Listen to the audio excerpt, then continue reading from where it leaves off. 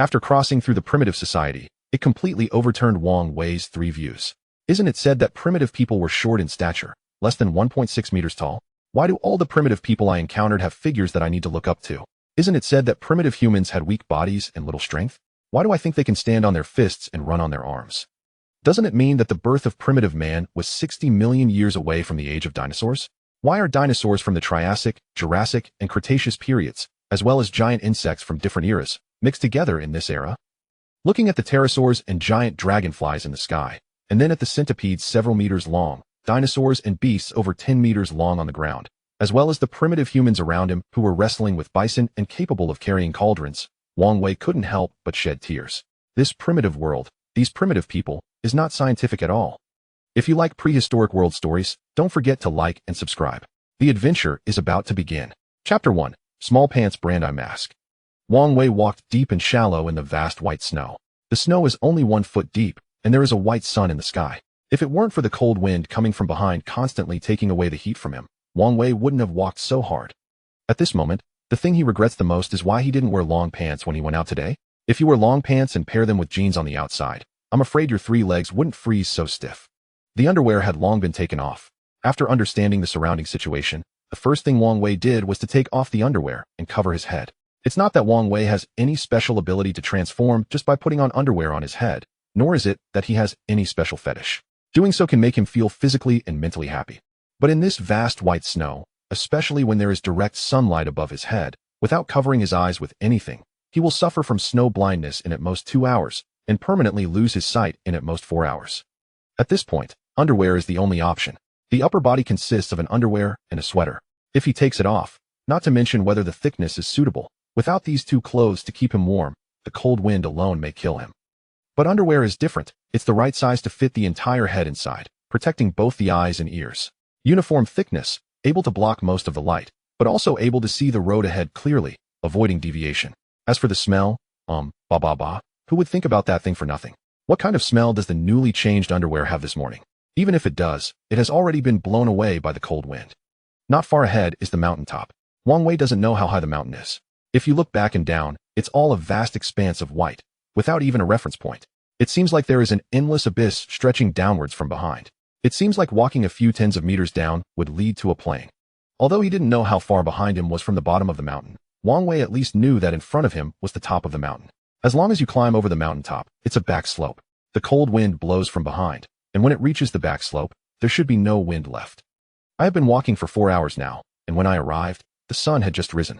However, normally speaking, winter days are relatively short, and no one knows how long it will be until dark. If you don't find a leeward place, I'm afraid you won't be able to get through tonight no matter what. As soon as he thought of it, Wang Wei saw a small snow bag protruding not far ahead. Looking at Xiao's Weibo, he couldn't help but shiver, because he knew that inside the small snow bag was the body of an animal that had frozen to death. On this journey, he has seen at least 20 small snow bags like this. At the beginning, whenever he saw a snow pack, he would pry it open to see if there were any familiar species inside. However, every time he finished reading it, he felt very disappointed. Fierce beasts with sharp teeth and claws, colorful birds, giant insect-like creatures covered in scales, and even Wang Wei has seen a small dinosaur over half a person tall. Anyway, no matter what animal it is not a species he is familiar with from the animal world. In addition to the small dinosaur, there were 2 other creatures among them that looked like prehistoric creatures he had read about in a book, but he forgot their names. As his body temperature dropped, he didn't have the energy to check each snowpack anymore, because he knew very well that if he didn't quickly find a sheltered place to replenish his energy and food, he would soon become a little snow bag. Thinking of this, Wang Wei felt a little more strength in himself. With the push of the wind, he ran forward with a light and heavy kick. After taking 2 steps, Wang Wei's thinking began to spread again. He was very curious. He was transported by the system. Could it be that these frozen beasts were also killed by the system? If they were the indigenous people here, they should have evolved the ability to resist the cold. It's impossible to say that they will freeze to death in the next snowfall. I really admire Wang Wei for being able to think about these inexplicable questions when he was almost frozen, but fortunately, he finally climbed to the top of the mountain. We should thank this mountain. Although large, it is very stable, like a naturally formed sand dune. If Wang Wei were to cross over and encounter such a steep environment as Mount Everest, he could completely curse the system, and then find a pleasing cliff to jump off and die with the system. Flipping over the mountain, Wang Wei didn't have time to see the environment ahead, so he quickly took a few steps down. When his body was blocked by the mountain ridge, the cold wind whistling behind him was finally blocked by the mountains. Without the tearing of the cold wind, Wang Wei even felt his body slowly warm up. Of course, he knew that all of this was just an illusion. If you don't find a place to warm up and replenish your food, even if you survive today, you won't be able to survive tomorrow. On the other side of the mountain, there are quite a few animal corpses, but even the colorful-looking bird I encountered can be compared in size to an ostrich. With my current physical fitness, I absolutely cannot carry such a large pile of frozen meat. Of course, there must be many small animal carcasses under the snow. However, after those small animals are buried in snow, they can't even bulge a snowpack, and you won't be able to find them. So, the top priority is to find a place without snow to start a fire and keep warm. Now both legs are completely numb. The skin at the ankle has been frozen blue, and Wang Wei doesn't want to suffer from frostbite that would cause him to drag his two disabled thighs for the rest of his life. Lifting the small pants tag windproof eye protection cover at the beginning, Wang Wei looked around. Unlike the slope behind it, the slope on this side appears much steeper, and the mountain surface is not as smooth as the back slope, with irregular protrusions everywhere. From Wang Wei's perspective, it is impossible to see whether the protruding rocks or animal corpses are underneath. Looking into the distance, Wang Wei found that the bottom of the mountain was not far away. The mountain I climbed myself is not towering. Below the mountain is a forest with a relatively small area. It seems that as long as you work harder, you will soon reach the edge of the forest at the foot of the mountain. What only piqued Wang Wei's curiosity was that the forest in front of him had many trees crushed to the ground by the snow. From a 1-foot deep snow level, this heavy snowfall is not too exaggerated. In theory, normally growing trees should be able to withstand such heavy snowfall. But why is the forest ahead so fragile? Is it rare for snow to fall in this place? Without too much observation, the already uncomfortable eyes became even more uncomfortable when they were exposed to the light reflected by the snow. Wiping his tears to avoid freezing on his face, Wang Wei pulled down his eye mask and walked towards the forest below the mountain. In winter, due to the low temperature, the moisture in the air condenses into ice. So even if it snows heavily, the environment inside the forest is very dry. That's why there must be a lot of dead wood needed for starting a fire in the forest. And Wang Wei's goal is the withered trees at the edge of the forest. Although the leeward slope is much more steep compared to the other slope, there are still no major obstacles. The scene from the top to the bottom of the mountain can basically be seen at a glance, and Wang Wei has spared any difficult places. Later on, in some relatively flat areas, Wang Wei, who was feeling exhausted, found the right angle and fell to the ground, rolling down. After walking for just over an hour, Wang Wei arrived at the edge of the forest. There is an old saying that goes, "No one enters the forest." The meaning is that there may be unknown dangers hidden in the forest. When the situation is unclear, do not rush to make judgments, and do not enter casually. However, at this point, Wang Wei had no other choice. After surveying the situation inside the forest from outside, he gritted his teeth and lowered his head to crawl in. After entering the woods, Wang Wei took off his eye guard and casually stuffed it into his pocket. The environment inside the forest was much brighter than he had imagined. Actually, this is quite normal. Many friends living in the south have not experienced this situation. In the winter of the north, once it snows, even on moonless nights, the snow inside is as bright as daylight. If there is a moon, you can easily read the small characters on the book by looking for any piece of snow. Similarly, in the forest, many trees were crushed by the snow, and the once impenetrable forest now has many bright spots. The bright sunlight, reflected by the snow, illuminated the forest very brightly. There are mainly two types of trees in the forest, both of which are species that Wang Wei has never seen before. One of them looks somewhat like a pine tree on Earth, while the other is more similar to a paulownia tree. The forest is still seeping in a strange environment, entering a strange forest. Even Wang Wei felt a little uneasy in his heart. First, I found a thick and sturdy wooden stick and placed it beside me for self-defense. Then, I quickly collected the dead wood in the forest. He dare not venture deep into the interior of the forest, but fortunately, there are also many dead trees at the edge of the forest. A few minutes later, Wang Wei had collected many dead trees. Even the withered leaves and pine resin used to ignite the fire were wrapped in shed bark by him. Just as Wang Wei was about to leave the forest, he heard a click sound coming from not far behind, as if something had accidentally stepped on a dead branch of a tree. Wang Wei's heart skipped a beat, and his body stiffened as he maintained his current movements, afraid to make any sound. Turning his head towards the place where the sound came from, but unfortunately his vision was blocked by the trees, and he couldn't see anything. It must be the snow that broke a withered tree. Wang Wei comforted himself while dragging the withered branches he had collected towards the outside of the forest. And at this moment, exhausted from carrying Wang Wei through this world, the system that was shrinking in Wang Wei's mind like a snot beetle under the sun finally reacted. Chapter 2. The Cannibalistic Primitive. The discovery of humanoid intelligent life forms has officially activated the emotional collection system.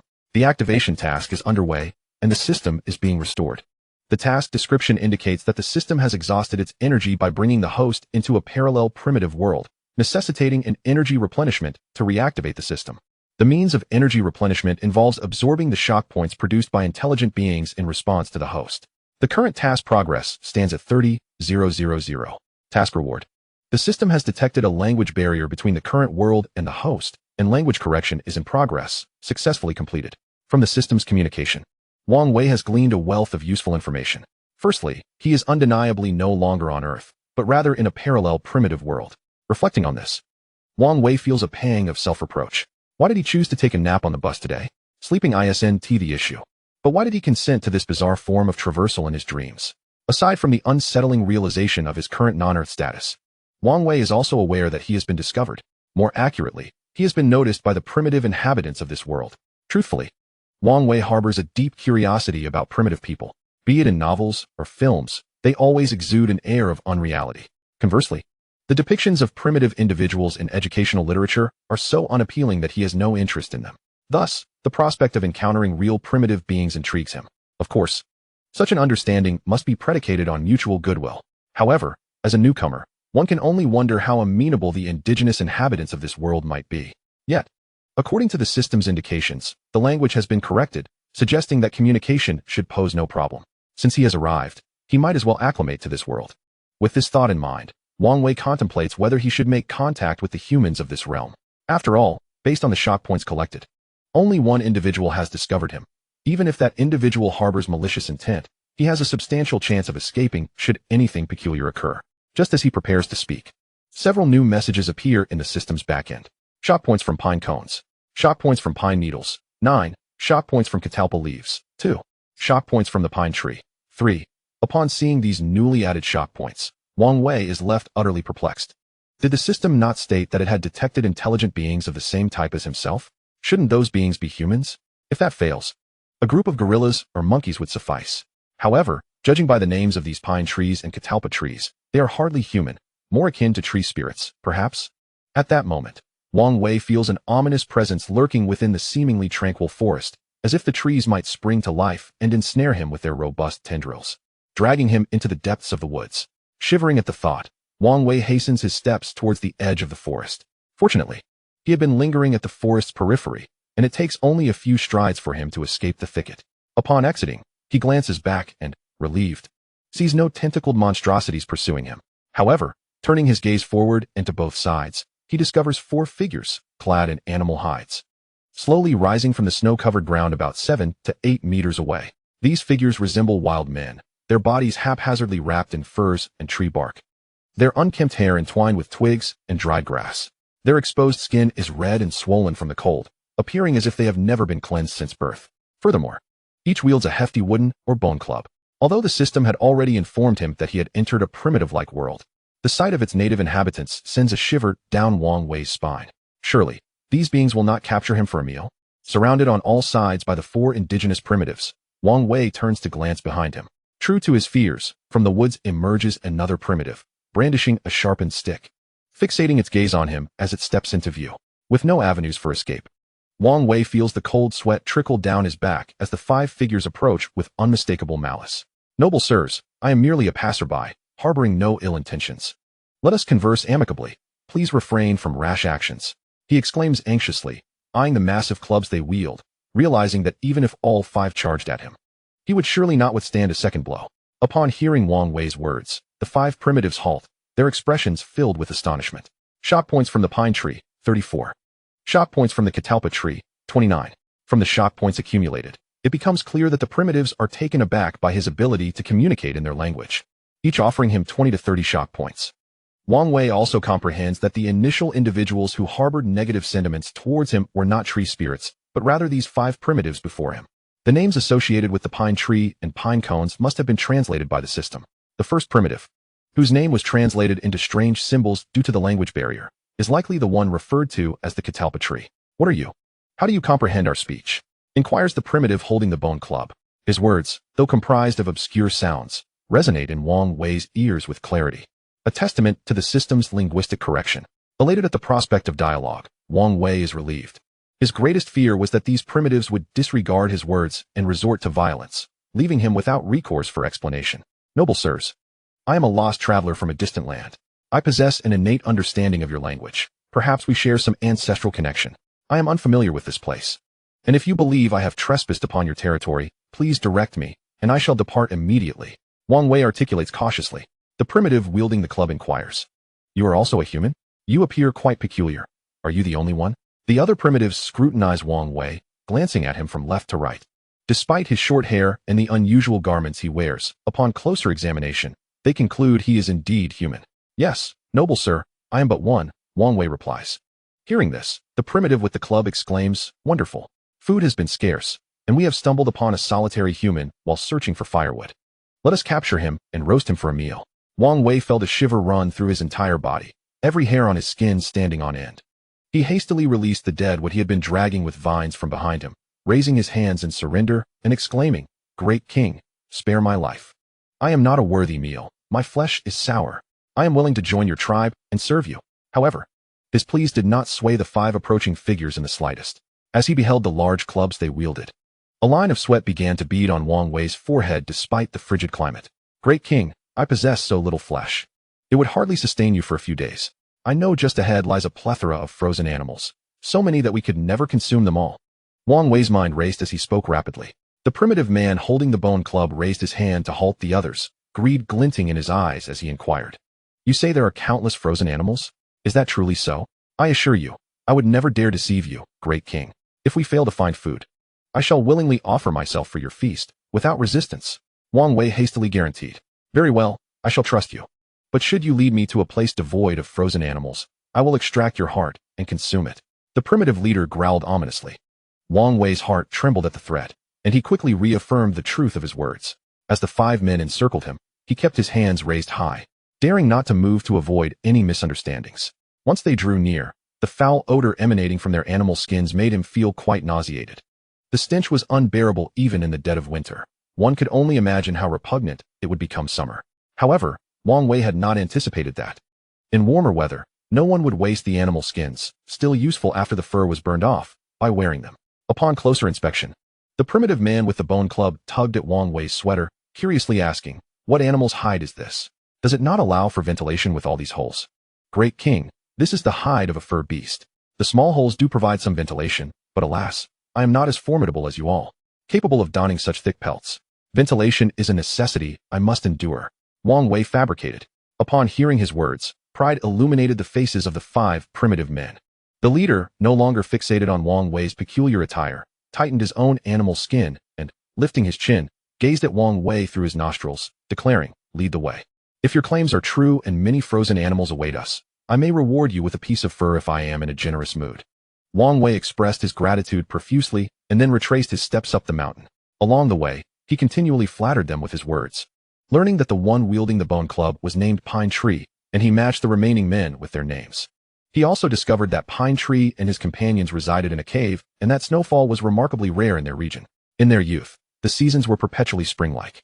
Even winters had never seen ice or snow. Yet now, inexplicably, summers became unbearably hot, and winters unbearably cold, leading to 3 members of their tribe having suffered frostbite. The first snowfall of previous years had been a mere thin layer that melted almost immediately, shocking the tribe. The second snowfall was slightly more substantial, causing frostbite to those who lingered upon it. But this year witnessed the most significant snowfall in recorded history. The biting cold outside compelled them to don animal skins for warmth.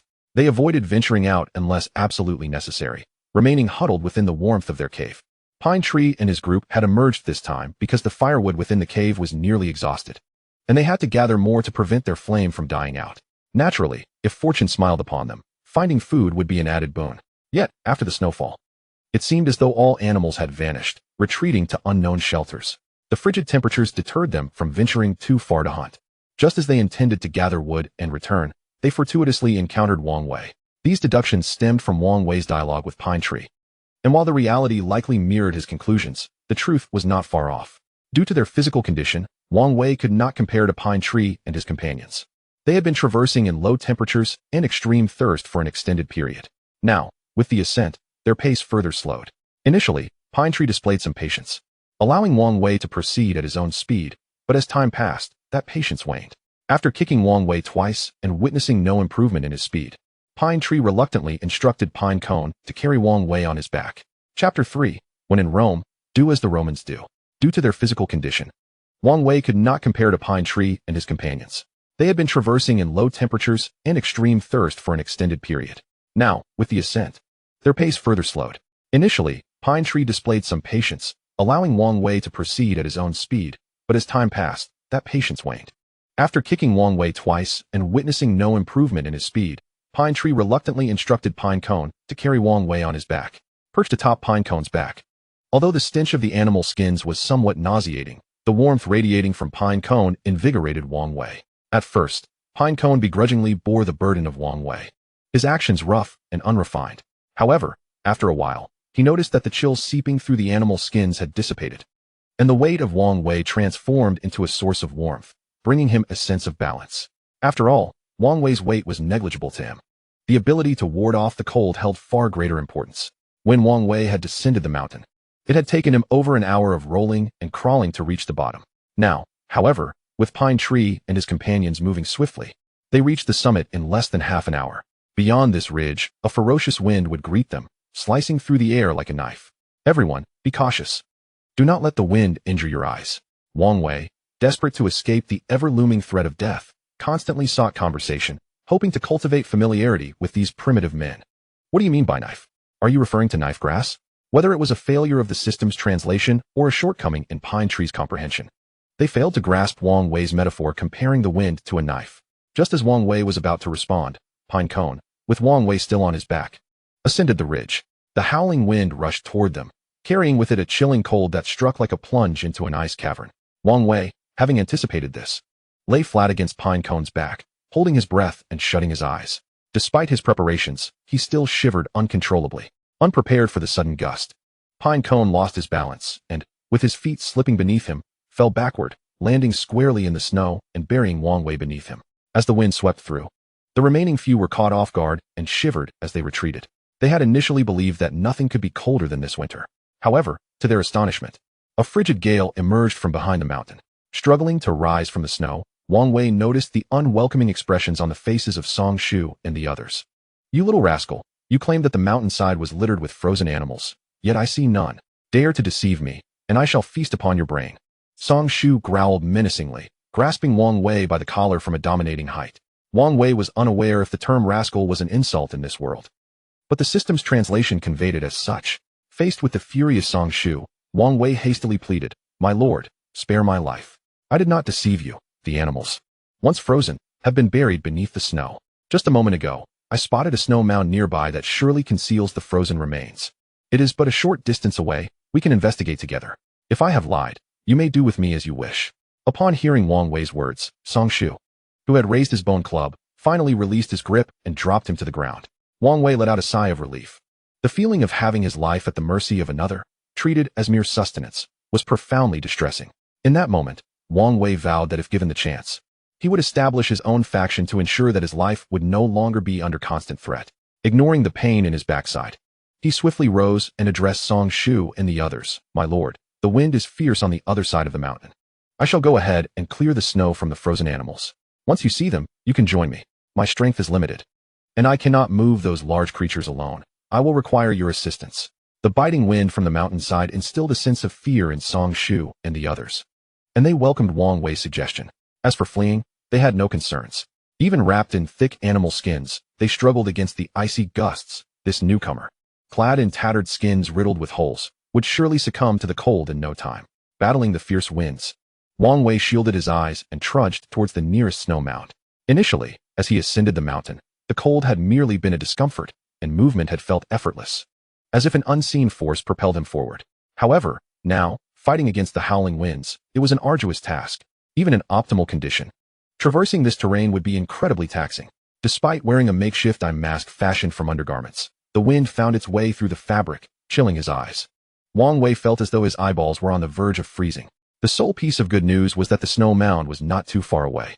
Despite the struggle, he managed to reach its side. Extending his hand, he shattered the thin ice that had formed on the surface of the snow mound. Thereafter, the relentless wind swiftly blew away the soft snow beneath, revealing the lifeless bodies of frozen animals. At that very moment, Song Shu and the others' heads emerged from the ridge. From Song Shu, shot points received, 24 from Song Gua. The 5 were taken aback to find actual frozen animals here, and they swiftly granted Wang Wei a wave of shot points. This enormous serrated pig could sustain us for many days. It has far more meat than this fellow. Song Gua exclaimed excitedly as he rushed over. Quickly move it. It's so cold here. If we linger, we too will end up like the serrated pig. Song Shu added, equally exhilarated. This frozen creature resembled a gigantic wild boar, but a row of bony serrations ran down its back, likely serving as both a weapon and a distinguishing feature of its species. Thus, it was fittingly translated as serrated pig by the system. The serrated pig was massive, standing taller than a man and measuring approximately 500 to 600 pounds. Such a colossal creature, even if frozen to the ground, would prove impossible for Wang Wei to shift. Just as he was pondering how to transport the serrated pig back, Song Yi and Tong Yi simultaneously exerted their strength, each seizing a leg and forcibly lifting the creature from the ground. As the serrated pig had frozen solidly to the earth, it was uprooted with a large chunk of ice clinging to it. Armed with his bone club, Song Shu struck away the excess ice and turned to head back. Song Yi and Tong Yi followed closely, laboring to carry the serrated pig. Song Gua glanced back and noticed several more snow mounds nearby, exclaiming, Song Shu, over there are more snow mounds. Surely they too contain serrated pigs. Song Shu turned back, scolding, you fool. It's so cold here. Do you wish to end up frozen like a serrated pig? After receiving a reprimand, Song Gua ruffled his disheveled hair and casually tossed the shivering Wang Wei onto his back, hurrying to catch up with Song Shu. Crossing over the ridge felt like entering an entirely different realm. Although snow still blanketed the ground and temperatures remained below freezing, the absence of the biting winds allowed a hint of warmth to envelop Wang Wei and the others. Retracing their steps, despite carrying the enormous serrated pig, Song Shu and his companions maintained a pace quicker than Wang Wei's solitary descent. Upon returning to the forest, apart from Song Yi and Tong Yi, who bore the serrated pig, the remaining 3 busily gathered dry wood. Observing their industriousness, Wang Wei struggled free from Song Gua's back and began collecting the firewood he had bundled.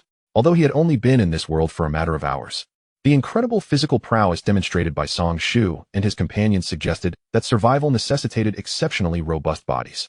After all, if the environment were not perilous, humanity would not have evolved to be so formidable. Contemplating his own frail physique, Wang Wei realized that should he encounter such a massive serrated pig in the wild, his fate would likely be grim. Thus, his initial plan to live independently until he understood the surroundings before seeking a tribe to join was cast aside upon witnessing the serrated pig. If he were to be obliterated by a wild boar before grasping the situation, there would be no point in joining any tribe. Therefore, seizing the day was preferable to postponing. Encountering Song Shu and his group was a stroke of fate, and he should endeavor to integrate into their tribe. Furthermore, other tribes may not necessarily be better suited than Song Shu's.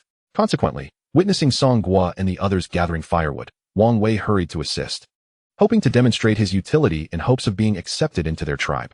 Chapter 4. The Arrogant Song Shu. After hastily collecting some firewood, the group, under Song Shu's guidance, made their way from the edge of the forest. Wang Wei dragged a bundle of dry wood, trailing behind them. Regarding Wang Wei's actions, it appeared that Song Shu and the others had tacitly acquiesced. Upon exiting the forest and following the foot of the mountain, they soon encountered a massive boulder ahead. As they navigated around it, Wang Wei was astonished to discover a small stream cascading down from the mountain, albeit completely encased in a layer of ice at that moment. Nestled between the stream and the boulder was the mouth of a triangular cave. Surrounding the cave's entrance were remnants of animal bones, ashes from a smoldering campfire, and a chaotic array of footprints, all indicating that this cave was indeed the territory of Song Shu and his companions. They tossed firewood and a frozen wild boar at the cave's mouth before swiftly entering. Gazing into the pitch-black entrance, Wang Wei instinctively felt a surge of fear about what lay within. Despite his trepidation, he gritted his teeth and mimicked Song Shu and the others by tossing firewood at the entrance and following them inside. The cave's mouth was quite small.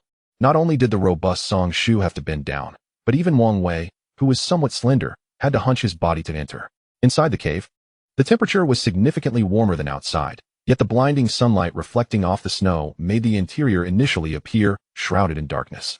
After taking a few tentative steps, he halted to allow his eyes to adjust to the dim light, while his ears eagerly gathered information about the cave's occupants. The sounds indicated that there were clearly many people inside, at least a dozen or so, and Wang Wei even discerned the faint cries of 2 infants. What surprised him most, however, was that the air within the cave did not possess the nauseating quality he had anticipated, although it was indeed murky. It was imbued with a subtle, unidentifiable plant-like freshness that alleviated the oppressive atmosphere. Bring back the firewood quickly and get the fire going. We also found a frozen wild boar. Hurry up and roast it for me.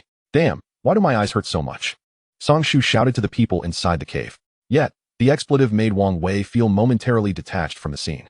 Through the brief exchanges of the day, Wang Wei had come to realize that the system translated Songshu's words in a very straightforward manner, replete with emotional expressions and even idiomatic phrases. After a while, Wang Wei managed to somewhat acclimate to the cave's light and noticed, on one side, an indistinct yet clearly female primitive holding a flat, shovel-like bone stick, busily scraping the ground. A fire pit had been excavated there, where unburned firewood and ash had been gathered from outside. This not only helped to raise the temperature inside the cave, but also served to protect the embers. However, after an extended attempt to stir the pit, Wang Wei saw no sign of sparks emerging. Songshu, the fire has gone out. The woman responsible for the fire pit announced. You useless thing. You can't even tend to a fire. Do you want to freeze me to death? Songshu retorted angrily. The woman in charge of the fire pit replied, Songshu, last night you complained of the cold and insisted on using up the embers that could have lasted until tomorrow. Besides, if you had returned earlier with the firewood, the embers wouldn't have burned out. How dare you blame me? Go to hell, Songshu exclaimed, kicking the woman into the corner of the wall. The woman cowered there, not daring to utter a word. The others seemed accustomed to Songshu's brutality, continuing with their tasks undeterred. It was then that someone finally noticed Wang Wei. Songshu. Who is this person? A man unfamiliar to Wang Wei pointed at him with a wooden stick. I found him outside. Songhua, go make the fire. And you few come over here to warm my hands and feet. Songshu ordered a few individuals. Songshu, with this sudden heavy snowfall, the animals are fleeing and hiding. Now we can't find any food. Isn't it going to be even harder for us with one more person to feed? The man with the stick questioned. This wild boar will last us several days, and I discovered a place filled with frozen animals. Once we finish the boar, when the weather warms up, I'll take people to bring them here. Moreover, raising it isn't for nothing. When we truly run out of food, we can slaughter it to eat. Songshu replied casually. However, those words sent a shiver down Wang Wei's spine. To hear him say that they would consume him when food ran scarce right in front of me, was that truly acceptable? Had he considered my feelings? Though his heart was in turmoil, Wang Wei maintained a cheerful facade and greeted everyone. Hello, my name is Wang Wei. I would be delighted to join your tribe. And I assure you I won't be a burden. I can farm, raise livestock, and even craft weapons or clothing. From what Wang Wei observed, the tribe seemed not to possess knowledge of agriculture or animal husbandry. They lacked any concept of such things. Yet, he believed that when he mentioned farming and raising livestock, the system would surely translate those terms into language they could comprehend, just as it had translated Songshu's words into something Wang Wei could understand. Among a group of people, it was evident that those who could contribute to the collective would survive longer. Those who could provide benefits to all or the majority of the group would endure. If Wang Wei wished to integrate into this tribe, he had to demonstrate his utility. After all, he certainly did not want to find himself one day struck down in his sleep, only to be roasted over a fire. He had hoped that expressing his willingness to contribute would pique their interest, allowing him to engage with them and become familiar. However, to his dismay, once he finished speaking, not a single person acknowledged him. Even the system backend registered no emotional response. It appeared that they truly regarded him as nothing more than a source of sustenance. Just as Wang Wei began to feel despondent, the man who had first noticed him approached. Wang Wei's spirits lifted as he put on his warmest smile. Yet, to his astonishment, the man leaned closer to him, sniffed, and remarked, this person doesn't smell at all. His flavor must be delightful. I can't wait to eat him. Wang Wei. System, detected host negative emotion at 99. Finding a corner, Wang Wei removed his soaked shoes. They were completely drenched, and if he couldn't dry them promptly, he might as well go barefoot in the cave. As he pondered how to forge a connection with the primitive people of Songshu's tribe to escape his status as a potential food source, he silently endured his hunger. 10 minutes later, Songshu, whose hands and feet had warmed in the embrace of a woman from the tribe, stood up impatiently and shouted towards the cave entrance. Songhua, you good for nothing. Is the fire not lit yet? I'm starving. The pinecone, with a furrowed brow, entered while clutching 2 thin pieces of wood and lamented, pine tree. The weather is far too frigid. The fire cannot catch. It seems we must wait for a few days until the snow melts before we can attempt again. Nonsense. The fire was able to blaze before. Why is it impossible today? The pine tree incredulously inquired. Last time, it hadn't snowed yet. And we could walk barefoot without feeling the cold, replied the pinecone. You useless thing. Allow me to demonstrate how to start a fire. The pine tree brusquely shoved the pinecone aside, seized the tools he had prepared, and ventured to the cave entrance to try for himself. Although the pine tree and his companions were unaware of the necessity of oxygen for combustion, They had discerned through experimentation that igniting a fire outside the cave was significantly more effective than doing so within. Prior to his journey through time, Wang Wei had harbored a keen interest in outdoor adventures, thus theoretically mastering many survival skills. The challenge of igniting a fire in the wilderness without a lighter posed no difficulty for him. Logically, regardless of the season, as long as the technique was correct, there should be no insurmountable obstacles to kindling a fire. Therefore, out of curiosity, Wang Wei followed the pine tree to the cave entrance. Inside the cave, shrouded in darkness, Wang Wei could see nothing. However, upon stepping outside into the glaring sunlight, he instantly discerned the reason behind the pine cone's failure to ignite a fire. The primary issue lay in the choice of materials for combustion. While starting a fire by friction may sound simple, utilizing wood to generate heat that ignites flammable tinder and shavings, the nuances involved are quite extensive. The techniques employed vary, and the types of wood suitable for different seasons differ as well. For instance, in spring, one typically uses elm and willow for fire starting, whereas during the dry and frigid winter months, the most effective woods are those from locust and sandalwood trees. Yet, the pine tree was attempting to use branches collected from the woods. The pine tree vigorously rubbed the pine branch against the ground, the straight stick creating intense friction with the wooden surface below, darkening and carbonizing at a visible rate. Meanwhile, the pine cone piled crushed dry leaves and soft, unidentified animal fur at the point of friction. However, regardless of the pine tree's speed, the stack of tinder remained stubbornly devoid of smoke. A mere glance from Wang Wei revealed that unless the pine tree changed the wood materials, unless he could increase his speed by 30%, the frictional heat would never suffice to ignite the tinder. As Wang Wei had anticipated, the pine tree grew increasingly frustrated, and after 10 minutes, with a dull thud, he managed to grind through the wood beneath his feet. Exhausted, the pine tree paused to catch his breath before kicking the splintered stick aside. Upon returning to the cave, confronted by the watchful gazes of the gathered group, the pine tree rushed toward a woman tending to the fire, knocking her to the ground. "You useless creature. You let the fire go out. Now we cannot kindle a flame, and without it, we cannot eat. All because of you." The pine tree bared his teeth in anger. "This is not my fault. If you hadn't let the fire die down last night, it wouldn't have extinguished so soon." The woman, huddled in the corner, replied in distress. "You dare blame me? I'll make you pay." The pine tree retorted, even angrier. Fortunately, the woman was not entirely foolish. Sensing the force of the pine tree's foot, she quickly added, "It's not your fault, pine tree. If Pinecone and the others had returned sooner with the firewood, perhaps the embers would still be alive."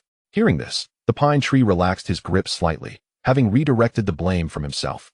He then turned to Pinecone and scolded, "It's all your fault for wasting so much time gathering firewood. The embers have gone cold because of you." Pinecone, looking innocent, replied, "But we all went with Wang Wei to the mountain. Why is it only my fault?" Upon hearing this, the pine tree turned to Wang Wei, exclaiming, "At last, I found the culprit. It's you who caused our fire to extinguish. With this bitter cold, without a flame, some of us will surely freeze tonight. This is all your fault." Wang Wei, system, detected negative emotions from the host at 99. In that moment, Wang Wei's mind was consumed with expletives. Simultaneously, influenced by the pine tree's words, the tribe members cast furious glances at Wang Wei, seemingly convinced that he was indeed responsible for the extinguished fire. "What the hell? I've been in your cave for less than 20 minutes, and your fire goes out? How is that my fault?" Each person glared at him, leaving Wang Wei bewildered. Before he could speak, the man who had first spotted him said, "Pine tree, he's the one who caused our fire to die out, leaving us without food today. Why not just eat him?" At this pronouncement, the pine tree's eyes brightened, and the others perked up as well. Without hesitation, the pine tree declared, "That is a splendid idea. The serrated pig has turned to ice. We cannot chew it without fire, but he is still alive. Even if it tastes a bit off raw, it's better than starving. Thus, it is decided. I shall eat his eyeballs first, and only then may you partake." The pine tree's words left Wang Wei trembling, nearly collapsing in fear. "Great king, please wait. I can start a fire. Give me a moment, and I promise I can ignite it," Wang Wei exclaimed urgently. Hearing his claim, the pine tree paused, visibly irritated, and replied, "You're full of it. If I can't start a fire in this cold, how can you?" "Great king, my method of fire starting differs from yours. I truly can ignite a flame. If you give me a moment, I assure you I want to escape. If I fail, I will willingly pluck out my own eyeballs and offer them to you." Wang Wei spoke with fervor. The pine tree pondered briefly before his stomach growled, prompting him to wave his hand dismissively. "Fine, I can start a fire too. But it's just too cold today. Let us eat you first, and tomorrow we can ignite a fire to cook the serrated pig." "Great king, I'm looking out for your well-being. If you wish to eat, I can present myself to your mouth at any time. However, without fire, the night will grow increasingly frigid. Though you may be strong enough to survive, you will still feel the cold." If I can start a fire, you can enjoy warm, fragrant serrated pig meat and sleep beside the fire pit. Even if the cold persists tomorrow, you need not worry. Wang Wei, feeling the pine tree's menacing approach, spoke with unprecedented speed, his heart nearly stopping. The others looked on in curiosity at Wang Wei's fervent plea. Previously, their tribe had captured individuals from other tribes, but each time they faced either fierce resistance or utter terror. Never had they encountered someone like Wang Wei. As it appeared to be slipping into its own belly, it still harbored a benevolent desire to help kindle a fire, fearing it might succumb to the chill during the night.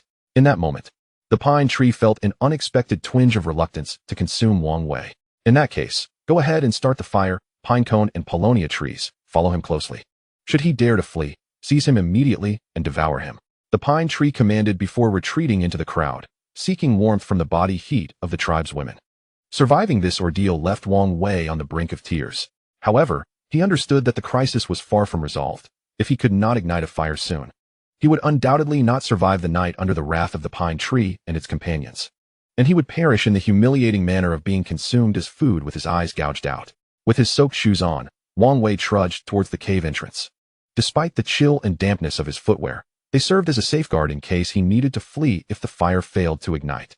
Earlier in the woods, he had only encountered two types of plants resembling pine and Paulownia trees. He had not seen sandalwood or locust trees, which would have facilitated fire-making through friction, thus rendering such an approach impossible. Since friction-based fire-making was unfeasible, he had to resort to alternative methods. Gazing at the stream beside the cave, he implored the pinecone. Brother Pinecone, I need ice to start a fire, but I lack the strength you possess. Could you assist me by breaking off a piece of ice? A chunk of this size, preferably with thickness and free of impurities, would be ideal. How can ice, being so cold, possibly be used to ignite a fire? You must be deceiving us. I think it's best we just eat you, retorted the Paulownia tree as it shrank back, simultaneously contributing a wave of negative emotion to the system activation. Brother Paulownia, should I fail to ignite a fire shortly, I will willingly offer myself to you for consumption. However, at this moment, I am powerless to create fire. If you do not assist me, I shall return to the cave and inform the pine tree that you prevented me from lighting a fire. In that case, even if I am to be eaten, you too will surely end up with the least desirable portions, perhaps even my foul-smelling backside.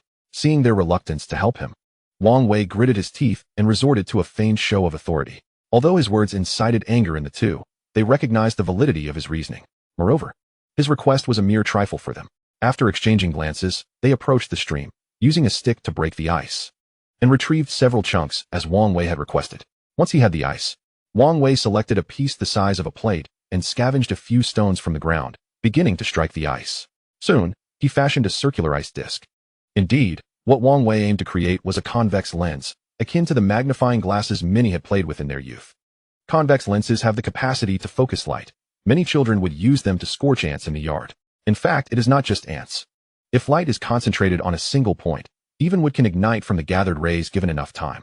Although the temperature was low, the sky above was clear and the sun blazed brightly in the heavens, despite the winter sun being feeble and the afternoon light waning. The convex lens Wang Wei fashioned was significantly larger than the magnifying glasses used in childhood, capable of gathering much more light. After shaping the ice disc, the next step was polishing it. Wang Wei needed to grind the ice on the stones until it was thin on the edges and thicker in the center. Fortunately, he had a solid background in craftsmanship on Earth, making the task relatively manageable. As he polished the ice on the stone, the Paulownia tree scoffed derisively. Umph. I've heard tales of tribes across the mountains that can create fire by striking stones together, but I've never heard of anyone igniting a fire with ice and stone. If you continue to grind it down, you'll end up with nothing but water, not fire. Save your time and let us eat you instead. Wang Wei's hands were painfully red from the cold, and his strength was waning. He gasped for breath and declared, Since you are so certain I cannot start a fire with ice, shall we place a wager? If I succeed in igniting a fire with ice, you shall never consume another human again.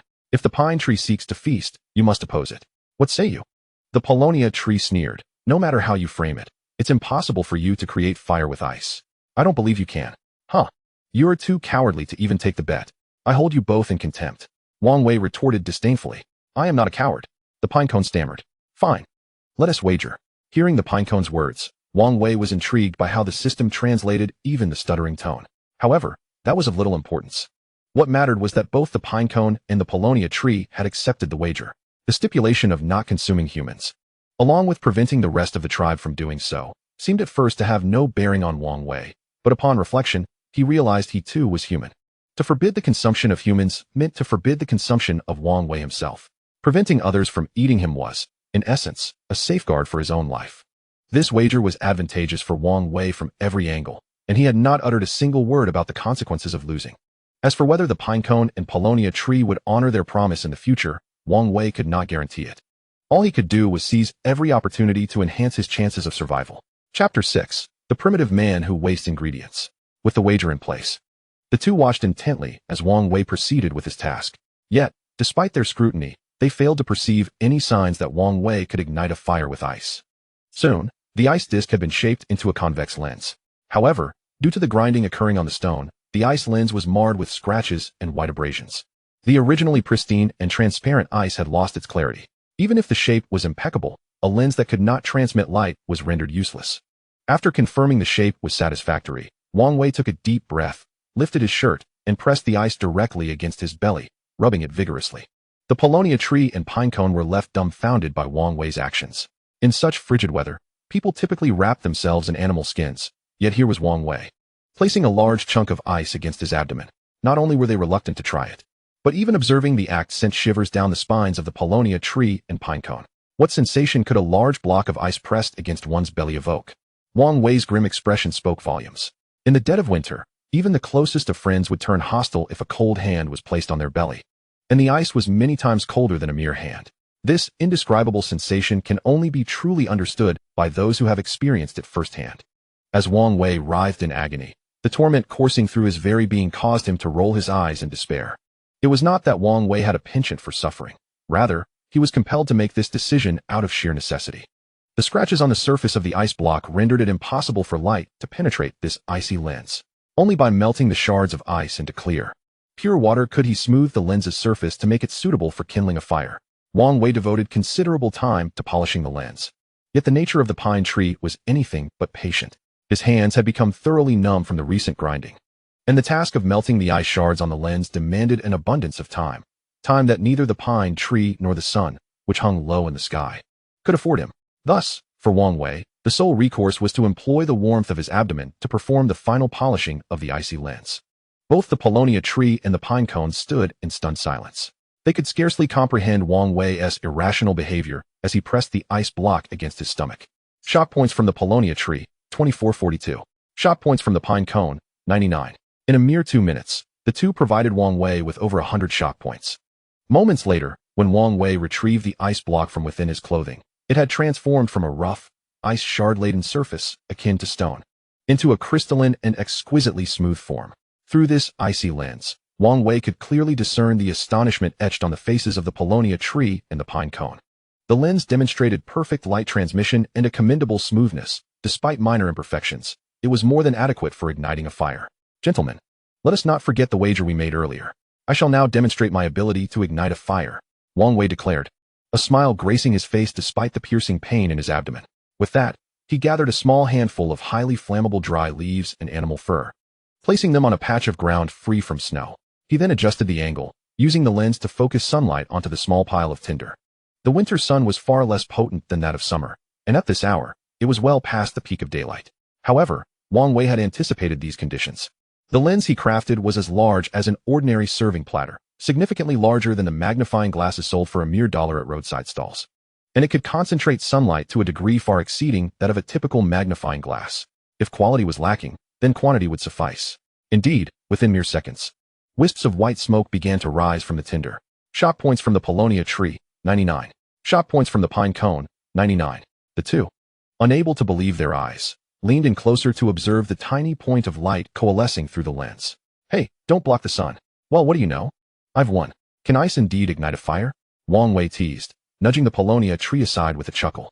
As he spoke, the smoldering tinder suddenly burst into a small flame. Shock points from the paulownia tree, 99. The sight of the open flame elicited further shock points from both observers. Wang Wei added a few slender twigs to the nascent fire, nurturing it into a small blaze. From the warmth radiating from the fire, he felt a long-missed comfort, even alleviating the torment in his abdomen. The paulownia tree and the pinecone gazed at Wang Wei in astonishment. The man they had once perceived merely as a source of provisions now exuded an air of profound mystery. I'm starving. Has the fire been kindled or not? If it hasn't, we might as well capture that fellow and eat him. came a voice from within the cave. The remark, translated by the system, momentarily pulled Wang Wei out of the moment.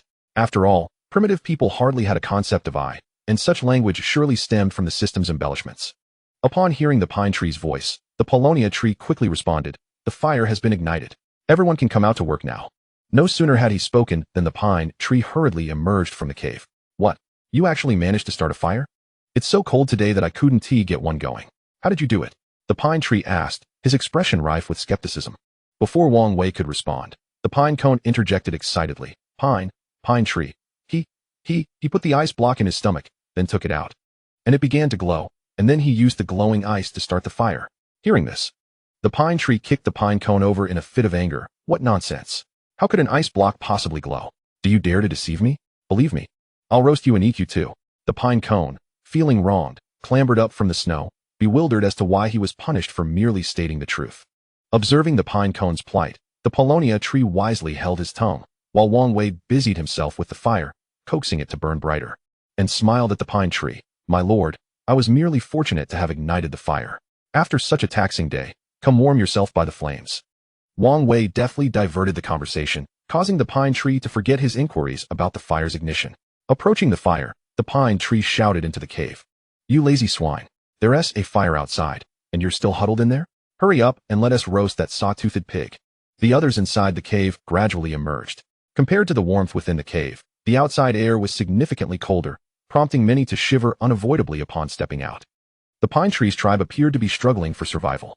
Aside from the 5 who had ventured out to gather firewood, clad in ample fur for warmth, the remaining members, including several seemingly robust men, were scantily covered, with only small patches of hide shielding their vital areas. The women fared even worse. Draped in dried grasses or coarse tree bark haphazardly wrapped around their bodies, with their arms and legs largely exposed to the cold air. Thankfully, the cave provided some warmth. Without it, the inhabitants would likely perish in such frigid conditions overnight. According to the system's prompts during his traversal, Wang Wei had crossed into a parallel world characterized by a primitive society. In his previous life on Earth, he had perused numerous historical texts, noting that early humans were often covered in long hair for warmth. Furthermore, those early humans were typically shorter and inhabited regions that were either tropical or subtropical. At the very least, their living conditions would not subject them to such bitter cold and thick snowfall. Although this was a parallel universe, one would expect the evolutionary trajectory of species to be somewhat consistent. Yet, the disparity between the historical accounts and the reality before Wang Wei was stark. The body hair of these primitive people was not particularly dense. If compared to modern standards, it would be deemed acceptable. Moreover, their physiques were far from diminutive. A cursory glance revealed that the height of adult males was nearly all above 165 centimeters, while the stature of the female primitives approached 160 centimeters. What brought Wang Wei the greatest comfort was the realization that these primitives appeared to be of the yellow-skinned, black-haired Asian race. Had he traversed into this era only to find himself surrounded by blonde-haired, blue-eyed individuals or those with skin as dark as coal, he would have felt quite awkward. Upon exiting the cave, the women of the tribe each gathered a bundle of dry wood and added it to the fire, then huddled around it to warm themselves. Arriving in this primitive world, Wang Wei was also quite curious about their methods of food preparation. A small stream flowed beside the cave, though its surface was frozen. The water beneath continued to flow, making it quite convenient for cleaning animal entrails. However, the thick skin of the sawtooth pig posed a significant challenge. Without sharp tools, how would they eviscerate it? Surely, they could not spend years grinding stones to achieve such a task. Just as Wang Wei pondered their methods of food preparation, the fire blazed higher, radiating warmth that dispelled the surrounding chill, prompting involuntary sighs of comfort. At that moment, 2 men from the tribe lifted the nearby sawtooth pig and, with a united effort, hurled it into the fire. The resultant explosion of flames startled Wang Wei, causing him to take several steps back. Yet the others seemed unfazed by the spectacle. "Are we not going to skin it before roasting?" Wang Wei inquired, nudging the tree beside him. "Why skin it?" replied the tree, unfazed. "The skin of the sawtooth pig is devoid of hair and cannot be worn for warmth. Besides, the skin is edible. If we remove it, the meat inside would easily burn." Initially, the tree would have disregarded Wang Wei's question, but having been astounded by Wang Wei's successful creation of fire from ice, it surprisingly responded to him. Upon hearing the tree's words, Wang Wei's expression became animated. What a foolish bunch. Although the skin of the sawtooth pig is rough and unsuitable for clothing, with a bit of curing, stitching it with fishbone needles, and sealing it with pine resin could yield rudimentary boots, far better than running barefoot in the snow. This was merely the simplest application of the sawtooth pig's skin that Wang Wei could conceive. Given time, he could devise a multitude of uses for it, each one more practical than simply throwing it into the fire. While he felt a twinge of regret over the pigskin, which was tougher than cowhide, he refrained from voicing it further. By the way, are we going to eat the entrails without removing them? Wang Wei asked. Are you daft? The sawtooth pig's belly has several layers of fat compared to ordinary animals. Breaking it open is quite a hassle. If we roast it, it will burst open on its own, saving us much trouble. The tree replied, as if it were self-evident. After hearing this, Wang Wei chose silence, patiently awaiting the sawtooth pig's readiness. Moments later, the acrid scent of burnt flesh wafted from the fire, accompanied by the sizzling of escaping fat. It's about to explode, the tree exclaimed, its eyes sparkling as it watched the pig's belly swell and deform. As soon as the tree finished speaking, a loud pop echoed from the fire, and the sawtooth pig's belly burst open. Due to the immense pressure at the time of the explosion, the contents erupted outward, releasing a nauseating stench that permeated the air. Wang Wei pressed his lips together, fighting the urge to vomit. The entrails that spewed from the pig landed outside the fire, their greasy and foul appearance making Wang Wei avert his gaze. Yet, to the tribe's women and children, these grotesque morsels were a rare delicacy. The entrails were ground into small pieces against a stone, the undigested remnants squeezed out, and then the entire segments were tossed into the fire for roasting. After 2 minutes, the charred pig intestines were retrieved from the flames and quickly devoured amidst cheers from the crowd. On Earth, pig intestines were a sought-after delicacy that Wang Wei relished, but they required thorough cleaning beforehand. The unwashed entrails before him were so foul that Wang Wei could scarcely bear to look at the slick, greasy exterior.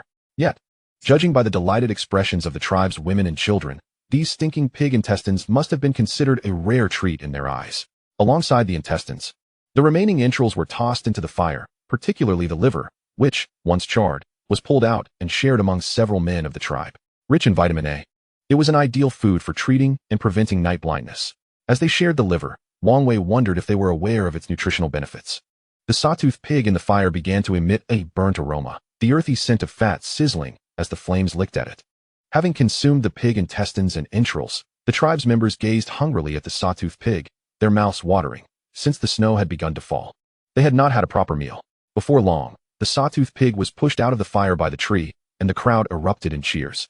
Though no one dared to make the first move, the tree approached and used a flint shard to gouge out the pig's eyes, and upon biting into one, a murky juice squirted forth. Wang Wei covered his mouth, struggling to suppress his urge to vomit. After the tree finished the eye, the others finally dared to leap into the fray. The scene resembled a pack of wild beasts fighting over their prey as they surrounded the sawtooth pig, tearing into it with their teeth and hands. The stronger individuals buried their heads deep within the pig's belly, where the meat was the most tender and easiest to pull apart. The weaker women and children could not push their way in, left to call out in frustration. The tree monopolized the entire pig's head, kicking away anyone who dared to approach. This chaotic tableau reminded Wang Wei of a particularly gruesome zombie film he had seen on Earth, where the undead feasted in a similarly terrifying manner. The sight was chilling. Before long, half of the sawtooth pig was rendered unrecognizable. The outer layer was charred, while the interior still bore traces of blood and ice. After satiating his hunger, the tree patted its belly and stood up. It glanced at Wang Wei, who had not managed to join the feast, and curiously asked, "Why aren't you eating?" Wang Wei's lips twitched as he replied, "I cannot eat unless the king permits." Upon hearing this, the tree's mood lifted, and it returned to the sawtooth pig, tearing off a chunk of meat and tossing it to Wang Wei. "I am quite pleased with your performance. This piece is for you. From now on, as long as there is food, I shall not eat you." Listening to the tree's promise, Wang Wei feigned astonishment and said, "Great king, you are so kind to me. Allow me to tend to the fire. I shall ensure it never goes out and that you do not suffer from the cold." Wang Wei's performance made Songshu feel that he was indeed quite considerate, prompting him to readily agree to Wang Wei's proposal of tending to the fire. With the responsibility of overseeing the fire entrusted to him, Wang Wei exhaled in relief, surprised by how smoothly things had unfolded. Turning back to the bloody strips of meat in his hands, despite his hunger causing his stomach to cling to his back, he felt no appetite whatsoever. The primitive way of eating employed by these individuals was far too crude, although they had learned to utilize fire. Their manner of consumption bore little distinction from that of wild beasts. "Why aren't you eating?" Songshu inquired, frowning at Wang Wei, who stood holding the piece of meat without consuming it. Upon hearing this, Wang Wei hurriedly replied, "I see that the chief has had his fill and will surely retire to rest shortly. However, there is no fire in the cave, and I fear the chief might catch a chill. Thus, I have decided to first bring the fire into the cave, and once the chief is warm and asleep, I shall return to eat. The raw meat was something Wang Wei could never force down his throat, but given Songshu's notoriously difficult temperament, he hesitated to admit his inability to consume it. Instead, he fabricated an excuse to first warm the cave, lest he risk offending Songshu. In this new world, Wang Wei's very existence seemed to hinge on Songshu's whims. If flattering him with a compliment or two could secure even the slightest assurance of his life, Wang Wei would not hesitate to offer 100 praises in a single day. Having filled his belly, Songshu was in remarkably high spirits. Now, with Wang Wei's flattery resonating in his ears, he experienced an unprecedented sense of being cherished and adored, making his mood indescribably delightful. Consequently, he found Wang Wei increasingly agreeable. Wang Wei, not one to linger, promptly skewered the raw meat onto a stick and positioned it by the fire to roast. He then dashed back to the cave, retrieved a bone shovel, and carefully scooped out some glowing embers from the fire pit, transporting them, along with a handful of ash, into the cave's hearth. The bone shovel was considerably smaller than a spade, and it took Wang Wei over 30 trips to adequately fill the small fire pit. Once completed, the cave's temperature grew more inviting. After turning his piece of meat, Wang Wei gathered 2 straight sticks and, using them, tossed some partially burnt logs from the fire into a nearby snowbank. Once extinguished, these burning sticks would transform into a rather inferior form of charcoal. When dried and subsequently burned, they would emit far less smoke. Should Songshu feel chilly in the dead of night and tend to the fire pit, Wang Wei could then utilize this charcoal as a fresh fuel source. Given Songshu's propensity for physical aggression towards his clansmen, Wang Wei was keen to avoid any repercussions from a dwindling fire. Meanwhile, the others had also satisfied their hunger. Judging by the size of the sawtooth pig and the number of people in the tribe, Wang Wei estimated that this single pig could feasibly sustain the entire clan for 2 or 3 days, even accounting for a generous estimation of their appetites. However, to Wang Wei's astonishment, once the meal concluded, a substantial portion of the pig had been consumed, more than half. Both adults and children alike were so stuffed that they could barely bend at the waist. Following their feast, the remaining scraps of pork were hastily covered with snow by the last few individuals. Observing their reckless and unplanned gluttony, Wang Wei could not help but furrow his brow. Winter is inherently a season of food scarcity. With proper planning, such a massive sawtooth pig could sustain the tribe for 10 days, if not half a month. Yet, the practice of consuming to excess today, only to face hunger tomorrow, represented a gross waste of resources. A tribe lacking long-term resource allocation and planning would possess no resilience against natural calamities or man-made disasters, and sustainable development would be a distant dream. Reflecting on this, Wang Wei couldn't help but chuckle at his own predicament. His current identity was merely that of a backup food source for the tribe, desperately hoping to integrate. So why ponder such heavy thoughts? As dusk approached, the fire dwindled without anyone to stoke it. Most individuals retreated to the cave, although there was a fire outside. In such low temperatures, while one side was blistering hot, the other remained icy cold, making the cave far more comfortable. However, Songshu and Manhwa lingered outside, fiddling with the ice plates Wang Wei used to kindle the fire. Unfortunately, as the sun began to dip below the horizon, they remained oblivious to the nuances of fire-making, making it impossible for them to ignite one. Wang Wei chose to ignore them and focused instead on the roasted meat before him. Although the meat was thoroughly cooked, the earthy scent had intensified. At this point, he had little to critique, pinching his nose and swallowing it down. Wang Wei, how do you start a fire with ice? After several failed attempts, Manhwa approached Wang Wei, stammering his query. It was commendable that he could even remember Wang Wei's name. Do you wish to learn? Wang Wei asked with a smile. At this, the two nodded eagerly, like chicks pecking at grain. Wang Wei pondered for a moment before saying, I can teach you. But the person who taught me this skill insisted that I should not impart it lightly to others. Therefore, if you truly wish to learn, you must assist me with a small task. Songshu and Manhwa exchanged glances before questioning, somewhat discontentedly. What task? Wang Wei walked towards the snow and began rummaging. After a short while, he returned with a slender blade of grass. Help me gather some of this grass. If the sun shines tomorrow, I will teach you how to make fire with ice. Upon seeing that Wang Wei was holding a common type of wild grass, their earlier dissatisfaction melted away. They had anticipated a challenging task, only to find it to be something so simple. Wang Wei crouched down, munching on his roasted meat as he explained, originally, I would have no qualms about teaching you, but I promised someone else that I wouldn't share this secret carelessly. Hence this trivial request for your assistance in gathering some grass. His words made Songshu and Manhwa feel quite at ease. The key to fostering relationships lies in creating a comfortable atmosphere during interactions, thus allowing for a quicker strengthening of bonds. Wang Wei needed this resilient grass. However, without proper tools for harvesting, it would require considerable effort to uproot even one blade. Yet, for someone like Manhwa, who could carry himself without breaking a sweat, it was a trivial task. By using the excuse of having promised not to share the secret of creating fire with ice, he was able to request something minor from them, thereby securing a trade for knowledge. Consequently, they would overlook the act of gathering grass and instead focus on Wang Wei's attentiveness and kindness towards them. Watching the two scurry off to collect the grass, Wang Wei smiled and continued to deal with the meat before him. Chapter 8. Perhaps we should consider a new tribe leader? As Wang Wei finished his morsel of meat and braved the biting cold to replenish his body with some water by the stream, Manhwa and Tangshu returned, each cradling a substantial bundle of wild grasses.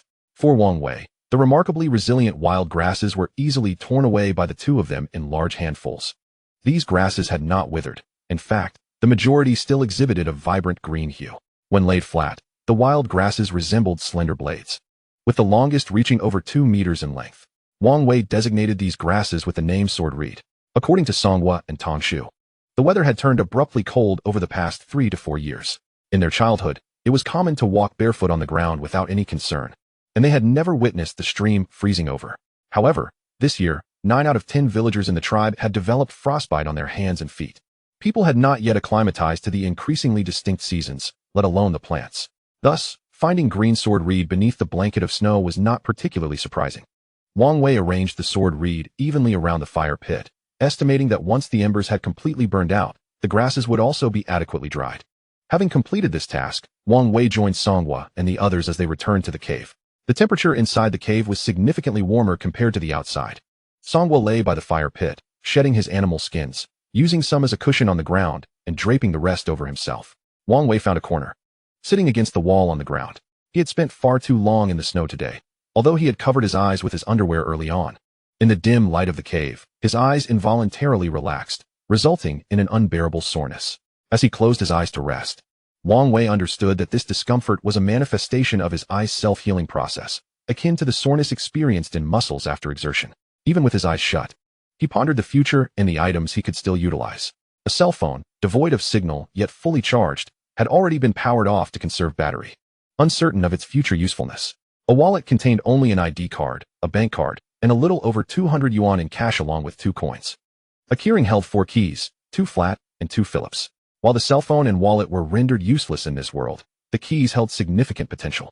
The keyring, made of durable material, could be fashioned into fish hooks after being heated, and if all else failed, straightened and sharpened, it could serve as a makeshift needle.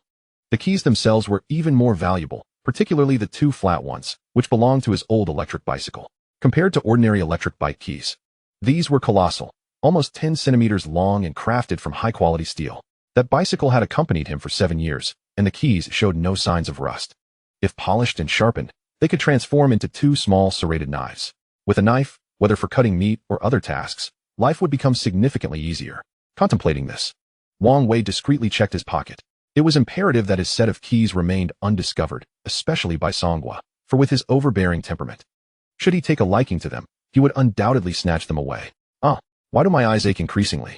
As Wang Wei was deep in thought, Manhwa's voice broke through. The animal skins lay scattered on the ground as he rose, fully exposed. Outside, the sun had completely set, plunging the cave into utter darkness. It would not be an exaggeration to say one could not see their own hand in front of their face. Yet this did not hinder Wang Wei from vividly imagining Manhwa's swollen eyes, weeping tears. Manhwa, my eyes also, they hurt so much. Upon hearing Manhwa's lament, Tangshu chimed in, I too feel the pain. The others who had ventured out to gather firewood also voiced their discomfort. If one person's sudden eye pain was an accident, and 2 was mere coincidence, then the collective affliction of all 5 who had gone out today could not be explained away as mere chance. After hearing their complaints, Manhwa shouted, where's that outsider? It's his doing. Our eyes hurt after following him up the mountain. He wants to blind us. I'll make him pay. Wang Wei felt a surge of indignation at these words. After leading them to food, helping them kindle a fire in the bitter cold, and even taking on the task of tending the fire pit, now the slightest mishap was being attributed to him, and he was being threatened with death over it. His heart burned with fury, yet the precariousness of his situation compelled him to suppress any outward expression of his emotions. My lord, our eye pain stems from spending too long in the snow. The white snow possesses a toxic quality that, when looked at for too long, can poison the eyes. I am just as afflicted, and being alone and frail, I lack the strength to harm you. Besides, you need not worry. This snow poison will dissipate by tomorrow or the day after at the latest, and then your eyes will no longer ache. Wang Wei spoke in a tone of feigned grievance. Upon hearing this, Manhwa considered the reasoning. realizing that Wang Wei was as fragile as a fledgling and lacked the ability to harm him. Although there was some logic to it, the pain in his eyes only fueled Sungwa's agitation. What? I have to endure this for 2 more days? It's all your fault. If you had told me earlier, I wouldn't have been affected by the snow poison. I'll beat you to death today. As he spoke, Songwa made his way through the darkness towards Wang Wei. System detected 99 negative emotions from the host. Hearing Songwa's footsteps, Wang Wei hastily called out, "My lord, spare my life. If killing me will relieve your eye pain, I would willingly accept death, but if you kill me, your eyes will still hurt. However, I just recalled a rumor. Though I'm not certain of its truth, dropping breast milk into the eyes can alleviate the discomfort of snow poison." Having seen Wang Wei's sincerity in seeking food and starting the fire today, the others were inclined to believe him, and Songwa was swayed to a degree by his suggestion. Ignoring his desire to take out his anger on Wang Wei, Songwa commanded, "Lutsao, come here. You are the only one with milk. Quickly, squeeze some out for me." Lutsao was a nursing woman from the tribe, cradling a newborn. Their names reflected a simple connection to nature, indicating their tribe had yet to evolve to the point of requiring surnames for distinction. Lutsao crawled through the darkness towards Songwa's voice, perhaps moving slowly.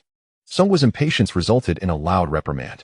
After a minute, it seemed Songwa had rinsed his eyes with milk as the burning pain subsided, and he erupted into joyous laughter. "Pine, be gentle with your squeezing. It hurts." The anguished voice of green grass echoed through the cave. "This meager milk is of no use at all.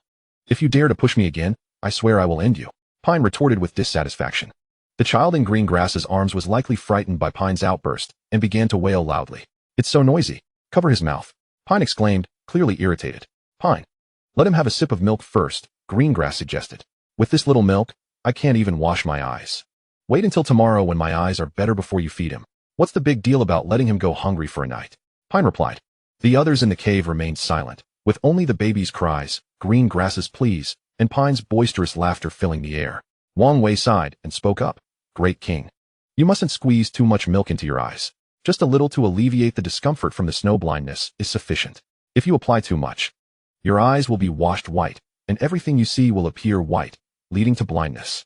"Really?" Pine asked hesitantly, whether it was for finding food, starting a fire, or relieving the discomfort of snow blindness with milk. Wang Wei's words proved to be true. Thus, when Wang Wei cautioned against overusing the milk to wash his eyes, Pine quickly believed him. Once the baby received the milk, he soon ceased to cry. Subsequently, Pine Cone, Polonia, and several others requested a few drops of milk from green grass to alleviate their suffering from snow blindness. Although Wang Wei's eyes also ached, he could endure it. So he refrained from asking for milk to wash his eyes. However, after a while, someone crawled over, groping their way. When their hands found Wang Wei's head, a soft object with a milky scent pressed against him. A few drops of milk entered his eyes, significantly easing the pain. In that moment, Wang Wei suddenly thought that if a less selfish and violent individual were to lead this tribe, their lives might improve considerably. Chapter 9, Weaving Straw Sandals. Drowsily, Wang Wei leaned against the wall and drifted off to sleep. It was his first time sleeping in such an environment, and he felt somewhat unaccustomed. In a hazy state, he lost track of time and was awakened by the cold. Groping around, he added some charcoal from the fire pit to stoke the flames, quickly raising the temperature within the cave. Gazing outside, the silver-white starlight reflected off the snow, illuminating the surroundings. Before entering the cave, Wang Wei had noticed that despite the clear weather, there was no moon in the sky. He couldn't tell if it was due to the lunar cycle or if this world simply lacked a moon. Lost in thought, Wang Wei unknowingly fell asleep again. When he next opened his eyes, the sky outside was already bright. Inside the cave, many people had awakened, huddled together for warmth. The morning air felt particularly chilly, both inside and outside the cave. Since he had slept against the wall, Wang Wei had not rested well the previous night, and now his mind was foggy with a strong desire for another nap. Shaking his head, he cast aside the lazy thoughts and took a bone shovel from beside the fire pit to gather some embers to start a fire. Pine and Pine Cone, seeing Wang Wei awake, followed him out, curious about his skill in igniting fire from ice, eagerly hoping he would teach them soon. In winter, the low temperatures caused moisture in the air to condense, resulting in an exceptionally dry atmosphere. Many people easily suffered from heat in winter, experiencing chapped lips and frostbite on their hands and feet, largely due to the dry air leading to a lack of moisture in their skin. In summer, if a pile of weeds were left outside, they would be covered in dew by the next morning, but this phenomenon did not occur in winter. The sword grass that Pine Cone and the others had gathered for Wang Wei the previous night had lost much of its moisture in the flames, and without the night dew to nourish it, it appeared much more withered than the day before. Collecting the remaining sword grass around the embers, Wang Wei concluded that it was now usable, Of course, if it could be dried for another day, its effectiveness would likely improve. Wang Wei. The sun is out today. Teach us how to make fire from ice. Pine Cone exclaimed as he crouched down. Let's wait until the sun rises a bit higher. First, I need to get the fire going to warm up the cave. Otherwise, I fear Pine will wake up angry and want to eat me. Wang Wei replied as he arranged the sword grass. Upon hearing this, the two exchanged disappointed glances before returning to the cave. Outside, it remained quite cold. Despite being wrapped in animal skins, they found it impossible to keep their hands and feet warm. Particularly, their feet, once frozen, felt like being pricked by needles when stepping on the snow. Although the sensation would fade after a while, when night fell and the fire warmed them, the intense itching made one wish to chop off their feet entirely. Last night, after their eyes stopped hurting, Pine and the others had scratched at their feet until the early hours of the morning. Almost every inch of their feet was raw and sore.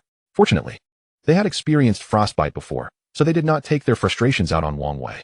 During this time, some from their tribe had whimsically attempted to wrap their feet in animal skins. However, once wrapped, they had to continually hold the skins in place. For if they released their grip, the skins would come undone. Unlike the body, where one could simply cut holes in the skins and pull them off over their heads without fear of them falling away. Feet rested on the ground and had no means of securing the skins. Pine Cone had even tried using tree sap in the woods to adhere the skins to his feet, but unfortunately, the sap took far too long to set. And after several failed attempts, he had no choice but to abandon the idea. It was precisely because their feet were often exposed to the elements and susceptible to frostbite that they preferred to remain huddled in the cave, reluctant to venture outside. In the past, when the weather was warm and dawn broke, they would have already gone hunting. Now, however, they would rather endure hunger than step outside, waiting until the fuel was nearly depleted and the fire was about to extinguish before gathering wood.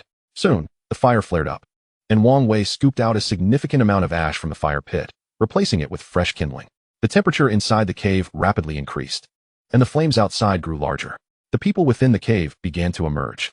Although they had eaten well the previous night, human digestion is quite efficient, and soon they all felt hungry again. The half-buried serrated pig, simply covered in snow, was quickly unearthed, and Pine threw it directly onto the fire. It seemed he intended to finish it off early in the day. Sure enough, when the serrated pig was cooked to a perfect medium, Pine led the charge in devouring it. His actions displayed a complete disregard for the concept of conserving limited resources, showing no understanding of how to maximize their use. He solely focused on filling his own belly before tossing the leftover pork to Pine Cone and returning to the cave for more sleep. The chieftains of the tribe showed no inclination to conserve food, and the others were equally unconcerned, swiftly descending upon the remaining pork and devouring it. Wang Wei found it impossible to snatch food like a beast. However, seeing that he refrained from joining the fray, Tongshu and Songhua kindly tore off a chunk of meat roughly the size of a fist for him after satisfying their own appetites. Once the meal was finished, everyone returned to the cave. As the fire dwindled, the chill outside was starkly contrasted by the warmth within. Tongshu and Songhua approached again, carrying the ice trays that Wang Wei had crafted the previous day. Wang Wei glanced at the sun, estimating the time was right, and skewered the meat onto the ground for roasting while instructing the two on how to ignite a fire using a convex lens. He demonstrated how to align the lens with the sun's rays, moving it back and forth to focus the light on the combustible material, and advised them to maintain patience as the heat ignited the object. This was a straightforward task, hardly requiring extensive explanation. After guiding them through the process twice and imparting the trick of not blocking the sunlight with their hands or heads, both managed to ignite their prepared sticks in turn. Watching their excitement, akin to that of a child towering at 6 feet, as they jumped and cheered, Wang Wei focused on the perfectly roasted meat. Meanwhile, in the system's background, each successful ignition of the small sticks added to their surprise points. After satisfying his hunger, Wang Wei went to wash up at the nearby stream. The ice layer shattered by Tongshu and the others the day before had not solidified again due to the continuous flow of water. Observing this phenomenon, Wang Wei deduced that the temperature must not be too low, certainly not below -5 degrees. Were it colder, even flowing water would gradually freeze over after a night. After washing up, Wang Wei surveyed the dwindling firewood he had brought back the day before, selecting a few straight sticks of suitable thickness, sharpening one end on a stone, and laboriously driving it into the frozen ground with a rock. Although the surface had been thawed by fire, the deeper layers remained impervious to heat. Even with one end sharpened, penetrating the frozen earth proved quite difficult. Fortunately, the sticks did not need to be driven too deep. After about 20 minutes of effort, he finally completed his task.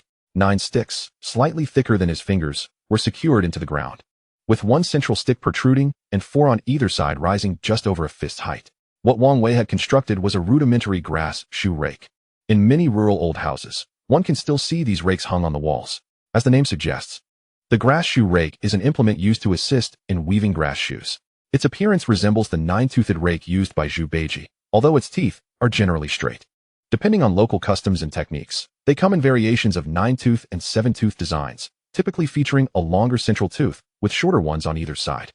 Wang Wei had heard that some places even had 3-tooth and 5-tooth grass shoe rakes, though he had never seen them firsthand. Wang Wei's motivation for crafting this item was not idleness. He had joined the tribe in hopes of securing additional rations. Should he fail to demonstrate his utility and value, he risked being cast into the fire for sustenance at a moment's whim by Song Shu. For a stranger, devoid of emotional ties, the simplest means to survive long in an unfamiliar tribe is to render oneself indispensable. The state of Song Shu and the others, barefoot with festering frostbite, revealed that the sudden onset of winter had left them without adequate means of warmth. After all, they had spent the past decade running about barefoot. At this juncture, should Wang Wei succeed in weaving grass shoes to protect their feet from further frostbite, it would undoubtedly alter his precarious position regarding food reserves. Though the skill of weaving grass shoes had grown hazy in his memory, he believed that, given time, he would soon reacquire the technique. Chapter 10. If I were the chieftain. When one thinks of grass shoes, the common perception is that they are drafty and lack warmth. This is quite normal on Earth. Although the craft of grass shoes has not been lost, their primary function has become that of a novelty item, allowing people to experience the hardships of the older generation. Consequently, most grass shoes are made with minimal materials, appearing rather rudimentary, akin to simple sandals. However, since they are classified as shoes, it is evident that there are distinct techniques for both winter and summer. In his youth, Wang Wei had learned from his grandmother how to weave grass shoes, and he was aware that there exists a type specifically for winter use. This type, known as Manhwa or Manhwa, may be referred to by various names depending on the region. Typically, they are woven from a type of hairy reed, featuring a wooden sole resembling a clog, with two protruding wooden blocks at the front and back to elevate the sole and provide waterproofing and traction. The entire construction is tightly woven, akin to the most common oversized boots of the 1990s, ensuring warmth and comfort. Lacking woodworking tools, Wang Wei could not utilize wood for the soles. Nonetheless, this was of little consequence. While grass soles may allow water to seep through, they are infinitely warmer than going barefoot. The reed-woven Manhwa envelopes the feet like cotton. And although sword grass may not be as comfortable, it is far superior to the rough stones and icy snow beneath. A fire crackled beside him, primarily to prevent his fingers from freezing and hampering his movements. Wang Wei then began to experiment with the weaving technique for the grass shoes on the freshly made rudimentary rake. The process of weaving grass shoes may appear complex, yet the techniques employed are quite simple, mostly involving repetitive mechanical motions. Once one gets the hang of it, the only difficulty lies in achieving the correct size, as novices often produce misshapen shoes that are either too large or too small for human feet. Despite not having engaged in this craft for over a decade, Wang Wei retained a general understanding of the process. As he commenced weaving on the rake, memories gradually resurfaced. The principle is straightforward. Much like learning to drive, many people forget how to operate a vehicle after obtaining their license due to a lack of practice. However, once they encounter a car again, the memories slowly return, and they quickly recall the functions of the accelerator and brake. After several erroneous attempts, Wang Wei finally regained the feel of it, gradually recalling the forgotten techniques. Just as he was exploring the process of weaving the shoe soles, the sunlight before him was suddenly obscured. Looking up, he found Tongshu and Songwa crouched in front of him. "Wang Wei, what are you doing?" Tongshu inquired curiously. "I'm weaving grass shoes," Wang Wei replied. "Weaving grass shoes?" Tongshu, still perplexed, repeated the statement, yet he remained oblivious to Wang Wei's intentions. However, he swiftly redirected his attention, exclaiming, "Huh? Yesterday Songshu couldn't fathom our claim that ice could ignite fire. Let's call out to him later. It will surely startle him." Wang Wei opened his mouth, poised to inform Tongshu that if Songshu witnessed fire being kindled from the convex lens, given his domineering nature, one could only speculate what mischief might ensue. Yet, before he could articulate his thoughts, Tongshu and the others dashed into the cave. "You two rascals, disturbing my rest instead of sleeping. If you can't ignite a fire with ice, just wait until I deal with you." Songshu's grumbling voice echoed from within the cave. Following him were several curious tribespeople, intrigued by the notion of igniting fire with ice, a concept that utterly defied their understanding. Ice, being an embodiment of coldness, and fire, the essence of heat. How could the former possibly give rise to the latter? This curiosity compelled them to follow suit. At the cave's entrance, a few others, filled with intrigue yet hesitant due to the cold, merely poked their heads out for a glimpse. Once below, Tongshu held the ice, using it to focus sunlight onto a small stick. Meanwhile, Songwa stood by, ensuring no one obstructed the sun's rays. Mere seconds later, wisps of smoke began to rise from the stick, and amidst the astonished expressions of the onlookers, a flickering flame emerged. Shock points from Songshu registered at 99. Shock points from Manhwa also totaled 99. A cascade of 99 shock points floated through the system's back end, and Wang Wei, momentarily taken aback, broke into a wide grin. Such fortunate occurrences should have been anticipated. What is happening? How does light from ice manage to ignite wood? Is this fire even real? Ouch! It burns. It's genuine fire. They speculated excitedly. It must be that luminous object causing the flames. If we capture it and confine it beneath a stone, we shall never again fret over extinguished fire. The crowd erupted into fervent discussion at the cave's entrance. Hearing the commotion, those still inside rushed out, genuinely curious about how ice could possibly create fire. Once everyone had gathered, Tongshu demonstrated the ice-igniting trick once more, resulting in another influx of thousands of shock points. Observing the back end, Wang Wei realized that at this rate, it wouldn't be long before he completed the task of accumulating 10,000 shock points to activate the system. Just as he anticipated more demonstrations from Tongshu, Songshu interjected. You too, aim that shiny little object at my hand. Let me catch it. Tongshu and Manhwa exchanged glances, reluctant to comply, fearing that if Songshu captured the glowing point, their fun would be over. However, they understood that if Songshu succeeded in grasping it, they would no longer need to worry about the tribe lacking fire. Even if the ice melted. After a moment's deliberation, they acquiesced to Songshu's request. Wang Wei, overhearing Songshu's desire to capture the light, was left bewildered. If you can catch light, then you are truly extraordinary, more so than even Saitama. He hesitated to warn Songshu, ultimately deciding against it. After all, a person's knowledge often dictates their approach to problem solving. Hadn't he, in his youth, leaped about the living room chasing the rays reflected by a mirror cast by his cousin? Sure enough, amidst the crowd, Songshu's voice soon emerged. Ouch. It's biting me, it hurts. I shall crush it. As it darted out of Songshu's grasp, he shouted, everyone, hold it down. Don't let it escape. We can't hold it. It slipped right out of my hand before I even saw how. Chaos ensued among the crowd. After several attempts and a few burnt hands, they finally concluded that the little glowing point was far too swift to catch. Some speculated it might be sunlight that was simply ungraspable. However, this theory was quickly dismissed. How could sunlight fluctuate in size? And this thing stings. It is undoubtedly not sunlight. Frustrated by their inability to capture it, and having suffered stings on his palm, Songshu, in a fit of rage, and without Tongshu's or Manhwa's consent, smashed the ice plate. To him, the glowing point was clearly a creature residing within the ice, only visible through sunlight. Destroying its dwelling would surely exact revenge for the stings he had endured. Wang Wei observed as an outsider. In the future, should the opportunity arise, he might explain the principles of light refraction to them. Yet, at present, to flaunt knowledge would be sheer folly, offering no benefits and possibly inciting Songshu's wrath. The biting cold outside rendered the crowd disinterested, prompting them to retreat to the cave. Tongshu and Manhwa squatted, attempting to piece the ice plate back together, hoping against hope for its restoration, but their efforts proved futile. Songshu is too much. He bullies everyone. Tongshu exclaimed in frustration. Songshu, he likes to hit people, Manhwa stammered. Wang Wei, weaving grass sandals, casually remarked, if you two become the tribe leaders in the future, will you also bully and strike others? Of course not. In the past, whenever I had something tasty, I always thought to share it with Songshu first. After he hit me, I lost the desire to share, Tongshu replied. Manhwa pointed at Tongshu, declaring, Tongshu, you can't defeat Songshu. You'll never become the leader. Indeed, if I cannot best Songshu, how could I ever be a leader? Tongshu lamented. Wang Wei chuckled. So in your tribe, the strongest becomes the leader? That's quite different from my former tribe. What was your previous tribe like? Did they allow the weakest to lead? Tongshu inquired, curiosity etched upon his face. In my former tribe, the leader was chosen based on intellect and their potential benefits to the community.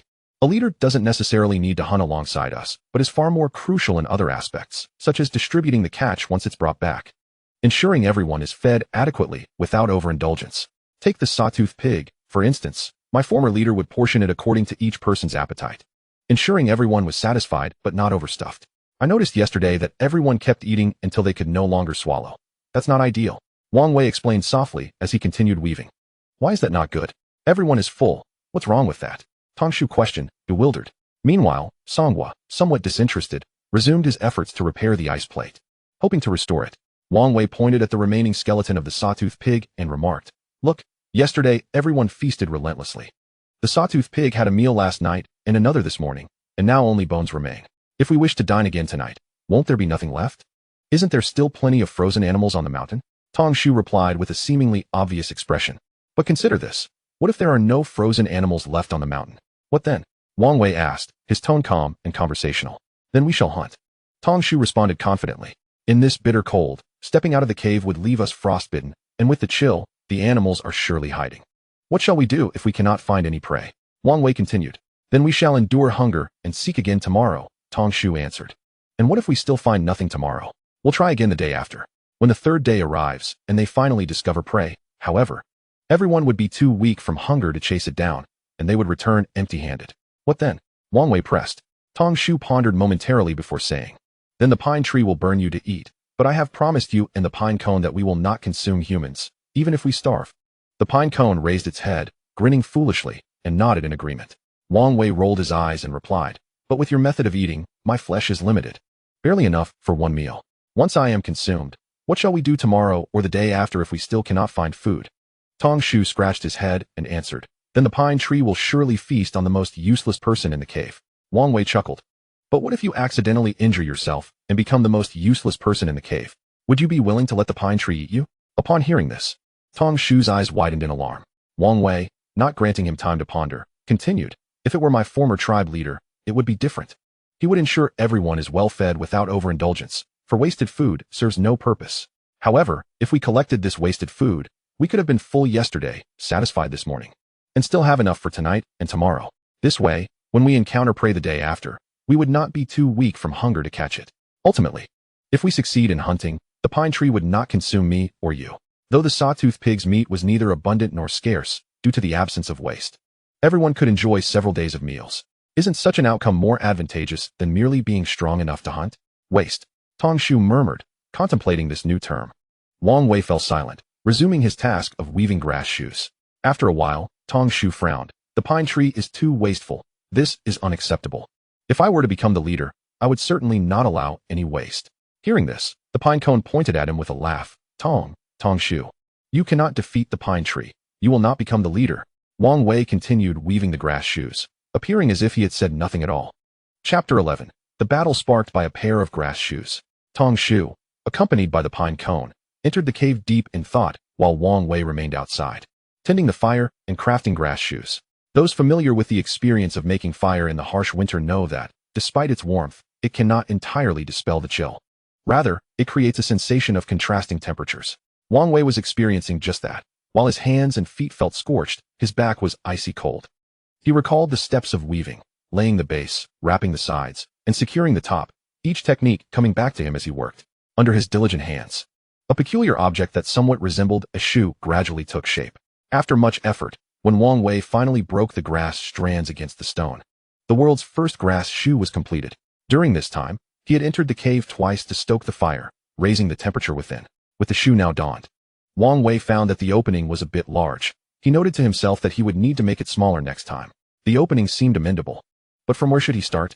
Never mind, though it was somewhat oversized, it would suffice for the time being. Despite being completed, the first grass shoe bore a rather peculiar appearance, with two straps affixed at the opening. One could easily mistake it for a trendy wide-mouth handbag at an international fashion exhibition. Fortunately, after a half-day of trial and error, Wang Wei had grasped the various steps involved in weaving the grass shoes. The fibers of the sword grass were not only resilient, but also tightly woven, leaving no significant gaps in either the sole or the upper. Though it would not be waterproof, as long as the opening was secured, snow could not seep in. As the saying goes, every beginning is difficult. Once the first grass shoe was created, crafting the second became considerably simpler. In no time, a matching pair of grass shoes emerged before Wang Wei. One shoe was larger than the other, the bigger one seemingly able to accommodate 2 feet, while even the smaller one was still considerably larger than an average person's foot. But no matter, primitive people's feet were naturally large. Wang Wei could only comfort himself with such thoughts. Estimating the time spent, he deduced he had devoted about 4 hours to making this pair of shoes. Recalling how his grandmother could weave a pair in just an hour. Of course, Wang Wei's speed was not so swift, but with practice, he could certainly manage a pair in 2 hours. This tribe likely consisted of over 30, perhaps even 40 individuals. He had counted several times, but could not ascertain the exact number. It was difficult to keep track when everyone was bustling about during meals, and the cave was too dimly lit for him to discern who lay still. Assuming there were 40 individuals, each requiring a pair of grass shoes, Wang Wei would need to weave for a total of 80 hours. If he worked 8 hours a day, it would take him 10 days to complete them all. Yet, he could not possibly devote a full 8 hours each day, as he had other tasks to attend to. As long as the weather remained frigid, the demand for grass shoes among the cave's inhabitants would persist. Their need for shoes meant they would require Wang Wei's weaving skills, as long as they needed him. They would not casually consider him as a meal. Theoretically, if Wang Wei could market the shoes and allow everyone to experience the benefits of wearing them, he would be safe from being viewed as food for at least 10 days, if not longer. Touching the freshly woven grass shoes, Wang Wei smiled wryly at the irony. Before his journey to this world, he had learned many things on Earth. Yet he never anticipated that something as nearly forgotten as grass shoes would become his means of survival. Just then, the pine cone emerged from the cave. Upon seeing him, Wang Wei's eyes lit up as he exclaimed, "Pine cone, why have you come out?" I went outside to relieve myself," the pine cone replied. To speak candidly, the most astonishing aspect of this tribe for Wang Wei was the relative cleanliness of their dwelling caves. Regardless of who it was, all bodily functions were conducted in designated areas. Even the tiniest infants, upon soiling the cave, would be swiftly attended to and cleaned up. The ground is covered in snow, and your feet are already frostbitten to this extent. Aren't you afraid of worsening the condition? Wang Wei inquired. Even if my feet are frostbitten, I cannot relieve myself inside the cave, Pinecone retorted. Haha, allow me to gift you something that will keep your feet warm, Wang Wei said, offering Pinecone a pair of straw sandals. What is this? Pinecone asked, perplexed. These are the straw sandals I just fashioned. Simply dry your feet and place them inside. Once you secure the opening, they will act as a protective covering akin to animal hide, ensuring your feet remain warm even while walking in the snow, Wang Wei explained. From the incidents of yesterday to today, whether it was the discovery of frozen animals on the mountain, using ice to ignite a fire, or later rinsing eyes with milk, every assertion made by Wang Wei was ultimately validated. Hence, when Wang Wei proclaimed that these so-called sandals could prevent his feet from freezing, Pinecone's interest was piqued. The sudden heavy snowfall posed the greatest challenge of frostbitten feet for them. While they could drape themselves in animal hides to combat the cold on their bodies, and tuck their hands into their garments to warm them, their feet remained vulnerable and unprotected. Whether searching for food or gathering fuel, movement relied upon their feet. These bare feet, in constant contact with the snow, were ill-equipped to endure such harsh conditions. The very reason they would rather suffer hunger and cold than venture outside was due to the torment inflicted by their already frostbitten feet in the snow. Thus, it was no surprise that Pinecone was intrigued when Wang Wei claimed that the peculiar items he held could shield his feet from the cold. Under Wang Wei's guidance, Pinecone donned the straw sandals. Although they were slightly oversized, Wang Wei had cleverly left straps at the openings, which, when fastened around his ankles, alleviated concerns of the sandals slipping off. After putting on the sandals, Pinecone stood up and took a few unsteady steps before tumbling back to the ground, appearing as though he had forgotten how to walk after having donned the shoes. Wang Wei remained silent, allowing Pinecone time to acclimate. After a while, Pinecone rose again, his eyes fixated intently on his feet. He lifted his legs high, placing one foot heavily and the other lightly onto the ground, moving as if he were a drunken duck. With the addition of the sandals, his instinctual walking style seemed to vanish in that moment. The more Pinecone concentrated on his feet, the more peculiar his gait became. This phenomenon is quite simple. It is akin to the familiarity one has with characters. Yet upon scrutinizing a single character for too long, it can suddenly appear foreign. Pinecone and his companions had always walked barefoot, and now, suddenly, they found themselves adorned with sandals. If Wang Wei's craftsmanship had been impeccable, the sandals would have fit snugly. However, they were mismatched in size, leading to a disconcerting sensation in the larger sandal that lacked proper contact. Nevertheless, this was not a major issue. Within a mere 10 minutes, Pinecone learned to walk in the sandals. He excitedly dashed into the snow, stomping joyfully. Initially, his frostbitten feet had experienced the biting cold and painful sensations upon contact with the snow, but now, protected by the sandals, he felt no chill. Instead, warmth gradually enveloped his feet, bringing him immense comfort. Pinecone's astonishment points surged to 65, 527, 642, indicating his elation. Observing the steadily rising task progress, Wang Wei's face radiated with delight. Wang Wei, my feet are no longer cold. Truly not a bit cold, Pinecone exclaimed, frolicking in the snow. This exhilarating sensation was one he had not experienced in quite some time. His exuberant shouts drew the attention of others from the cave, who emerged to witness the commotion. What has happened to Pinecone? I don't know. Despite his frozen feet, he is running around in the snow. Has he lost his mind? It doesn't seem so. He keeps saying his feet aren't cold at all. What could be going on? I have no idea. Let us wait until he comes back to ask. A crowd of bewildered onlookers observed Pinecone's antics. Upon seeing the crowd gather, Pinecone, eager to show off, approached them and raised his feet to display the oversized straw sandals. Look, these are the sandals Wang Wei made for me. With these on, My feet don't fear the cold snow at all. I can run in the snow. And they're perfectly warm, Pinecone exclaimed excitedly. Upon hearing this, the crowd gathered around to examine his feet in awe. Oh, these are made of straw. No wonder they keep warmth. They're just like wearing animal hides. But how do they stay on the feet? We've tried wrapping feet in animal hides before, but they always slip off after a few steps. As the crowd murmured, they were both astonished and envious of the sandals that appeared to stay securely in place despite Pinecone's earlier energetic running. As the crowd buzzed with conversation, Pine Tree emerged from the throng. Are they warm? He inquired. Warm indeed, Pinecone replied. Does yours slip off like animal hides? Not at all. Fantastic. My feet are frozen. Quickly, let me try them on. Once the weather warms up, I'll return them to you, Pine Tree asserted, as if it were a matter of course. But these are mine, Pinecone protested, reluctant to part with the sandals. However, before he could finish his sentence, Pine Tree kicked him in annoyance. Despite Pinecone's desperate resistance, he was swiftly overpowered, and Pine Tree forcibly removed the sandals from his feet. I am the strongest. Anyone who dares to challenge me shall face dire consequences, Pine Tree declared, brandishing the sandals and asserting his dominance to those around him. The onlookers, intimidated by Pine Tree's fierce demeanor, averted their eyes from his gaze. Chapter 12. A Helping Hand. Seeing that no one dared to challenge his authority, the Pine Tree contentedly slipped the straw sandals onto his feet. Wang Wei observed the silent crowd, then glanced at the fallen pine cone, gaining a deeper understanding of this tribe, whether it was for sustenance or asserting dominance. Their behavior resembled that of uncivilized beasts, venerating brute strength above all else. The social hierarchy was starkly simplistic. The individual with the greatest physical prowess reigned as the tribe's leader, reaping the most abundant resources. Upon reflection, such a scenario was hardly surprising. In essence, this tribe was merely a collection of primitive beings, having recently shed their animalistic instincts and embarking on the journey towards humanity. The tribe's status was determined solely by physical strength, aligning perfectly with the needs of this era. Those endowed with formidable power could capture more prey, while the weaker had no choice but to cling to the strong in a bid for survival. Humans, in their cleverness, understood the importance of intellect and the utilization of their strengths. The robust would vie for the position of tribal leader, and once they experienced the benefits of their might, they would employ it to seize the most delectable food, enjoy priority in mating rights, or coerce others into submission. Such dynamics were not confined to primitive societies. Even in Wang Wei's own era, those who prided themselves on being civilized exhibited similar behaviors.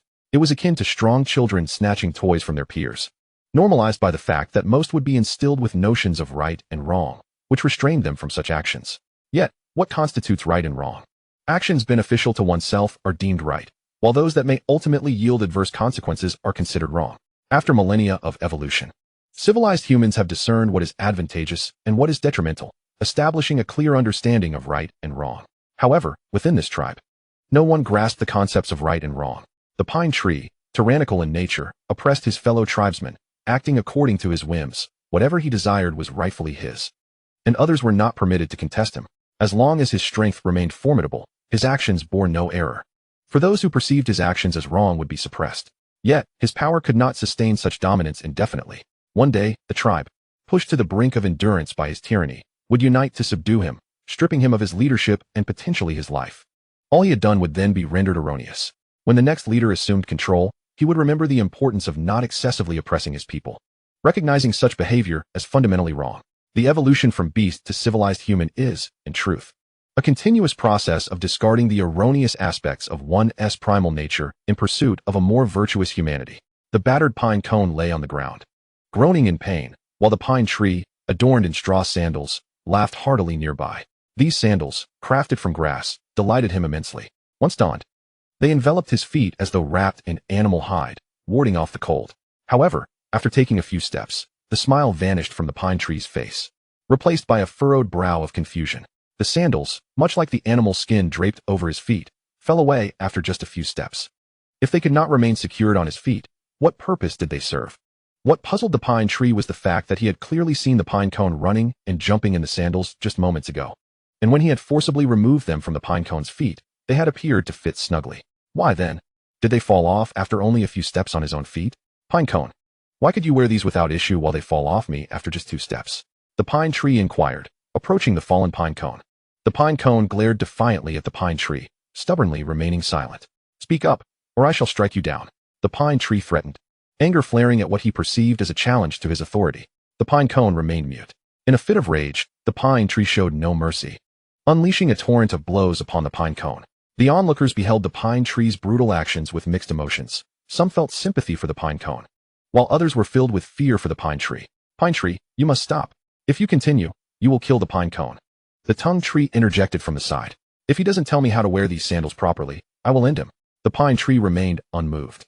Upon hearing this, the tongue tree angrily confronted the pine tree, the provocation evident in his tone. However, the tongue tree was significantly stronger than the pine cone, and even the pine tree could not ignore this fact. Thus, despite his inner dissatisfaction, he refrained from attacking the tongue tree as he had the pine cone. The two stood in a standoff, while the pine cone lay bloodied between them. My lord, even if you were to kill the pine cone, he would still be unable to inform you how to keep these sandals on your feet, Wang Wei interjected, pushing through the crowd. The onlookers turned their gaze toward Wang Wei, puzzled as to why an outsider would dare to intervene at such a moment. My lord, these sandals are of my own making.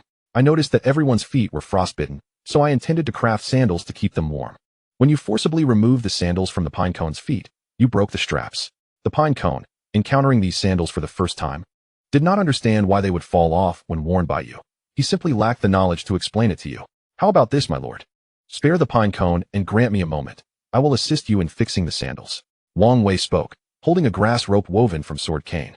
The crowd was taken aback, realizing that the sandals were indeed his creation.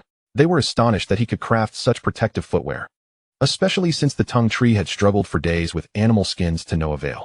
The pine tree let out a fierce roar at the tongue tree, then released the pine cone at his feet, turning to Wang Wei. Hurry up and fix this. If you fail, I will kill you.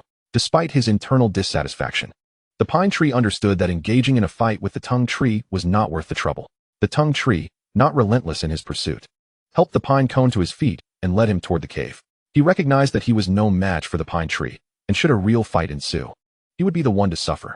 The pine cone, assisted by the tongue tree, coughed up a mouthful of blood and, feeling somewhat aggrieved, stated, I need to urinate. As the others witnessed the conflict subside, they gathered around Wang Wei, eager to see how he would create such sandals. Although the sandals had been forcibly removed from the pine cone, only the straps had been damaged. The material of the sword cane was inherently resilient. Once woven into ropes the thickness of a pen, they boasted a rigidity comparable to that of nylon. The sheer strength required to tear such robust grass ropes left Wang Wei astounded. Although the strength of the pine tree astonished Wang Wei, his hands did not cease their work. After replacing the shoelaces, Wang Wei guided the pine tree in donning the straw sandals. Once the laces were securely tied, the pine tree lifted its foot, and the sandals remained firmly in place. With a face full of joy, the pine tree dashed into the snow, stomping and leaping upon the powdery surface. Ha! It's not cold at all, not cold at all. This is wonderful. I shall no longer fear the snow. The pine tree exclaimed jubilantly. Meanwhile, the other tribesmen gazed at the pine tree with envy, yearning for their own pair of warm straw sandals. Some of the more astute among them, after expressing their envy, approached Wang Wei directly and exclaimed, Outsider, I want that item too. Please make one for me. Upon hearing this, the others swiftly realized that the straw sandals were crafted by this foreigner. If he could make one pair, surely he could create another. With this thought in mind, they crowded around, clamoring for Wang Wei to fashion them their own pair of sandals.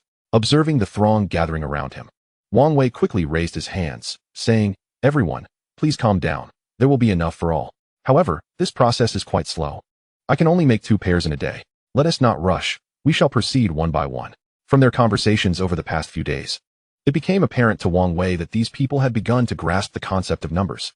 While they struggled with larger figures like 7, 8, or 9, they could comprehend smaller numbers such as 1, 2, or 3. Upon hearing Wang Wei's words, the crowd grew anxious. In this frigid winter, their feet had become frostbitten, and the excruciating itch and pain during the night were unfathomable to outsiders. With the straw sandals, they would no longer fear cold feet. Such a precious item was something everyone wished to acquire first. Make mine first. I spoke up first. I want it. I am the strongest. I deserve it. My feet are the most damaged. The crowd erupted into a cacophony of voices. Wang Wei, witnessing the uproar, interjected, Everyone, please quiet down and allow me to finish speaking. I require assistance to make the sandals. My strength is inadequate to pull the sword grass. It was Tongshu and Songhua who helped me yesterday. How about this? They shall continue to assist me so I can expedite the creation of sandals for everyone. Is that agreeable? At that moment, the tribespeople believed that nothing was more crucial than crafting warm straw sandals. Without hesitation, they agreed to Wang Wei's request for Tongshu and Songhua to aid him. Just as Tongshu and Songhua returned, unaware of the situation, they were thrust into the role of Wang Wei's assistants. Chapter 13, Sharpening the Blade. As Tong Shu and Songwo arrived, the pine tree, brimming with excitement, sprinted back from the snow. Upon hearing the discussions among the crowd, he learned that Wang Wei required Tong Shu and Songwo to help him craft sandals for the entire tribe, although he had only worn them for a brief moment. The benefits of the straw sandals were already evident. With these sandals, the snow outside posed no challenge, allowing the tribespeople to resume their normal hunting and daily activities. Beyond the mountain, numerous frozen animal corpses awaited retrieval. The tribe needed not a pair of sandals for each individual, but merely a few capable of donning the sandals to bring back the frozen animals. Thus, while it might not ensure abundance, it would certainly facilitate survival through the winter. Although the pine tree had a fierce temperament, it did not imply a lack of intelligence. A few pairs of sandals could alleviate the tribe's concerns about food and warmth. Under such circumstances, not only would Wang Wei's request for 2 helpers be reasonable, but even enlisting the entire tribe would be advantageous. Moreover, Wang Wei's selection of helpers was particularly agreeable to the pine tree. One was Songwa, who dared to compete with him for the sandals, and the other was Tong Shu, who had just bared his teeth in defiance of the pine tree's authority. The pine tree harbored no fondness for either of them. Having them assist Wang Wei would be a fitting punishment. With a scheme in mind, the pine tree declared, Tong Shu, you and Songwo will assist Wang Wei in crafting the sandals. Whatever he instructs you to do, you must comply, without giving Tong Shu and Songwo a chance to refuse. The pine tree strode toward the cave. With the excitement outside diminished, the remaining tribespeople followed the pine tree back into the cave, unwittingly becoming Wang Wei's assistants. Tong Shu and Songwo felt a mix of emotions. In such frigid weather, while others slept soundly in the cave, they found themselves barefoot outside, obeying the commands of an outsider. It was hardly a source of joy for them. Nevertheless, they could not harbor too much anger, merely a hint of resistance. Beyond their reluctance, a flicker of anticipation lingered within them, hoping that Wang Wei might unveil something they had never encountered before. From igniting fire with ice plates to crafting sandals that stayed on the feet, it seemed Wang Wei always had something novel up his sleeve. These conflicting feelings coalesced into their current complex emotions. However, this sense of reluctant complexity was swiftly dispelled by Wang Wei's words. I must trouble you both in the coming days. I will need your help. The snow outside is frigid, and I see your feet are quite cold. So I intend to make you both a pair of sandals first, sparing you from the discomfort of being barefoot in the cold, Wang Wei stated with a smile. Upon hearing his words, their eyes brightened instantly. The bruised Songwo looked up, excitedly asking, is that true? Will the sandals be made for us first? Indeed. We have much to accomplish in the near future, and you will need to be outside often. The sandals will serve you well, Wang Wei confirmed. With this affirmation, their earlier discontent about being designated as helpers vanished entirely, replaced by expressions of joy and excitement. Very well, you two have been outside for quite some time. And Songwa has been injured. Return to the cave to warm up and rest. Once your feet are warmed, you can come back to help me gather some sword grass. Wang Wei instructed. Heeding his words, they refrained from being obstinate and promptly returned to the cave. Watching them retreat, Wang Wei rubbed his hands together, added a few logs to the fire, and resumed weaving the straw sandals. Though crafting sandals in the cold winter while clad in thin garments was somewhat arduous, it was entirely worthwhile for Wang Wei. Just 10 minutes prior, he had still been considered a mere source of reserve rations for the tribe, but now, due to the sandals, he possessed a measure of authority. What is authority, one might ask? Simply put, it encompasses 2 aspects, the ability to mobilize resources and the power to command labor. Presently, the straw sandals had become a necessity for the tribe, and he was the only one capable of crafting them. This constituted the resources he held. With Tong Shu and Songwa as his assistants, they represented the manpower at his disposal. Although these were minor powers, Wang Wei believed that, if managed properly, they could yield significant results. While his mind was preoccupied with these thoughts, his hands continued their work without pause. Soon, a pair of somewhat oversized straw sandals gradually took shape in Wang Wei's hands. After the initial experience, the speed at which he crafted these sandals had noticeably improved. However, his hands bore the marks of this labor, having developed 3 bright red blisters from the prolonged exertion. At his current pace, by nightfall, Wang Wei should be able to complete 2 more pairs of sandals. Nevertheless, upon reflection, he only fashioned the sole of the 3rd pair and set it aside, adopting a pretense of weaving straw sandals. This was not due to the pain in his hands prompting him to retreat. Rather, Wang Wei had intentions of pursuing other endeavors. He retrieved a keychain from his pocket and extracted a key belonging to an old-fashioned electric bike. The only notable feature of these domestic keys was their size and sturdiness. Seeking a few relatively flat stones, Wang Wei aimed to sharpen this key. He relocated to a position beside the fire, ensuring that his line of sight could always monitor the cave's entrance, so as not to be discovered in his activities. In this unfamiliar world, Wang Wei harbored a lingering sense of unease. The modest power gained from weaving sandals was hardly dependable, should any unforeseen circumstances arise. Having an inconspicuous knife could prove invaluable at a critical moment. Furthermore, when it comes to survival in the wild, the significance of a cutting tool is universally acknowledged. The sooner he could hone the knife, the sooner it could be put to use. However, the stones available nearby were not quite suitable as sharpening stones, and much time was wasted before he managed to etch a faint scratch onto the key. Observing this, Wang Wei felt no anxiety. Instead, a look of delight crossed his face. After such an extended effort, achieving only minimal progress was attributable not only to the unsuitability of the sharpening stone, but also to the exceptional toughness of the key material. Such high-quality steel would surely withstand where once a blade was honed from it, he mused. Chapter 14, The Great Valley. As he sharpened the key, Wang Wei kept a watchful eye on the cave entrance from the corner of his gaze. Not long after he began, Tong Shu emerged from the cave. As she approached, Wang Wei quickly concealed the key beneath the reed grass. Wang Wei, my feet are warm now. I'm going to gather some grass. Do you still want more of that grass we picked yesterday? Tong Shu inquired. Let's not rush. The grass is still in the snow, and stepping on it is quite cold. Put on these straw sandals to avoid freezing your feet further, Wang Wei replied, handing her the freshly woven sandals. Upon seeing the sandals, Tong Shu's eyes brightened, and she eagerly slipped them on. Haha, Wang Wei, these are truly warm. I am so thrilled. After securing the laces, she took a few light steps.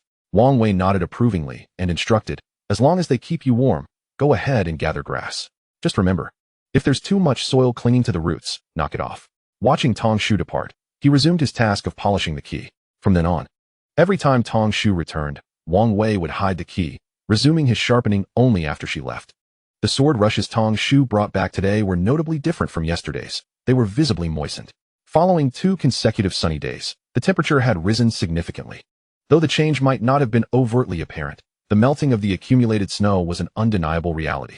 He spread the sword rushes out beside the fire, allowing the heat to dry both the inner and outer moisture. After adding a few more pieces of wood to the fire, Wang Wei noted that the collection of dead branches from yesterday was dwindling. It seemed that gathering fuel had become an urgent necessity. Otherwise, when the snow began to melt extensively tomorrow, procuring fuel would become a troublesome endeavor. Wang Wei had already observed that the terrain in the woods was relatively low. Once the snow melted, the ground would struggle to absorb the excess water, leading to pooling. While the straw sandals could protect against snow, they would not shield against water. In such weather, foraying into the woods to gather fuel would likely leave his legs quite fatigued. With this in mind, when Tong Shu returned with the sword rushes, Wang Wei shared his concerns with her.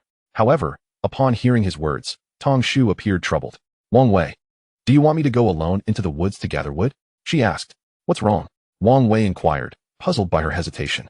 There are many wild beasts in the woods. If I'm alone, they might dare to ambush me. If I'm not careful, I could get hurt, she replied. Wild beasts. What do they look like? Are they dangerous? Wang Wei recalled his own trepidation from venturing into the woods alone yesterday. He asked with some apprehension. Having explored the woods during his descent the previous day, he knew it was not particularly vast and found it hard to believe there were any exceptionally fierce creatures lurking within. After all, such a small area could hardly sustain large carnivorous animals. Through Tong Shu's detailed description, Wang Wei learned that the most notorious creature in the woods resembled a cat. He dubbed this beast the brown cat. Roughly the size of a domestic dog, it boasted a brown coat and excelled at climbing trees, making it difficult to spot whether it was camouflaged among the fallen leaves or clinging to a branch. The most formidable aspect of the brown cat was its claws, which were longer than Tong Shu's fingers and could inflict severe damage. The scars on her face were a testament to the brown cat's ferocity. Operating in family units, the brown cats exhibited impressive coordination when hunting prey, though their bodies were frail and could be easily dispatched with a single strike. A solitary individual stood little chance against their agility. While one brown cat distracted you, others would lurk behind, ready to strike when you least expected it. This insidious tactic made the omnivorous brown cat occasionally see solitary humans as potential prey, especially with the recent decrease in snakes since the onset of snow. With their main food source diminished, entering the woods alone became an evidently unwise choice. Hearing this, Wang Wei broke out in a cold sweat. It was fortunate he hadn't ventured too deeply into the woods yesterday. Otherwise, he might have ended up as the brown cat's meal. Although the brown cat posed a significant threat to individuals, its relatively small size was its greatest weakness. If 2 people entered the woods, they could effectively defend against a brown cat by standing back to back, ensuring they did not expose any vulnerabilities. If they remained vigilant, the brown cat would retreat. The existence of these brown cats intrigued Wang Wei and ignited his curiosity about the various creatures inhabiting this world. Are there any Tyrannosaurus rex around here? It was that kind of colossal dinosaur, towering as high as a tree, capable of devouring a whole cow in a single bite. By the way, is there such a creature as the titanoboa? You know, the enormous python that, when fully extended, surpasses the length of a tree. Experts suggest that the titanoboa thrives in temperatures exceeding 30 degrees Celsius. Given the severe cold of winter here, it seems unlikely that such a creature could exist. Wang Wei inquired with palpable excitement. Upon hearing Wang Wei's question, Tong Shu scratched his head in a somewhat foolish manner and replied, "To be honest, I'm not entirely sure. I haven't ventured outside much, but during the warmer days, I often saw many large birds soaring overhead. This past hot season, a tribesman was snatched away by one of those enormous birds right from the mountain. Pterosaurs? No, that climate wouldn't be suitable for pterosaurs either. Experts say, oh, forget it. We're in this era, and we shouldn't blindly trust experts. Whatever it is, we can observe it ourselves. Speaking of which, if it truly were a pterosaur, that would be magnificent.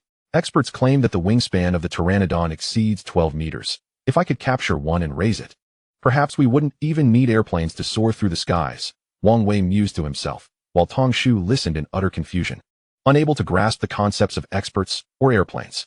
The system's language correction could easily find similar species translations for terms like cat, titanoboa, or pterosaur. However, it struggled to translate modern terms like expert and airplane, leaving Tong Shu bewildered. While daydreaming about soaring through the skies on a pterosaur like an avatar, Wang Wei suddenly recalled Tong Shu's earlier statement about not venturing outside much, leaving him somewhat perplexed. Tong Shu, what do you mean by saying you haven't gone outside much? Wang Wei asked, puzzled. When you came here, didn't you have to climb the mountain? Our place is surrounded by mountains. To go out, one must traverse the peaks. Tong Shu explained. Upon hearing Tong Shu's explanation, Wang Wei finally understood. He was situated in a circular valley, or perhaps at the summit of a great mountain. Yesterday, due to the snowfall, the world appeared as a vast expanse of white. Even at the mountaintop, he couldn't discern his surroundings. Whether it was mountain or plain, everything looked the same, and without any point of reference, he couldn't even focus his eyes, leaving him unaware that he was in a valley encircled by mountains. Considering this, Wang Wei furrowed his brow and asked, from the size of the forest, our valley doesn't seem particularly large, right? Are the bones at the cave entrance remnants of beasts from within the valley? Tong Shu chuckled in response. Not at all. Those came from outside the valley. Some don't even know how they met their end, while others are bones left over from our hunts. We place these bones at the cave entrance to signal to other tribes that we are not to be trifled with, deterring them from attempting to raid us. Are there other tribes within the valley? Wang Wei asked, astonished. Indeed, there's one across from us, and another further away. Their numbers surpass ours, and they often bully us. Several members of our tribe have been taken by them, but we've also managed to claim a few of theirs. Tong Shu indicated in various directions. Upon hearing Tong Shu mention cannibalism, Wang Wei instinctively felt a sense of revulsion. However, before he could articulate his thoughts, Tong Shu continued. But yesterday, I lost a bet and promised you that we wouldn't eat people anymore. Truth be told, aside from Tong Shu, no one in our tribe relishes human flesh. It's just that with so many people in the valley and so little food, sometimes hunger drives us to desperate measures. Does Tong Shu really enjoy eating people? Wang Wei inquired, frowning. Yes, Tong Shu claims that consuming human brains makes him smarter, so he captures and devours any isolated members of other tribes. You, however, are the first one who hasn't been eaten. Tong Shu pointed at Wang Wei. Cannibalism, while not uncommon, especially during times of famine in ancient times, was always a last resort. Although it was difficult to accept, it could be understood. Yet, Tong Shu's penchant for such behavior was perverse and utterly unacceptable to Wang Wei. Furrowing his brow, Wang Wei lost the desire to continue the conversation and waved his hand dismissively. It's too dangerous for you to venture into the forest alone. You should call for Tong Shu. He has grass shoes too, and you can look out for each other. Tong Shu did not let the dialogue end abruptly. Scratching his head, he followed Wang Wei's suggestion and went into the cave to summon Tong Shu. Chapter 15, The Black Snake. Before long, Tong Shu emerged from the cave, grumbling and cursing, complaining that Wang Wei was too slow in weaving grass shoes and that those without shoes were lazing about in the cave, forcing him to do all the work. As for the pine nuts, they had been outside too long in the cold and had sustained injuries to their feet, making it too perilous for them to venture out again without grass shoes, so they remained in the cave to rest. Wang Wei remained silent, continuing to weave his grass shoes.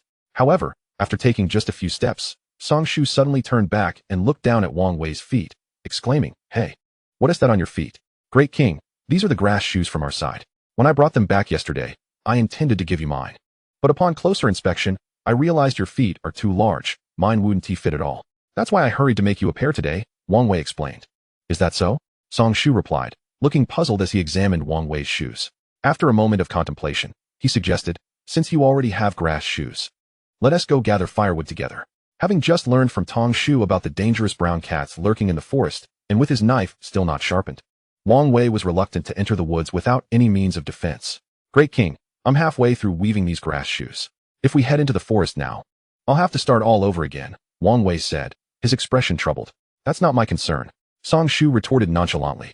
Upon hearing this, Wang Wei tossed aside his unfinished grass shoes and followed Song Shu. It was clear that reasoning with him was futile, the more one argued, the greater the risk of incurring his wrath.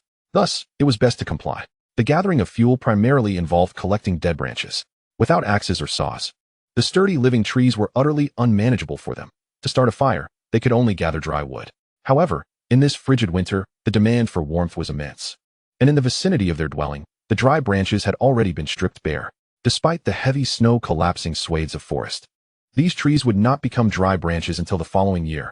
For this year, they were of no use.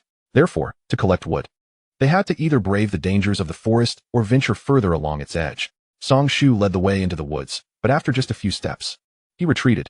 The accumulated snow on the trees had begun to melt, creating a dripping sound reminiscent of rain within the forest. The icy droplets were tolerable when they fell on the animal skins, but if they were to land on one's head and trickle down the neck, the chilling sensation was decidedly unpleasant. Thus, they decided to proceed further along the forest's edge. The forest lay in tranquil silence, with the Paulownia tree informing Wang Wei that such serenity was not characteristic of hot days.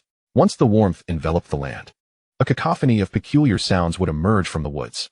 However, following a snowfall, the entire grove would suddenly succumb to a hushed stillness, as if all living creatures within had perished. It was uncertain how long they had been walking, but the towering pines ahead diminished, giving way to a cluster of low, unidentified trees. Upon closer inspection, Wang Wei noted that the leaves of these trees bore some resemblance to those of mulberry trees, though he dared not make a definitive claim. As the season warmed, these trees would bear numerous small fruits, which, upon ripening from green to red, would become edible, offering a sweet and tangy flavor.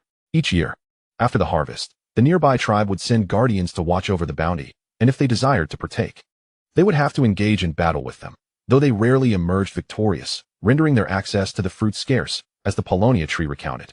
After listening to the Paulownia's description, Wang Wei could ascertain that this tree was indeed a mulberry. The pine tree halted its march here, leading the way into the depths of the forest. We cannot venture further. Beyond this point lies their territory, and if discovered, we would face dire consequences. The Paulownia pointed ahead, gazing at the few scattered mulberry trees before him. An idea ignited in Wang Wei's mind, and his gaze intensified with fervor.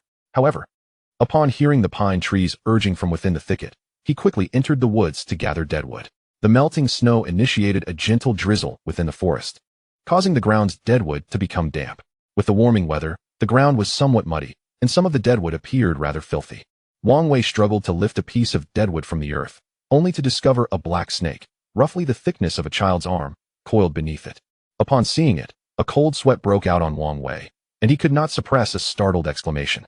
Many individuals possess an innate fear of insects and serpents, and upon encountering one, they often experience a sudden chill that sends shivers down their spine.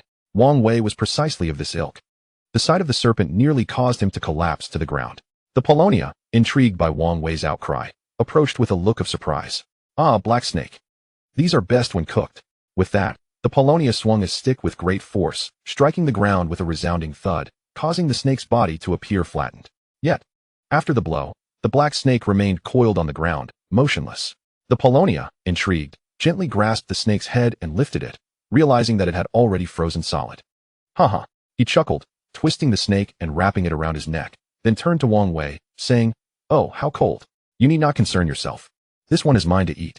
At that moment, Wang Wei's racing heart began to settle as he hastily waved his hands, indicating he had no desire to contest the black snake with the Paulownia. From that point onward, each time Wang Wei moved a piece of deadwood, a sense of trepidation gripped him, fearing another large serpent might lurk beneath. Although he understood that the current temperature rendered the snakes immobile and unable to harm him, an unsettling fear lingered in his heart. Soon, the trio had amassed a significant amount of deadwood and transported it to the snowy expanse outside the forest. The Paulownia had gathered some sturdy vines from within the woods, intending to bind the wood for easier transport. Meanwhile, Wang Wei picked up several stones, smashing them to select a few with sharp edges, and proceeded to strike the branches of a mulberry tree. "What are you doing?" the Polonia inquired, approaching him, the black snake on his neck swaying as if annoyed, which he casually tucked into his hide for safekeeping. Wang Wei pointed to the section of mulberry branch and declared, "This piece of wood is of great use to me. I wish to break it off and take it with me." The Polonia pushed Wang Wei aside, seizing the stone from his hand, stating, "Your strength is insufficient. You are of no use. Allow me to demonstrate." With that, he wielded the stone's edge against the spot Wang Wei had struck, and though the stone was not particularly sharp, under the Polonia's might, the branch was soon broken. After completing this task, Wang Wei, filled with excitement, tucked the segment of wood into the pile of firewood assigned to him. Among the 3 stacks, due to Wang Wei's lesser strength, he carried the lightest bundle. Although relatively small, it still weighed several dozen pounds. For Wang Wei, hefting such a load proved to be quite arduous. After walking a short distance, he found himself panting and struggling to keep pace with the pine and the others. Observing Wang Wei lagging behind, the pine displayed a look of disdain, muttering curses, feeling he was less capable than a woman. Wang Wei remained silent, gritting his teeth as he forged ahead, yet with each step, his pace slowed further. Just as he felt he could not continue, he suddenly sensed a lightness on his back. Looking up, he saw the Polonia returning to relieve him of the wood he carried. "You can't even manage such a small amount of wood? Truly, you are of no use. Perhaps I should just eat you instead," the pine scoffed at Wang Wei. Wang Wei refrained from responding, turning to express his gratitude to the Polonia. However, when his gaze fell upon the Polonia, he unexpectedly noticed the tail of the black snake wrapped around his neck, curling in the air. This sight caused Wang Wei's heart to race. He questioned whether he had misperceived.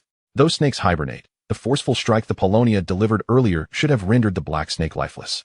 Yet, just as Wang Wei doubted his own eyes, he saw the snake's tail twist once more. "Polonia, is the black snake venomous?" Wang Wei swallowed hard, inquiring as he walked alongside the Polonia. Indeed, while the black snake is delectable, it is perilous. A bite could be fatal. Thus, one must strike it down first. "Just as I did with my earlier blow," the Polonia replied. Chapter 16, A Windfall. "If it is so venomous, Polonia, aren't you worried about it biting you with its head tucked into the hide while coiled around your neck?" Wang Wei questioned, tilting his head. "Ha! This black snake has long since succumbed to the cold, and, after my strike, how could it possibly revive to bite me?" The Polonia laughed. Unbeknownst to them, the climate had shifted abruptly cold over the past 2 years, and the snake's hibernation habits had gone unnoticed by the Polonia and his companions. Thus, the Polonia remained oblivious to the fact that if his blow had not killed the black snake, the warmth of his body could potentially awaken it. Let us hypothesize. If the black snake were to revive and you wish to avoid being bitten, what would you do? Wang Wei continued to inquire. "Well, I would simply remove it and then crush it," the Polonia replied. "That is ill-advised. The black snake has coiled around your neck several times. When you attempt to remove it, you would either have to unwind it or lift it directly from your head. Regardless of the method, it would require considerable time, during which the snake could easily bite you multiple times," Wang Wei cautioned. Upon hearing this, Tongshu found the reasoning compelling and pondered for a moment before inquiring. "In such a situation, I find myself at a loss. If it is alive, it would surely bite me regardless of how I attempt to extract it. In truth, there exists a method worth trying. Gauge the position of the snake's head against your chest, and then, through the animal hide, firmly press the snake's head against your breast, rendering it immobile and unable to open its mouth. If its mouth cannot open, it cannot bite you. As long as you prevent it from biting you at the first moment, you will have the opportunity to grasp it with your other hand," Wang Wei articulated succinctly. Tongshu's eyes brightened at this suggestion, exclaiming, "Ah, that is indeed a splendid idea. However, it is imperative that one remains calm during this endeavor. If I were to tell you that the black snake upon your neck has revived, would you panic?" Wang Wei asked with an air of tranquility. "What is there to fear? That snake is quite dead. I have nothing to be afraid of." "Ah, this mindset is commendable. Continue to move forward, maintaining this steady rhythm without succumbing to panic. Now, I shall inform you that the black snake upon your neck, if my conjecture is accurate, has been revived by your body heat, for I just observed its tail stirring," Wang Wei remarked. A sudden jolt of alarm surged through Tongshu as he turned his gaze towards the snake's tail resting on his shoulder. Indeed, the tip of the black snake's tail was tracing a circle in the air. Snakes are truly remarkable creatures, devoid of limbs. Their only means of offense lies in their bite. Yet, despite their limitations, they exhibit an astonishing resilience, unable to succumb to winter's chill nor summer's heat. Their heads and tails can still move even if their midsections are injured. In Wang Wei's rural days, he often encountered flattened snakes along the cement path leading out of the village. Some snakes had their heads crushed, while others bore injuries along their bodies. Yet their heads and tails remained intact. Although their middles lay reduced to pulp, their heads and tails would occasionally twitch, creating an unnerving spectacle. Wang Wei had heard tales from his grandmother about a villager who captured a snake, severed its head, and carelessly discarded it while feasting on its flesh. As he passed by after the meal, the severed head sprang to life and bit his foot, resulting in his untimely demise. Such accounts were deeply ingrained in Wang Wei's mind, fostering a profound respect for snakes. This time, however, Tongshu had struck the snake's body, leaving its head unscathed. Under normal circumstances, they would have dealt a fatal blow to the snake's head, but the black snake had been rendered immobile by the cold, leading Tongshu to mistakenly believe it was dead, thus refraining from delivering that final strike. While foraging for wood in the forest, the black snake had become a nuisance, writhing around his neck, prompting Tongshu to stow it within the hide for secure transport. Consequently, Tongshu's body heat not only hastened the snake's revival, but also placed him in a precarious situation. Fortunately, Wang Wei's earlier suggestion alerted Tongshu to the movement of the snake's tail, preventing him from instinctively attempting to discard it. Instead, he continued forward with deliberate calm, maintaining his focus on the precise location of the snake's head against his chest. Having discarded the firewood he had been carrying, Tongshu suddenly exerted force with his right hand, pressing it against his chest. Simultaneously, the black snake sprang forth, striking him across the face. "It's alive.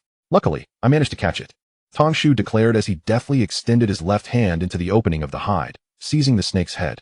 By seizing the opportune moment to press the snake's head firmly, he successfully denied it the chance to bite him. Extracting the entire snake, he observed that the once stiff body had now warmed, dangling limply and measuring nearly 2 meters in length. However, due to Tongshu's earlier strike, the central portion of the black snake had been rendered completely paralyzed. Its flesh and bones shattered into 3 segments, merely held together by a thin layer of skin. Yet, the tail continued to thrash about, carving furrows into the snow beneath it. Above, the undamaged segment of the snake's body coiled and twisted, forming an elegant S-shape in the air. With proper precautions, a mere black snake posed no threat to Tongshu, who swiftly dispatched it, ensuring its head met a gruesome end. After confirming the snake's demise, he once again secured it around his neck. "Wang Wei, you have saved my life today," Tongshu remarked gravely as they resumed their journey. Wang Wei smiled and waved his hand dismissively. "Didn't you help me carry the wood as well?" Tongshu, with his free hand scratching his head, replied earnestly. "That's different. Without your assistance, I would not have realized the black snake had revived. Even if I had, I would not have known how to subdue it. Without your method, I would surely have met my end. Today, you saved me, and I will undoubtedly return the favor." Hearing Tongshu's vow, Wang Wei smiled but chose not to elaborate further. Soon, the trio returned to the cave. Upon their arrival, the others peered out from within, eager to see if Tongshu and the others had managed to bring back a hunt alongside the wood, as they had the previous day. However, this time their hopes were destined to be dashed, for aside from the wood, the only prey was the black snake Tongshu had brought back. Yet, given the snake's meager size, the others knew it would hardly suffice for them all. As expected, after discarding the wood they had carried, Tongshu reached out, expecting to claim the black snake from Tongshu's neck as if it were his due. Tongshu had long been accustomed to such behavior. From the moment the snake had been discovered, it was evident that Tongshu would lay claim to a share. However, this time Tongshu hesitated, stepping back and saying, "Tongshu, the black snake was discovered by Wang Wei. He should have a portion once it is cooked." Upon hearing this, Tongshu's face darkened. "This little snake isn't enough for 2 of us, and you wish to share it with an outsider? Are you a fool? He saved my life today. Without him, I would be dead," Tongshu retorted, glaring fiercely. "Then you shall forego your share and give yours to him." Tongshu stepped forward and snatched the black snake from Tongshu's grasp. "This snake was brought back by the 2 of us together. We both deserve a portion. Moreover, Wang Wei crafted us grass shoes to protect our feet from the cold. He should also have some meat," Tongshu declared angrily. Inside the cave, heads began to emerge, drawn by the commotion of their argument. Though Tongshu was initially annoyed, he soon resorted to brute force, tearing the severed portion of the snake's tail and tossing half of it to Tongshu, declaring, "You 2 can divide this. Speak further, and I shall put you both down." Glaring at the short segment of the tail, Tongshu's anger flared, and he stepped forward, ready to argue with Tongshu. However, Wang Wei intervened, pulling Tongshu back and speaking up, "It's fine. There are still many frozen animals on the mountain. Tomorrow, once I finish weaving the grass shoes, we can all wear them to bring those animals down. I can endure a day of hunger. After all, everyone in the cave is equally famished." The Paulownia tree, somewhat irate, picked up the snake's tail and thrust it into Wang Wei's hand, declaring, "This is for you to eat. You saved me, and I shall not allow you to go hungry." Wang Wei neither declined nor explicitly accepted, merely accepting the snake's tail and inquiring. Do you typically throw the snakes into the fire to roast them directly? Well, if eaten raw, some snakes may harbor toxins within their bodies, the Paulownia tree replied. Wang Wei chuckled. I have a method that will make the snake taste far superior when roasted. Allow me to handle this tail. More delicious? The Paulownia tree asked, puzzled. Indeed, the snakes I roast are infinitely more delectable than those simply cast into the flames, Wang Wei affirmed. After saying this, he turned to the pine tree, saying, My lord, allow me to roast your snake. My method yields a far superior flavor compared to merely tossing it into the fire. The pine tree pondered for a moment. Recalling Wang Wei's actions over the past few days, and despite his hesitation, he could not resist the temptation of a more exquisite meal. He tossed the snake to Wang Wei, warning, If I catch you stealing my snake meat, I shall consume you alive. Accepting the black snake from the pine tree, Wang Wei reassured, Rest assured, my lord, I would never dream of pilfering your snake meat. As he took hold of the black snake, a strip of flesh revealed itself from where the pine tree had severed the tail. Wang Wei squeezed it with his fingers, feeling a rigid texture that brought him joy. With this and the snake's skin, even if he consumed no meat today, he would still consider himself fortunate. Chapter 17, The Bow and Arrow. That protruding strip of flesh, if all went as expected, was snake tendon. Typically, snake tendons are attached to the meat and are often overlooked due to their slenderness. However, in his youth, Wang Wei had heard tales from the village elders about certain snakes possessing two tendons, one a common snake tendon and the other one sprouting from the vertebrae. It was said that the tendon within the bone was a rare product of the snake's mutation, and when used for bowstrings, it surpassed even cow tendons in efficacy. In the past, village children had eagerly captured numerous non-venomous water snakes to test this legend, but perhaps due to their ill fortune, they only encountered solid vertebrae with no such tendons. Yet, when the pine tree had removed the snake's tail, Wang Wei immediately recognized that this strip of flesh hung from the vertebrae, instantly recalling the childhood lore. Taking a stone, he shattered it to extract a sharp shard, which he then used to sever the snake's head. While the vast majority of biological toxins succumbed to the scorching heat, the long fangs posed a significant deterrent to consumption. Following the opening made by the severed head, Wang Wei skillfully peeled the skin downwards. He then employed a stick to clean out the snake's internal organs and remnants of food, effectively preparing the entire snake. He found a straight stick and skewered the snake through its belly, and then planted two forked sticks in the ground beside the fire, placing the snake meat atop to roast. Wang Wei's assertion that he could enhance the flavor of the snake meat hinged on merely altering the roasting technique. The method employed by the pine tree and his companions was rather crude and straightforward, tossing their prey directly into the flames without any consideration for cleanliness or cooking time. Some parts would be charred while others remained raw. In contrast, Wang Wei's makeshift grill offered a different approach, though lacking in seasoning or salt. The change in cooking methods significantly improved the taste. The snake meat sizzling on the grill emitted a delightful aroma rather than the unpleasant odor of charred flesh. The pine tree stood nearby, sniffing the air, his mouth watering as he gazed at the roasting snake meat. Although it was all meat, the pine tree felt that today's snake was far more enticing than the pork from yesterday. Given the 2-meter length of the snake, it was impossible to roast it all at once. Wang Wei first cooked one section, shifting the raw parts over the flames once the first portion was done. Is it not ready yet? The pine tree anxiously inquired, licking his lips. Just a moment longer. It will be done soon, Wang Wei replied. After hearing this response once more, the pine tree could no longer contain himself, shoving Wang Wei aside and seizing the roasted snake meat to devour it. While Wang Wei's culinary skills were rather basic, the meat, having been stripped of its skin and entrails, naturally lacked the foul odor that accompanied the flesh cooked with innards and skin. Moreover, the rotating roasting method ensured even cooking, avoiding the common issue of some portions being undercooked while others were burnt. Most importantly, the absence of ash and debris from the fire enhanced the flavor of Wang Wei's roasted snake meat compared to that simply tossed into the flames. Thus, upon tasting the meat, the pine tree realized that Wang Wei had indeed not deceived him. The snake was indeed far more delicious than what he had previously prepared. After finishing the cooked portion, the remaining raw meat paled in comparison, becoming increasingly unpalatable. At that moment, Wang Wei was already roasting the segment of snake meat meant for himself and the Paulownia tree. Hey, make sure to cook my portion first. I'm eager to eat, the pine tree exclaimed, handing over the half-eaten snake meat. Wang Wei, unperturbed, set aside his own meat and took the pine trees to continue roasting. Once the pine tree was sated and had quenched his thirst at the stream, he contentedly made his way back towards the cave. At the cave entrance, a group of people parted to let him through. One boulder tribesman spoke up, Pine tree, the others say there are many animals frozen to death on the mountain. You and the Paulownia tree have grass shoes, so you needn't fear frostbite. We are all hungry, so why not bring some down for us to eat? The pine tree waved his hand dismissively, replying, "Perhaps tomorrow. I am already full today."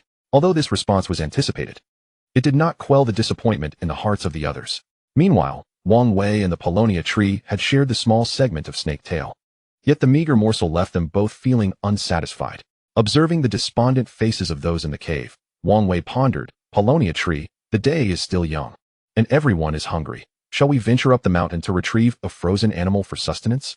The Paulownia tree hesitated, expressing concern. "You lack strength, and I fear there may be danger." "What danger?" Wang Wei inquired. "If the people from the enemy tribes see us alone, they will surely kill us. Moreover, if we are few in number, should a large bird appear overhead, it might swoop down to snatch us away," the Paulownia tree cautioned. Upon hearing these words, Wang Wei did not press the matter. After all, his time in this place had been brief. Although the greatest danger he had encountered thus far was the pine tree, it would be foolish to naively assume this world was devoid of peril. In such an environment, heeding the advice of the indigenous people was undoubtedly wise. To arrogantly insist on one's own way would likely lead to the swiftest demise. Since ascending the mountain proved impossible, Wang Wei set about processing the snake sinew he had retrieved earlier. The sinew, measuring over a meter in length, was entirely white and adorned with numerous bifurcations resembling tendrils, approximately as thick as a calligraphy brush's core. Upon touch, it felt remarkably smooth yet exceptionally resilient. Wang Wei exerted tremendous effort but was unable to sever it. After cleansing it thoroughly, he placed it beside the fire to dry. Typically, animal sinews remain quite pliable within the creature's body, exhibiting a degree of elasticity. However, once exposed and dehydrated by heat, they become exceedingly rigid, and their elasticity considerably diminishes, much like the beef tendons sold in markets, which can be wielded like a stick. The technique for crafting bowstrings from animal sinew is not particularly complex. It merely involves air drying followed by rehydration, then beating it into fine strands, and finally twisting it into strands as required, thus completing the bowstring. Many assume that a bowstring should possess as much elasticity as possible, but this is a misconception. Ideally, the bow's power should entirely derive from its limbs, and a more elastic string can actually detract from efficiency and accuracy. Historically, there have been bows crafted from metal, relying solely on highly elastic bowstrings for propulsion, yet the lack of their transmission and promotion suggests inherent limitations. The history of humanity's use of bows and arrows traces back to ancient times. The accumulation of knowledge over the years has enabled the development of numerous techniques for bow and arrow fabrication. Typically, hardwood is the preferred material for bow construction. The ancient text Tiangong Kaiwu records that the finest materials for crafting bows and arrows are mulberry wood, followed by catalpa and others. Essentially, mulberry wood refers to what is known today as paper mulberry. In fact, mulberry trees can be considered a variant of paper mulberry, and those of considerable age make excellent choices for bow making. The segment of mulberry tree trunk that Wang Wei brought back today, in terms of length, size, and curvature, was exceptionally suited for crafting a bow. Of course, the creation of a bow and arrow is not something that can be accomplished in a single day. After toying with the piece of mulberry wood for a while, Wang Wei placed it in a sheltered spot at the mountain's base to allow it to air dry. However, he soon grew concerned that the villagers might mistake it for ordinary firewood and burn it. So he ventured a short distance along the mountain's foot and concealed it beneath a large boulder free of snow. After completing this task, he returned to continue sharpening his small knife. Time passed slowly, and occasionally, individuals emerged from the cave to scavenge remnants of the serrated pig bones from the previous day, attempting to extract any lingering morsels of meat. Others approached Wang Wei, curious about when he would finish weaving his next pair of grass sandals. Pinecone made 2 appearances, inquiring if Wang Wei needed assistance in pulling grass, yet the catalpa tree had yet to show itself. Observing those who did not even spare the bone scraps, Wang Wei said nothing, quietly stowing away the snake sinew. If discovered, it would undoubtedly be snatched away for consumption. With the frequent comings and goings of the cave's inhabitants, Wang Wei found no opportunity to continue sharpening his knife. Although he doubted they would grasp the significance of metal even if he sharpened it before them, he remained cautious and unwilling to take any risks. Whether for the future crafting of bows and arrows, self-defense, or daily life, possessing a knife would prove invaluable. Should it be taken by them, particularly by Pinecone, it would spell trouble. Since he could not sharpen his knife, Wang Wei decided to devote his efforts to weaving grass sandals. Today's temperature exceeded his expectations, with the snow melting at an even quicker pace than anticipated. Beyond the forest, vast expanses of green emerged as the snow receded. Normally, both catalpa and mulberry trees would shed their leaves in winter, a result of countless years of evolution. However, in the past, the seasons were perpetually warm, and leaves remained green throughout the year. As one batch withered, another would sprout anew. The abrupt cold snap of winter now left various plants unprepared, maintaining their verdant state even beneath the snow. Yet today, while in the forest, Wang Wei could easily discern that many leaves, particularly those of the catalpa, had succumbed to frost, their once vibrant green now resembling a dark hue, as though scalded by boiling water. As time passed, Wang Wei's grass sandals gradually took shape. The number of tribesmen emerging to suck on animal bones increased. Yet Wang Wei paid them no mind, only occasionally murmuring a gentle admonition if they disturbed the sword grass drying by the fire. Suddenly, the commotion from those searching for animal bones outside grew louder. Wang Wei looked up, momentarily taken aback. He beheld Pinecone, caked in mud, appearing at the corner ahead. It was evident from the mud on his head, body, and grass sandals that he had taken a considerable number of tumbles. On his back, he bore a similarly muddy dinosaur. The dinosaur appeared smaller than the serrated pig from the previous day, its body frozen solid, likely having perished on the mountainside. The melting snow had rendered many areas treacherously muddy, and without wooden clogs, the grass sandals offered little traction. It was a feat to carry such a large quarry down the mountain alone. One could only imagine how many times Pinecone had fallen. Wang Wei had initially thought Pinecone would return to the cave to rest after declaring the mountain too perilous, yet he had not anticipated that, after refusing Wang Wei's company, Pinecone would venture up the mountain alone. The crowd cheered as they rushed toward Pinecone, their faces openly displaying expressions of delight. The clamoring outside drew the attention of those within the cave, and soon, everyone rushed out. Wang Wei gathered the sword grass from by the fire and intended to take a closer look at the small dinosaur Pinecone had brought. To be honest, he found this legendary creature quite intriguing. Jurassic Park was among Wang Wei's favorite films, not for its plot, but for the diverse array of dinosaurs it showcased. However, before Wang Wei could approach, the others tossed the small dinosaur into the fire. Well, now that he found himself in this world, dinosaurs must be as commonplace as cabbage in later eras. Surely, opportunities to learn more would arise. Nonetheless, he wondered what dinosaur meat would taste like, if it were salty. That would be ideal, as he felt as though his strength had halved after 2 days without salt. As the firewood continued to pile up, the flames grew increasingly fierce. Pinecone washed his grass sandals with a touch of concern and approached Wang Wei. "I can't believe you ventured up the mountain alone. Weren't you afraid of danger?" Wang Wei inquired. "Hee. After the snowfall, everything has changed. Even the snakes and the brown cats have hidden away. There should not be too much danger. And if I do not go, everyone will surely go hungry today," said Tongshu, stroking his head. Wang Wei fell silent for a moment before responding. "You are far more suited to be the clan leader than Songshu. He is too domineering. Under his leadership, life for everyone will only become increasingly difficult. You, on the other hand, if you were to become clan leader, life for everyone would undoubtedly improve." Tongshu was taken aback, his shock registering at a level of 4. "Hee. I cannot defeat Songshu. If I could, I would never allow him to become clan leader," Tongshu chuckled. Wang Wei smiled non-committally and remarked, "No matter how strong Songshu is, he cannot withstand the combined efforts of everyone. If one day, everyone wishes for you to be the clan leader instead of Songshu, even if he could defeat 2 of you, it would be of no consequence. I am not as strong as he is. How could everyone possibly want me to be the clan leader?" Tongshu asked, somewhat perplexed. Wang Wei pondered for a moment, gesturing towards the crowd gathered around the fire. "Because they all like you. Look, once Songshu has eaten his fill, he neglects everyone. He has grass shoes that could help, yet he chooses not to. Wouldn't everyone come to resent him for that? When someone ventures up the mountain, it is dangerous. If Songshu refuses to go, no one will pressure you to go either. Yet you bravely ventured up the mountain alone, bringing back food for everyone, saving them from hunger. Doesn't that make everyone like you? Songshu enjoys bullying others. Those he bullies will certainly detest him. You, however, do not resort to violence. Doesn't that make you more likable? Songshu likes to steal from others. Those who have been robbed will naturally harbor resentment towards him. You do not steal. Doesn't that make you more likable? If one day, everyone can no longer tolerate Songshu's bullying and unites against him, wouldn't you, being favored by all, be able to become clan leader without even fighting him? Regardless of who becomes the clan leader, it will happen. Why not let someone everyone likes take on that role?"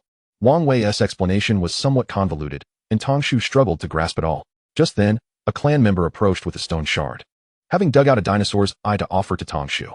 "Tongshu, you eat this." Although Wang Wei could not fathom why in animals eye would be considered a delicacy, it was undeniable that within this tribe, animal eyes were regarded as the finest food.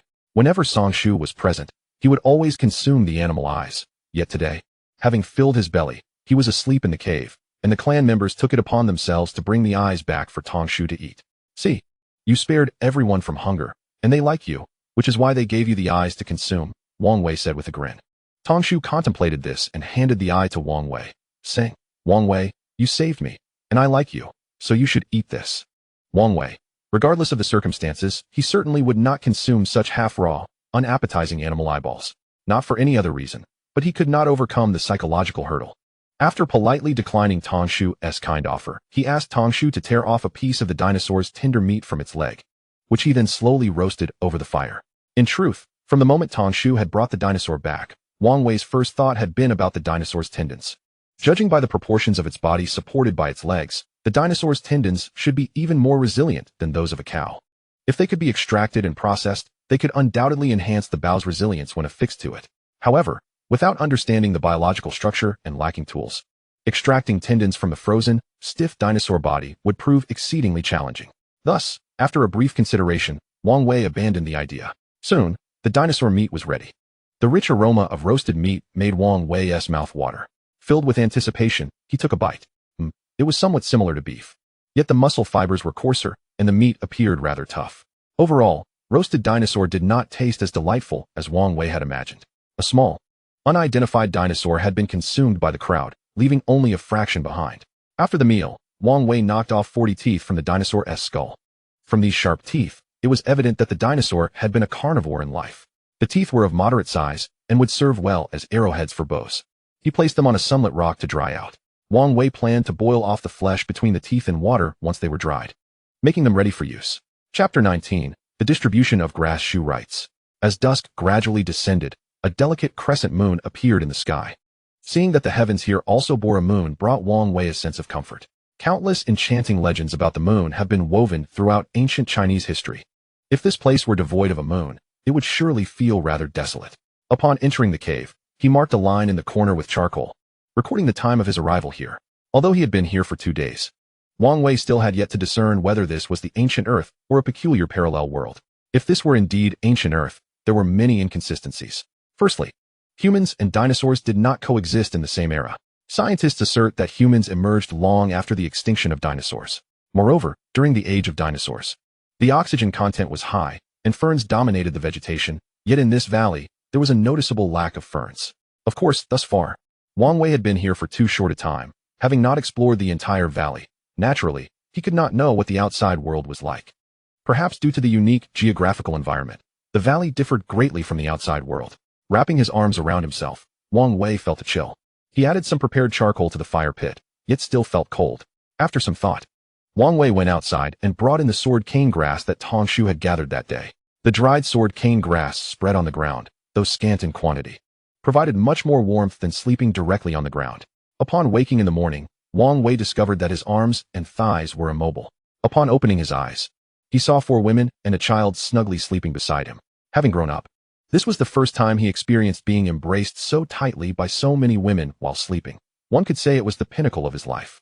However, Wang Wei felt no sense of romance. The thunderous snoring, the grotesque sleeping postures, and the striking beauty of the women rendered his normal physiological reactions non-existent. Struggling to extract his limbs, Wang Wei felt a slight discomfort in his stomach. Upon exiting the cave, several women quickly occupied the warmest spot on the grass bed he had made. The reason they had huddled close to him at night was, in truth, the allure of the grass bed. Previously, this region enjoyed a temperate climate year-round, and people had grown accustomed to sleeping close to the ground. As the weather abruptly turned cold, the method of laying grass on the ground for warmth had yet to be discovered. However, after today, it is believed that Wang Wei's grass bed has opened a new door for them. Arriving at a convenient spot for everyone, Wang Wei lowered his trousers and squatted down. After a moment of sheer relief, he instinctively reached for his pocket. Yet, this motion was only half completed before he froze in place. No paper. In that instant, Wang Wei felt on the verge of collapse, his mind racing with thoughts of what to do. Leaves. Out of reach. Stones. Too filthy mixed with mud. Using his left hand like the Indians? Ugh, just the thought was nauseating. Ultimately, his gaze fell upon the patches of unmelted snow on the ground. With no other options available, he sighed in resignation. After a while, Wang Wei returned with a gloomy expression. Everyone had praised the notion of time travel. But what good was it? Even going to the toilet without paper was a challenge. Did bamboo sticks and stones not hurt? He set about igniting a fire, replenishing the embers in the pit, and then joined everyone in consuming the leftover dinosaur meat from the previous day. However, today, as they feasted on the meat, including the mulberry tree, many among them tore off pieces from the dinosaur and, emulating Wang Wei, skewered them with sticks to roast. Humans possess a remarkable capacity for learning and imitation. Under favorable conditions, no one minds improving their lot in life. Although only the pine and mulberry trees had savored the taste of Wang Wei's roasted meat, their astonished expressions spoke volumes. Moreover, in terms of presentation, the meat Wang Wei had roasted bore no charred spots, nor was it smeared with ash, appearing undeniably appetizing. Of course, the pine tree, disdainful of manual labor, after tearing off the finest piece of meat, tossed it to Wang Wei, commanding him to cook it thoroughly. After breakfast, while weaving grass sandals, Wang Wei pondered the issue of toilet paper. Today was another sunny day, and barring any unforeseen circumstances, most of the snow would likely melt. Without toilet paper, he feared that the next opportunity to use the snow would be lost. The mulberry tree dashed off to gather sword rush grass, accompanied by several other tribespeople. Most were women, shivering as they ran barefoot through the snow, having experienced the warmth of the bed Wang Wei had made from sword rush grass the previous night.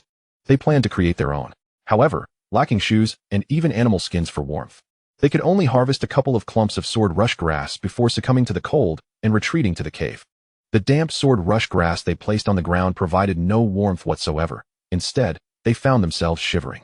In that moment, they were perplexed as to why Wang Wei's grass bed was so warm while theirs felt so frigid.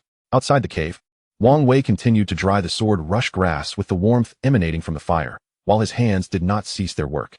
The pair of grass sandals he had nearly completed yesterday soon took their final shape. He called for the pine cone and had him wear the sandals.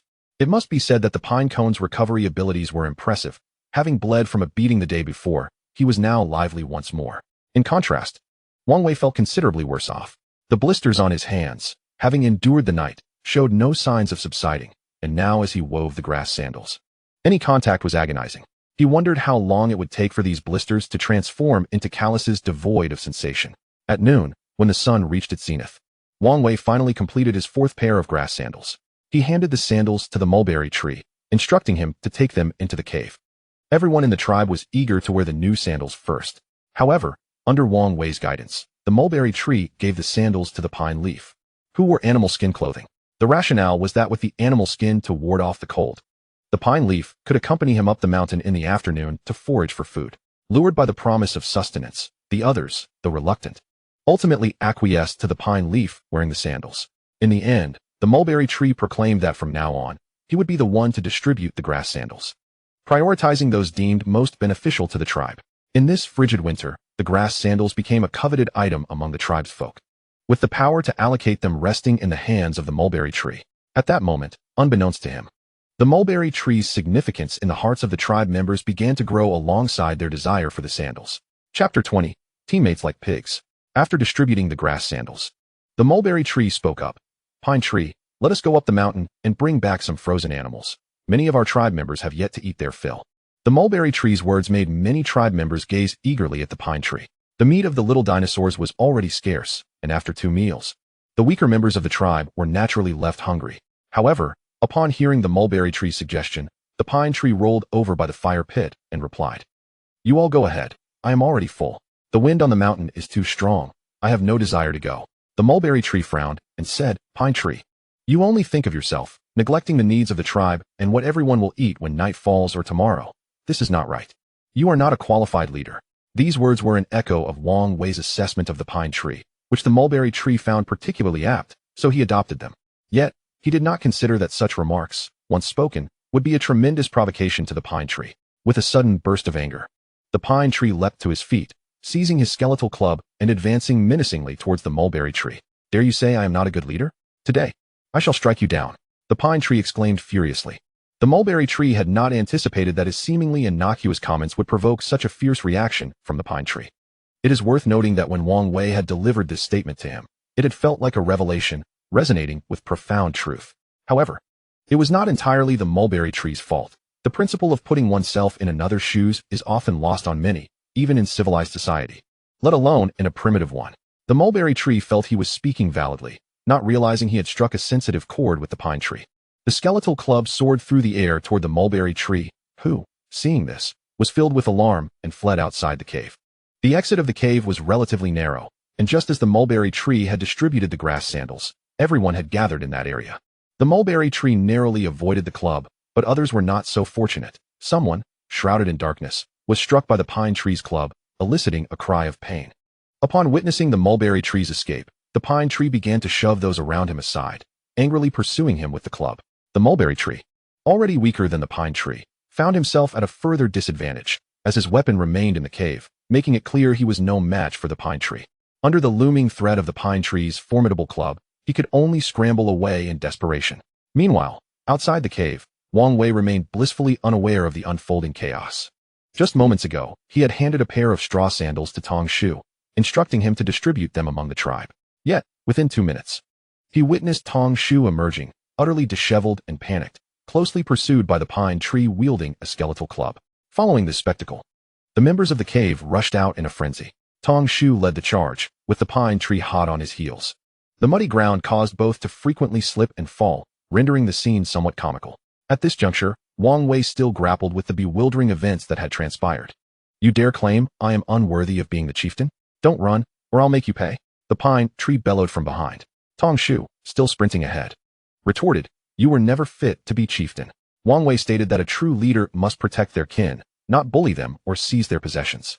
A good leader must possess foresight, considering not just today's needs, but also how to improve the lives of their tribe. They should be loved, not feared. Right. Wang Wei. System. Detected host's negative emotions at 99. Tong Shu's thoughts were quite simple. He merely sought validation for his beliefs when faced with the pine tree's denial. Yearning for a sense of affirmation, an entirely human desire. However, he certainly did not wish to implicate Wang Wei in this turmoil.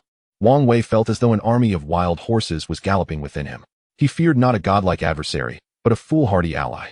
His attempts to explain the essence of good and bad leadership seemed to him an insidious endeavor to subtly reshape the pine tree's mindset. The pine tree posed a significant threat. With such a leader at the helm, Wang Wei sensed an ever-present danger. Regardless of how humble he remained or how skilled he became in crafting sandals or other useful tools, he feared that any misstep could provoke the pine tree's wrath, leading to dire consequences. This pervasive sense of insecurity compelled Wang Wei to contemplate the possibility of a more reasonable and amiable leader. He had entertained the notion of becoming chieftain himself, but upon reflection, he deemed it utterly impossible. His relatively frail physique and the tribe's innate exclusivity stood as insurmountable barriers. Gaining acceptance and recognition from these people, in Wang Wei's view, would require years of coexistence. Thus, he began to share his insights with Tong Shu, hoping to gradually influence him, eventually seeking an opportune moment to either eliminate or exile the pine tree, paving the way for Tong Shu's ascension to leadership. Little did Wang Wei realize that the principles he casually articulated, which he believed were merely rudimentary truths easily grasped by anyone, would profoundly impact Tong Shu. Previously, the tribe had merely sensed the pine tree's shortcomings without articulating their grievances. However, once Wang Wei articulated these issues, Tong Shu experienced an epiphany akin to a thunderous awakening. Accustomed to the relentless drumming of motivational platitudes from the modern world, Wang Wei could never fathom the extent of his influence on Tong Shu. Today, when the pine tree, having satisfied his hunger, refused to seek food, Tong Shu could no longer contain himself and relayed Wang Wei's teachings to the pine tree. In truth, his intent was not to blame the pine tree, but to enlighten him on how to become a competent leader. However, the truth often stings, and Tong Shu's well-meaning words were perceived by the pine tree as blatant accusations and provocations. Given the pine tree's already domineering nature, such provocations were bound to incite conflict. During the chase, the pine tree, having heard Tong Shu's words, turned to glare at Wang Wei, seething, "You scoundrel! How dare you suggest I am unfit to be chieftain? Today, I shall make you my meal." Tong Shu, hearing the pine tree's threat, countered, "You cannot eat him.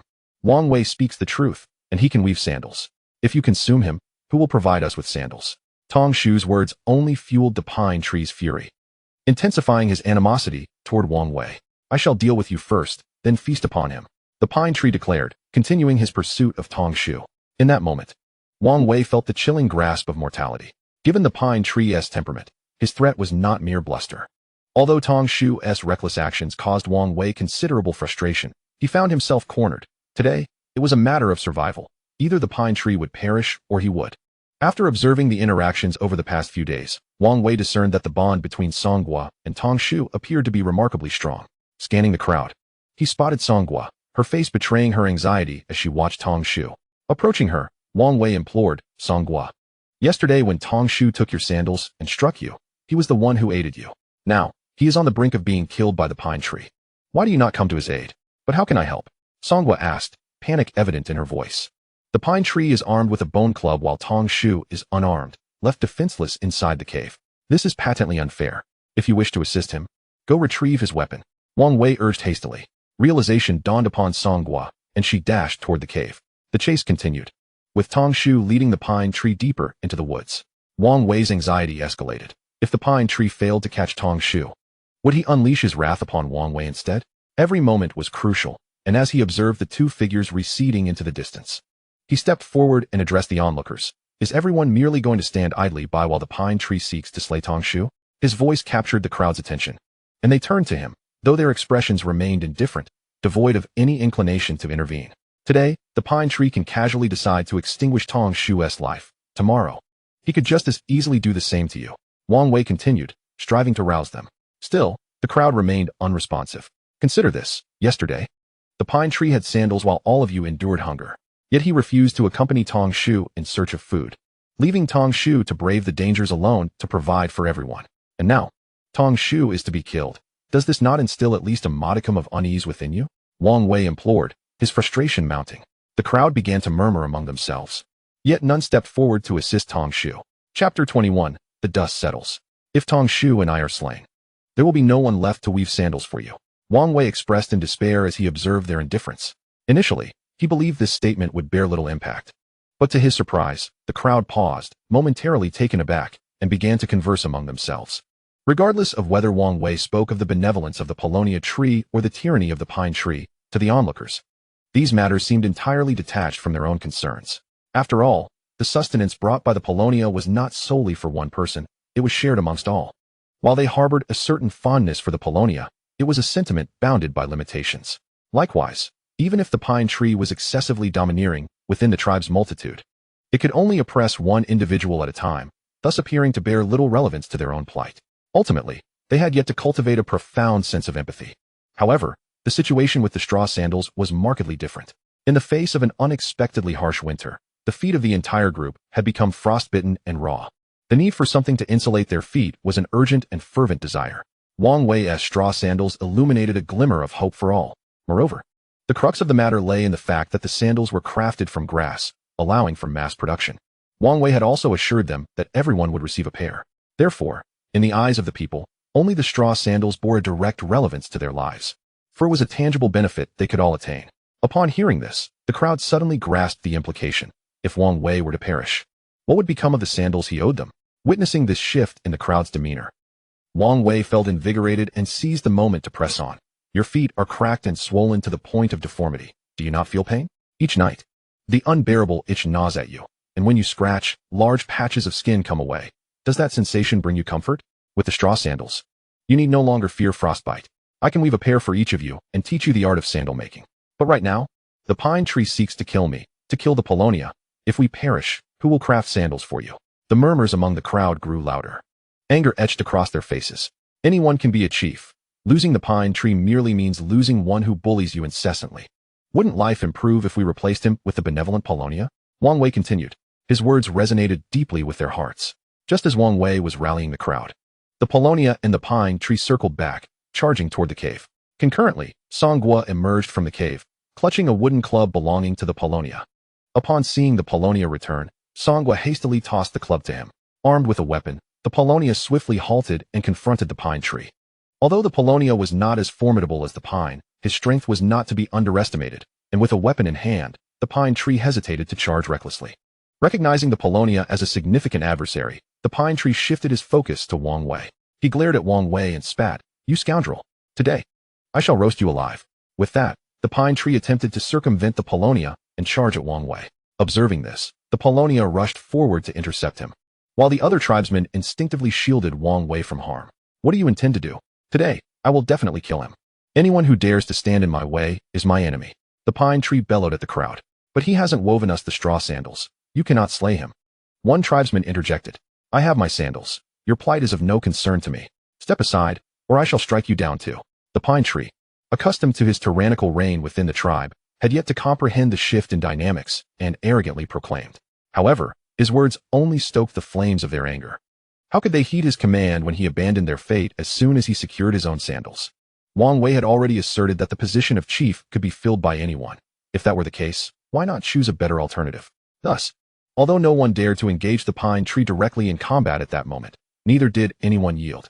Hearing the pine tree's haughty declarations, Wang Wei discreetly exhaled in relief, feeling as though he had narrowly escaped disaster. It seemed they had surmounted this challenge. The pine tree, for the first time experiencing such widespread opposition, could scarcely contain his fury, swinging his club to forcefully disperse the crowd. With each swing, the throng pressed tightly together, leaving those at the front with no means of escape, resulting in inevitable injuries and anguished cries as they fell to the ground.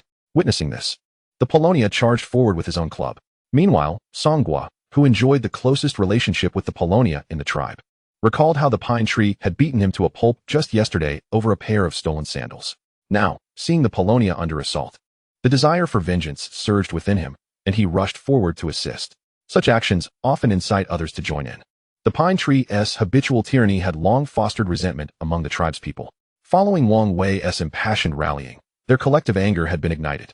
Now, with Songua leading the charge, hesitation evaporated, and the crowd surged forward. The Paulownia, still bewildered by the unfolding chaos, was swiftly engulfed by the tide of bodies. Initially, the pine tree shouted threats, vowing to kill everyone in sight. Yet, with each shout, the crowd's retaliation grew fiercer, and gradually, he ceased his threats, resorting merely to furious roars within the throng. As the pine tree's voice dwindled, the people's fury reached its zenith. Once the crowd withdrew, the pine tree lay battered and bloodied on the ground, motionless. Upon witnessing the pine tree's apparent demise, the crowd was momentarily at a loss. Paulownia, what shall we do next? One tribesman hesitantly inquired. Why not roast the pine tree and consume him? Last year, during the food shortage, he devoured my child. I wish to taste his flesh and avenge my offspring, a woman suggested. Before the Paulownia could respond, an unexpected turn of events occurred. The pine tree, who had been presumed dead, suddenly sprang to life, charging desperately toward the outer edge of the crowd. Although the tribesmen had encircled him, the outermost perimeter was the sparsest, allowing him to break free with sheer force, knocking down 3 tribesmen who attempted to impede his escape. The Paulownia, realizing the urgency of the situation, quickly pursued him, followed closely by the others. However, as they stepped onto the muddy ground outside the cave, where the fire had failed to dry the earth, the chill returned to their feet, prompting many to retreat. Even the Paulownia and Songua, after a brief pursuit, found themselves withdrawing. Wang Wei watched in disbelief from behind. Why are you not pursuing him? He is injured and at his limit. Though he runs swiftly now, he cannot sustain it for long. Failing to eradicate him now will only sow the seeds of future calamity. Upon seeing the Paulownia return, Wang Wei suppressed his frustration with his inept companions and inquired with a kind demeanor, Paulownia, why have you stopped? If you let him go now, he may return to seek revenge. The Paulownia glanced back at the vanishing figure of the pine tree and replied, he is too swift. I cannot catch up, and besides, he is wounded. Without fire at night, he is bound to freeze to death. Wang Wei's lips twitched as he chuckled. Ah, indeed. Let us hope that is the case. Upon Wang Wei's conclusion of his remarks, the crowd exchanged glances, each unsure of what to say, leading to a momentary lull in the atmosphere. Observing the hesitant demeanor of Tong Shu, Wang Wei encouraged him, saying, now that you have ascended to the position of clan leader, perhaps you might share a few words with everyone, something along the lines of guiding us towards a better future, ensuring no one is mistreated, or any sentiments you wish to express. Although Tong Shu's leadership was practically assured following Song Shu's departure, Wang Wei's words served to solidify his position. After listening, Tong Shu scratched his head, replying, but I haven't defeated Song Shu. He became the clan leader after vanquishing the former leader, and since Song Shu is still alive, can I truly be considered the leader? Wang Wei was at a loss for words. It was perplexing that Tong Shu could grasp this point, yet failed to pursue the matter further earlier. Despite his frustration with Tong Shu's lack of insight, his bewildering intellect, he reminded himself that teammates are meant to be encouraged, not scolded. Since Song Shu no longer sees you as one of his own and has been driven away by the collective ire of the clan, you are no longer bound by his actions. Your kindness towards our kin and your robust physique make you the rightful leader in the eyes of the tribe. Therefore, please share a few words with everyone, Wang Wei urged, offering encouragement. Tong Shu, still scratching his head, stammered, I promise that as the leader, I will not bully anyone, and I will strive to lead everyone towards a better life. Once Tong Shu finished his statement, Wang Wei waited in vain for further elaboration. After a moment of contemplation, he shouted, excellent, and began to clap enthusiastically. A few seconds later, noticing the crowd staring at him blankly, he realized that while the system could translate languages, it could not convey the meaning of applause. Embarrassed, he lowered his hands. At that moment, Tong Shu seemed to recall something and spoke again. It's quite cold outside. Everyone should head back. Later, I will go with Song Gua and Song Yi to the mountain to gather food. Upon hearing the mention of food, the crowd's spirits lifted, and they erupted in cheers. This was undoubtedly of far greater importance to them than the triviality of leadership. After the cheers subsided, the majority of the attendees, lacking animal skins for warmth, made their way towards the cave, as the outside chill was unbearable. Song Gua and Song Yi, equipped with straw sandals, decided to remain behind, planning to accompany Tong Shu up the mountain in search of provisions. Wang Wei pondered for a moment before saying to Tong Shu, allow me to join you on your ascent. I have some matters to discuss with you, and I also need to search for a few items on the mountain. As they followed Tong Shu up the slope, the melting snow rendered the path muddy, with many areas rendered impassable. Fortunately, the upper reaches of the mountain were predominantly rocky, with only a thin layer of soil in certain spots. Perhaps due to this, the mountain was devoid of many large trees, aside from a few scattered weeds. It's quite challenging for me to produce straw sandals alone. I need assistance. There are many women in the tribe with free time. They can be utilized for this task. Weaving straw sandals is not difficult. Once they are taught, it won't be long before everyone is equipped with them. Wang Wei said, panting as he ascended. Tong Shu nodded in agreement, wielding the skeletal club he had claimed as a trophy when Song Shu fled, having abandoned his weapon in haste. As they climbed, whenever Wang Wei spotted smaller stones, he would approach and strike them with a larger rock. If he found any suitable ones, he would place them in prominent locations, intending to take them down the mountain later. Since they were in a valley, stones were plentiful, often dislodged by rainwater each year. Wang Wei aimed to find some hard stones to craft into stone axes. As the saying goes, to seek wealth, one must first fell trees. In the absence of tools, a stone axe was the preferred choice for timbering. The ideal materials for making stone axes were obsidian, known for its hardness and resilience, followed by river stones that had been meticulously shaped over time.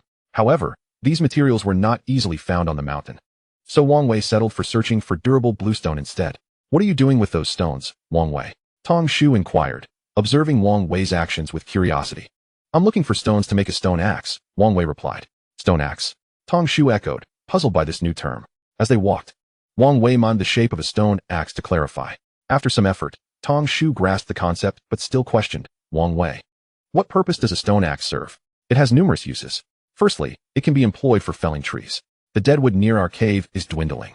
Although many large trees have been broken by the recent heavy snowfall, transporting them back is impractical at the moment. Even if we could bring them back, we would struggle to break them down into manageable pieces. With a stone axe, we can chop those trees into smaller sections for use. In addition to cutting wood, a stone axe can also be used in combat. You see, it has a heavier front and a lighter back, with a handle that makes it far more suitable for throwing than an ordinary stone. The flat edge increases its lethality, allowing you to injure an enemy before they even reach you. There are many brown cats in the forest. Although they are currently hiding from the cold, they will eventually emerge. We may not be able to chase them down, but with a stone axe, if one taunts you from a distance, you could simply throw it and strike it down. How convenient that would be, Wang Wei explained with a smile. Despite his detailed explanation, Tong Shu remained skeptical. Thinking a stone axe was merely a stick with a stone attached, what difference could it make when thrown? Wang Wei chose not to elaborate further, believing that seeing would be believing once the stone axe was crafted. Before long, the group reached the mountain summit. Just beyond the slope, the biting wind howled mercilessly. As they crossed the peak, the chill forced them to squint and huddle closer together. The warming weather had rendered the icy shell atop the snow less formidable. With each step Wang Wei took, he would break through the icy crust, sending the frigid wind swirling around the freshly exposed snow beneath. It appeared as though each step left a trail of white dust swirling in his wake. Due to the ferocity of the wind, no one could keep their eyes wide open, so they squinted and searched their immediate surroundings. To their delight, the relentless wind had spared the flat snow, leaving it largely undisturbed, while the mounds of snow had been blown away, revealing any frozen animals within 100 meters. Soon enough, the four of them spotted a creature resembling a saber-toothed tiger, albeit with black fur, dubbed the black saber-toothed tiger, alongside a diminutive deer nearly the height of a person. It was referred to as a small deer simply because it appeared significantly smaller than the black saber-toothed tiger. The entire saber-toothed tiger required the combined strength of Songhua and Songya to lift it with great effort. Judging by its size, it weighed at least 1,000 pounds. Observing its robust claws, Wang Wei surmised that even the lions and tigers of later generations would scarcely withstand a couple of swipes from such a creature. The two elongated fangs, each measuring over 20 centimeters, appeared utterly terrifying. It was unlikely that anything could escape once caught in their grasp. As for the oddly shaped fawn, although it stood nearly as tall as a person, its long legs constituted the majority of its height. and Wang Wei estimated it weighed no more than 200 pounds. The fawn had frozen to death in a kneeling position, and Songshu managed to toss it onto his shoulder, perfectly wedging it there. With one hand occupied to prevent the fawn from slipping, his other hand was free to assist Songhua and the others. As they made their way back, Wang Wei strained to widen his eyes, hoping to catch a glimpse of what lay beyond the mountain. However, even as the cold wind stung his eyes, all he could see was a vast expanse of white mist in the distance. Walking down the mountain, Wang Wei picked up the stones he had previously collected, now empty-handed. After cradling 7 or 8 stones in his arms, he began to feel the strain. The remaining stones would have to wait until his next visit. Upon their return with the spoils, the members of the cave rushed out to greet them, bestowing upon them a hero's welcome filled with joyous cheers. Yet, when they noticed the stones Wang Wei was carrying, their expressions morphed into one of incredulity, as if to say, "What on earth is wrong with this guy? He returns without food, only to bring back a pile of stones." Gazing at the large and small prey, Songshu hesitated for a moment before approaching Wang Wei. "Wang Wei, could you remind me how you suggested we distribute the food last time, so that everyone eats longer and waste is minimized?" Songshu inquired. Wang Wei pondered for a moment before asking, "Looking at this deer, if we let everyone eat freely, how many meals do you think it could provide?" Songshu scratched his head and replied, "Probably enough for everyone to finish in one go, maybe a little left over, but certainly not much." With 30 to 40 people in the tribe, the majority being women and children, this deer, weighing around 200 pounds, would mean an average of about 5 pounds of meat per person if consumed all at once. If everyone devoured the deer in a single sitting, wouldn't they all be too stuffed to move, needing to lie down for a while before they could even stir? Wang Wei continued. Songshu nodded, affirming the situation. Whenever there was ample food, they would only stop eating once they could no longer move. You see, in such cases, people end up overeating, and consequently, a significant portion of the food is wasted. If everyone simply eats until they feel satisfied, leaving leftovers for the next meal, we could avoid waste. This deer, if consumed to the point of fullness, would be gone in one sitting. However, if the goal is merely to sate hunger, I estimate it could last for 3 or even 4 meals, Wang Wei asserted. Upon hearing the words 3 and 4, Songshu was momentarily taken aback, then began to count on his fingers, finally grasping the distinction between the two. The difference between 1 meal and 4 was indeed substantial. After a moment of contemplation, he asked, "So what should we do? Should I distribute food to each person bit by bit?" Wang Wei nodded. That wouldn't be a bad approach. But it is also the least efficient and could easily offend people. Since everyone's appetite varies, if you distribute the same amount to everyone, those with smaller appetites might find it inadequate, while those with larger appetites may feel unsatisfied.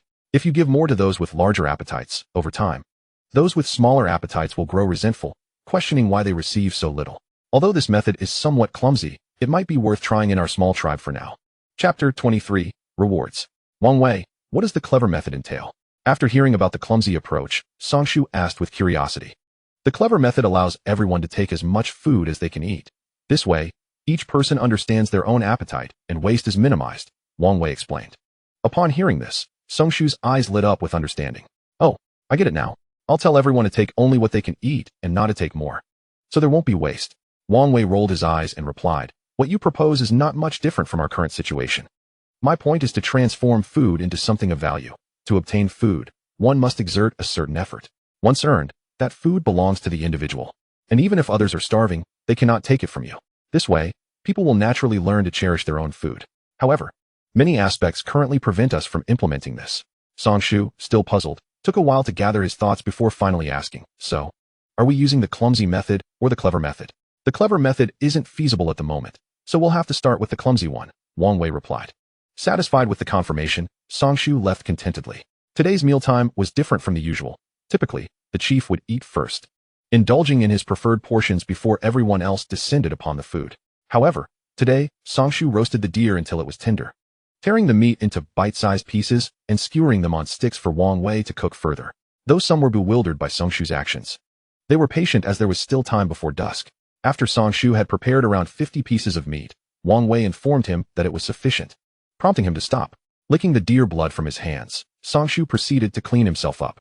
Without tools, skinning and tearing the deer was indeed a laborious task. Without Songshu's remarkable strength, it would have been nearly impossible for Wang Wei to accomplish. Sitting by the fire to warm himself, Songshu gazed at the 3 makeshift rotisseries rotating slowly. After a while, he suddenly frowned and said, "Wang Wei, this division of meat is far too time-consuming. If I do it this way every time, I won't even be able to hunt." Wang Wei, while turning the meat on the fire, replied, This isn't a task you should be handling. You could find someone in the tribe to act as a cook. Oh right. A cook is someone who prepares food for everyone. Songshu looked puzzled and asked, why should we hire a cook? What if the cook steals or distributes unfairly? In terms of food distribution, fairness is a relative concept. Everyone's appetites vary, and no matter how it is divided, it will never be equitable. If people feel that the food distributed by the cook is unfair, simply replace the cook. Let the most vocal complainer take on the role. After swapping out 2 or 3 cooks, the quarrels will cease, and at that point, people will seek to ingratiate themselves with the cook. As long as you manage the cook well, you can ensure fairness for the majority. Moreover, if you are the one distributing the food, people may harbor resentment if they feel it's unfair. However, a cook can be replaced at any time, while a chief cannot be so easily changed, Wang Wei explained. After listening to Wang Wei's words, Songshu fell into deep thought, uncertain if he would fully comprehend what Wang Wei was implying. After a while, the meat began to cook through. The tree spirit arose and called forth the inhabitants of the cave, distributing food to each of them. However, due to the novelty of this initial allocation, the scene was rather chaotic. A few individuals, having finished their portions, returned to the pine tree to request additional meat, thus receiving food twice. Fortunately, the quantity of roasted meat prepared for this first distribution was ample, so no one left empty-handed. Nonetheless, being inexperienced, the tree spirit had torn the meat into uniformly sized pieces, resulting in similar portions for both adults and children. While some, like the pine cone and pine needles, felt unsatisfied and still hungry after consuming the roast, others, particularly a few children, found themselves so stuffed they could hardly bend over. Discontent was palpable among those who had not indulged to their usual extent. However, given that this was the tree spirit's inaugural endeavor as chieftain, and understanding that new leaders often face challenges, the community was sympathetic. Moreover, as the roasted meat was cut into smaller pieces, each morsel was thoroughly cooked, vastly improving the flavor compared to the usual undercooked or raw foods. The deliciousness of the meal somewhat alleviated the collective dissatisfaction. Most significantly, the tree spirit, like the others, had only one piece of roasted meat to enjoy, in stark contrast to the domineering behavior of the pine tree.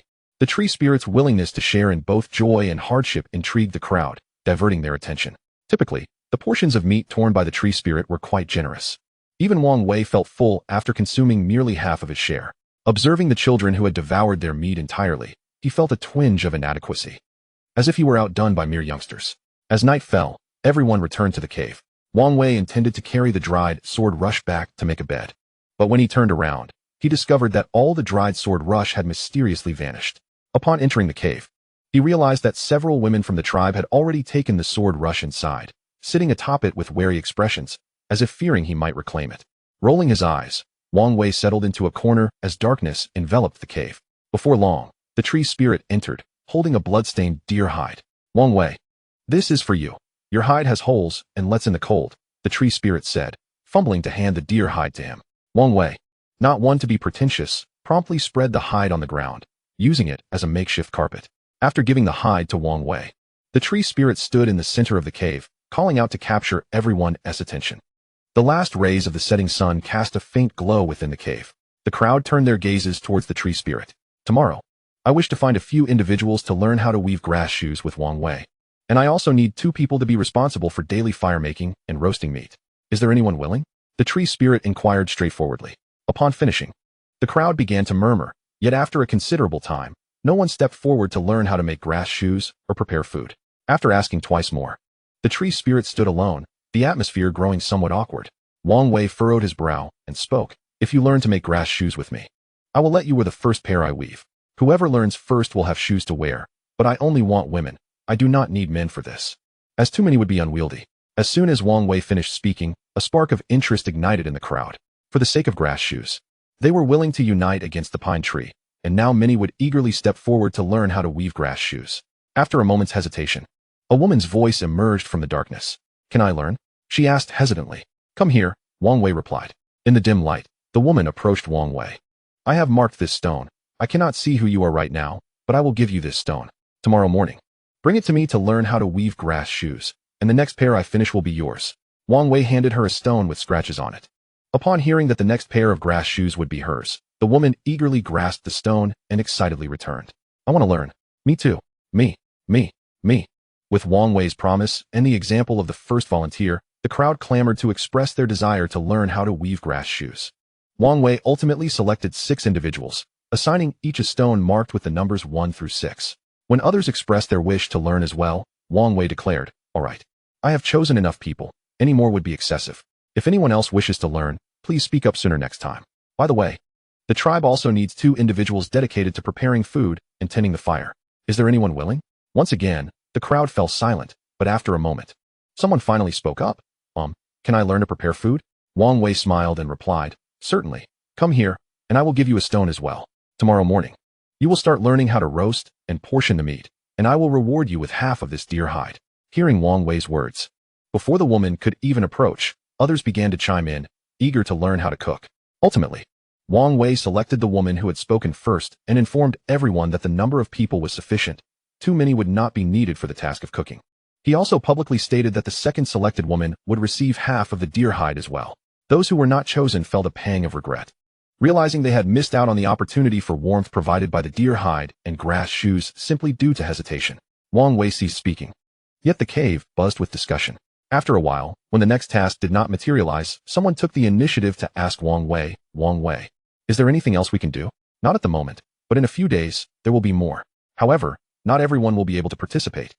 If you wish to, you must strive for it," Wang Wei replied. His words sparked further discussion among the crowd. In the darkness, the tree spirit crawled over and nudged Wang Wei, saying, "Wang Wei, you are truly impressive. When I asked them to learn how to make grass shoes, they were unwilling. But the moment you spoke, they were eager to participate. Truly remarkable." Wang Wei smiled and exchanged a few pleasantries before falling silent, his hands busy grinding a small knife against a stone while keeping an eye on the system's progress. Just moments ago, informing everyone that learning to weave grass shoes would yield the first pair had garnered him several points of astonishment. And now the distance to activate the system's requirements had diminished significantly. Wang Wei eagerly anticipated the effects of the system's activation. Chapter 24, The Brown Cat Crisis. Human potential is indeed vast. In his previous life, Wang Wei needed to set 7 or 8 alarms each morning, often only rising from his slumber when the last alarm rang, signaling that he was nearly late. However, since his arrival here, his penchant for oversleeping had been swiftly corrected. In the early hours, without an alarm or anyone to call him, Wang Wei awoke from his dreams. Emerging from the cave, a biting chill caused Wang Wei to shiver. This morning was significantly colder than the previous days. Noticing Wang Wei's movement, the women who had procured stones the night before also stirred awake. Without a fire or animal pelts for warmth, they huddled together as soon as they stepped outside, freezing. After retrieving the stones, Wang Wei took note of their appearances one by one. He instructed the few tribeswomen learning to make grass shoes to return to the cave and wait until breakfast was prepared before continuing. However, he kept 2 women who were learning to cook. As the 2 shivered while attempting to start a fire, Tong Shu groggily emerged, rubbing his eyes. Seizing the moment, Wang Wei handed him a piece of deer hide, already partially ground, and asked him to tear it into 2 pieces.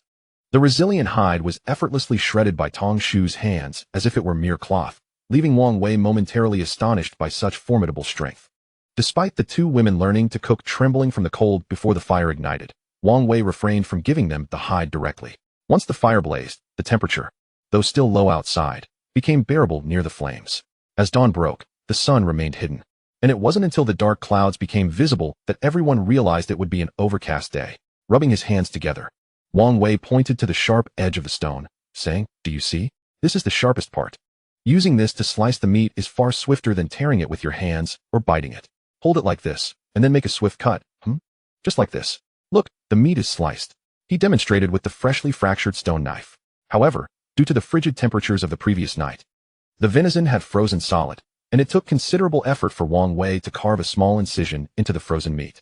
One of the women took the stone knife from him and attempted to imitate his actions, but her initial attempt lacked sufficient force, failing to cut through. On her second try, she exerted too much strength, resulting in a slight cut, but also shattering the stone. The 3 exchanged glances, an awkward silence enveloping them. Wang Wei cleared his throat and said, "Ahem, let us first roast the meat to thaw it. Once it softens, we can slice it. Meanwhile, let me explain how we will allocate this meat." He had considered whether they could roast the half-deer whole like a whole lamb, but ultimately dismissed the idea. Roasting a whole lamb without an oven requires one of 2 methods: making incisions in the lamb's body to allow heat to penetrate deeper, ensuring it cooks thoroughly, or the rougher method of roasting and eating piece by piece, cutting off the cooked portions while continuing to roast the raw parts. However, both methods necessitate tools, and finding such tools was currently impossible. Thus, in light of their limited conditions, the only way to enjoy cooked meat was to cut it into smaller pieces for roasting. As daylight brightened and the surface of the meat approached doneness, the venison finally thawed. Although the thicker parts remained rock-hard, it was sufficient to divide it into portions. A Y-shaped branch was inserted into the ground, supporting another branch laden with chunks of meat. As the branch rotated, the meat received even heat. Soon, the aroma of roasting meat wafted through the air, causing the two women to swallow repeatedly. "It's all right, eat up," Wang Wei chuckled. "Being the cook has its advantages. At least I get to eat before everyone else." Before long, the roasted meat was thoroughly cooked. The members of the cave flocked to the fire. Drawing from the previous day's experience, the preparation of food proceeded smoothly today. After enjoying their share of roasted meat, Tong Shu gazed at the remaining half of the venison, grinning foolishly. What was originally enough for one meal for the group, through Wang Wei's suggested method of distribution, was now sufficient for 3 meals. Most importantly, everyone was satiated, and no one went hungry. In front of the tribe, Wang Wei presented the 2 pieces of hide to the women, informing them that as long as they continued to prepare food for everyone diligently, the pelts would rightfully belong to them as their reward. Having become the first among the women to possess animal pelts, they became the envy of many. It is worth noting that the number of pelts capable of warding off the cold in the tribe was woefully insufficient. Not only were there no pelts for the women, but even some of the men with slightly lower combat abilities lacked adequate pelts for warmth. This was precisely why only 5 individuals, including Song Shu, had ventured into the forest to gather firewood initially. Without pelts, spending too long outside without a fire could lead to fatal consequences from the cold. After breakfast, Wang Wei washed up and decided to teach everyone how to weave grass shoes. While washing by the stream, he noticed that the small amount of inedible intestines he had discarded the previous day had vanished. There were some scattered paw prints nearby, the origin of which was uncertain. However, regardless of the creature, it likely visited during the first half of the night, as the ground had not yet frozen over. Tong Shu approached, glancing at the prints before informing Wang Wei that they belonged to a bobcat. These creatures typically do not venture out of the forest, but since they came here last night, it suggests that food within the woods must be in short supply. The intestines by the stream had been taken by the bobcats, prompting Tong Shu to rush back and inspect the remaining chunk of deer meat. However, upon inspection, he found no signs of bites on the venison. The meat had been left outside the cave yesterday, making it implausible that the intestines were taken while the larger piece of meat went untouched. After pondering, Wang Wei pointed to the massive corpse of the saber-toothed tiger and suggested, perhaps this frightened the bobcats, preventing them from approaching. Rubbing his head in agreement, Tong Shu acknowledged Wang Wei's reasoning. Although the bobcats had refrained from stealing food due to their fear of the saber-toothed tiger's corpse, the fact that these typically forest-dwelling creatures had emerged at night served as a warning to Wang Wei. The saber-toothed tiger's body might not deter them indefinitely. The number of bobcats in the forest was likely not limited to just 1 or 2. Although they had gone into hiding due to the cold, it did not mean their population had significantly diminished. If preventative measures were not taken, once they overcame their fear of the saber-toothed tiger, they would venture out at night to steal food, rendering the tribe's saved meat little more than a feast for the bobcats. After all, once their numbers grew, not even a saber-toothed tiger, let alone a mammoth, could prevent them from devouring everything down to the bones overnight. With this concern weighing on his mind, Wang Wei made his way back to the fire, where the tribe awaited his instruction on weaving grass shoes. With the matter of the 2 deer skin rewards in the forefront, the tribe's people have become remarkably enthusiastic about learning the art of straw sandal weaving. Even in such frigid weather, with their backs aching from the cold and lacking any warmth from a fire, not a single person has faltered. Chapter 25, The Stone Axe Project. The upper part of the sandal is woven with double lines to prevent any wind from seeping through. Ideally, the sole should be made of wood, but given our current circumstances, we will proceed with a 4-line weave, making it thicker, as long as we avoid water. It will suffice. To begin, we shall employ a crisscross weaving technique, reminiscent of braiding. Well, perhaps you are unfamiliar with braiding, but the method is indeed similar. Pay close attention, Wang Wei said, as he stood beside the fire, explaining. 6 women gathered around him, closely observing his technique. Throughout this process, Wang Wei's gaze remained fixated on the straw sandals, or leveled, as much as possible. Although these tribespeople appeared dark and thin, resembling individuals with slight malnutrition, their feminine traits were strikingly apparent. The 2 prominent features hanging from their chests drew attention when unobscured, not due to any particular thoughts Wang Wei harbored, but rather because his gaze inevitably lingered upon them whenever it swept by. This is human nature, akin to a blank sheet of paper with a single black dot. Anyone's first glance will invariably be drawn to that, despite it occupying less than 1% of the paper's surface area. The same applies to people. Regardless of one's looks, the first impression often highlights some distinctive features, such as buck teeth, prominent moles, or crossed eyes. Before the advent of this time, even in the heat of summer, individuals concealed such features beneath their clothing. If accidentally revealed, it would undoubtedly be the most eye-catching and prominent characteristic, far more so than any buck teeth or crossed eyes. After all, both of those are readily visible, unlike features that are typically hidden. Thus, despite having been here for several days, Wang Wei had yet to acclimate to this new reality. Perhaps, in time, he would grow accustomed to it. Yet the current scene undeniably struck him with significant impact. In any era or country, women tend to be more suited for such simple, repetitive manual labor. And this setting is no exception. The tribespeople had long mastered the art of twining straw ropes. Thus, after a brief demonstration, Wang Wei immediately began instructing them in sandal weaving. Each of the 6 women was equipped with a simple sandal rake, as Wang Wei meticulously explained various techniques, while simultaneously demonstrating. Unlike the sandals worn in summer, the requirements for winter sandals are considerably stricter. Both the sole and upper must be devoid of any gaps to prevent cold air from penetrating and chilling the feet. Crafting a pair of sandals requires hundreds of strands of straw and thousands of steps. Such complexity alone might deter many. However, once one masters this skill, it becomes a remarkably simple endeavor. Much like laying bricks for a road, a stretch of several hundred meters may require thousands of bricks to complete. Which sounds daunting at first. Yet, in practice, it merely involves laying one brick after another, gradually accumulating them over time. Mastering the initial steps leads to a repetitive and mechanical process, and within a mere morning, several tribespeople had already managed to weave a basic sandal sole. However, once the sole was completed, they encountered considerable difficulty in mastering the more intricate finishing touches. Despite Wang Wei having demonstrated more than 10 times, only one tribesperson managed to grasp it adequately. At this juncture, Wang Wei himself had completed a pair of sandals, which he presented as a reward to the individual who had learned to finish the sole, aiming to stimulate the ambition of the others. As anticipated, upon witnessing a peer receive sandals for mastering the sole, the remaining individuals' eyes lit up with eagerness. Each one widened their eyes, exerting utmost effort to learn and memorize Wang Wei's techniques. The sky darkened, and Wang Wei lost track of how much time had passed. Though the fire continued to burn, his hands had grown less nimble from the cold. Clad in clothing, Wang Wei felt the chill acutely, and the tribespeople, learning to weave sandals while bare-skinned, undoubtedly felt it even more intensely. Fortunately, earlier that morning, Tong Shu and the others had gathered a considerable amount of sword grass, which, after drying, provided a meager source of warmth as they sat amidst the straw. While weaving sandals, Wang Wei contemplated how to maximize the use of sword grass. In the valley, sword grass was abundantly available. After the snow melted, he observed that apart from the woods, much of the greenery in the valley was covered in sword grass. However, due to the sudden drop in temperature, most of the grass appeared sickly, as if it might decay at any moment. Nonetheless, this posed little issue for Wang Wei. Given the low temperatures, plant decay would take time. As long as the sword grass was uprooted, dried by fire, and kept dry, it could easily be preserved. Through these days of crafting sandals and experimenting with bedding, Wang Wei also discovered that sword grass posed no significant harm to the human body. Once dried, its slightly sharp blades would curl, causing no injury, while simultaneously providing excellent insulation. Taking all these attributes into account, the utility of sword grass extended far beyond mere sandal making. When strung together, it could serve as a substitute for animal skins, forming a warm garment. Laid upon the ground, it could create a cozy bed of grass for sleeping. When combined with wood, it could even be fashioned into simple shelters. Not only practical, but its applications were also remarkably diverse. However, producing these items would require a substantial quantity of sword grass. In the absence of tools, relying solely on Tong Shu and the others to gather it in clusters would not suffice, even for crafting a few grass skirts for the tribespeople. Furthermore, the current frigid weather necessitated rapid drying of the sword grass, achievable only through the fire. Yet, there were no fallen branches within the nearby woods to collect.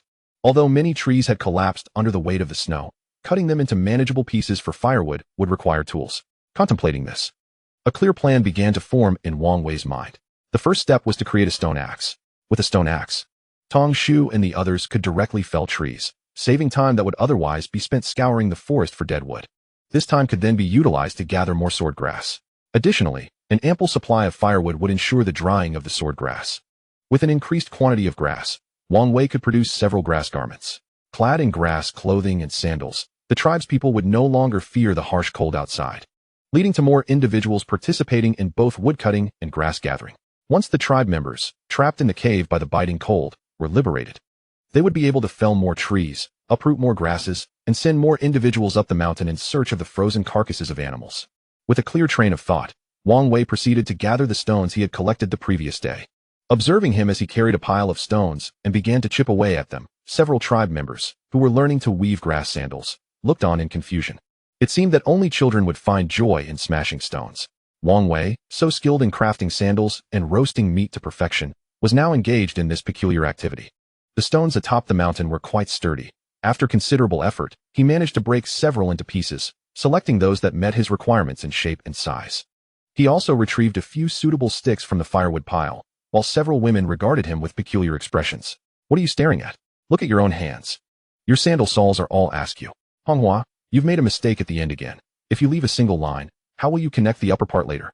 Manhwa, stop laughing at others. Look how large your sandal sole is. Does it fit an elephant?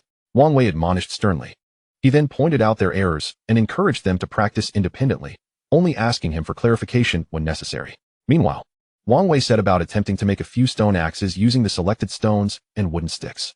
Chapter 26. The stone axe and tree felling. There are three primary methods for crafting a stone axe.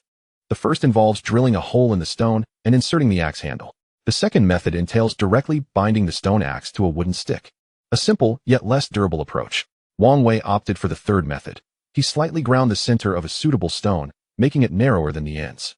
He then split one end of the axe handle, wedging the stone into the narrow part, and finally secured it tightly with grass rope to prevent it from coming loose. With a clear procedure in mind, the remaining task was merely a matter of methodical practice. Once the 6 women learning to weave sandals had mastered the saws, Wang Wei successfully crafted 2 axes with grooves in their centers. After inspecting the saws they had woven, he pointed out their shortcomings and, after demonstrating the technique, began to teach them how to attach the uppers to the saws. As long as one dedicates themselves to learning, success is inevitable. Weaving grass sandals is not particularly challenging. Wang Wei had mastered it at the tender age of 7, so there was no reason they couldn't as well. Although it took some effort, they eventually learned how to connect the uppers to the saws through repetitive motions. The uppers gradually took shape as Wang Wei monitored everyone's progress while continuing to craft the stone axes, taking a wooden stick measuring over a foot in length. He bound it with grass rope about a third of the way down. Using a sharp stone, he cleaved the shorter end as if chopping firewood. After breaking several stones, he finally created a crack in the wooden stick. The fissure extended about a third of the way down before halting, constrained by the rope binding it. Without untying the rope, the crack could not progress further. He then forced the initially crafted axe head, with its recessed center, into the crack. Once the entire axe head was inserted into the stick, a gaping split opened in the wood. He twisted several strands of grass rope, wrapping them around the axe head in circles. With each wrap, the wood clamped the axe head tighter. After several loops, the axe was secured as if it had grown from the stick itself. Thus, a rudimentary stone axe was completed. Swinging it in his hand, he felt a satisfying weight, though he noted that as a first attempt, the axe handle was slightly short. While it would suffice as a makeshift throwing weapon, a longer handle would be more practical for chopping. Taking note of this detail, Wang Wei continued to craft a second stone axe. With practice comes familiarity, and soon, 2 axes of differing lengths took shape in his hands. With 1 axe in each hand, he swung them towards the bonfire, feeling like a legendary warrior wielding dual axes. Unbeknownst to him, to others, he appeared rather foolish, evoking an overwhelming sense of embarrassment. He received 5 points of astonishment from the Paulownia tree. Surprised that a moment of clumsiness could yield such a score, he turned and saw the tree, affectionately watching him while holding a bundle of sword grass. Clearing his throat awkwardly, Wang Wei said, "Ahem, Paulownia, our firewood supply is dwindling. If we don't prepare soon, we'll have nothing to burn tomorrow." Paulownia set down the sword grass and, after a quick scratch at his backside, replied, "I'll go call Pinecone and the others to gather some wood from the forest." Hearing this, Wang Wei chuckled. "Huh? No need to go through all that trouble. The nearby wood has all been collected. Going further would be too dangerous. Look at these large trees before us. Those few that have been broken by the snow can be chopped into smaller pieces and transported back to keep the fire burning for many days." Paulownia glanced at the fallen trees and waved his hands dismissively. No, those trees are too thick. We can't split them." Wang Wei grinned. Since I mentioned it, I must have a plan. Follow me. I'll show you a great treasure." Paulownia, somewhat puzzled, followed Wang Wei to a fallen pine tree. This tree was quite large, with a trunk so thick that it would require 2 people to embrace it fully. Its structure bore a resemblance to the water firs on Earth, with a straight trunk akin to an arrow shaft, adorned with branches growing upward at sharp angles.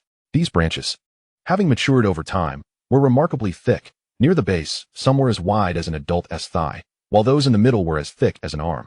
Such stout branches, without drying out, would be nearly impossible to break by mere human strength. Hence, Even if these pines had been toppled by snow, Polonia and the others lacked the ability to convert these branches into firewood. Wang Wei, you mentioned showing me a great treasure. What is it? Polonia inquired. Still awaiting the promised revelation, Wang Wei raised his hands, showcasing the two axes. Look, these are the great treasures I crafted today. Polonia, upon seeing them, felt somewhat disappointed. Isn't this just stone and wood?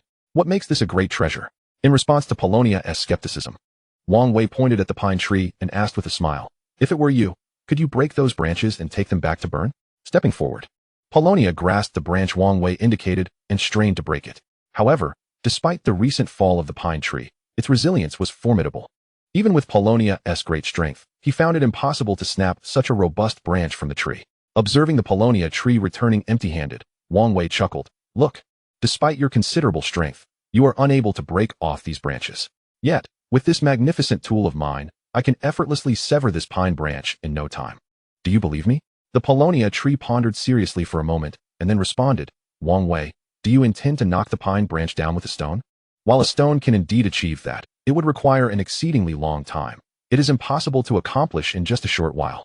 Although somewhat surprised that the Polonia tree had thought of using a stone to knock down the branch, Wang Wei knew that not all stones are created equal. His two stone axes were finely sharpened. Although the blade's thickness was somewhat substantial, they were more than adequate for felling trees. Wang Wei smiled and replied, if you doubt me, just watch. This tool is called a stone axe, specifically crafted for cutting trees. With that, he swung the axe towards the base of the branch. One stroke sent wood chips flying, leaving a small notch on the pine tree.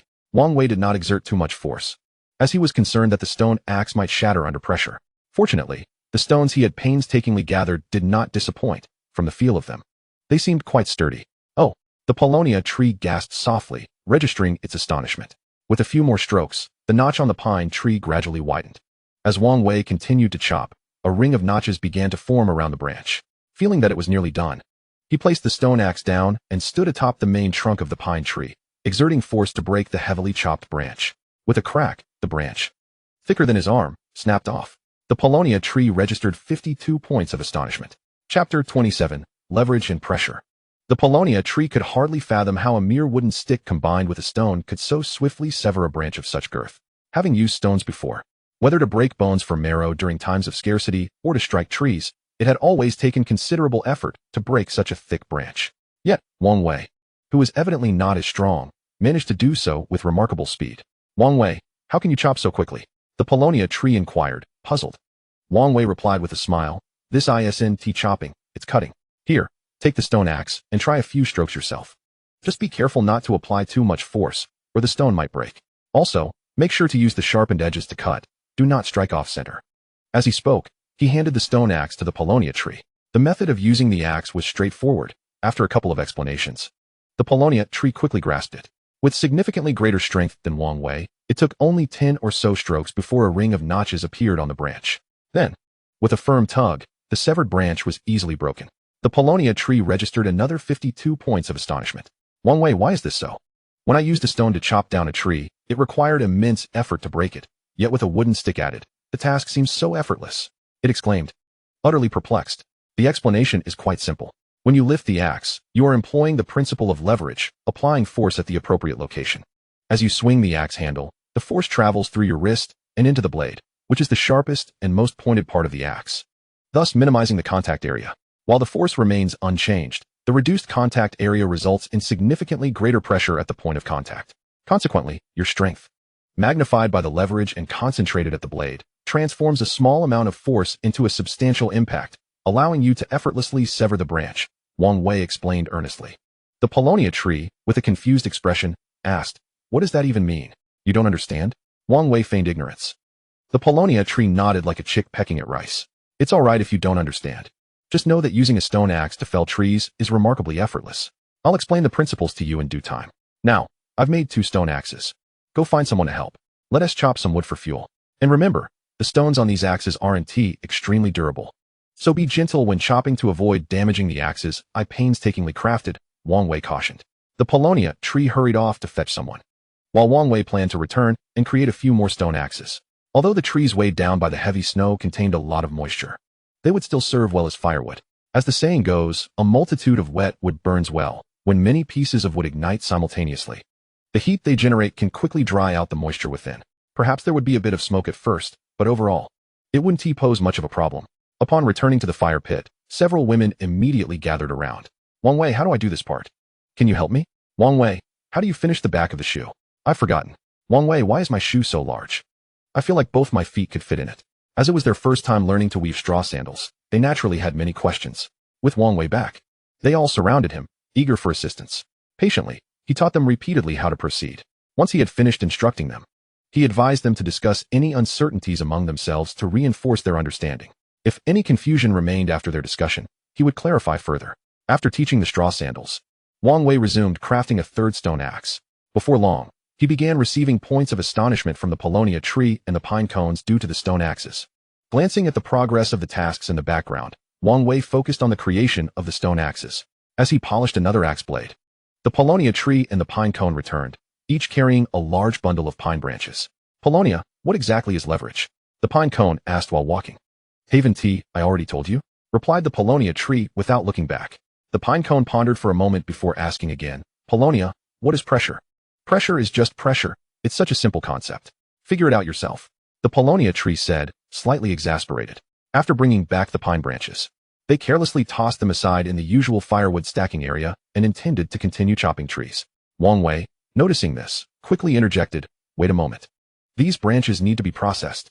Approaching the paulownia tree, he explained, you must remove the small twigs and pine needles from these branches and set them aside to dry for later use as kindling. Otherwise, these branches are too thick and wet, making them difficult to burn. Additionally, once we strip the small twigs from this wood, we can set them aside to construct a shelter when the weather warms up. If we accumulate too much firewood, a rainstorm will dampen it, making it cumbersome to use.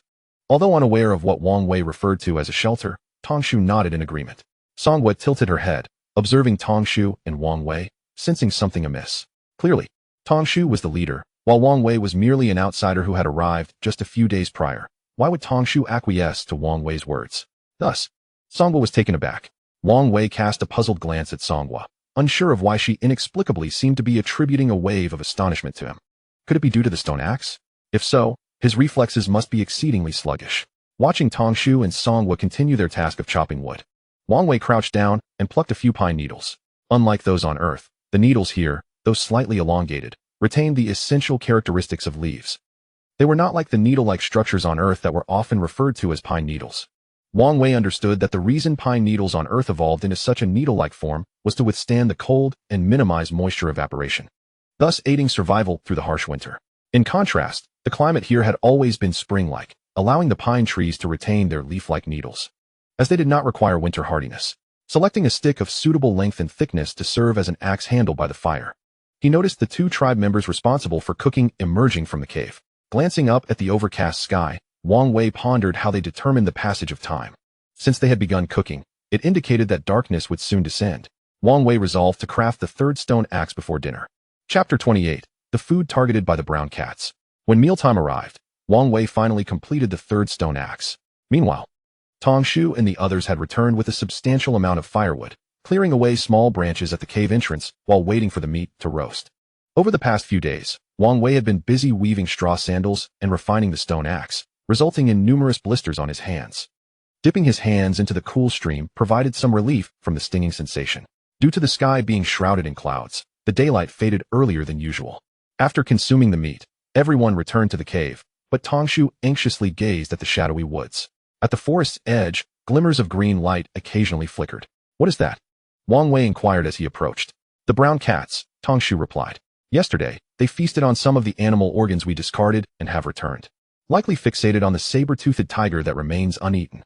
Upon hearing this, Wang Wei furrowed his brow.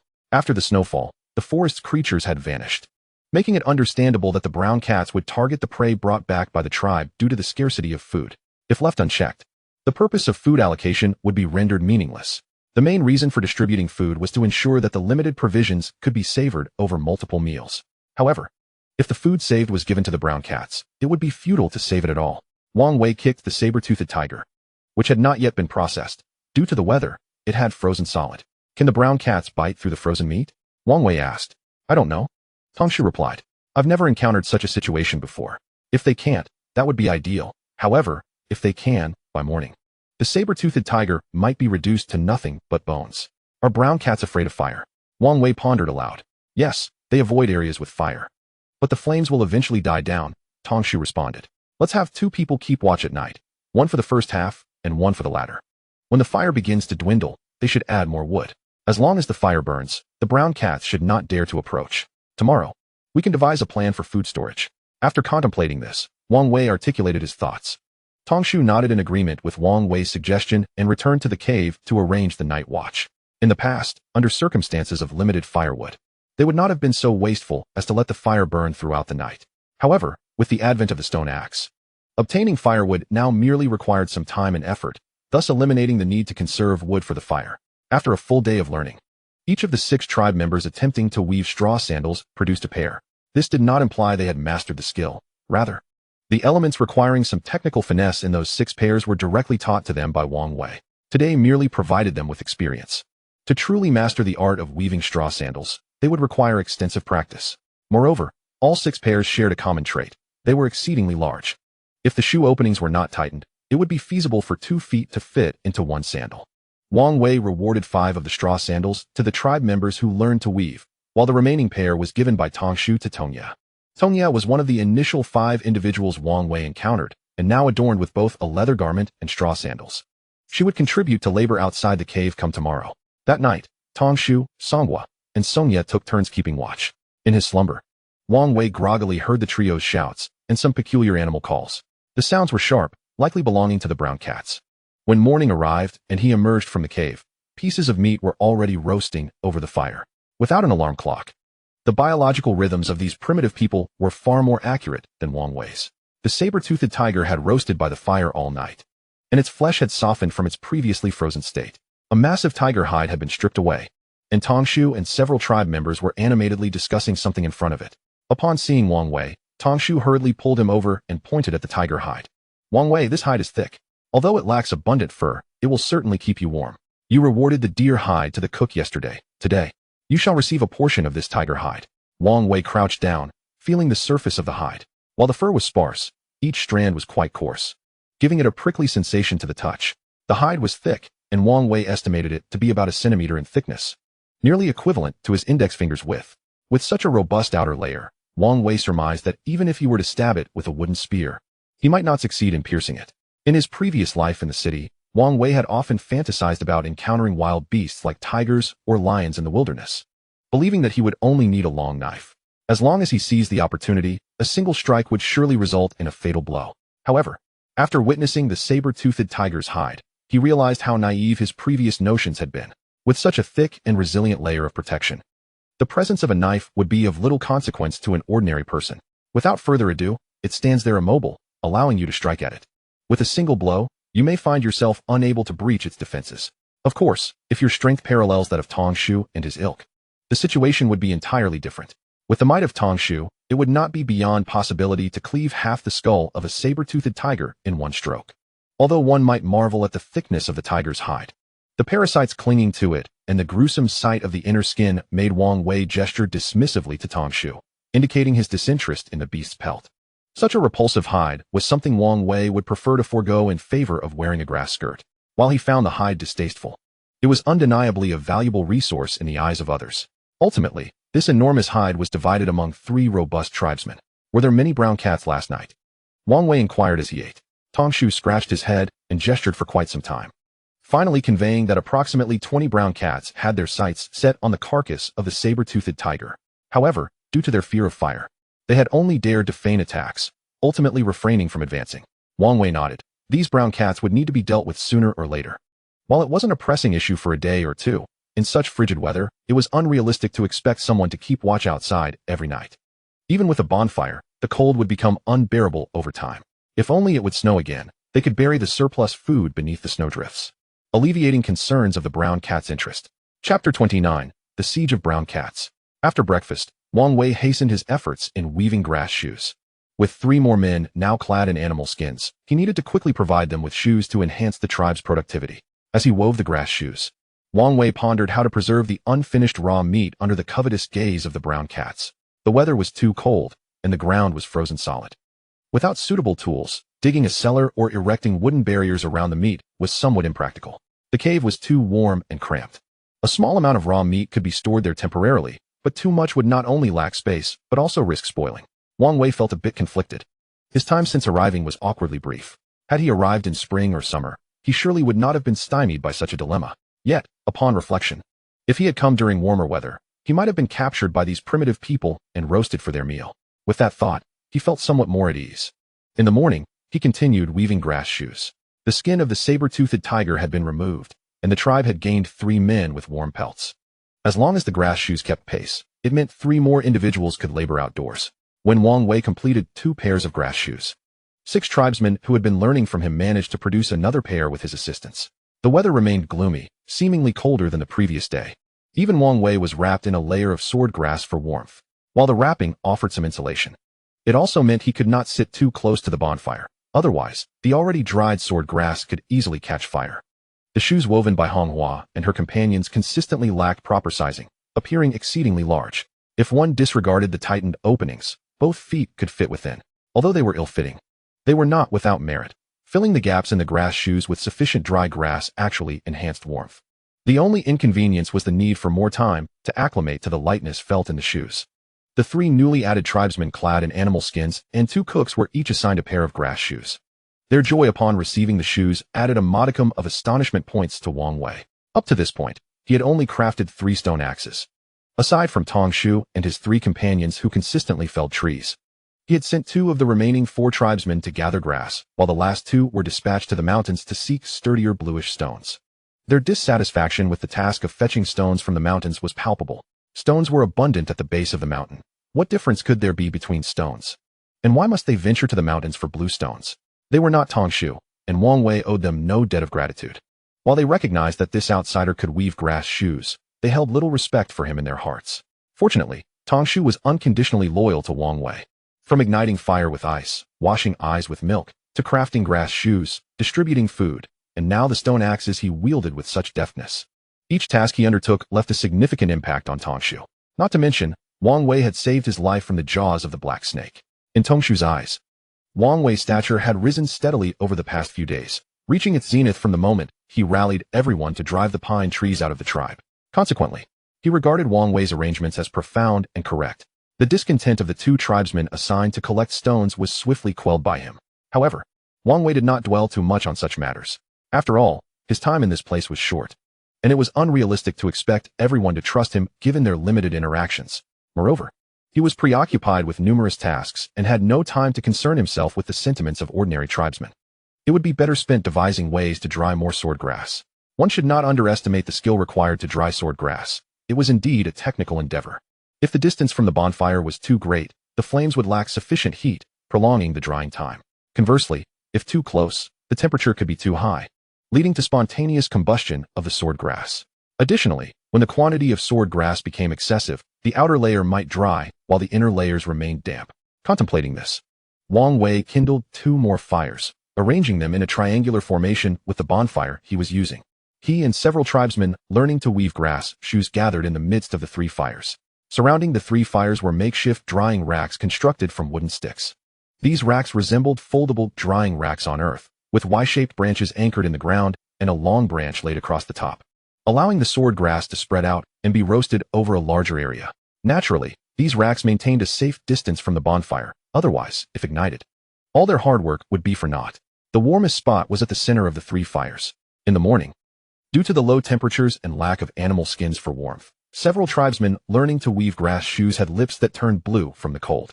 Now, encircled by the bonfires, the temperature was significantly higher than that of the cave, and their complexions gradually reddened. Whenever the 2 tribesmen gathering grass returned with a bundle, they looked upon the warmth of the 3 fires with expressions of envy. In the past, due to a scarcity of firewood, flames would only flicker to life during the occasional barbecue. However, with the advent of stone axes for tree felling, the production of dry wood now far surpasses its consumption. Even if 3 fires were ignited, there would be no concern about waste.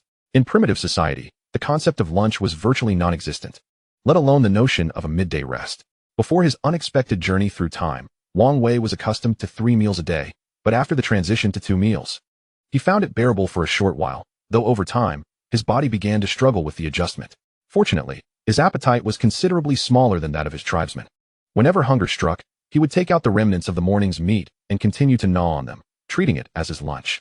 Just as Wang Wei was relishing his meal, a sudden reprimand from Tong Shu pierced the air behind him, turning to peer through the haze of the fire. His eyes widened in astonishment. At some point, 5 creatures, each the size of a full-grown dog, had emerged from the woods. Despite this being his first encounter, Wang Wei instantly recognized them as the brown cats that Tong Shu and the others had spoken of. The mere mention of cats often brings a smile to many faces, evoking images of adorable, cuddly creatures that one cannot resist petting. Yet, the brown cats bore no resemblance to such endearing descriptors. Their disheveled fur, a mottled blend of brown and yellow, stood in stark contrast to the sharp, protruding teeth that jutted from their snarling mouths, rendering them rather repulsive in appearance. With their robust forelimbs and slightly shorter hind limbs, these brown cats resembled baboons with canine features. Starved and emaciated, their piercing gazes exuded a palpable sense of danger and aggression. The target of these brown cats was unmistakable, the carcass of a saber-toothed tiger, already skinned but not yet consumed. Tong Shu, unfortunately, found himself directly in their path. Beyond the 5 brown cats that had ventured from the forest, shadows hinted at many more lurking at the tree line. The sudden drop in temperature and heavy snowfall had disrupted the brown cats' food sources, and the drastic climatic shift had not afforded them sufficient time to adapt. They could endure the cold, for those who could not had already perished, like the skinned saber-toothed tiger. But the gnawing hunger was intolerable. The remnants of animal entrails left by the tribesmen had been scavenged by the brown cats the previous night. Tasting the sweetness of success, they returned to the tribe's territory, yearning to claim the enticing, nay, irresistible, saber-toothed carcass. However, due to the presence of a night watch and their fear of the flames, they had been thwarted in their efforts. Yet today, driven to the brink of starvation, they had become reckless. If they did not feed soon, they would perish. Thus, even in the daylight, even venturing beyond the safety of their wooded domain, even facing the intimidating fire and the guardians of humanity, they emerged. Hunger can drive one to madness. And this adage held true for these animals as well. Faced with the advancing brown cats, Tong Shu displayed no hint of fear. Though he had not brought his sturdy club from the cave, it mattered little.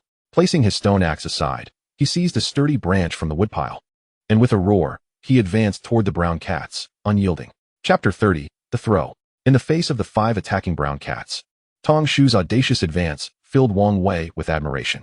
Were he in Tong Shu's position, he would be too frightened to approach, let alone confront them. The size of the brown cats was comparable to that of domestic dogs, yet their wildness and aggression far surpassed that of any canine. During his childhood, even the mere presence of a single dog from the neighboring village would send shivers down his spine, and that fear lingered even now. Witnessing the standoff between the 5 brown cats and Tong Shu, Wang Wei felt a wave of concern for his companion. Though the menacing glares of the brown cats were unsettling, their combat prowess paled in comparison to Tong Shu's. In the confines of the forest, a handful of brown cats could easily toy with a person, yet in the open, a direct confrontation would reveal their inadequacy against Tong Shu's strength. As the 5 brown cats were driven back by Tong Shu, the forest erupted with the shrill calls of their brethren. Groups of brown cats began to emerge, converging toward the cave. Within mere seconds, dozens had materialized. Typically, brown cats hunted collectively as families, with each family consisting of 3 to 5 members. A gathering of this magnitude was indeed a rare sight, at least in the many years Tong Shu had lived there. The relentless hunger had driven these brown cats to madness.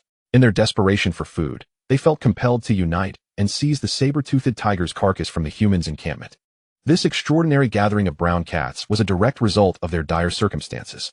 Aside from a handful of brown cats confronting Tong Shu, the remainder stealthily flanked the mountainside, seeking to exploit their height advantage for a surprise attack. Pinecone and Pine Needle, having noticed the unfolding situation, each grasped a hefty log and rushed back for support. The tribespeople within the cave, hearing the commotion outside, hastily emerged, regardless of gender or footwear. In the chaos, someone inadvertently knocked over a wooden frame used for roasting sword grass, igniting the already dried plant matter. Fortunately, Wang Wei had considered the risk of fire when constructing the frame, ensuring sufficient spacing between supports to prevent a chain reaction. Seeing his fellow tribesmen emerge, Tong Shu wasted no time and led the charge. Before Wang Wei could utter a word, those weaving grass shoes also abandoned their task and surged forward. In terms of both numbers and size, humanity held a definitive advantage in this confrontation against the brown cats. This sudden advance sent the brown cats facing Tong Shu fleeing in terror. Though they lacked the brute strength of humans, their agility was unmatched. Once back in the forest, The fleeing brown cats swiftly scaled the trees, leaving Tong Shu powerless to pursue them. Wang Wei followed closely behind the crowd, not out of a desire to join the fray, but rather due to the realization that the cave entrance had become alarmingly vacant. Should he remain behind, the flanking brown cats could descend upon him in an instant, tearing him to shreds. As he trailed the retreating throng, Wang Wei frequently glanced back, true to his fears. When the tribespeople focused on pursuing the brown cats in front, those flanking from the sides had already pounced upon the saber-toothed tiger's carcass, eagerly gnawing at it. Although he could not ascertain whether the brown cat's diversion was a mere coincidence, Wang Wei could not help but mentally chastise Tong Shu and the others for their lack of foresight. Rushing out in pursuit of an enemy that one can never hope to catch, only to find one's home plundered, is nothing short of foolishness. It was a loud reminder to everyone that the meat had been stolen, prompting Tong Shu and the others to finally react. Subsequently, a throng of people squeezed together and sprinted back. Upon reaching the carcass, the brown cats had long since fled to safety. A brief examination of the saber-toothed tiger's remains revealed that, given the harsh winter, the flesh had frozen solid. The brown cats had merely gnawed at it and failed to tear away any substantial portions. We, a few, scrutinized the meat while the others were dispatched to drive away the brown cats. Having been outsmarted and suffered a loss, Tong Shu swiftly devised a strategy: leave a few to guard the meat while the rest pursued the brown cats. The crowd dispersed with a rush, chasing and driving away the surrounding brown cats. However, the agility and speed of the brown cats far surpassed that of humans, making it nearly impossible to catch them unless they were cornered. After much time wasted, only two particularly foolish brown cats, which had charged into the crowd, were captured and killed. Yet, those among our tribe who lacked fur garments had endured the cold for too long and were beginning to suffer. After several futile attempts, with no further brown cats captured, Tong Shu reluctantly ordered the unprotected members of the tribe to return to the cave, leaving those who could withstand the outdoors to stand guard by the meat, confronting the brown cats. As the two tribe members collecting stones had yet to return, 6 men, including Wang Wei, and 2 women, totaling 8, stood vigil over the meat. Faced with 2 or 3 dozen brown cats, while they could not take the offensive, defense was still manageable. Wang Wei clutched a large wooden stick tightly against Tong Shu, finding solace in its presence. Experiencing such a situation surrounded by wild beasts for the first time, it was impossible not to feel fear. If one were to return to the village and face even a couple of straying dogs barking fiercely, one would undoubtedly feel a surge of anxiety, let alone the current predicament, which was far more dire. Despite Tong Shu and the others' formidable combat skills, it did not guarantee their safety should conflict become unavoidable. After all, judging from Tong Shu's recent command during the skirmish, expecting him to maintain composure and manage every aspect of the battle was akin to reaching for the stars. The brown cats were fixated on the raw meat, and given their desperate demeanor, they had been cornered. They would not relent until their hunger was satiated. Thus, maintaining a vigil over the raw meat would inevitably lead to confrontation. Why not relocate the meat temporarily to the cave? Moreover, with the brown cat's nimbleness, humans could never hope to outrun them. Yet, the ground was littered with stones. Why not throw them to strike the cats? If 1 or 2 brown cats were struck down, it might just scare the others away. Tong Shu, we can't catch the brown cats, but we can throw stones at them, Wang Wei exclaimed. Tong Shu was momentarily taken aback. Indeed, how did I not think of that? Let us swiftly throw stones to take them down, he commanded. Upon hearing this, the others suddenly grasped the idea, eagerly picking up stones from the ground and hurling them at the brown cats.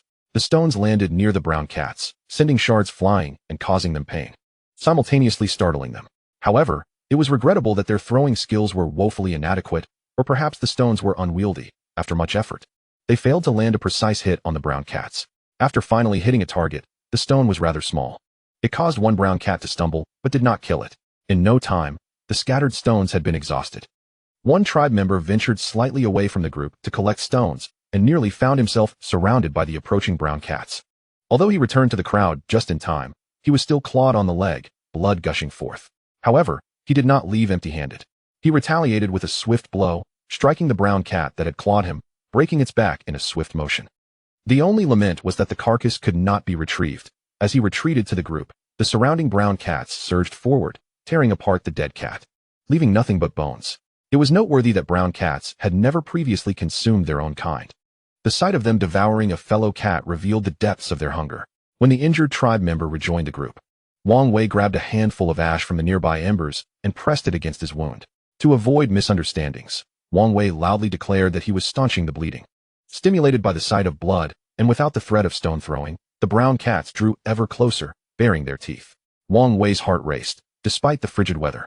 He felt a chill run down his spine, sweat trickling down his back. In a moment of desperation, he noticed the branches that Tong Shu and the others had brought back. The branches varied in thickness, but most were about the width of an arm. Since the previous day, the smaller branches had been stripped away, and the easily ignitable tips had been broken off. As a result, these branches resembled sturdy javelins. Chapter 31. The companions were stunned. Use this, Wang Wei exclaimed, seizing a branch and hurling it like a javelin at the nearest brown cat. The branch soared through the air, narrowly missing his intended target and striking the brown cat behind it instead. Tong Shu was taken aback. What a shock! The others, having thrown a multitude of stones without success, were astonished that Wang Wei could effortlessly take a branch and strike down a brown cat. Wang Wei, you are truly remarkable, Tong Shu exclaimed with genuine admiration. Wang Wei, aware of his own lack of skill, recognized that the distance between his intended target and the one struck was at least 7 or 8 meters apart. It was a wonder he had hit anything at all. Fortunately, Wang Wei understood when to seize the moment. He refrained from attempting to throw another branch and instead distributed them among the group. The freshly cut branches were quite heavy, and not everyone among Tong Shu's group was adept at throwing javelins. Some tribe members, upon receiving the wooden sticks, simply hurled them horizontally, resembling propellers as they flew towards the brown cats. The outcome left to fate. Remarkably, this method proved effective, as the sticks soared through the air. They possessed a greater surface area compared to stones and could cause secondary damage upon impact. In no time, 2 brown cats were struck, one dead and the other injured. Tong Shu, perhaps lacking precision, despite his immense strength, failed to bring down even a single brown cat. Suddenly under severe assault, the brown cats tucked their tails and scattered in all directions. Wang Wei's pace in handing out the tree trunks was exasperatingly slow. Impatient, Tong Shu seized a stone axe from the ground and hurled it at a brown cat. Over the past couple of days, Tong Shu had wielded the stone axe with such frequency that he had become intimately familiar with its heft and balance, as the saying goes. He had it down to a science. The moment the axe slipped from his grip, his eyes gleamed with anticipation, convinced that this throw would surely hit its mark. As fate would have it, the axe spun gracefully through the air, striking the targeted brown cat with uncanny precision, with another casualty among them. The remaining brown cats fled even faster, vanishing nearly 100 meters away in the blink of an eye. Though they had escaped, they did not venture too far. Once they reached a perceived safe distance, they turned back to observe. 6 brown cats remained behind, having suffered the misfortune of being struck by the branches and the stone axe, for lay lifeless, while 2 others, their legs shattered, writhed in agony, desperate to escape. Tong Shu, undeterred, noted that the brown cats had retreated a sufficient distance and, armed with a pine cone, approached to shatter the skulls of the 2 injured cats, subsequently retrieving the bodies of the other 4. Trying to seize our meat, and now they've unwittingly provided us with a feast. Tong Shu chuckled, tossing the slain brown cats beside the saber-toothed tiger carcass. After his laughter subsided, he observed the remaining brown cats, still glancing anxiously from a distance, and frowned. So many have perished, yet these creatures linger. Why haven't they left? Wang Wei shook his head. Leave? Where could they possibly go? A sudden snowfall has rendered their hunting grounds barren. With their lack of evolved skills for foraging in winter, returning to the forest would only lead to starvation. Thus, even in the face of death, they refused to return to the woods. His words prompted Tong Shu to glance at him. The plight of the brown cats mirrored that of their own tribe. Had it not been for Wang Wei, who could have guessed that behind the mountain lay countless frozen carcasses? Even if word had spread of these frozen animals, without the grass shoes woven by Wang Wei, they would have been unable to repeatedly venture up the mountain to retrieve the bodies. Contemplating this, Tong Shu felt a surge of gratitude towards Wang Wei. Without him, they might have succumbed to hunger, and now he could very well be in a cave feasting on human flesh. In such dire circumstances, it would undoubtedly have been the weaker women who fell victim first. If time passed, and the women were consumed, even if the men survived the winter, they would be left without women to bear children, leading to the eventual demise of their tribe. Reflecting on this, Tong Shu deemed it essential to convey these thoughts to the others, to illuminate the truth that Wang Wei had been their savior. However, before doing so, he resolved to drive away the bothersome brown cats first. Wang Wei, these brown cats refuse to budge. What should we do? We can't stay here indefinitely. Faced with this dilemma, Tong Shu instinctively turned to Wang Wei for guidance. After a moment's contemplation, Wang Wei replied, "There is a solution, albeit not without its risks. The brown cats are motivated by hunger. If we transport the saber-toothed tiger carcass back to the cave, their lack of food might compel them to retreat into the forest. Of course, we cannot dismiss the possibility of them becoming aggressive and attacking us, but I am inclined to believe they would rather turn on each other. However, this remedy is merely a temporary fix. The cave has a fire pit, and the high temperatures will not preserve the meat for long. Moreover, leaving raw meat in the cave for an extended period will create an unbearable stench, making it an imprudent choice. What then shall we do? Tong Shu inquired. His anxiety palpable. Wang Wei narrowed his eyes and declared, I possess a more sustainable solution, though it entails a modicum of risk. What is it? Tong Shu pressed eagerly. The other tribespeople, having heard Wang Wei mention he had a plan, also perked up. These brown cats are forest dwellers, ill-suited for the outside world. They have ventured out of desperation for food. If we distribute a portion of the saber-toothed tiger's meat to them, ensuring they do not starve, they should retreat back to the forest, Wang Wei articulated slowly. However, before he could finish, a tribesman voiced his dissent. No, absolutely not. If we give them meat today, they may retreat, but tomorrow, when hunger strikes again, they will return, and in greater numbers. He exclaimed. The others nodded in agreement, firmly opposing the idea of sharing their meat with the brown cats. Despite their objections, Wang Wei remained unfazed and continued, if they gain an advantage this time, they will undoubtedly return. This is precisely why I advocate for my solution. Given the weather, it is likely we will face another heavy snowfall in the next few days. These brown cats have long forelimbs and short hind limbs, making them adept at climbing trees but poorly adapted for traversing flat ground.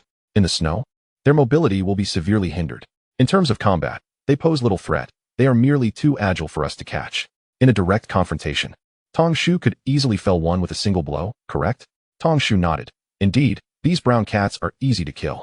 It's just that we can't keep up with them. When in numbers, they will escape to the treetops, making capture impossible. Exactly. In the forest, we are at a disadvantage, but on flat ground, especially in the snow, their greatest asset, agility, will be compromised. When they return after the snowfall, we will have our chance to strike at will. Although the brown cats are not particularly large, 3 or 4 should provide enough pelts for the tribe's clothing. The more that come, the greater our supply of fur garments. I'm more concerned that they won't come in sufficient numbers, Wang Wei spoke with calm assurance.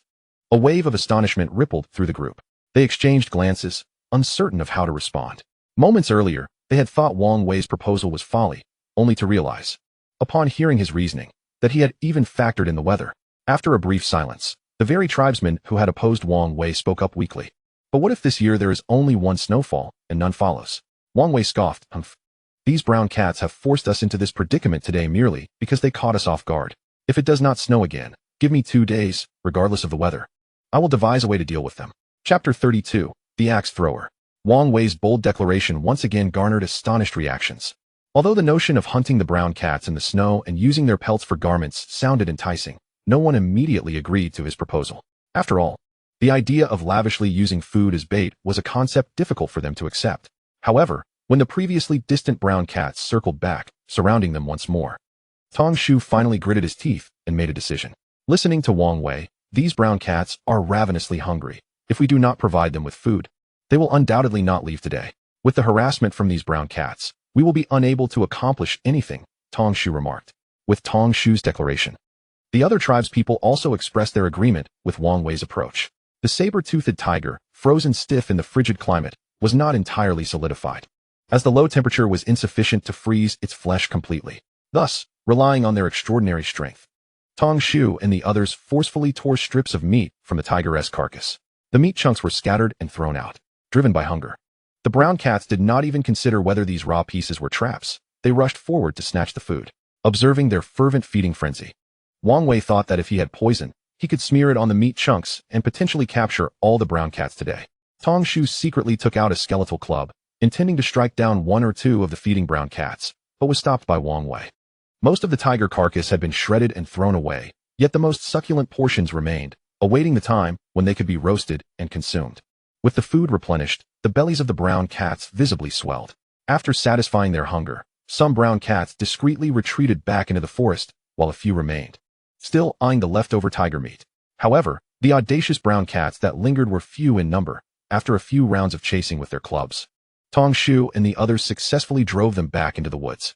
Once the brown cats were expelled, the group resumed their tasks as before. A mere 20 or 30 brown cats, even if they united in an unprecedented manner, posed no significant threat in the eyes of Tong Shu and his companions. If it were not for the cold weather preventing them from staying outdoors for long, they would have certainly driven the brown cats to the other side of the forest today. Unfortunately, due to the limited number of people able to remain outside and the need to safeguard their food, the presence of the brown cats had created such a predicament. Tong Shu approached Wang Wei with a broken stone axe, requesting assistance in crafting a new one. Disposing of the now useless stone axe, Wang Wei informed Tong Shu that they had already felled enough wood in recent days. If the weather were to change, it would be wiser to stock up on food first, thus rendering the stone axe unnecessary for the time being. Wang Wei suggested that Tong Shu wait for the two tribespeople who were gathering stones on the mountain to return, and together they could make a trip up the mountain to collect some food. Regretting the broken stone axe, Tong Shu readily accepted Wang Wei's advice. However, before that, he and Wang Wei took some dried sword grass into the cave, instructing the idle tribespeople inside to twist the grass into ropes. Pine cones and pine needles continued to be used for tree felling, although this time both were on high alert. Since the brown cats had ventured out of the woods for food, no one could guarantee they would not attack those near the forest for the same reason. Fortunately, the tree felling area was not too far from the cave entrance, and a shout would easily alert those inside. With mutual protection, even if surrounded by brown cats, they would not be caught off guard. Thus, safety was not a major concern. The women learning to weave grass sandals resumed their work. Occasionally, they stole glances at Wang Wei, their peculiar gazes making him feel quite uncomfortable. Thankfully, they could not conceal their thoughts for long, as soon after, Manhwa inquired. They say it was you who fed the meat to the brown cats. Is that true? Finally understanding the reason behind their strange looks, Wang Wei nodded and replied, indeed. By allowing those brown cats to benefit this time, should they return after the snow falls, we might be able to capture them all at once, thus providing our tribe with a considerable supply of animal skins. Wang Wei's words sparked lively discussion among the group, and after some deliberation, Manhwa continued, but Wang Wei, they say you did it out of fear, which is why you fed the meat to the brown cats. Rolling his eyes, Wang Wei replied, you'll understand the full situation in a few days. Manhwa, you've been so engrossed in conversation that you've made mistakes in the sandal saws. This part here needs to be redone. Concluding that topic, the group resumed their weaving. As the saying goes, practice makes perfect, drawing from previous experiences. Another batch of grass sandals was completed. However, in more intricate areas, such as where the upper part joined the sole, Wang Wei personally assisted to ensure quality. These grass sandals were rewarded to the fastest and most skilled weavers among those twisting grass ropes inside the cave. Motivated by the prospect of receiving sandals, the tribespeople in the cave worked even harder at twisting the grass ropes. With many hands working together, the sword grass they sent in was soon transformed into ropes. Due to the soft yet resilient nature of sword grass, the ropes produced were not only sturdier than those made from straw, but also significantly finer. After delivering another large batch of sword grass to the cave, Wang Wei began crafting stone axes using the grass ropes. After driving away the brown cats, Tong Shu informed Wang Wei that, compared to throwing stones and spears, the accuracy and feel of throwing axes were considerably superior. This was quite reasonable, as the stone axe, with its handle, was heavier and sturdier, providing a much better throwing experience than tossing ordinary stones. The tribespeople were notoriously inaccurate whether throwing stones or spears. Therefore, Wang Wei planned to produce a batch of stone axes for everyone to practice with. If the feel was satisfactory, he would manufacture them in larger quantities, enabling them to have a contingent of axe throwers, thus gaining the upper hand against any adversary they might encounter in the future. Of course, the throwing axes would not be as robust as those used for felling trees.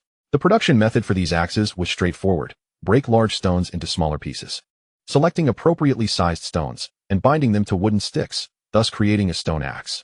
Wang Wei did not need to consider the hardness of these stones or worry about the ropes coming undone. After all, they were meant for single use. So as long as he ensured that these axes remained intact while airborne, that was sufficient. This simple stone axe took little time, and Wang Wei soon fashioned more than a dozen. Chapter 33, Assembly Line. Just as these stone axes were completed, Tong Shu and the others returned from the mountain.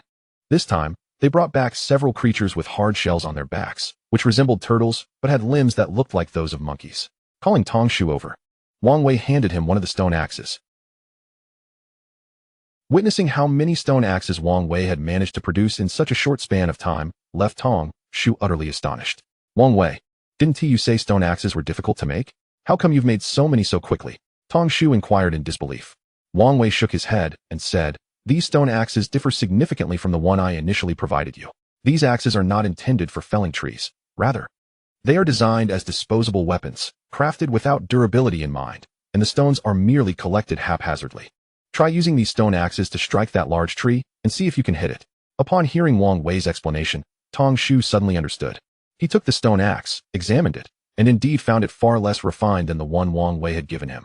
The former was crafted with the stone securely nestled between pieces of wood, tightly bound with numerous strands of rope, and the blade was honed to a sharp edge. After felling so many trees, that stone axe had not loosened even a little. In contrast, This current stone axe resembled its intended form, but was essentially just a wooden stick with a stone bound to it by grass rope. Such a rudimentary construction was so simple that even he could master it immediately upon inspection. No wonder it was produced so swiftly. Weighing the axe in his hand, Tong Shu aimed at the distant tree and hurled the stone axe. With a resounding crack, he felt a satisfying grip, and the axe struck the tree squarely. However, due to the force applied, the axe shattered, with fragments embedding into the trunk while others scattered across the ground. Wow, this is incredibly effective. It's merely a stone attached to a stick, yet it feels far more manageable than throwing a stone. Tong Shu exclaimed in delight. Wang Wei smiled and clarified. The reasoning is quite simple. The stone axe, with its handle, extends the reach of your arm, in the same throwing motion. The added handle allows the stone to travel a greater distance in the air. This enhances both inertia and kinetic energy significantly, and coupled with the leverage principle, throwing the stone axe yields results far exceeding the mere act of tossing a stone. Do you understand? Tong Shu received 2 points of astonishment. Haha, this stone axe is fantastic. Next time the brown cats come, with this, I shall surely crush them all. Tong Shu forcibly shifted the topic. Wang Wei nodded in agreement. Indeed, compared to wooden spears, the method for crafting these disposable stone axes is far simpler, requiring less practice to hone combat effectiveness.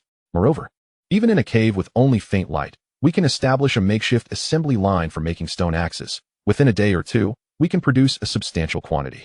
Thus, when the brown cats return, we must be prepared to pursue them.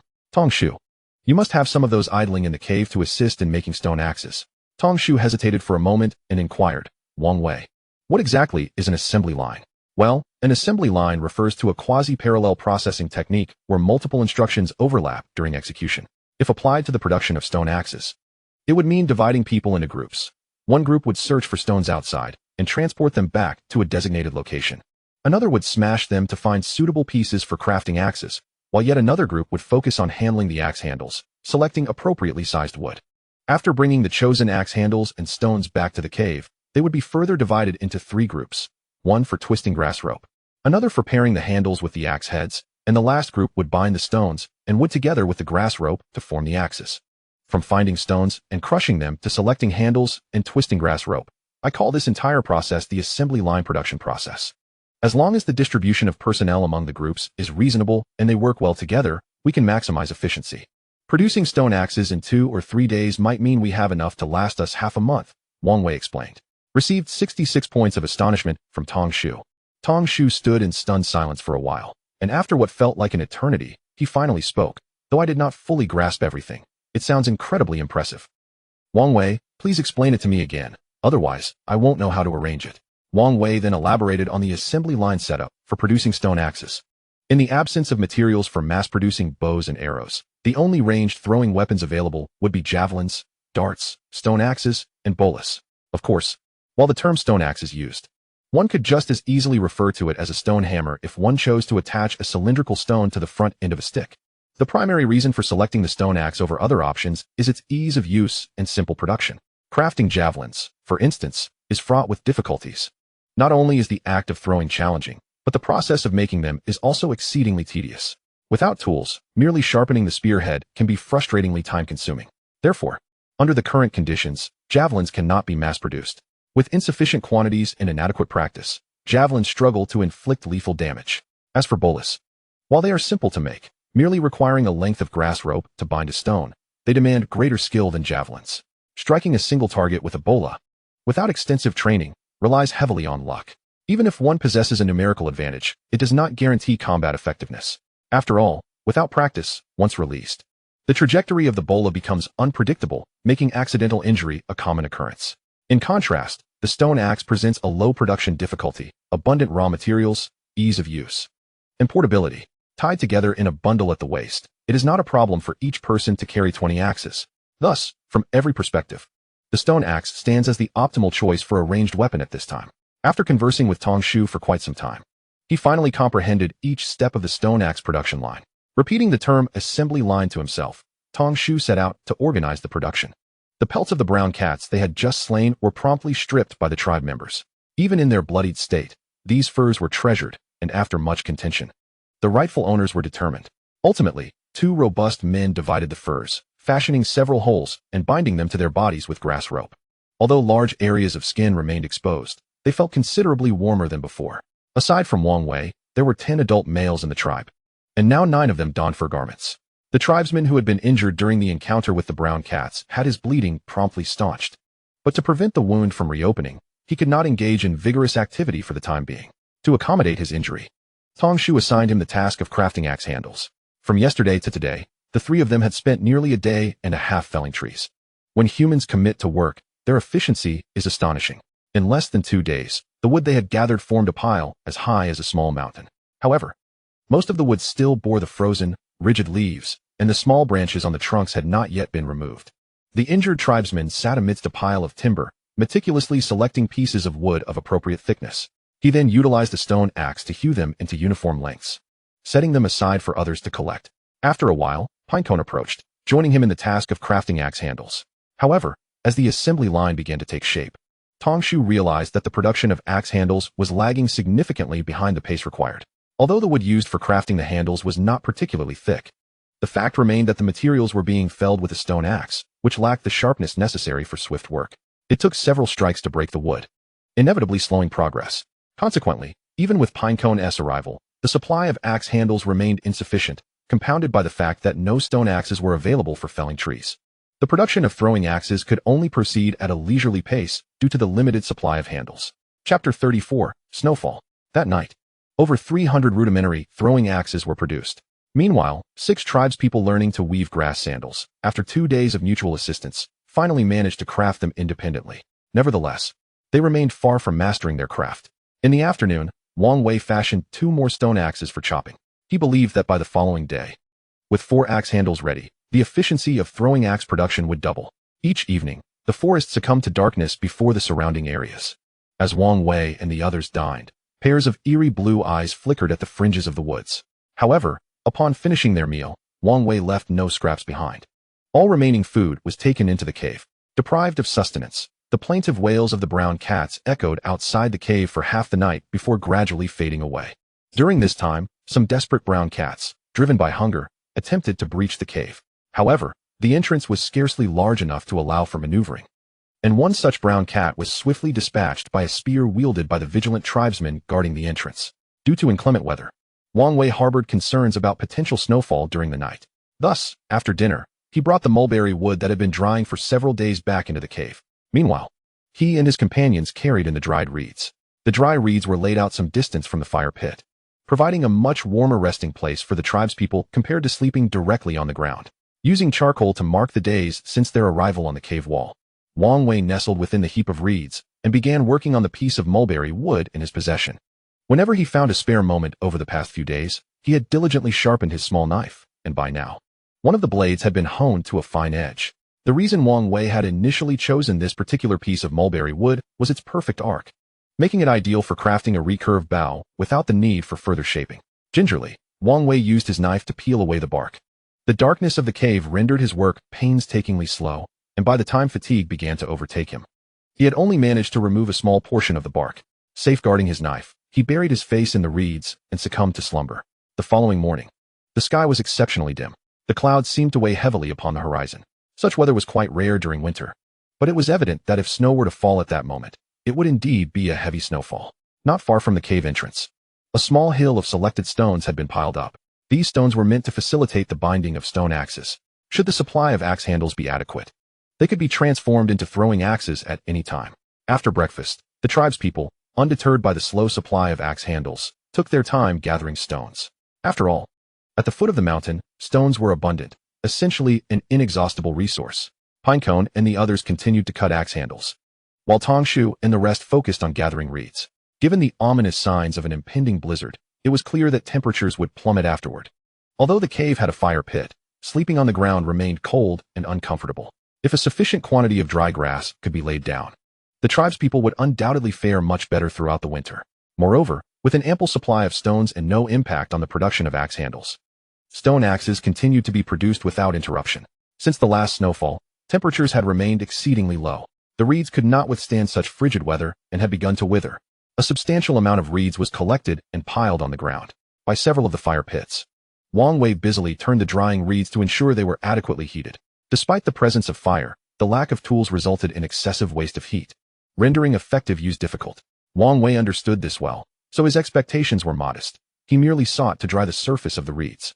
These semi-dried reeds were brought into the cave and laid at the bottom. Wang Wei repeatedly instructed that no reed should come within 2 meters of the fire pit. Although the fire pit did not reveal flames when undisturbed, it was better to err on the side of caution. Should the reeds ignite within the cave, the narrow entrance would likely trap all within. Though the degree of dryness of these reeds was inferior to those Wang Wei used for crafting sandals, they were still preferable for sleeping on than lying directly on the ground. In the afternoon, the edges of the forest once again revealed numerous brown cats. However, with the meat concealed in the cave, they dared not launch an attack without seeing it. Eagerly, Tongshu grabbed 7 or 8 stone axes, eager to demonstrate their prowess, only to be halted by Wang Wei. To venture forth at that moment would be a mere waste of time and energy. It would be far more prudent to focus on making the cave warmer. With the presence of brown cats, the task of gathering reeds outside the cave was promptly abandoned. After all, straying far from the cave's entrance posed a significant risk should a brown cat attempt a daring ambush. Since gathering reeds was no longer feasible, Tongshu and the others rekindled several fires, joining Wang Wei in drying the remaining reeds. 7 massive bonfires filled the ground outside the cave. Thanks to the warmth generated by the fire, the entrance became as cozy as spring. Many tribespeople emerged from the cave to assist in drying the reeds. The brown cats, perhaps intimidated by the bright flames, gradually retreated from the forest's edge. Although the numerous bonfires consumed a considerable amount of firewood, Tongshu and the others felt no regret. With the stone axes at their disposal, felling trees had become significantly easier. The forest before them was so vast that even a lifetime would not suffice to exhaust its resources. The days of worrying about firewood were long gone, and they had no reason to lament its use now. Sitting amidst the warmth of the fires, although breathing became somewhat labored, Wang Wei was reluctant to leave. He understood that the difficulty in breathing stemmed from the oxygen being consumed by the flames. However, this slight discomfort pales in comparison to the sensation of heat enveloping his entire body. Relishing the warmth emanating from the campfire, Wang Wei suddenly felt a chill in his nose. Looking up, he noticed, seemingly from nowhere, that snowflakes were descending from the sky. The tribespeople gasped in astonishment, hastily retreating into the cave to escape the snow, as if fleeing from a venomous serpent. Of course, as they departed, they made sure to bring the dried sword grass with them. In the distance, the echoing roars of beasts filled the air, the majority of which originated from brown cats, while a smaller portion consisted of the calls of wild creatures unfamiliar to Wang Wei. Despite having experienced 3 significant snowfalls over the past 3 years, 1 large and 2 smaller, both humans and animals alike harbored a sense of dread towards snowfall. Chapter 35. Military Drills in the Snow. This fear stemmed from its rarity and the unknown. The phenomenon of white snow falling from the heavens struck terror in the hearts of the people. Each snowfall brought with it a bitter chill, with temperatures plummeting further, which contributed to their apprehension about snow. In the blink of an eye, the individuals outside the cave scampered back within. Although Wang Wei understood that snow posed no harm, he, being new to this place and despite having gained a modicum of status, was reluctant to be perceived as an anomaly among others. So he followed the crowd back into the cave. Inside, the tribespeople anxiously gazed at the swirling white flakes outside. Although it was not their first encounter, some of the younger members of the tribe were frightened to tears. Observing their tense expressions, Wang Wei burst into laughter. Ha ha ha, it's just snow. Why is everyone so afraid? Didn't we see it just a few days ago? He exclaimed. The tribespeople looked at him in confusion. How could he not be frightened by such a phenomenon that lowered temperatures and altered the very color of the world? Seizing their attention, Wang Wei continued. Snowfall is a perfectly normal occurrence. Whenever the weather turns cold, it snows. In my previous home, we experienced snow every year, and after a snowfall, the insects in the soil would be frozen to death. When spring arrives, there will be far fewer insects. Upon hearing Wang Wei's words, the sobbing tribespeople gradually ceased their cries, and one of them, still somewhat doubtful, asked, "Do you really have snow every year where you come from?" "Last year, we had a small snowfall, and the year before that, it snowed, but it melted away as soon as it touched the ground. This year, however, we had an abundance of snow. Indeed, we refer to the season of snowfall as winter, while the hottest period of the year is called summer. Spring is the transition from cold to warm between winter and summer, and autumn is the transition from warm to cold between summer and winter. It's all perfectly normal. As you experience it more, you'll find there's no need to be afraid," Wang Wei explained. The tribespeople murmured the terms winter and summer in wonder. In truth, what frightened them most was merely the process of snowfall. The vast expanse of snowflakes drifting through the air seemed as if the very heavens had collapsed. Ironically, once the snow had settled on the ground, it did not invoke fear. Subsequently, under Wang Wei's guidance, those among the tribe who possessed animal skins for warmth ventured outside to experience the snowfall firsthand. Though the snowflakes were chilly upon contact, nothing alarming occurred. Rather, it sparked a sense of novelty. The others, lacking animal skins for warmth, peeked out from the cave entrance, curiously observing the scene of snow dancing in the air. However, they quickly retreated, chilled to the bone. While the tribespeople almost believed Wang Wei's assertion that the falling snow posed no direct threat to humans, their perception of snow remained largely negative. After all, such frigid weather imposed numerous restrictions on their way of life, which they found quite unappealing. Despite being reassured that the drifting snowflakes were harmless, once the initial novelty wore off, the tribespeople chose to remain within the cave. As night fell, the heavy snowfall showed no signs of abating. After a hurried meal, the tribespeople settled down to rest. The next morning, Wang Wei stepped outside the cave to find the world transformed into a blanket of pristine white. Venturing out, he discovered that the snow had accumulated to nearly a foot in depth. Even so, the snowfall had not ceased, compared to the heavy snow of the previous day. Today's flurries were significantly lighter. After emerging, Tongshu and the others, clad in animal skins, began to clear the snow near the cave entrance. Without clearing a patch of ground, the fire would not ignite. Despite feeling extremely cold, Wang Wei did not remain idle. He followed the others, lending a hand. Grasping handfuls takes far too long. Look, let us first form a snowball with our hands, then roll it on the ground. And it will grow larger while the snow diminishes.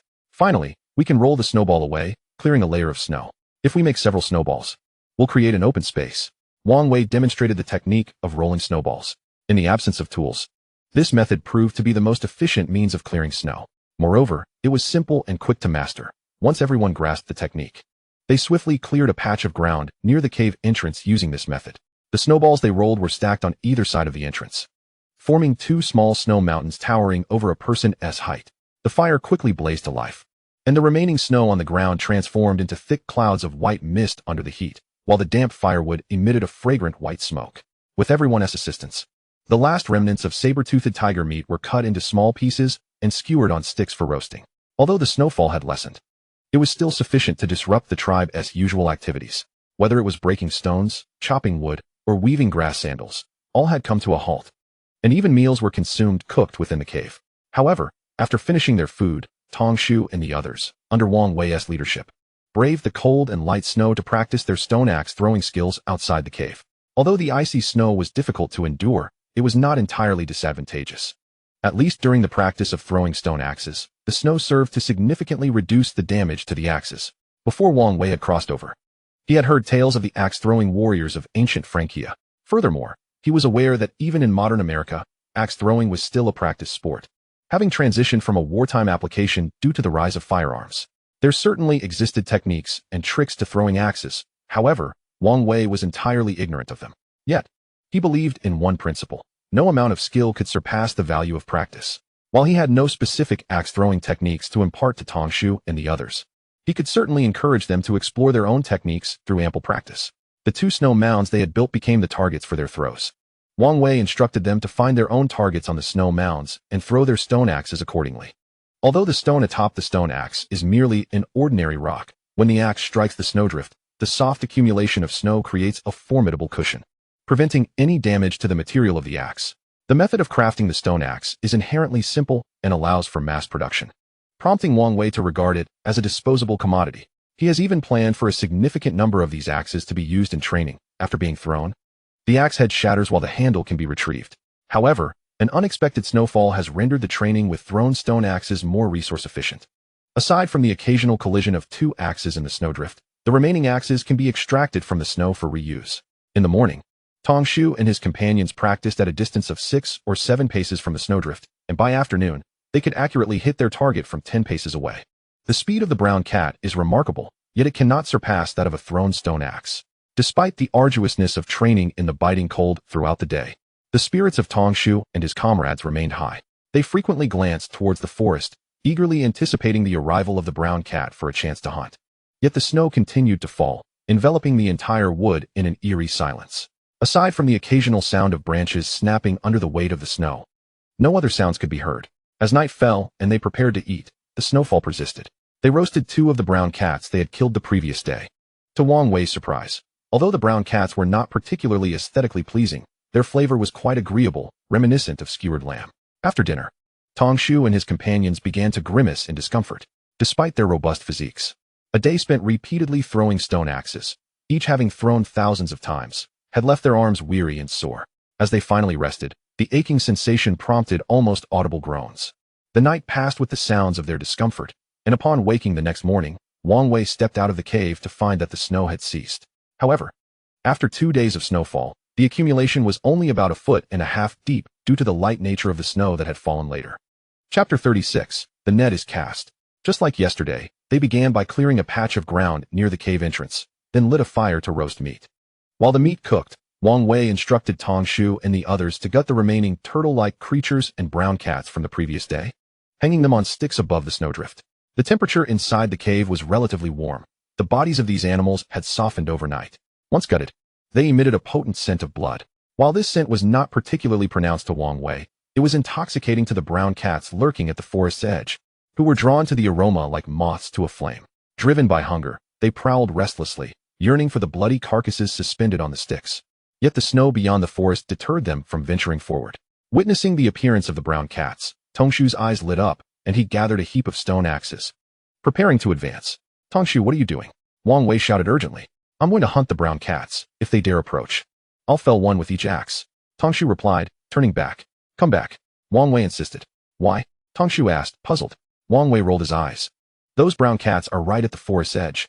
Even if you could kill 2 or 3 with your axes, what if the others retreat back into the woods? The forest is vast, and we are but a handful. We can't go searching for them. There are still many of our kin without fur clothing. I'm counting on these brown cats to supply us with hides. If you frighten them away, how will we catch them?" Upon hearing Wang Wei's words, Tongshu realized his impulsiveness. The brown cats had yet to leave the forest, and it was improbable that they could kill them all at once. If he scared them off, they would likely escape. After Tongshu returned, Wang Wei took a fist-sized piece of raw meat and said to him, "Throw this piece to the brown cats. But don't toss it into the woods, throw it onto the snow closer to them." While he could understand not scaring the brown cats away, Tongshu struggled to grasp the reasoning behind feeding them. "Why should we give them meat? They'll come out when they're hungry enough," he queried. "The snow is so heavy that they can barely move with half their bodies buried. We know they can't run once they're in the snow. Surely they know this as well. Perhaps a few desperate ones might come for the meat, but the more cautious ones want to approach. My aim is to catch all the brown cats that come this time, not just a portion while letting the rest escape. Therefore, to lure them all out of the woods and into the snow, we must use bait," Wang Wei explained. With this clarification, Tongshu no longer hesitated. He hefted the chunk of meat and hurled it 7 or 8 meters away from the forest's edge, remembering the lesson from the last encounter with his kin using stones. The brown cats immediately retreated into the underbrush upon seeing Tongshu throw something. After a while, reassured by the absence of danger, they cautiously poked their heads out. The fresh piece of meat, still stained with blood, stood out vividly against the white snow. 2 nearby brown cats, enticed by the scent, cautiously made their way toward the thrown meat. The brown cats, though not large, found the 1.5 feet of snow to be a hindrance, making their movements resemble wading through water, with only half their bodies visible above the surface. Upon reaching the meat, the quicker of the 2 brown cats buried its head into the snow and seized the meat, promptly turning to retreat. The other brown cats, seeing the meat in its mouth, were filled with envy and rushed over. Initially, this brown cat intended to return to the safety of the woods before eating, but upon noticing its peers closing in, it immediately devoured the meat on the spot. The remaining brown cats, realizing they had missed their chance, began to wail. More and more brown cats gathered at the forest's edge. Wang Wei and his companions enjoyed their roasted meat for a while longer before instructing Tongshu to throw another piece. This time, seeing the meat fly through the air, 7 or 8 brown cats dashed toward the landing spot, all eager to claim it. Unfortunately, with so many cats and so little meat, the 2 fastest to arrive began to fight over the morsel in the snow, ultimately allowing a slower brown cat to snatch it away. Over the course of a meal, the group tossed meat 6 times, each throw landing progressively farther from the woods. Initially, the brown cats approached the thrown meat with caution, quickly returning to the forest after eating. By the end, they were darting out from the woods, waiting for more meat to be tossed at a distance not far from the cave. Unbeknownst to them, as they strayed farther from the woods, they were drawing closer to danger. After finishing breakfast, Tongshu and his companions each tied 3 strands of grass rope around their waists, adorned with a total of over a dozen stone axes, encircling their midsections completely. Aside from the grass ropes, each individual wielded a stout club and clutched 3 pieces of raw meat.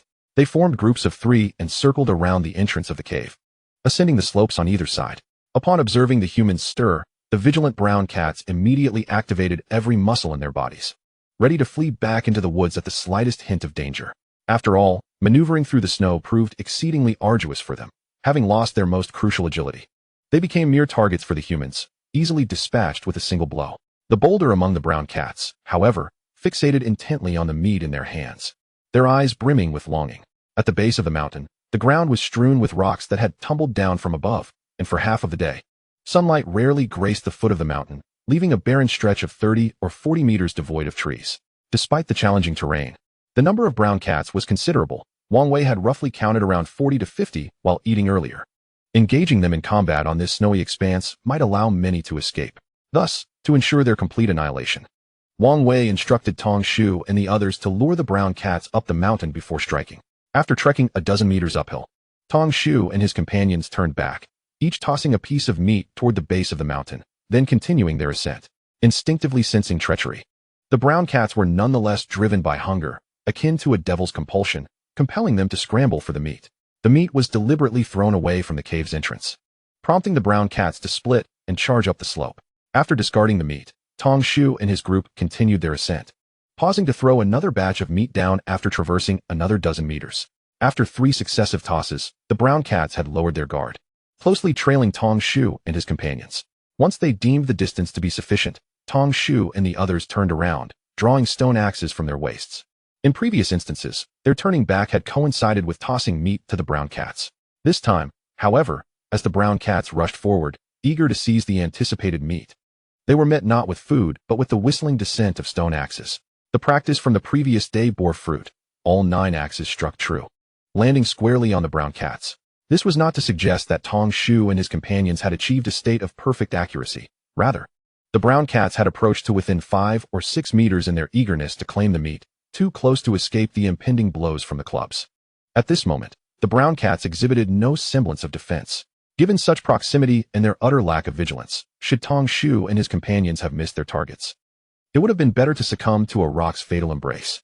In total, 9 brown cats were struck, 3 of which were killed instantly, while the others emitted wretched cries from their injuries. Those that remained unscathed appeared utterly bewildered. Where was the promised meat? Hadn't they been consistently tossing meat just moments ago? Caught off guard, the majority of the brown cats quickly turned and fled down the mountain. Yet a handful, emboldened and undeterred by the threat, charged forward, intent on taking down Tong Shu and his companions for a hearty meal. Unfortunately, in the snowy terrain, they found themselves hampered and sluggish, as if their paws were glued to the ground. For these sluggish brown cats, Tong Shu and his group showed no mercy, with clubs or axes in hand. They swiftly dispatched the advancing cats. Guffawing, Tong Shu and his companions pursued the fleeing brown cats. In the snow, the length of a human's leg provided a natural advantage. While the snow did impede Tong Shu and his group to some extent, their speed was still several times greater than that of the half-buried brown cats. The brown cats, tails tucked low, desperately tried to escape, yet were gradually overtaken by Tong Shu and his companions.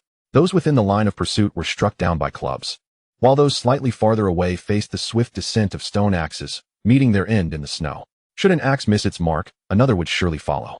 The brown cats, ensnared in the snow, possessed no capacity for resistance, left to helplessly witness the axe's approach.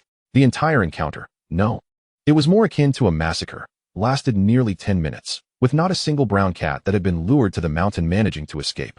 Their mottled fur, an excellent camouflage in the woods, became an unmistakable target against the white backdrop of the snow. Tong Shu and his companions reveled in laughter and excitement as they surveyed the battlefield. The lifeless brown cats were dragged back, and in the blink of an eye, the clearing at the cave's entrance was piled high with their carcasses. In all their lives, Tong Shu and his companions had never captured so many prey at once. To be frank, the valley was lush with edible plants, allowing the tribe to scrape by without starving solely through foraging. Opportunities to hunt and consume meat were indeed scarce, occurring perhaps only a few times a month. Thus, the prospect of capturing so many brown cats in one fell swoop was exhilarating beyond measure. The tribe members within the cave rushed out in excitement, circling the mound of brown cats before retreating quickly to avoid the biting cold. For everyone, this bounty represented an immense and invaluable treasure. Beyond the food they provided, the pelts alone could significantly enhance the tribe's supply of fur clothing. In the frigid winter, a single fur coat could mean the difference between life and death. Wang Wei stood beside the pile of brown cats, counting as Tong Shu and the others brought each one back. Once all were gathered, he counted a total of 54, both large and small. On average, 3 brown cats would yield enough material for 1 fur coat, meaning these 54 could potentially furnish the tribe with 18 new coats. After retrieving the bodies, Tong Shu and his companions began the process of skinning. Lacking proper tools, they used sharp stones to make an incision in the skin, then carefully peeled the entire pelt away. The stripped pelts were then scraped clean of fat and flesh with stones, ready to be fashioned into fur coats by the women of the tribe. Though these pelts underwent rudimentary treatment, their durability was questionable. Much like the fur coats worn by Tong Shu and his companions, which had become stiff and lost much of their insulating properties, the pelts were far less effective than when first acquired. Most intolerable to Wang Wei was the nauseating odor emanating from the skins. Fortunately, it is currently winter, and the temperatures are relatively low. Had it been summer, these animal hides might have begun to decay by now. The primary cause of the shedding and decomposition of these hides is that they have not undergone the process of tanning, commonly referred to by the elders as prepared leather.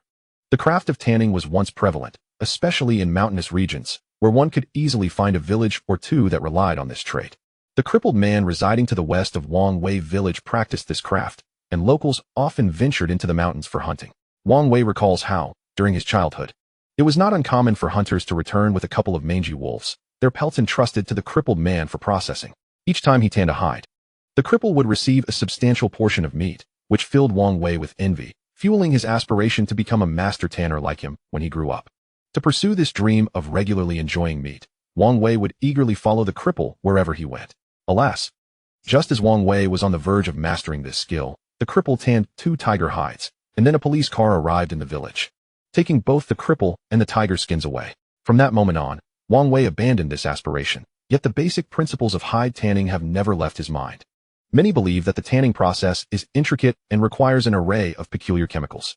In truth, many steps have been unnecessarily complicated, a practice adopted by merchants merely to enhance their prestige. If one were to focus solely on practicality, the tanning of hides could be accomplished with nothing more than a handful of wood ash and a basin of warm water. The hides belonging to the trees have not been tanned. Some are cracked, others dry, some foul-smelling, and many are shedding fur. Should an experienced individual witness this, they would undoubtedly be filled with indignation and sorrow. Having already witnessed so much waste, Wang Wei is unwilling to see these freshly skinned hides suffer the same fate. Approaching the tree, he squats down to observe as it scrapes the fat from the hide using a stone slab. After watching for a moment, Wang Wei speaks up. "Tree, do you not tan the hides once you acquire them? Wouldn't the fur be completely burned off otherwise? When food is scarce, one might as well burn the hides. But given the current cold, it is better to wear them." The tree, with a serious expression, replies, "What else can we do? In such frigid weather, we cannot venture out without wearing animal hides, even if they are uncomfortable." Upon hearing this, Wang Wei shakes his head and responds, "It is not that the hides are uncomfortable to wear. Rather, it is that you have not processed them properly. In my hometown, once the hides are treated, the fur remains intact for a long time. They do not emit foul odors, and they feel incredibly soft, almost as if they are perpetually fresh." The tree's eyes widen in astonishment, and he eagerly asks, "Is that so? How do they do it in your hometown? Please, teach me." Wang Wei glances at the hide in the tree's hands and says, "I can indeed teach you, but the tanning process takes several days. Many of our kin are relying on this batch of hides for warmth, and I fear they may not be able to wait." The tree's eyes widen further as he exclaims, "No, we must wait, even if it takes several days. Otherwise, before the weather warms up, these hides will be unwearable, and we may never have the opportunity to catch so many brown cats again." Wang Wei smiles and replies, "Very well, as long as you can take charge. I can begin at any time, but convincing the others will depend on you. Rest assured, I will go speak to them right away." The tree stands and heads towards the cave. Chapter 38. The disagreement over tanning hides. Upon entering the cave, the tree conveys the need for tanning the hides to the other tribe members. Since Wang Wei's arrival in the tribe, from starting fires with ice, to crafting grass shoes, to being saved from a black snake, and through many subsequent events, the tree has developed a profound trust in him. After hearing Wang Wei describe the benefits of tanning the hides, he resolutely decides to believe him. Tanned hides are less likely to dry and crack, the fur remains intact, and they do not rot. These advantages lead the tree to firmly resolve that this batch of hides must be processed using Wang Wei's method. The hides he wears, though initially useful, have deteriorated over time. If this batch of hides remains untreated, they may provide immediate warmth to the tribe, but in the long run, they would become as useless as the ones he currently wears. For these reasons, the tree believes that if he shares the tanning method with everyone, they will undoubtedly support it. However, he cannot anticipate that upon sharing this information, the tribe members, who had just been joyous about acquiring many hides, would fall into silence. Just as the tree begins to feel puzzled by their reaction, the last adult male in the tribe without a hide, Stone, speaks up. Tree. These hides are fine as they are. We don't need to go through the trouble of processing them, Stone asserts. The tree's eyes widen in disbelief as he responds. Who says? Look at my hide. It is already shedding fur and cracking, and it has become stiff and uncomfortable. Wang Wei says that once tanned, such issues will not arise. But this is a green bear hide. Right now, we need to wear brown cat hides. Stone counters. Hearing this, the tree is momentarily taken aback, scratching his head as he replies. Wang Wei said it could be done. Stone shakes his head. When Wang Wei first arrived in our tribe, he didn't even know what a brown cat was. Last time, when he saw the paw prints of a brown cat, he asked us what they were, indicating he has never encountered one before. How can he know that what he does will work on brown cat hides? Additionally, over time, the fur will inevitably shed. It is impossible to believe that once treated, it will never shed. Wang Wei would not deceive me. He has taught us to weave grass shoes and make stone axes, and he even killed those brown cats with the stone axes he crafted for us. If he says it can be done, it surely can. The tree asserts with conviction. I disagree. I want to use the hides now. Just a few days ago, he was willing to give deer hides to 2 women, but refused to give me any. I am the only man in our tribe without a hide. Yet I can also smash stones, chop wood, and throw stone axes. Why should all of you have hides to wear, while I do not? And now that it is snowing and the nights are growing colder, we could all be sleeping warmly in hides at night. Why waste this opportunity? Stone insists vehemently. As an adult male in the tribe, he is the only one still without a hide, and the feeling of discontent has long settled in his heart. While other men have hides to wear, even the 2 women who specialize in roasting meat have them. Why should he be left out? It is precisely due to this dissatisfaction that his yearning for animal hides surpasses that of others. Having slain numerous brown cats today, he has acquired an abundance of furs. Regardless of the perspective, he is entitled to a share of these pelts. However, at this moment, Wang Wei suggests that they be processed, which will require several days. Thus, it is hardly surprising that he would be reluctant to agree. Aside from Shirtu, several other tribesmen are also opposed to the tanning of the brown cat skins. The primary reason being that the nights are exceedingly cold, even with sword grass mats on the ground and everyone huddled together while sleeping. They often awaken chilled in the latter part of the night. The sensation of being thoroughly frozen is quite unbearable. Consequently, many tribesmen who had hoped to obtain the pelts are unwilling to waste time on tanning. Only a few are willing to endure the biting cold, allowing Wang Wei to process the hides. After all, the transformations Wang Wei has brought to the tribe are evident to everyone. From informing them about food in the back mountain, to weaving grass shoes, and now to crafting stone axes, these changes have all stemmed from his initiatives. Moreover, just 2 days prior, Wang Wei's act of feeding the brown cats with fresh meat had drawn considerable criticism. Yet, in an instant, thanks to Wang Wei's method, they managed to catch a veritable mountain of brown cats. The food sacrificed as bait has been recovered 100-fold. Such occurrences have engendered a profound trust in Wang Wei among some tribesmen, akin to that in Tongshu. Hence, out of this trust, a portion of the tribesmen would rather endure the cold than forego the opportunity for Wang Wei to tan the pelts into more durable forms. With some in agreement and others dissenting, Tongshu found himself at an impasse. Having recently assumed leadership, his authority had yet to be established. And due to his amiable nature, the tribesmen did not fear him. Thus, faced with this situation, Tongshu was momentarily at a loss for how to proceed. Just as he felt embarrassed by the deadlock, Wang Wei entered. After grasping the situation, Wang Wei smiled and said, "This matter is quite simple to resolve. Tongshu, please select 18 individuals. The pelts we have are sufficient for 18 to wear. Those who wish to don the pelts now may receive them shortly. For those who can wait, they may entrust the hides to me for processing." How simple is this? We are all of one tribe. Why engage in quarrels? Upon hearing Wang Wei's words, Tongshu appeared bewildered, and after a moment, he scratched his head and asked, "Wang Wei, how many people is 18? Wang Wei rolled his eyes, feeling it necessary to impart some basic knowledge, such as elementary numbers. You select individuals, starting with those who need the pelts the most. When you reach the 18th person, I will instruct you to stop," he said. Tongshu, upon hearing this, immediately pointed to Shirtu. Although Shirtu had previously confronted him, Tongshu was fair-minded and did not deprive Shirtu of the opportunity to receive a pelt. With each person selected, Wang Wei announced a number. Even with the system's translation, the tribesmen could only comprehend the meaning of the first 5 numbers. Beyond that, they were lost. When Tongshu had selected 18 individuals, Wang Wei called for a halt. Witnessing Wang Wei's ability to count to 18 with such proficiency filled the onlookers with astonishment, simultaneously earning the system a wave of astonishment points. Confronted with the 18 tribesmen chosen by Tongshu, Wang Wei did not offer further persuasion, but rather allowed them to make their own choices. Ultimately, including Shirtu, a total of 10 opted not to tan the skins and chose to wear them directly. By afternoon, the pelts for Shirtu and the others were prepared. To say they were processed is somewhat misleading, as it merely involved removing the remnants of flesh, fat, and dirt from the hides. No further treatment was applied. Clad in their pelts, Shirtu and the others emerged from the cave, basking in the envious gazes of those without such garments. Some of the women donned the prepared brown cat skins, while others began to clear away the carcasses of the brown cats. Tong Shu and the others were likewise industrious. Several tribesmen wielding refined stone axes, at Wang Wei's suggestion, flattened the ends of some thick logs. Once completed, they placed them in the fire to harden further. As for Wang Wei, he found a patch of muddy earth outside the cave and marked a circle with a diameter of 2 meters using wood. We need to dig a pit according to this drawing. The depth should be such that a wooden stick placed upright within does not protrude, Wang Wei instructed Tong Shu. The ground is currently frozen too hard to dig easily. We should start a fire to warm it up first, making it easier to excavate, he added. Tong Shu nodded and proceeded to follow Wang Wei's instructions. After Tong Shu heated the ground, Songhua and the others fashioned the wooden shovels Wang Wei had described. Before the advent of metal tools, wooden shovels served perfectly well for digging. Under the sheer strength of Tong Shu and the others, they quickly excavated a pit. Upon inspecting the pit, Wang Wei was quite pleased with the diligence demonstrated by Tong Shu and his companions. The pit was dug precisely along the circle he had drawn. Although winter brought frigid temperatures and hard, frozen ground, it had the advantage of preventing the creation of excessive mud, leaving the pit looking remarkably clean. Once the pit was completed, Wang Wei instructed Tong Shu to gather many logs, about the thickness of an arm, and insert them parallel to the pit wall, ensuring minimal gaps between each piece.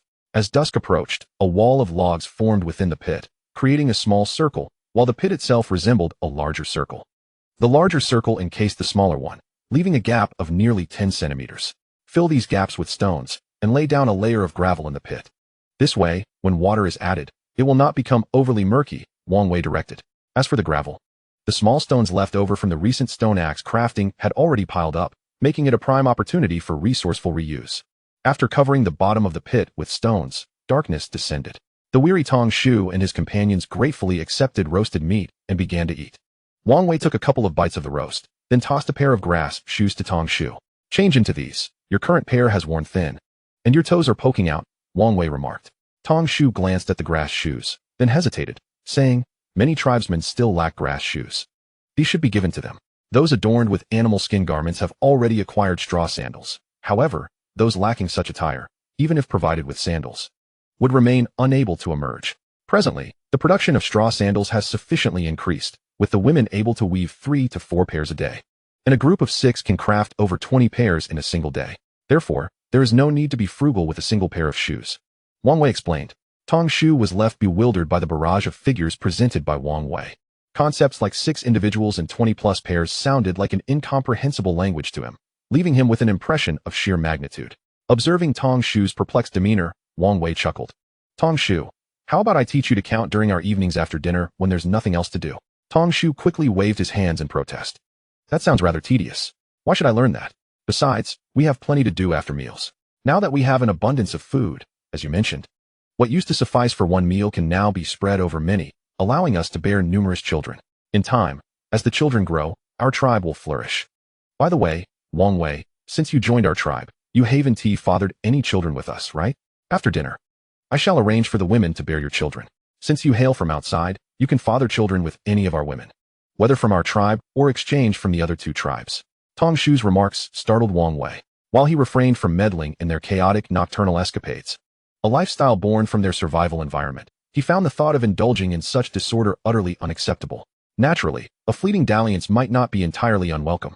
What truly dissuaded him was the fact that none of the women in the tribe were appealing. Their appearances would surely haunt his dreams if he were to engage with them. Thus, he swiftly dismissed Tong Shu's suggestion regarding post-dinner procreation. No. Learning to count is far more important than having children. For instance, do you know how many brown cats we caught today? If 3 brown cat skins can be fashioned into 1 animal skin garment, can you estimate how many garments we could produce in total? I can easily calculate that we have captured 54 brown cats. With 3 cats yielding 1 garment, we can provide 18 tribe members with warm animal skin attire.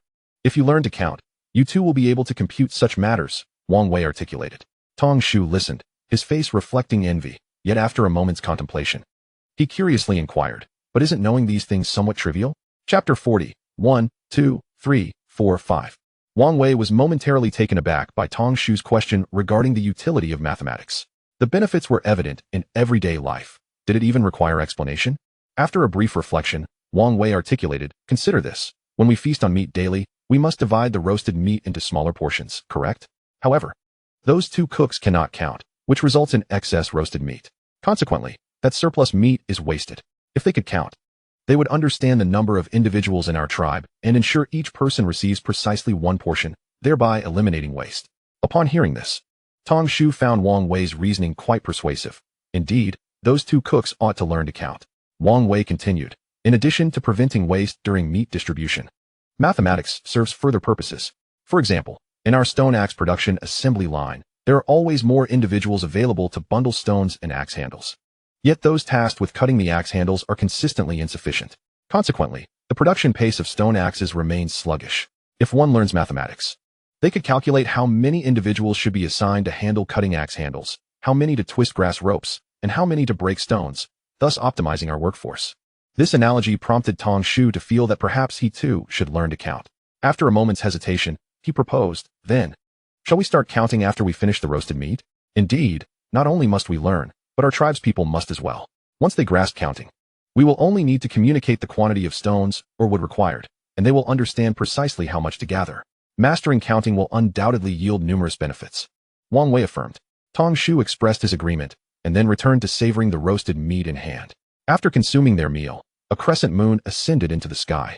The silvery moonlight reflected off the snow, illuminating the night as brightly as day. The cave buzzed with activity. On one hand, due to the bountiful harvest of food and animal skins, the tribe members, having completed their daily tasks, gathered to celebrate in the evening. On the other hand, they were abuzz with anticipation, as they had learned that Wang Wei would teach them to count that night. They felt a sense of curiosity about learning to count. In truth, the tribe had already developed a rudimentary understanding of numbers. Typically, everyone could comprehend the meanings of 1 and 2, and over time, many had even grasped the concept of 3. However, what lay beyond 3 remained a mystery to the vast majority. Admittedly for them, the significance of numbers beyond 3 was rather inconsequential, as they had little practical use for them. Yet, today, Wang Wei aimed to introduce them to the numbers beyond 3, which piqued their interest. Though the cave was noisy, it was devoid of light. Outside, while it was bright, it was also bitterly cold.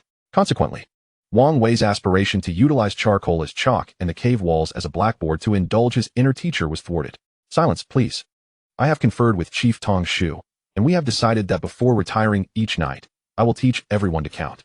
As the need for numbers will be quite frequent, and I hope everyone can learn swiftly." Wang Wei raised his voice to subdue the clamor.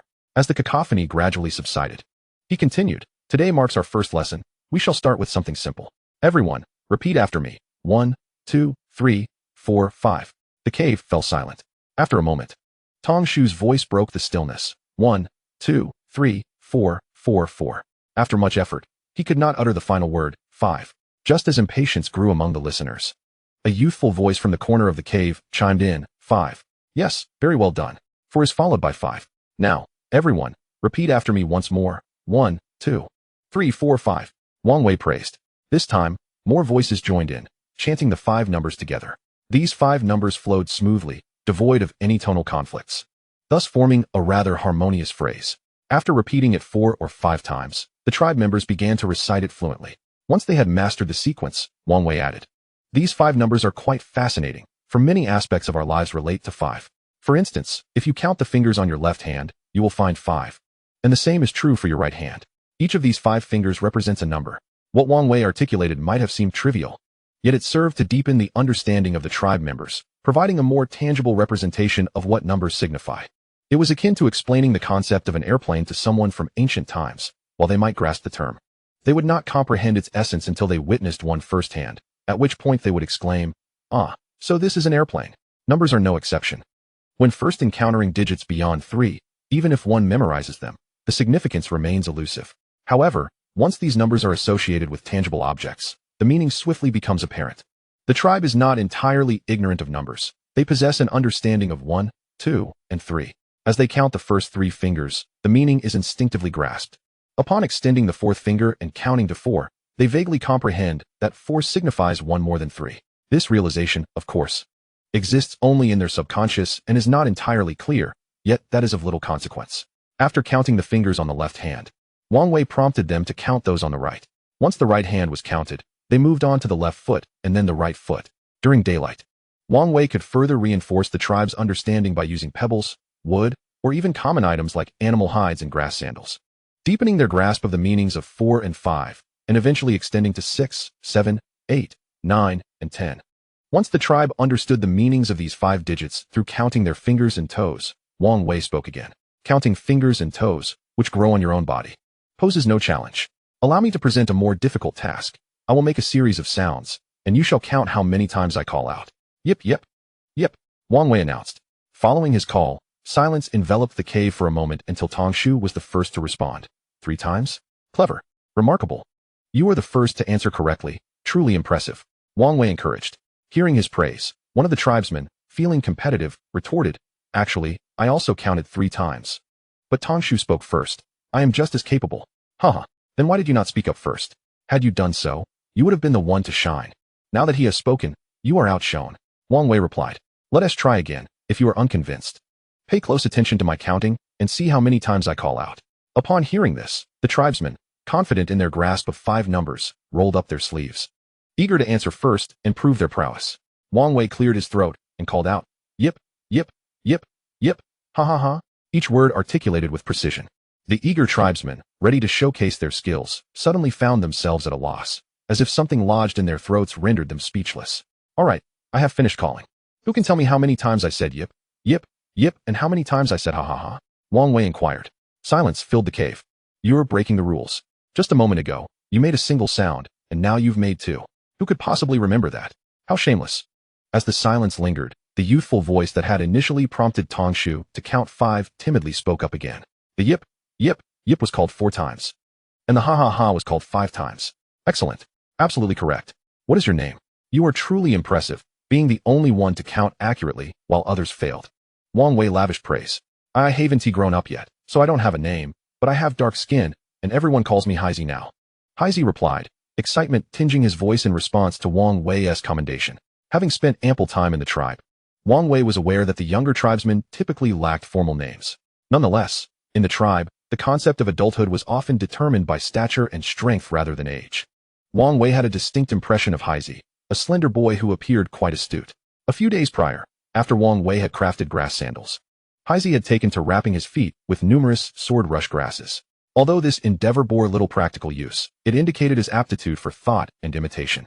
Wang Wei chuckled heartily. Splendid. Heisey, you are the only one who accurately counted my previous calls, so I have decided to reward you.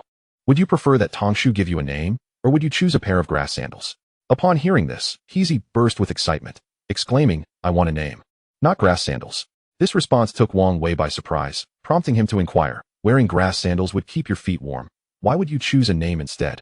Heisey replied, because having a name means becoming an adult. In our tribe, adult men have animal hide clothing and grass sandals. If I have a name, even without animal hide clothing, I will still have grass sandals.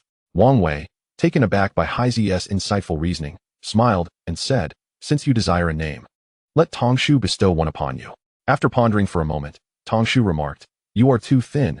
You ought to grow more before receiving a name. However, since you are being rewarded for counting 4 and 5, henceforth, you shall be called Suwu. Chapter 42. In the stillness of the night, an anxious heart. After placing the brown cat skin into the pool, Wang Wei did not depart. The tanning process requires precise water temperature. Moreover, in such weather, if Wang Wei left the skin in the pool unattended, it would not be long before the water froze. Sitting beside the pool, Wang Wei used stones to continue heating the water. When the dark water began to emit white steam and felt slightly warm to the touch, the temperature was nearly adequate. As Wang Wei tended to the steaming water, Manhwa approached, her body wrapped in sword rush grass for warmth.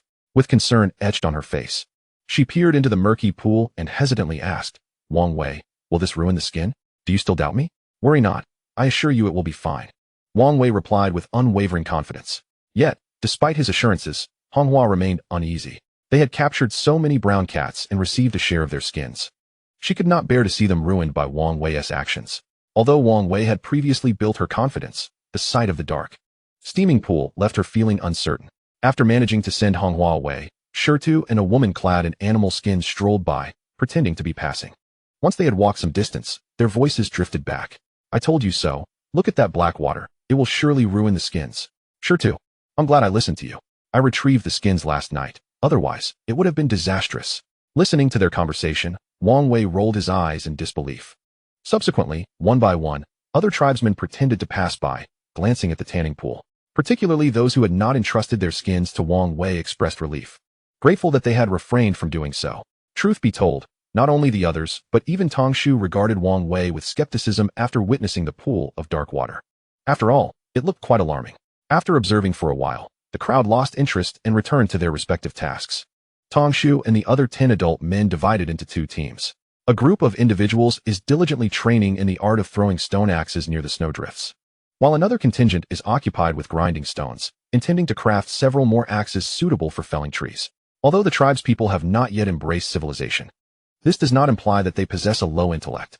The stone axes fashioned by Wang Wei are remarkably simple, requiring only a slight degree of care in the selection of materials.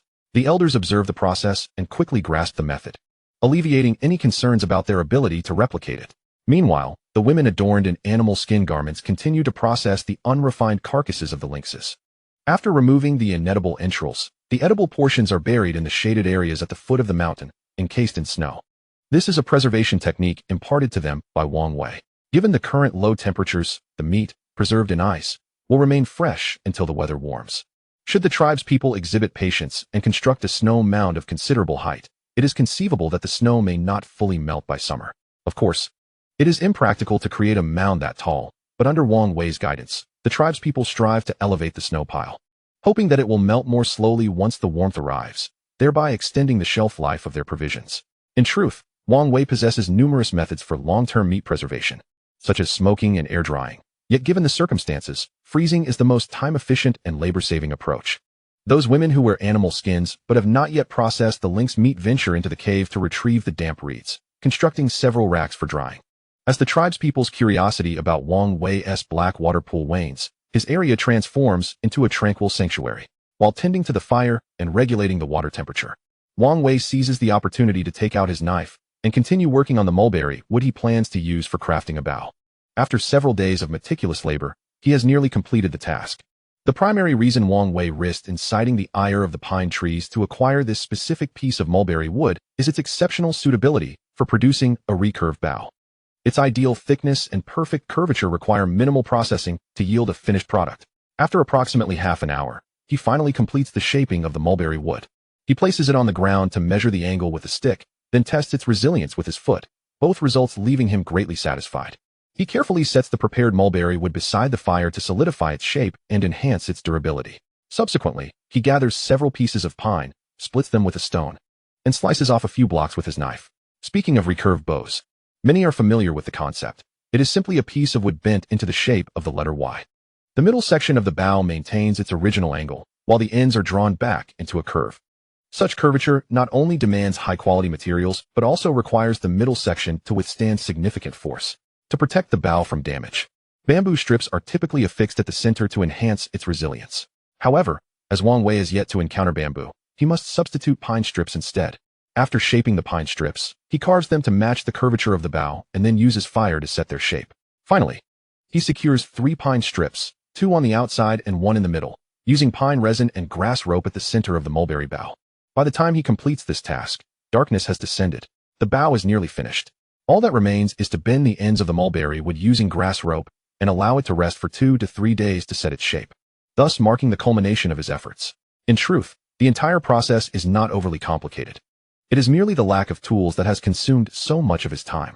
Back on Earth, in the archery enthusiast group he belonged to, it took a mere 2 hours for an expert to craft 2 bows from coarse bamboo, during which time they also fashioned several arrow shafts. At mealtime, it is Tongshu who brings the food. Although Wang Wei's management of the water temperature does not demand excessive attention, he cannot afford to leave. The pool is not large, and in such frigid conditions, the water temperature drops rapidly, necessitating his constant presence at the poolside to add heated stones. Simultaneously, he must retrieve the cooled stones to reheat them. It is precisely due to these tedious tasks that the completion of his bow and arrows has taken an entire day. After finishing his meal, Wang Wei retrieves a piece of hide, examining it closely only to find it inadequately cured, requiring additional effort. Properly cured hide must maintain continuity. And in winter, controlling the water temperature necessitates a constant presence at the poolside to ensure it remains heated. Observing the increasingly dimming light, Wang Wei furrows his brow, realizing he will need to work late into the night. Of course, he is no stranger to overtime, having experienced it frequently on Earth. However, in this unfamiliar world, the prospect of spending the night alone at the pool fills him with trepidation. Despite the snowfall rendering the animals silent and hidden, as Tongshu mentioned, few winged creatures have been spotted since the snow began. Yet, no one can guarantee that some large bird might not suddenly swoop down upon him while he stands guard over the pool, or that a ferocious beast might not emerge from the forest. Casting a glance back at the cave, situated 20 to 30 meters away, Wang Wei regrets having excavated the pool so far from the shelter. However, proximity to the cave would have posed challenges, as the soil layer is too thin and the pool's depth insufficient, evidenced by the absence of any trees at the mountain's base. The light from the fire does little to illuminate the surroundings, limiting his visibility to a mere 10 meters. The dense woods ahead appear ominously dark, like a lurking predator. Turning back, he notices that the fire near the cave entrance has extinguished, and the tribespeople, having finished their meals, have retreated into the cave, leaving Wang Wei unable to even discern the entrance. At that moment, a wave of panic washes over him. Chapter 43. The hide is ruined. Wang Wei's heart races with anxiety, and for a fleeting moment, he is tempted to abandon the hides and return to the cave. However, he ultimately restrains himself. The tanning of these hides is pivotal to the trust the tribespeople place in him. His efforts in crafting grass shoes, making stone axes, and all his endeavors are aimed at earning their confidence.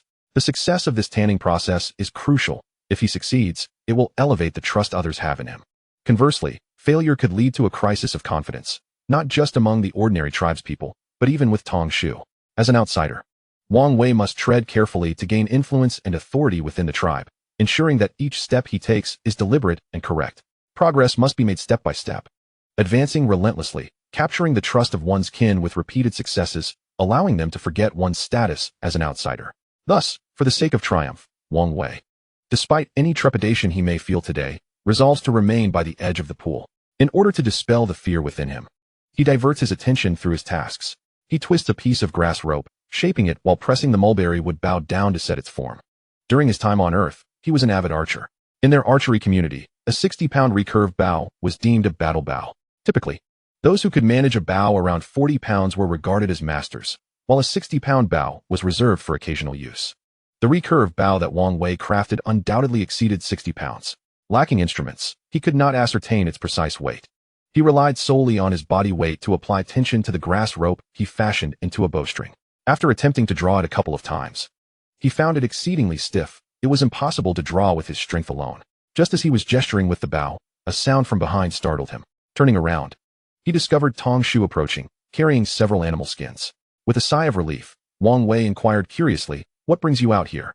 "It's dangerous to be alone outside at night. I went into the cave to fetch some skins to keep you company," Tongshu replied, tapping the hides in his hands with a stick. Upon hearing this, Wang Wei chuckled. "Haha, your timing is perfect. I was indeed feeling a bit anxious alone, but now I feel reassured." "Wang Wei, Wang Suwu just asked me if we would practice counting today," Tongshu said as he settled by the fire. "We'll practice tomorrow. These skins are more important today, and I need to keep an eye on them," Wang Wei responded. Honestly, if these skins get damaged, it's not the end of the world. We can still hunt the brown cats using your methods, and losing a few hides won't draw any complaints. Get lost. I assure you there's no issue here. I can't believe you doubt me. It truly hurts." After a few casual exchanges, Wang Wei rose to warm the pool. Seeing Wang Wei's determination, Tongshu seized his persuasion. Once the water was heated, Wang Wei picked up the bow and arrow, handing it to Tongshu, exclaiming, "Tongshu, let me show you a marvelous treasure today." Tongshu took the bow and examined it curiously, asking, "What is this for?" Without explanation, Wang Wei ran to the woodpile and found a straight, 2-finger-thick pine branch. He returned, knocked off the small branches with a stone, and propped the arrow shaft against the bow, stating, "Watch closely. I shall perform a magic trick." Although Tongshu did not grasp the concept of magic, he was still intrigued by Wang Wei's actions. Then, Wang Wei maintained his stance, drawing the bowstring, standing still. 1 second, 2 seconds, 3 seconds. He stood for over 10 seconds before lowering the bow again. Turning to the bewildered Tongshu, he said, "Tongshu, let me teach you how to shoot. It's too dark for you to see me shoot. You need to experience the power of this bow and arrow for yourself." To be honest, it wasn't that Wang Wei feared Tongshu wouldn't see him shoot. Rather, he had exerted immense effort only to discover he could not draw the bow at all. "This is called a bow and arrow, a tool I crafted for hunting and combat. This is the bow, and this is the arrow. You grip the bow with your left hand and pull the bowstring with your right hand, aiming at the target to shoot the arrow, thus eliminating the enemy. Wang Wei guided Tong Shu through the process of archery. Tong Shu, not lacking in intelligence, quickly comprehended that the bow and arrow were essentially tools to propel a small wooden stick to harm enemies. However, he frowned, examining the thumb-thick arrow shaft in his hand, and skeptically remarked, "Wang Wei, can this really injure someone? This shaft is so thin. Even if it hit an enemy, it probably wouldn't hurt." Wang Wei chuckled, pointing at the fire. "Whether it possesses lethality is not for me to say, nor for you. Step back a bit and shoot the bow at the fire. You'll see for yourself." Reluctantly, Tong Shu retreated 7 or 8 steps, drew the bow, and aimed at the fire.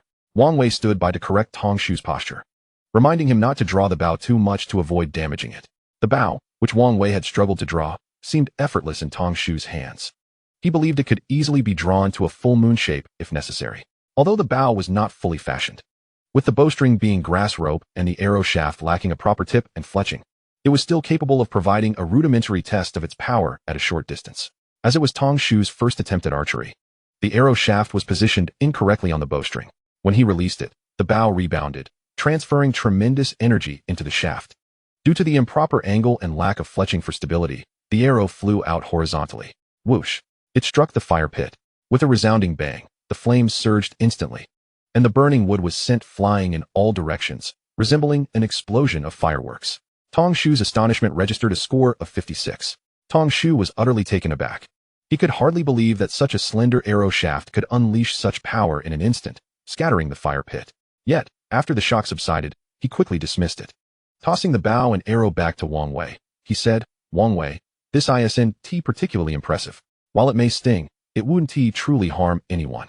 I could throw a stone axe much better than this."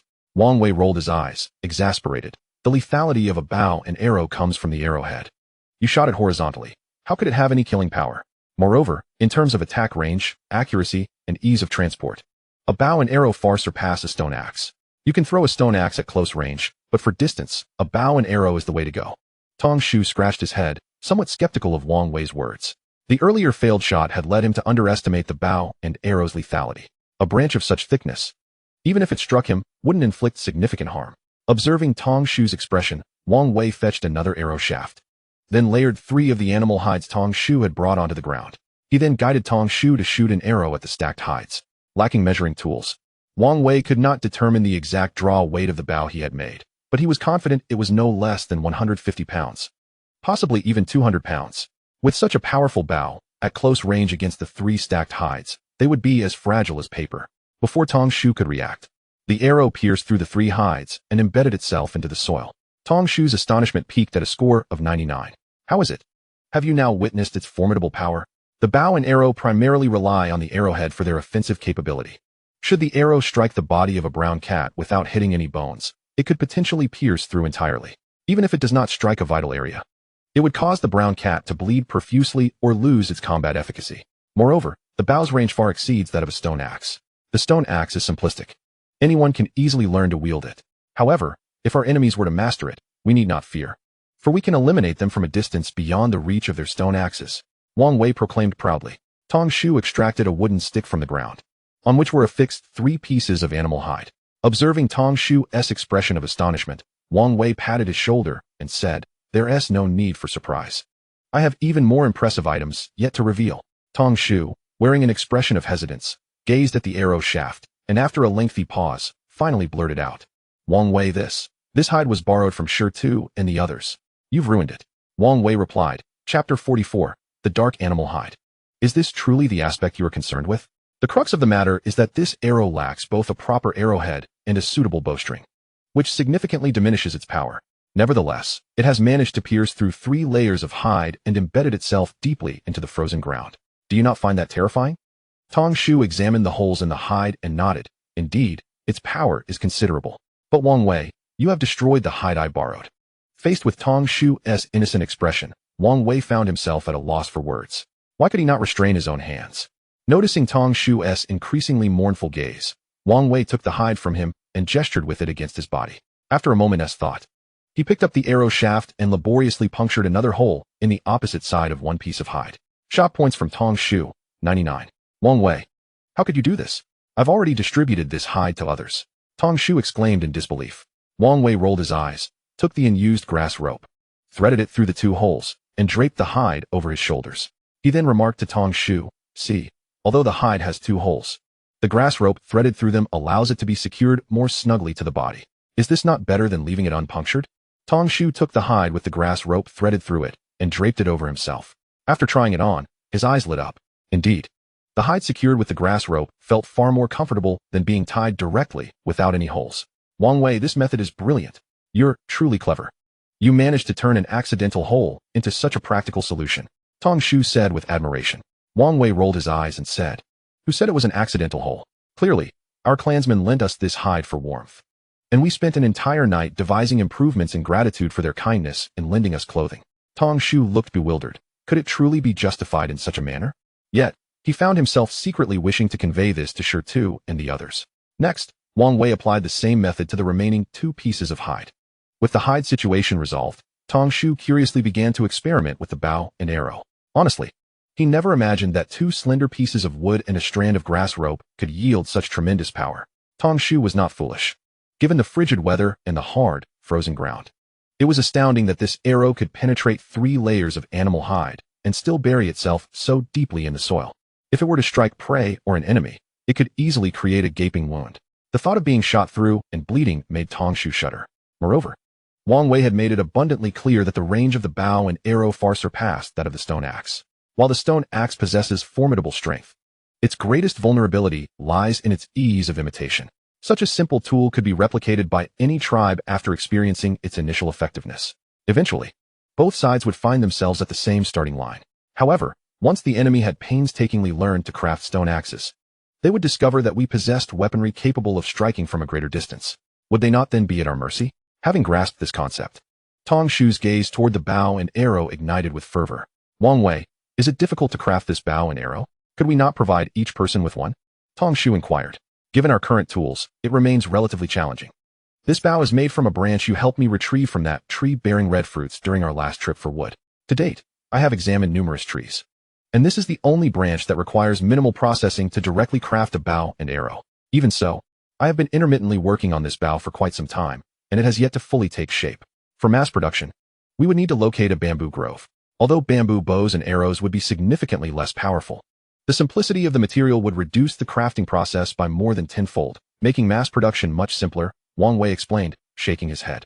"What is bamboo?" Tong Shu asked, his eyes wide with curiosity. "You wouldn't understand even if I explained it, and I cannot be certain if bamboo even exists in this world.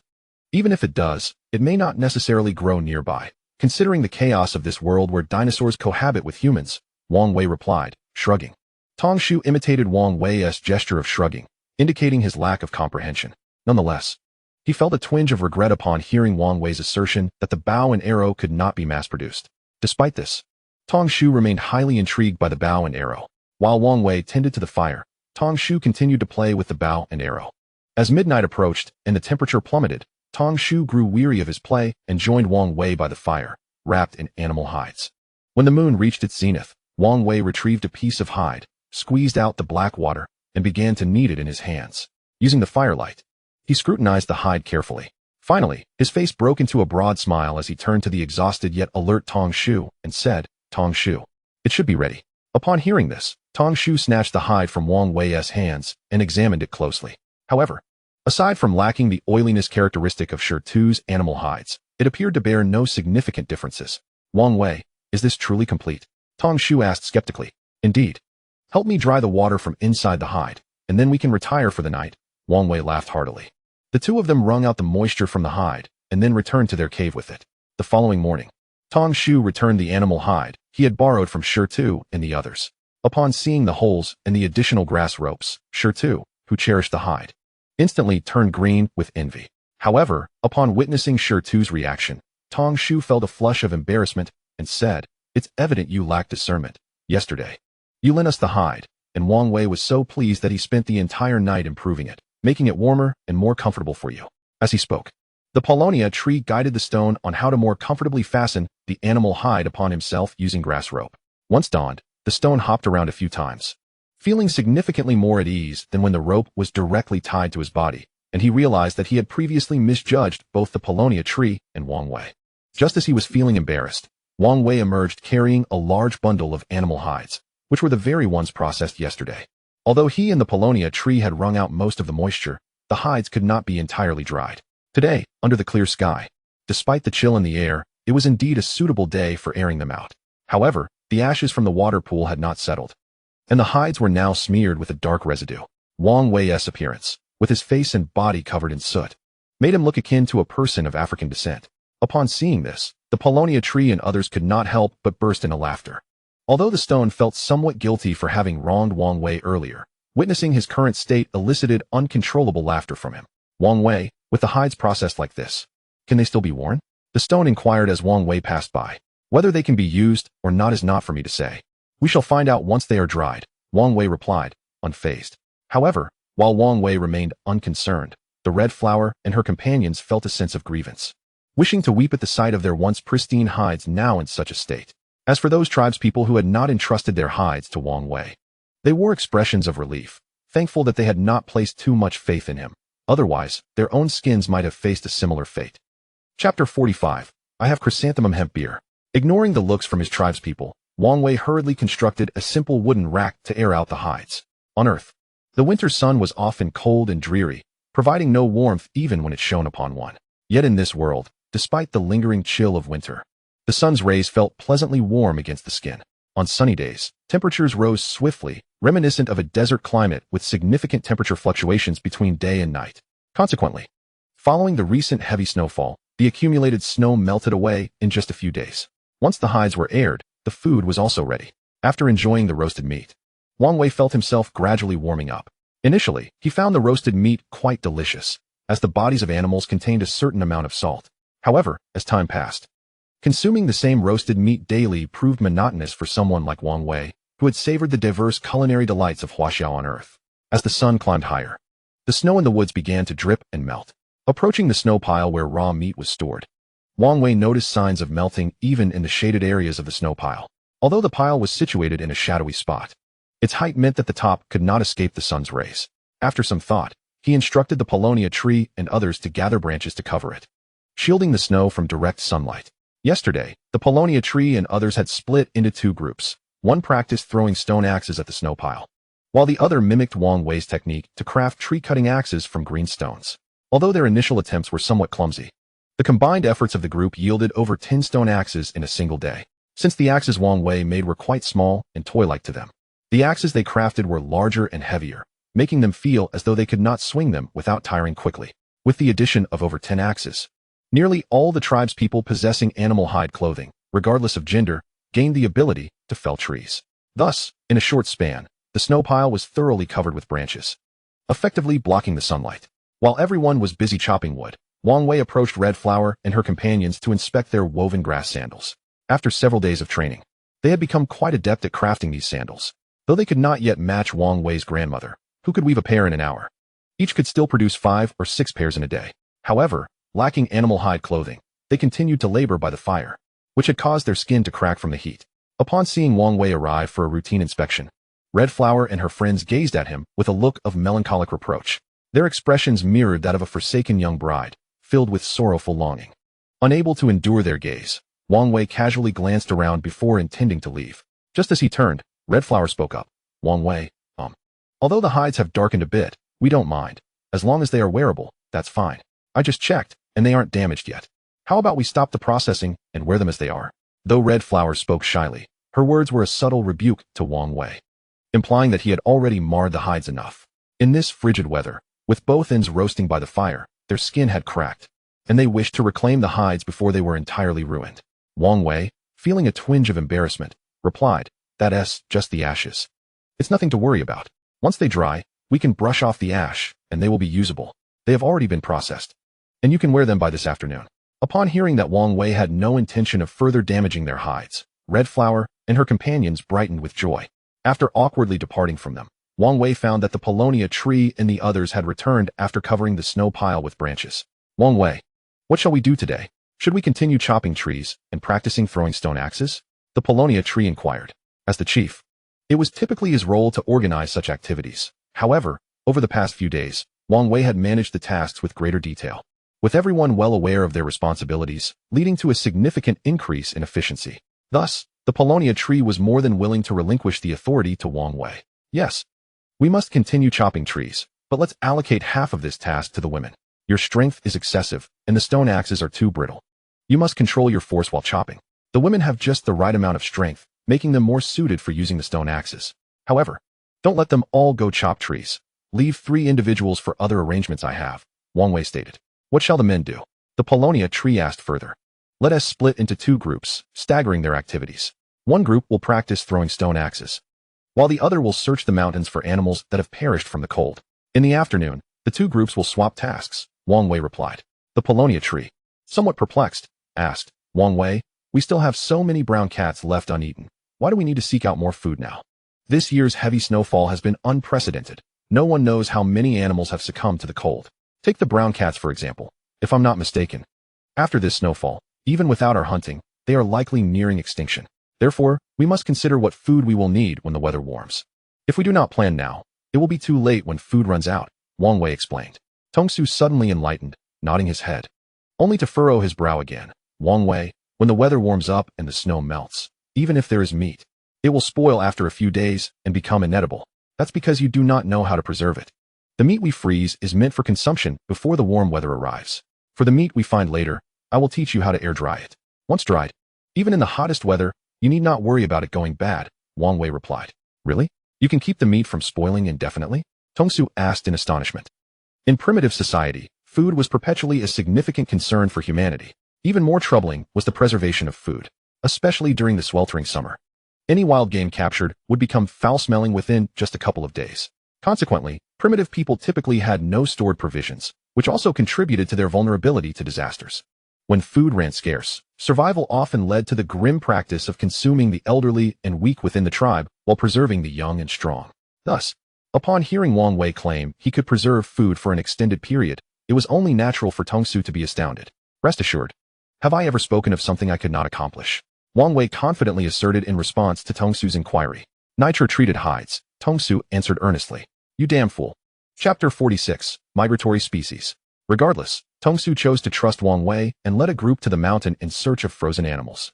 Meanwhile, Wang Wei busied himself with the remaining 3 women. The current cold and dry climate was perfectly suited for preparing air-dried meat.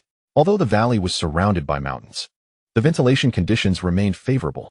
The most challenging aspect was to prevent the meat from frequently coming into contact with sunlight and melting snow during the drying process.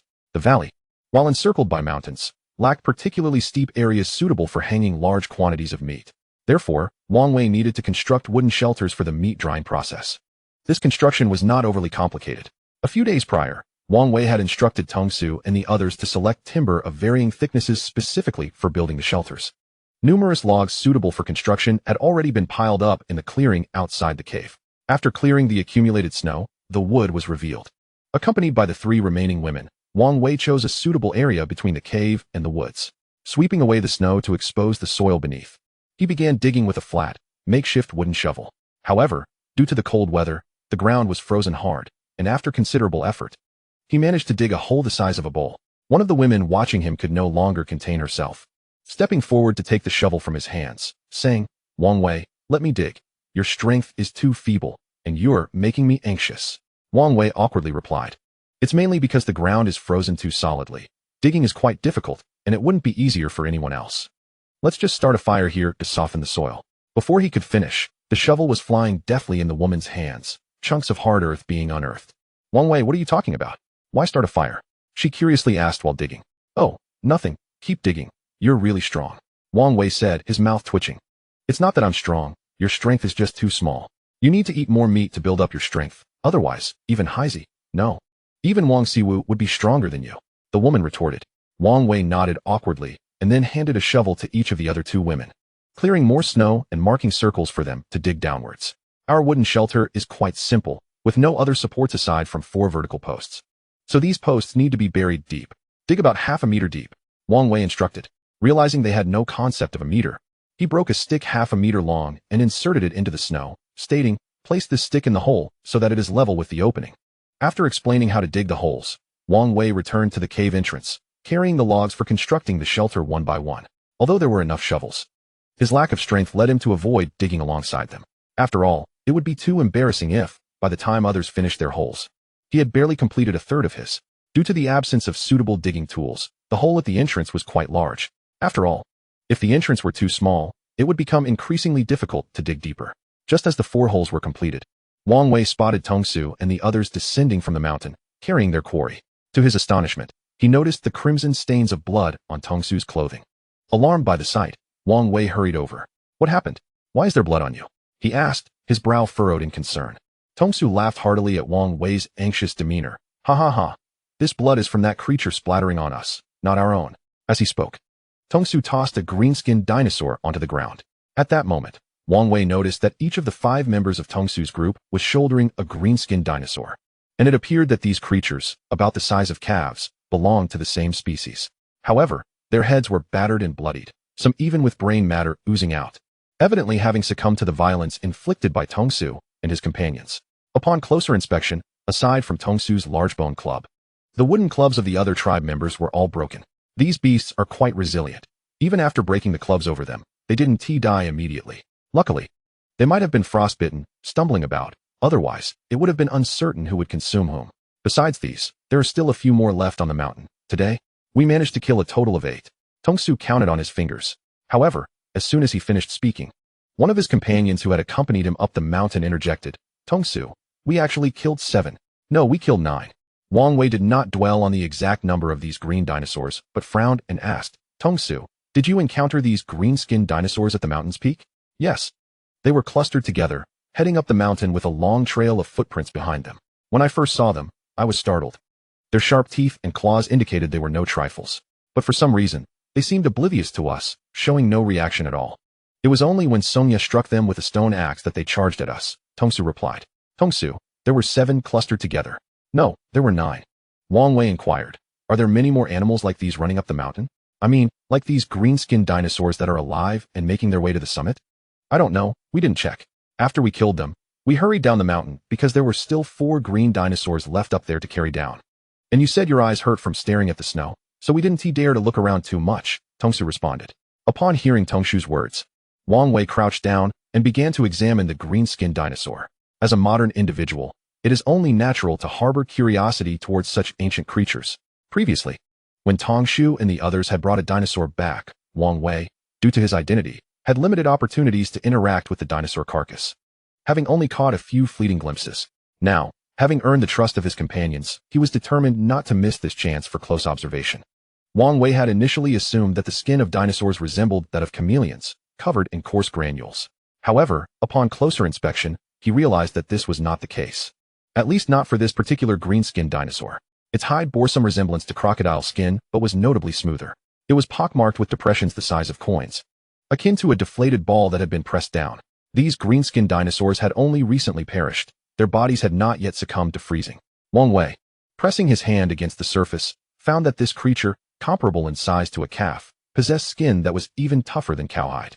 From the green hue of their skin, Wang Wei deduced that they must have inhabited grasslands or forests, and that drastic climatic changes had driven them to migrate towards warmer regions. Regrettably, after enduring countless hardships and with their population nearly decimated, they had finally managed to ascend to the summit of their tribe's mountain, only to encounter Tongsu and his group. Exhausted and with their bodies stiffened by the cold, they were unable to muster their fighting prowess and were brutally dispatched by Tongsu and his companions. Furrowing his brow, Wang Wei stood up, contemplating a grave issue. Even with such climatic upheavals, it was unlikely that all life on the other side of the mountain had been eradicated. Take these green-skinned dinosaurs, for instance. Had they been just a bit luckier, they might have found refuge in the valley. Even though the valley's temperatures remained low, they would still be significantly warmer than those on the other side of the mountain. Those who managed to reach the valley might still possess a chance of survival. If the green-skinned dinosaurs could traverse the great mountains to reach the valley, might there not also be other fortunate, cold-resistant species capable of making the journey? If such creatures were powerful carnivores, what kind of threat would they pose to the tribe? Chapter 47, A Need for Response. Since arriving in this world, Wang Wei had been deeply curious about the nature of his translocation. Initially, he believed he had returned to a primitive society. However, upon learning of the existence of numerous dinosaurs, his certainty wavered. Scientists generally assert that dinosaurs roamed the Earth between 130 million and 60 million years ago, while the emergence of early humans occurred a mere 7 million years prior. With such an extensive temporal gap, how could dinosaurs and humans coexist in the present? Late at night, when silence enveloped the world, Wang Wei often pondered this question and ultimately arrived at three conclusions. The first, and perhaps the most plausible, was that he had traversed into a parallel world. In such a realm, one might encounter any number of phenomena without astonishment, as it would lie beyond the scope of human understanding. Yet, as time passed, doubt crept back in. Was he truly in a parallel world? If not, how could dinosaurs coexist with humans? In response to his uncertainty, he formulated two additional hypotheses. The first posited that these humans were the descendants of those who had evolved during the age of dinosaurs, although scientists had yet to uncover fossils of prehistoric humans. It did not negate their existence. The formation of fossils relies on an abundance of chance. Among a million individuals, only a few bones might fortuitously become fossils. And among a million fossils, only a handful might eventually be excavated. Even if prehistoric human civilizations had emerged, if their level of sophistication was low, the passage of time could obliterate any trace of their existence. Moreover, even if indelible signs of human habitation were left behind, they might remain undiscovered. Wang Wei's second hypothesis suggested that this world had undergone certain unknown transformations, allowing dinosaurs to survive past the cataclysmic events of 60 million years ago and coexist with humans. In this sense, while the planet remained Earth, it was no longer the Earth he once knew. Of course, both of Wang Wei's theories bore their own flaws. For instance, the valley was populated with trees reminiscent of future species, including the mulberry tree recently discovered. If he wished to validate his hypotheses, he would need to explore this world further and gather more information. However, a pressing dilemma now confronted him. In this world, or rather the location to which he had traversed, the climate was undergoing drastic changes for reasons yet unknown. Once a land of eternal spring, it was now beset by a chilling winter, a cold snap that seemed to intensify with each passing year. Whether this winter was a consequence of an impending ice age or stemmed from other causes had become inconsequential. What mattered was that this frigid weather would profoundly impact both his survival and that of the tribe in the future. Firstly, the mass death or extinction of animals was imminent, heralding a seismic shift in the biological chain. Naturally, under such a cold wave, if plants could not endure and adapt to the climate, their fate would likely be no better than that of the animals. Secondly, the question remained, when would this cold wave come to an end? If future years continued to witness declining temperatures, eventually reaching lows of -40 to 50 degrees. Even if such conditions persisted for only 2 to 3 weeks each year, it would be beyond his capacity to withstand. Nevertheless, irrespective of whether species extinction would deprive the tribe of sustenance or whether the climate would plummet to a point capable of annihilating humanity, there was little cause for immediate alarm. The foremost concern was the potential migration of northern animals driven by the cold wave towards the south. Should one or two land dominators, akin to the Tyrannosaurus rex, successfully traverse the mountains and arrive in the valley, viewing Wang Wei and his companions as a source of sustenance, how would they respond? Hiding in a cave would not suffice as a comprehensive solution. Engaging in combat seemed equally ludicrous. After all, even these diminutive green dinosaurs, barely taller than a person, possessed hides that rivaled that of a bull in thickness. By extension, a creature of the Tyrannosaurus rex's magnitude would likely have skin so resilient that only artillery could penetrate it. In a direct confrontation, even if Wang Wei crafted a spear as thick as a utility pole, bolstered by the strength of his companions, they would barely manage to breach the creature's defenses. Of course, these were merely Wang Wei's concerns. It remained uncertain whether they would even encounter such formidable adversaries. Yet, for the sake of his own survival, he deemed it prudent to contemplate preventive measures in advance. Moreover, considering the current circumstances, it was evident that these green-skinned dinosaurs had already ascended to the mountain's peak. Consequently, even if beings of the Tyrannosaurus rex caliber did not surge over the summit into the valley, it was certain that other creatures would manage to survive. Thus, regardless of the situation, it was imperative to implement some precautions to avert potential disasters. Just as Wang Wei was deep in thought, Tong Shu's voice broke the silence. Wang Wei, you shall be responsible for preparing the dried meat from these green dinosaurs. We shall continue our quest for food on the mountain. Tong Shu declared as he prepared to depart. Wang Wei pondered for a moment and replied, wait a moment. Upon reaching the mountain, please return swiftly. I have other matters to attend to. Tong Shu, scratching his head in confusion, asked, what other matters could possibly be more important than preparing dried meat? Plans often fail to keep pace with changes. If my assumptions are correct, we need not worry about food supplies any longer. Ensuring our safety is now of paramount importance. Wang Wei stated earnestly. Though Tong Shu struggled to grasp Wang Wei's line of thinking, he ultimately acquiesced to his request. Watching as Tong Shu and the others headed up the mountain, Wang Wei meticulously contemplated strategies. Should a substantial influx of creatures descend into the valley in the coming days, the place where they resided would inevitably become the migratory route for wild beasts. In the past, When confronted with formidable creatures, retreating to a cave sufficed. As long as they were not faced with a Tyrannosaurus rex capable of acting as a primal excavator, there was little cause for concern regarding their safety. However, the situation had changed. Outside the cave lay a considerable stockpile of food. Herbivorous creatures might show little interest in such provisions, yet the predatory beasts, having ascended the mountain with great effort and driven by hunger, would undoubtedly seize these resources. One should not assume that the remains of the brown cats buried beneath the snow were of no consequence. Carnivorous animals possess an acute sensitivity to the scent of blood that far surpasses human comprehension. Therefore, to safeguard these provisions, to slay more wild beasts, and to stockpile additional food, it was imperative to exponentially enhance the fighting capabilities of his kin. Chapter 47. The Need for Response. Ever since arriving in this world, Wang Wei had been profoundly curious about the nature of his translocation. Initially, he believed he had returned to a primitive society. However, upon learning of the existence of numerous dinosaurs in this realm, his confusion deepened. Scientists generally assert that dinosaurs roamed the Earth between 130 million and 60 million years ago, while the evolution of ancient primates into humans occurred a mere 7 million years ago. With such a vast temporal chasm between these epochs, how could dinosaurs coexist with humans now? In the stillness of the night, Wang Wei often pondered this enigma and ultimately arrived at 3 hypotheses. The first, which seemed the most plausible, was that he had traversed into a parallel world. In such a realm, any occurrence would warrant no astonishment, as it would transcend human understanding. Yet, as time passed, he began to question this notion. Was he truly in a parallel world? If not, how could dinosaurs coexist with humanity? He devised 2 additional explanations. The first suggested that these humans were a species that had evolved during the age of dinosaurs. Although scientists have yet to uncover fossils of prehistoric humans, their absence does not imply non-existence. After all, the formation of fossils requires an abundance of fortuitous circumstances. Among 10 million individuals, only a handful of bones may fortuitously become fossils, and from 10 million fossils, only a few may eventually be excavated. Even if prehistoric human civilization did exist, if its advancement was not significant, the traces of their existence would likely be obliterated over time. Even if indelible marks of human existence remained, they might never be discovered. Besides this hypothesis, Wang Wei entertained another, that this world had undergone certain unknown transformations, allowing dinosaurs to persist beyond their presumed extinction 60 million years ago, surviving until the emergence of humanity. In essence, while this planet remained Earth, it was no longer the Earth he once knew. Naturally, both of Wang Wei's theories bore certain flaws. For instance, the presence of trees such as the sweet gum and pine, which bore striking resemblance to those of later generations, along with the recently discovered mulberry trees. Should Wang Wei wish to validate his theories, he would need to explore this world further and acquire more information. However, a pressing dilemma now confronted him. In this world, or rather, in the place to which he had traversed, the climate was undergoing drastic changes due to some unknown reasons. What was once a land of perpetual spring was now experiencing a bitter winter, and this frigid season seemed to be intensifying with each passing year. Whether this winter was a consequence of an impending ice age or other factors had become irrelevant.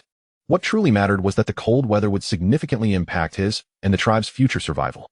Initially, the mass death or extinction of animals could be anticipated, heralding a cataclysmic shift in the food chain. Naturally, under such a chilling onslaught, if plants failed to endure and adapt to the climate, their fate would likely be no better than that of the animals. Furthermore, the question of when this cold wave would cease loomed large. If temperatures were to decline year after year, eventually plummeting to 40 or 50 degrees below zero, even if such conditions persisted for merely 2 to 3 weeks annually, it would be an insurmountable challenge for him. Of course, whether species extinction deprived his kin of sustenance, or whether the climate deteriorated to a point of complete annihilation of humanity, there was no immediate cause for alarm. The foremost concern was that the animals from the north, driven by the cold wave, might seek to migrate southward. Should 1 or 2 land dominators akin to a Tyrannosaurus rex succeed in navigating the slopes and venture into the valley, perceiving his group as mere nourishment, how would they respond? Hiding in a cave was not a foolproof solution, and engaging in combat was even more absurd. After all, even these diminutive green dinosaurs, scarcely taller than a person, boasted skin as thick as that of a bull. By extension, the hide of a creature the size of a Tyrannosaurus rex would likely require artillery to penetrate. In a direct confrontation, even if he fashioned spears as robust as telephone poles, the collective strength of his people would scarcely suffice to breach their defenses. Nevertheless, these were merely Wang Wei's apprehensions. Whether they would even encounter such beasts remained uncertain. Yet, for the sake of his own survival, he felt it wise to consider preventive measures in advance. Moreover, considering the current situation, There are already such green-skinned dinosaurs that have reached the mountain summit. Consequently, even if no creature of the Tyrannosaurus rex's caliber emerges from the peak into the valley, it is certain that other beings will survive the descent. Therefore, measures must be implemented to avert potential disasters. Just as Wang Wei was deep in thought, Tong Shu's voice rang out. Wang Wei, you will be in charge of drying the meat from these green dinosaurs. We shall continue our search for food up the mountain, Tong Shu remarked, preparing to leave. Wang Wei pondered for a moment and replied, wait a moment. When you return from the mountain, please do so promptly. I have other matters to attend to. Tong Shu, scratching his head in confusion, asked, what other matters could there be? Isn't drying the meat the most important task? Plans often change unexpectedly. If I am not mistaken, we need not worry about food supplies for now. Ensuring our safety is of utmost importance, Wang Wei asserted earnestly. Tong Shu struggled to keep pace with Wang Wei's line of reasoning, but ultimately acquiesced to his request. As he watched Tong Shu and the others head up the mountain, Wang Wei meticulously contemplated strategies. If a large number of creatures were to enter the valley in the coming days, their dwelling would undoubtedly become a crucial thoroughfare for migrating beasts. In the past, when faced with formidable creatures, retreating into a cave sufficed. Provided they were not of the Tyrannosaurus rex variety, capable of acting as biological excavators, there was little cause for concern regarding safety. However, the situation had changed. Outside the cave lay a substantial stockpile of food. Herbivorous creatures might not be inclined to pursue such provisions, yet those predatory beasts, having exerted great effort to reach the mountaintop, would undoubtedly not overlook these resources in their hunger. Do not assume that the corpses of those brown cats, buried beneath the snow, pose no threat. Carnivorous animals possess an acute sensitivity to the scent of blood that far surpasses your understanding. Thus, to safeguard this food supply, to slay more beasts, and to store additional provisions, it is imperative to significantly enhance the combat abilities of our kin. Chapter 48, A True Treasure. Before long, Tong Shu and his companions returned with the remaining 4 green-skinned dinosaurs. I told you there were 8. You just didn't believe it. When you ask Wang Wei, you'll see who was mistaken. Tong Shu's voice echoed from a distance. It's clearly 7, 6, 8, 9, 7. It's obvious. Tong Shu, you've miscounted. You all have miscounted. Wang Wei taught us 6, 7, 8, 9, 10 just the other day, and I even asked Wang Si and Wu several times yesterday.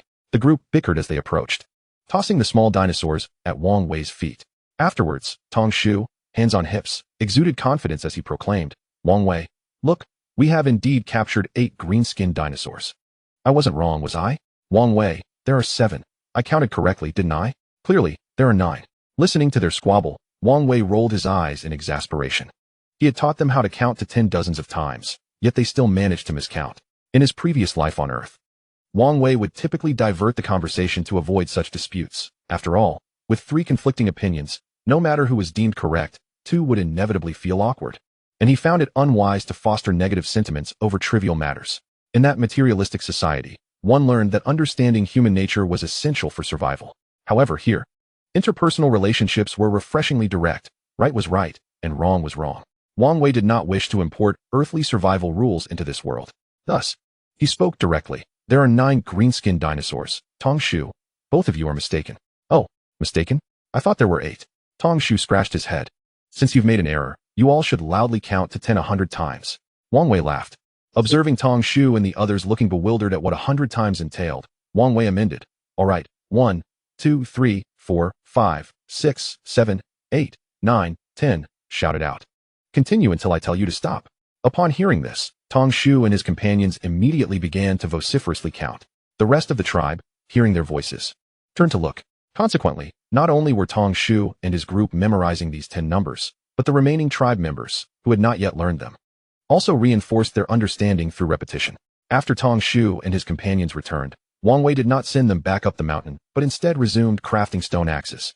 The women had taken the stone axes to fell trees, resulting in a significant shortage within the tribe. The tasks Wang Wei intended to undertake required a substantial number of stone axes, so he needed to produce a batch first.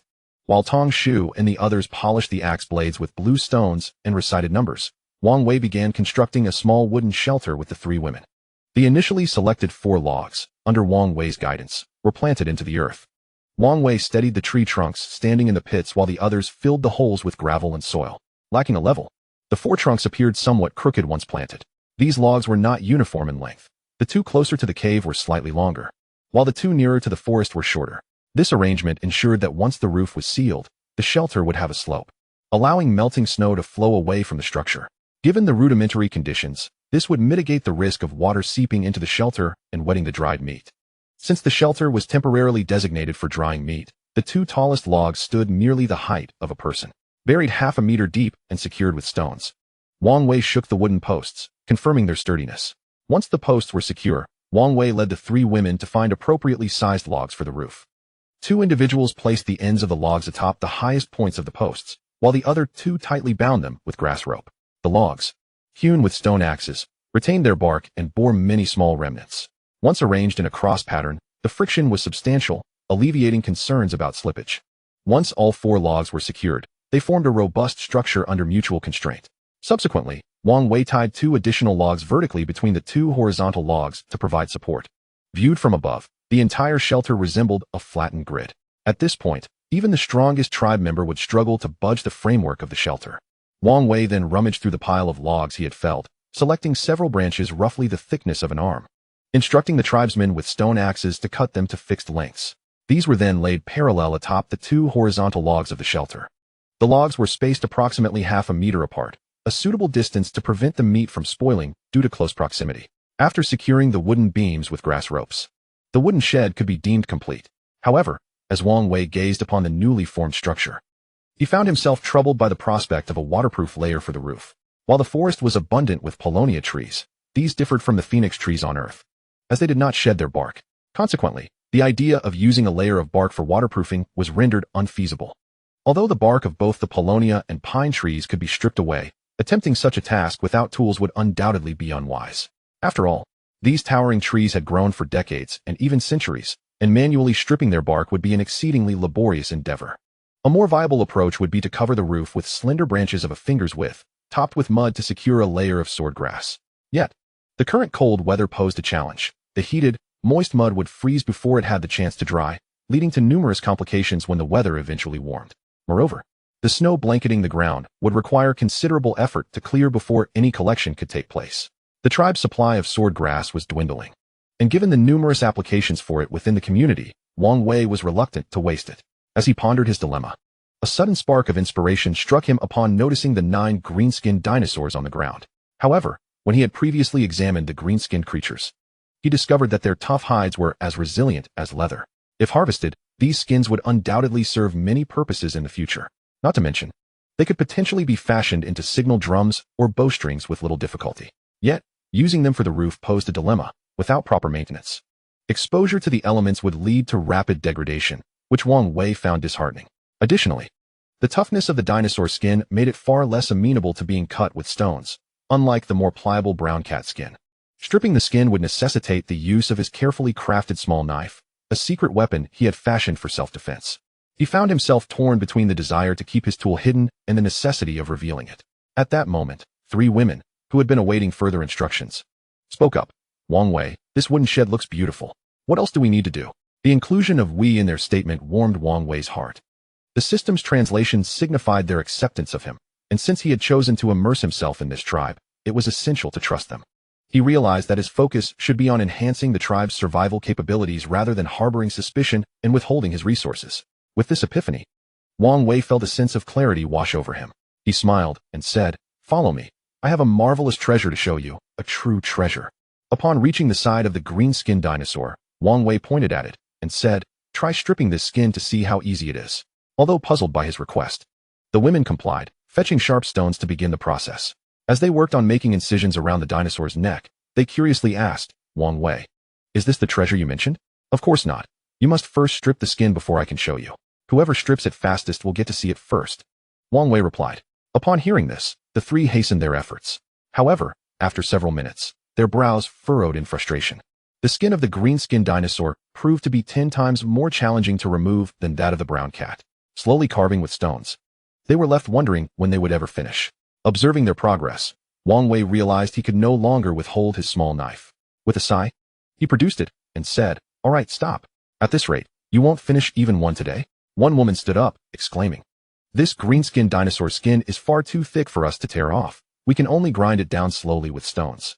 If it were the brown cat, I could just circle its neck and peel the entire skin off in one swift motion."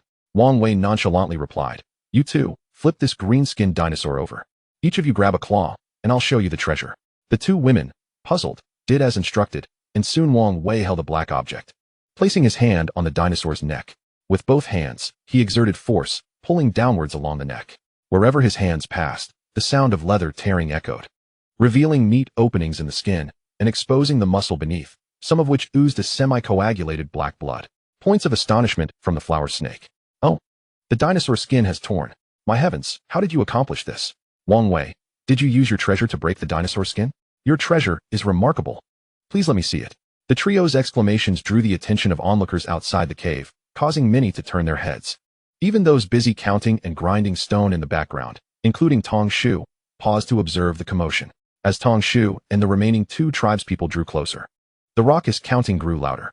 The tribe members were serious-minded, and the last person in line, who had not shared his thoughts, quietly trusted Tong Shu's count, believing it to be accurate, regardless of whether he counted himself.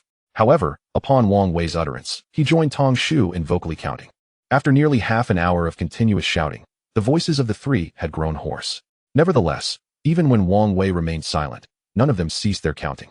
Arriving beside Wang Wei, the three positioned themselves around him. All he could hear were the numbers being called out.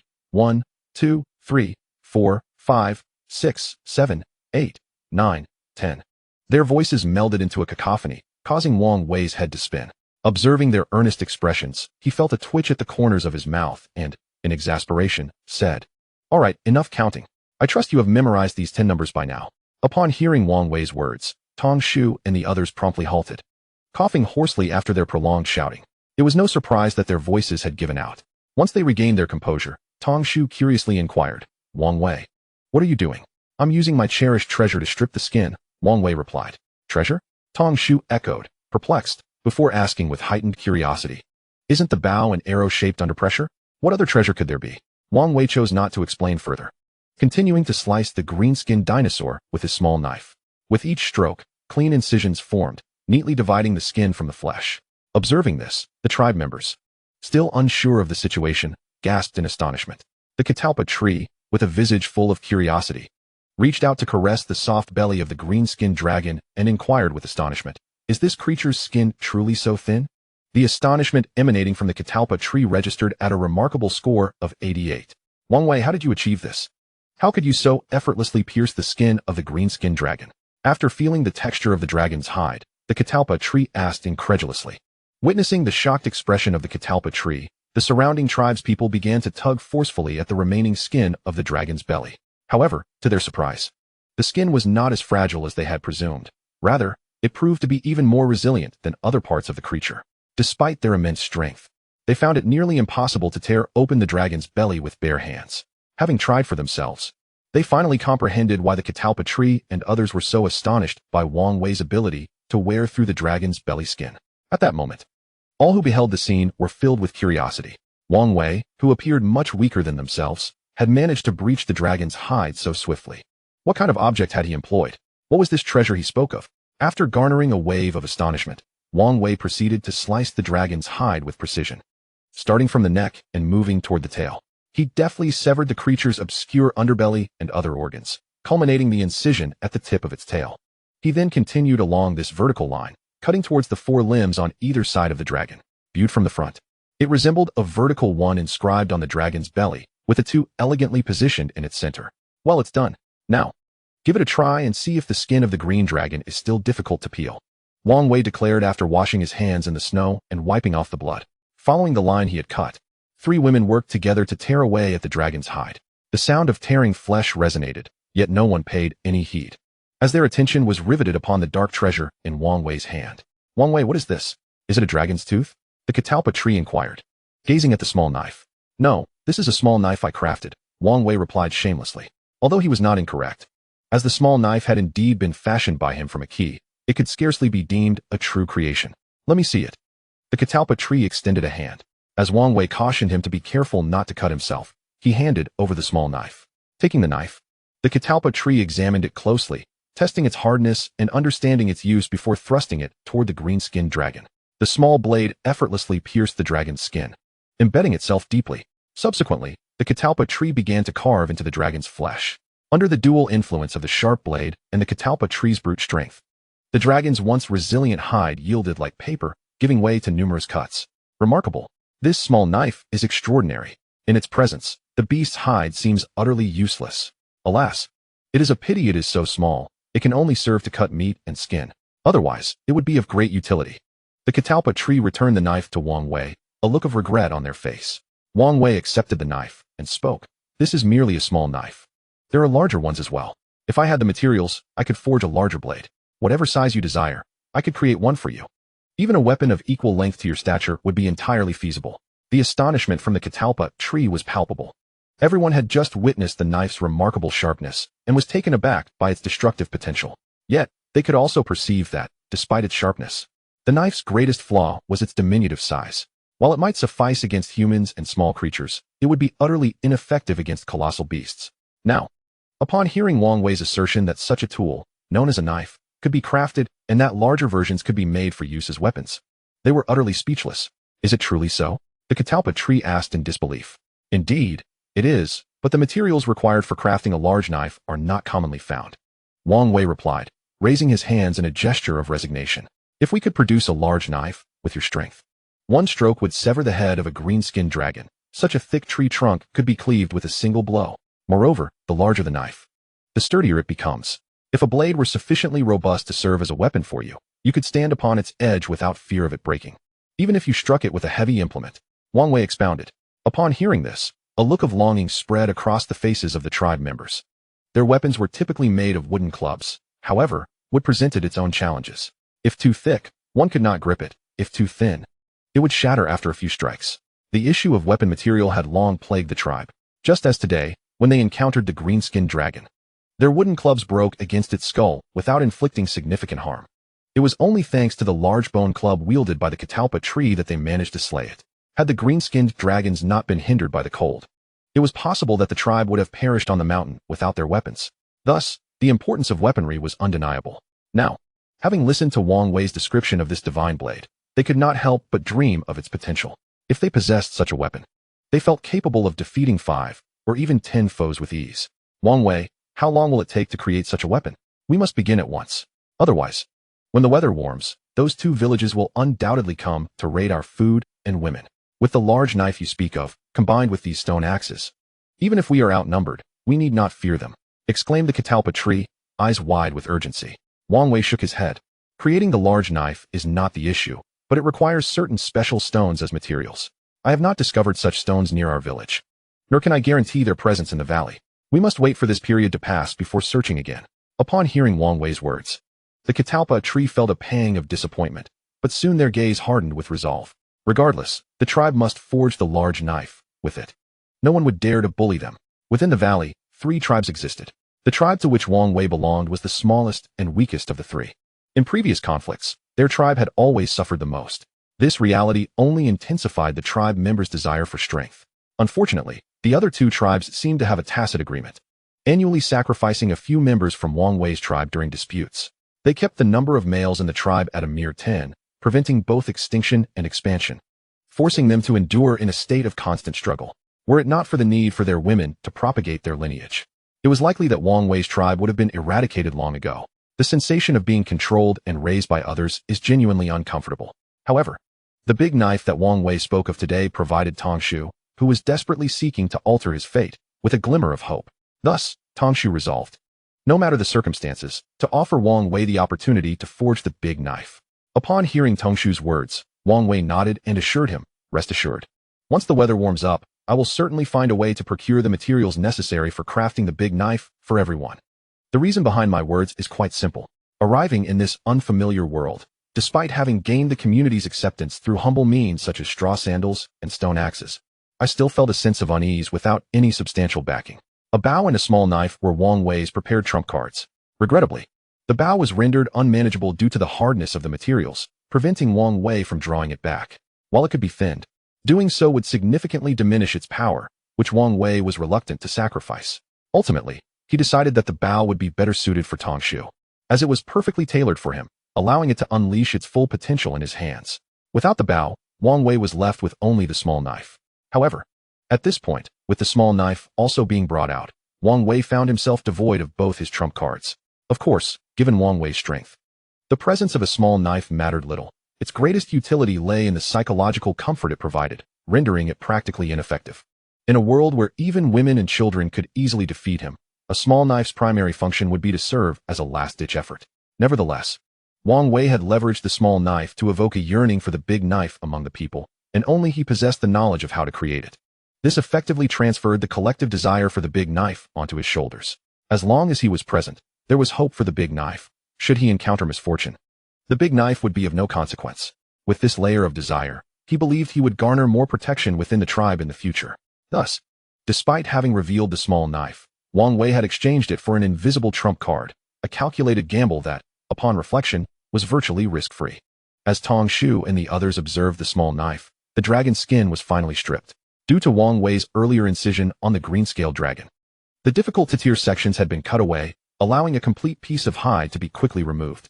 The dragon's skin was quite intact, with a layer of fat beneath it.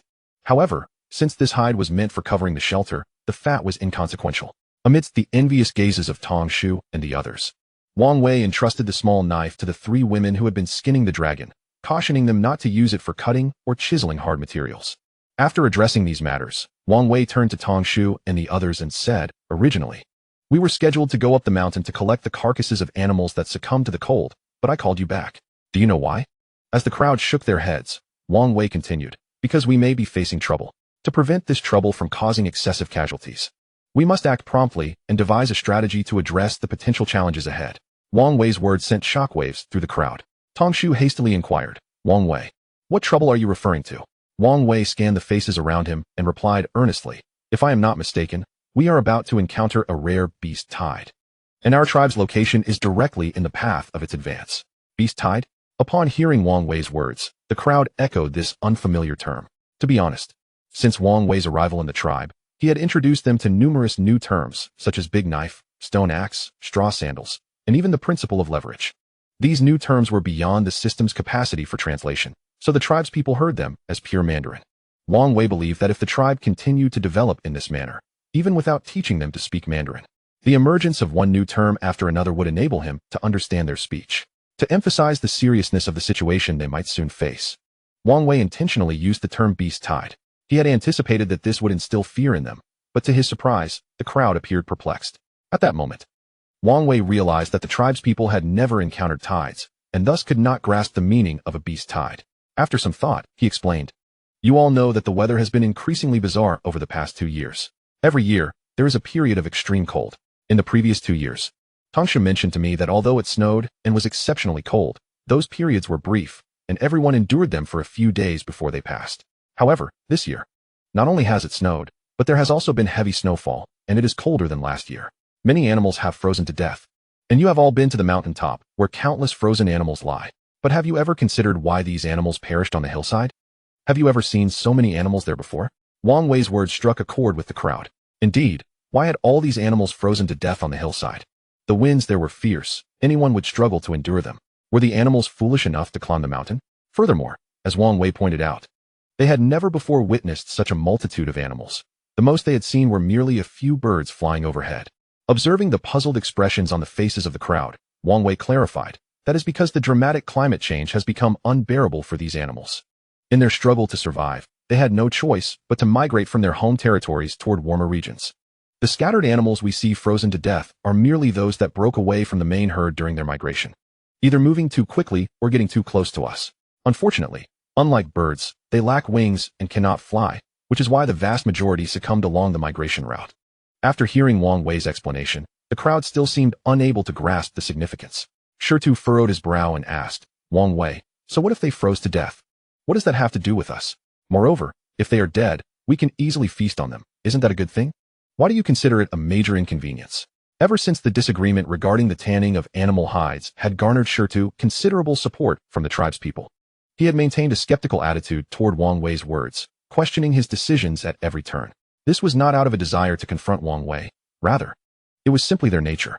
The discord over the tanning of hides had led many tribespeople to believe that Shirtu was in the right, which in turn provided him with a psychological boost.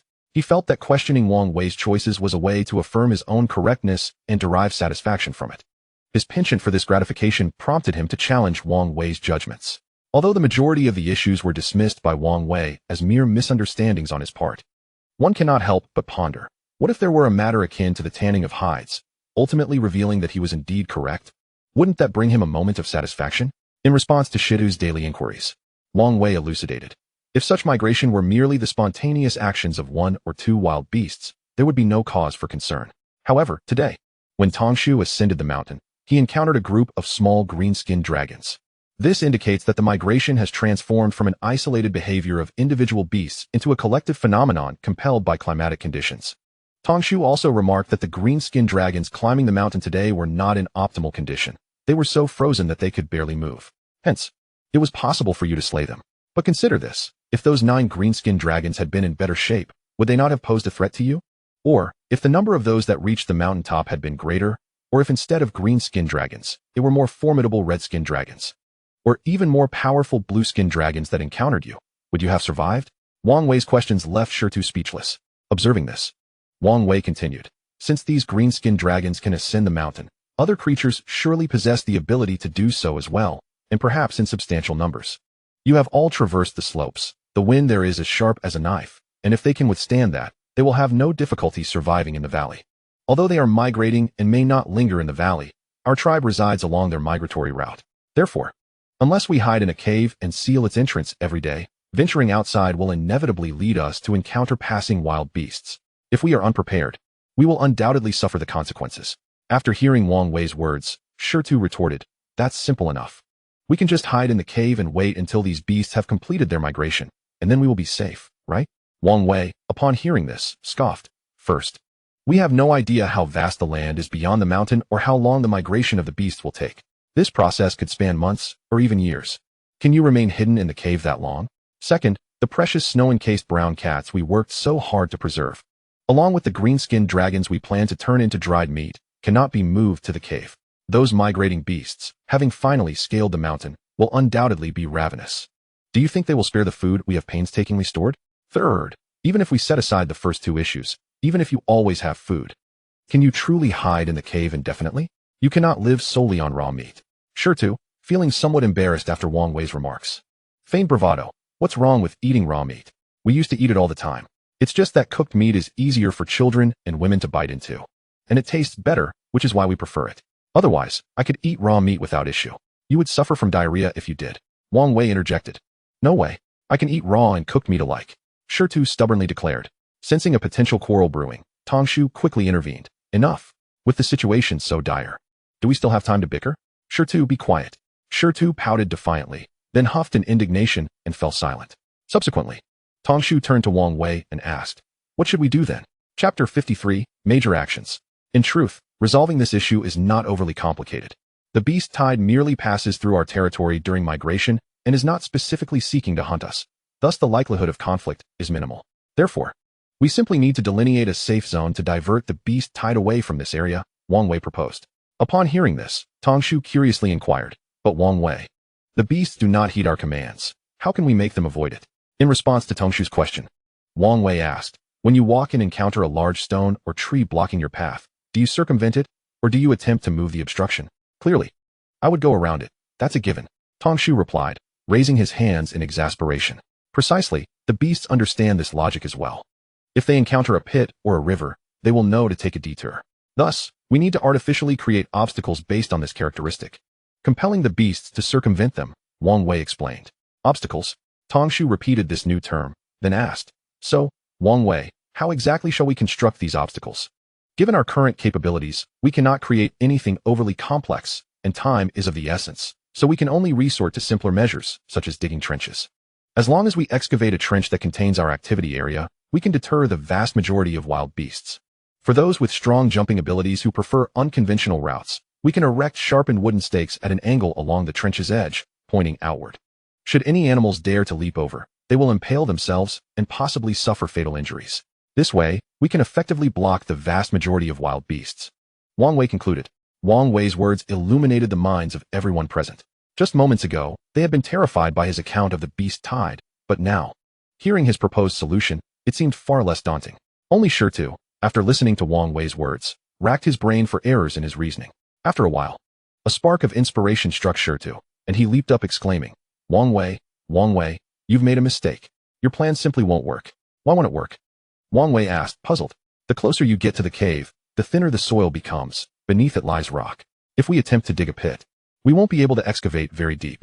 Therefore, any moderately sized animal could easily climb out of the pit, rendering your proposed earthworks ineffective against the wild beasts. Shirtu excitedly declared. Observing Shitu's exuberance, Wang Wei felt curious. How could his inability to deter the wild beasts benefit Shirtu? It is unlikely that the beast would spare him while wreaking havoc on the village. Although Wang Wei was unaware of Shitu's thoughts, he earnestly clarified Shitu's misunderstanding. You have not grasped the true essence of digging a pit.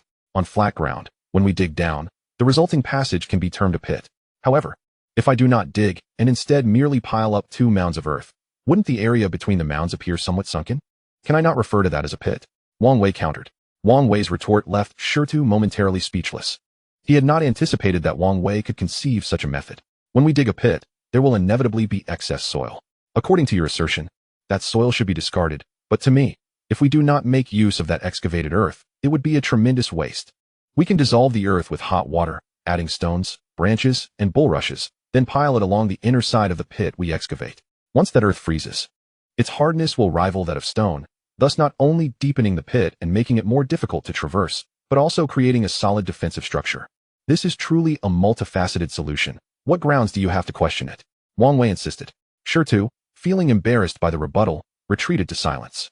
Then, Wang Wei sketched a diagram of the defensive structure on the wall with charcoal, and after much explanation, he finally ensured that everyone comprehended what the defensive fortifications entailed.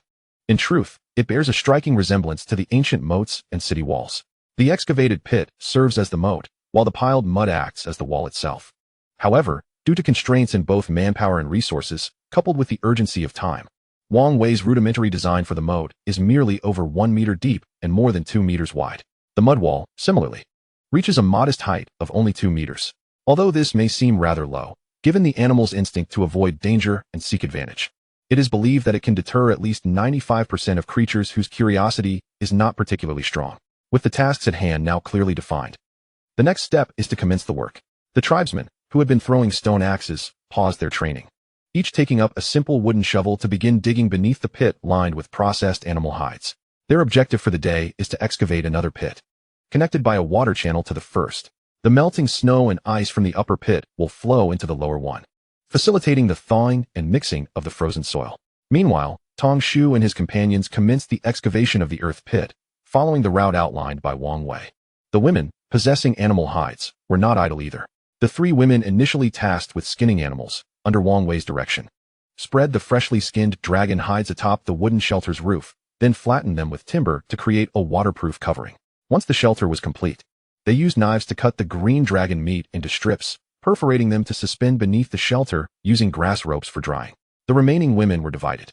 Half continued chopping wood, while the others sorted the felled trees by length and thickness. Those of appropriate girth were selected, their branches trimmed away, sharpened at one end, and polished into spear-like shapes, ready to be stacked aside for incorporation into the mud wall, enhancing its defensive capabilities. The frozen earth of winter, though hard due to the cold, appeared insufficient against the tribesmen's brute strength. Clods of earth were scraped away with wooden shovels, piled aside in preparation for wall construction. Tong Shu and his group worked tirelessly, their wooden shovels flying up and down without pause. As dusk approached, they had excavated a trench over 10 meters long. Concurrently, the pit designated for mixing was completed, with a channel dug to allow water from the processed animal hide pit to flow into it. After partaking of their meal, the tribesmen did not rest, but instead continued laboring. The moon that night was full and bright, casting a luminous glow across the snow-covered landscape. The nighttime temperature was significantly warmer than during the day. Thus, if they utilized the night to construct the mud wall, it would solidify quickly. Therefore, Wang Wei persuaded everyone to work overtime for a while. During their meal, Manhwa and her companions had repeatedly checked on their animal hides. After a day of drying, the hides were thoroughly desiccated. Although they appeared undamaged, both the inner and outer surfaces were coated in a layer of dark, sooty ash. The once brown hides had now turned black. Wang Wei vigorously shook the hides in front of Manhwa and her companions, resulting in a cloud of dust billowing forth. Upon completion, the hides did not revert to their original brown. Instead, Wang Wei found himself covered in a layer of black soot. Embarrassed, he could only muster the courage to assure Manhwa and her companions that although the hides were currently black, washing away the adhering ash with clean water would restore them to their former appearance. Faced with the situation, Manhwa and her companions could only gaze at Wang Wei with expressions of mild reproach, hoping he would restore the hides by the next day. Chapter 54, The Clearwater Pit. The roasted meat consumed today was cut with a small knife. Upon learning this, the tribesmen felt a sense of elevated sophistication. Although the taste remained unchanged, they nonetheless praised today's roast as superior to the usual fare. At mealtime, Shirtu sought out the cook, clamoring for raw meat. The cook, resigned, could only slice a piece from the green dragon. Brandishing the raw meat, Shirtu deliberately approached Wang Wei, biting into it. Witnessing the cold, raw flesh dripping with juices, Wang Wei lost all appetite. Shirtu, eating raw meat like that will give you a stomachache. Wang Wei cautioned. Not at all. We used to eat raw meat all the time without any issues. You must be mistaken. Shirtu retorted loudly. Oh, if that's the case, then I'm glad you're happy. Wang Wei replied, looking at Shirtu with the eyes of one who cares for a child with special needs. After finishing the roast, 3 fires were kindled beside the pit used for processing the hides. Stones were heated in the flames until they were scorching hot, then thrown into the pit. The solidified black water quickly began to liquefy, and the temperature rose, sending waves of heat radiating outward. Before long, the tribesmen tasked with retrieving stones from the pit found the water becoming uncomfortably hot. At that moment, Wang Wei commanded that the stones blocking the water channel be lifted, allowing the black water to flow into another pit. Once the water was sufficiently drained, the stones were returned, and the channel was blocked once more. In that pit, the excavated frozen earth, along with some branches the thickness of a thumb and small pebbles, were placed together. The scalding hot water rapidly melted the frozen soil, while Tong Shu and Songwa vigorously stirred the mixture with a wooden stick. The stones, thin branches, and soil were blended, then scooped onto the green dragon hides. 9 freshly skinned green dragon hides were utilized. 3 were used for the roof, while the remainder was preserved for transporting soil. The dragon skin was remarkably resilient. Even the strongest among them could not tear it apart with their bare hands. 2 individuals worked together to haul the hides, akin to carrying a stretcher, capable of transporting hundreds of pounds of wet soil in one go. 10 men were divided into roles. 2 stirred the soil, while 8 used the dragon hides to transport the mud to the locations designated by Wang Wei, then flipped the hides to pour the earth beside the trench, forming the mud wall. 1 woman waited at the wall's edge. If the soil became too loose and began to slide, she would use her wooden shovel to push the sliding earth back up. After 3 or 4 layers of mud were piled, she would place 2 or 3 sharpened wooden sticks horizontally atop the wall. These sticks, with their pointed ends facing outward, protruded over half a meter from the wall. Once the wet mud froze and solidified, these wooden spears would be embedded within the structure. Should any creature attempt to scale the wall, it would have to contend not only with the height of the wall, but also with the formidable wooden spears poised to pierce it. As it was their first attempt at constructing a mud wall, the tribesmen were understandably somewhat inexperienced. For instance, at the outset, too much water was added, resulting in the soil becoming a soupy mixture that could not be stacked and mostly flowed into the pit. Wang Wei hastily instructed everyone to add a considerable amount of soil into the pool to achieve a moderate consistency for the mud material.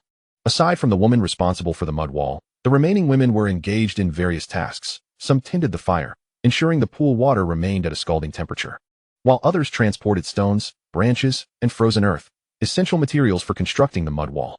The atmosphere was abuzz with activity, with Wang Wei darting about, directing the efforts, his voice echoing occasionally from the nearby cave.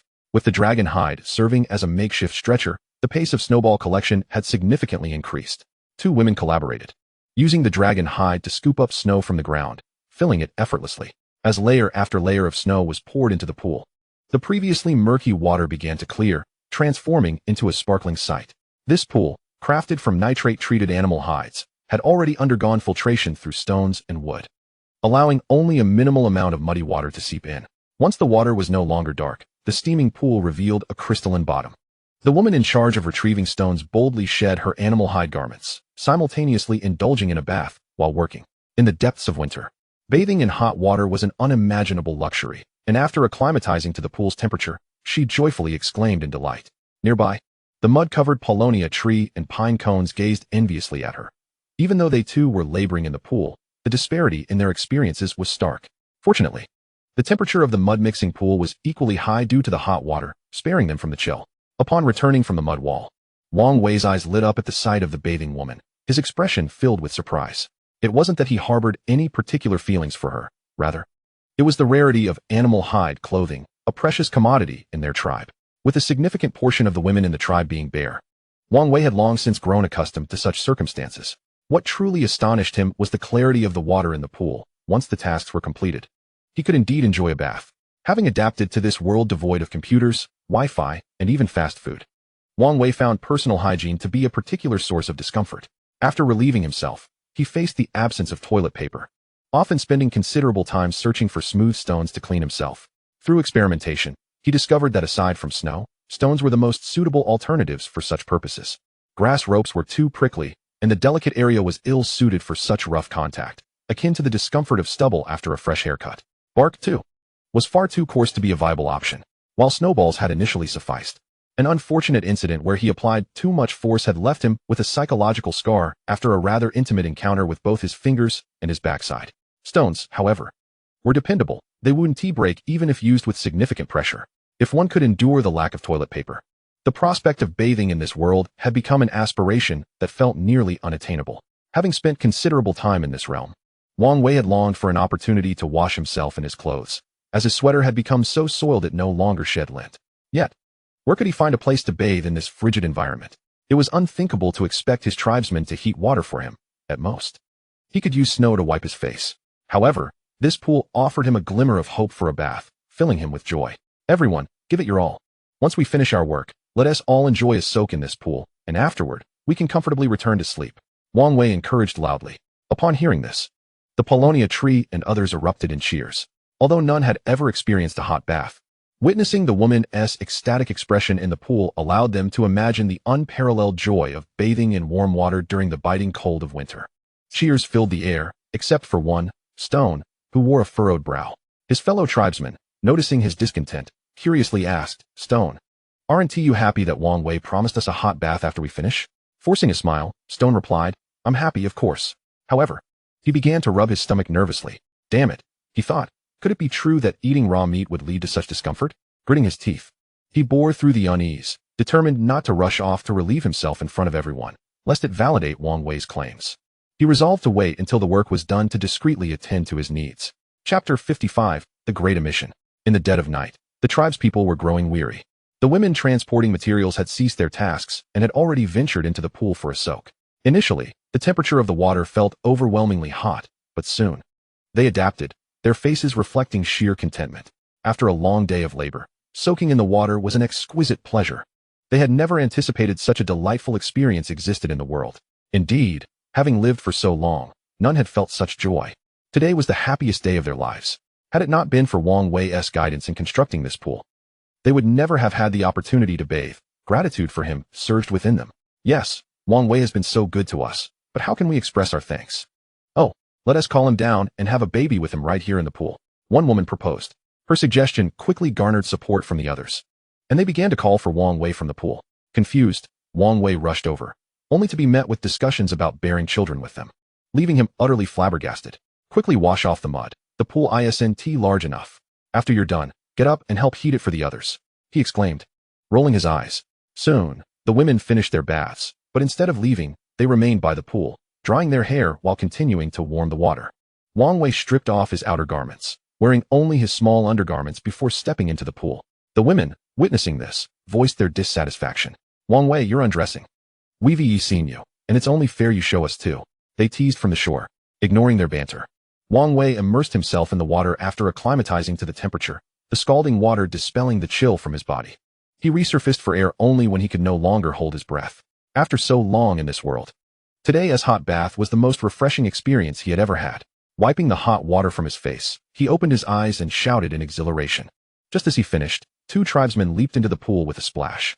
However, during the winter months, the external temperature plummets, causing one's body to feel particularly cold. Consequently, water that is usually a pleasant 30 degrees feels scorching, akin to 50 degrees, while water at 50 degrees feels as if it were boiling. Observing two of his tribesmen strip off their fur garments and leap into the water, Wang Wei couldn't help but chuckle. Indeed, the moment they entered the water, they shrieked as if their tails had been stepped on. Ah, it's hot, hot, hot.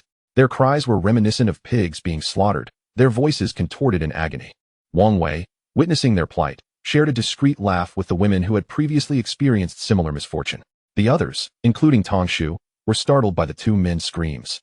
Standing at the water's edge, too frightened to enter, a chilly breeze swept through, causing them to shiver uncontrollably. After a couple of minutes, the two tribesmen gradually acclimated to the water's temperature, and soon they were shouting with delight.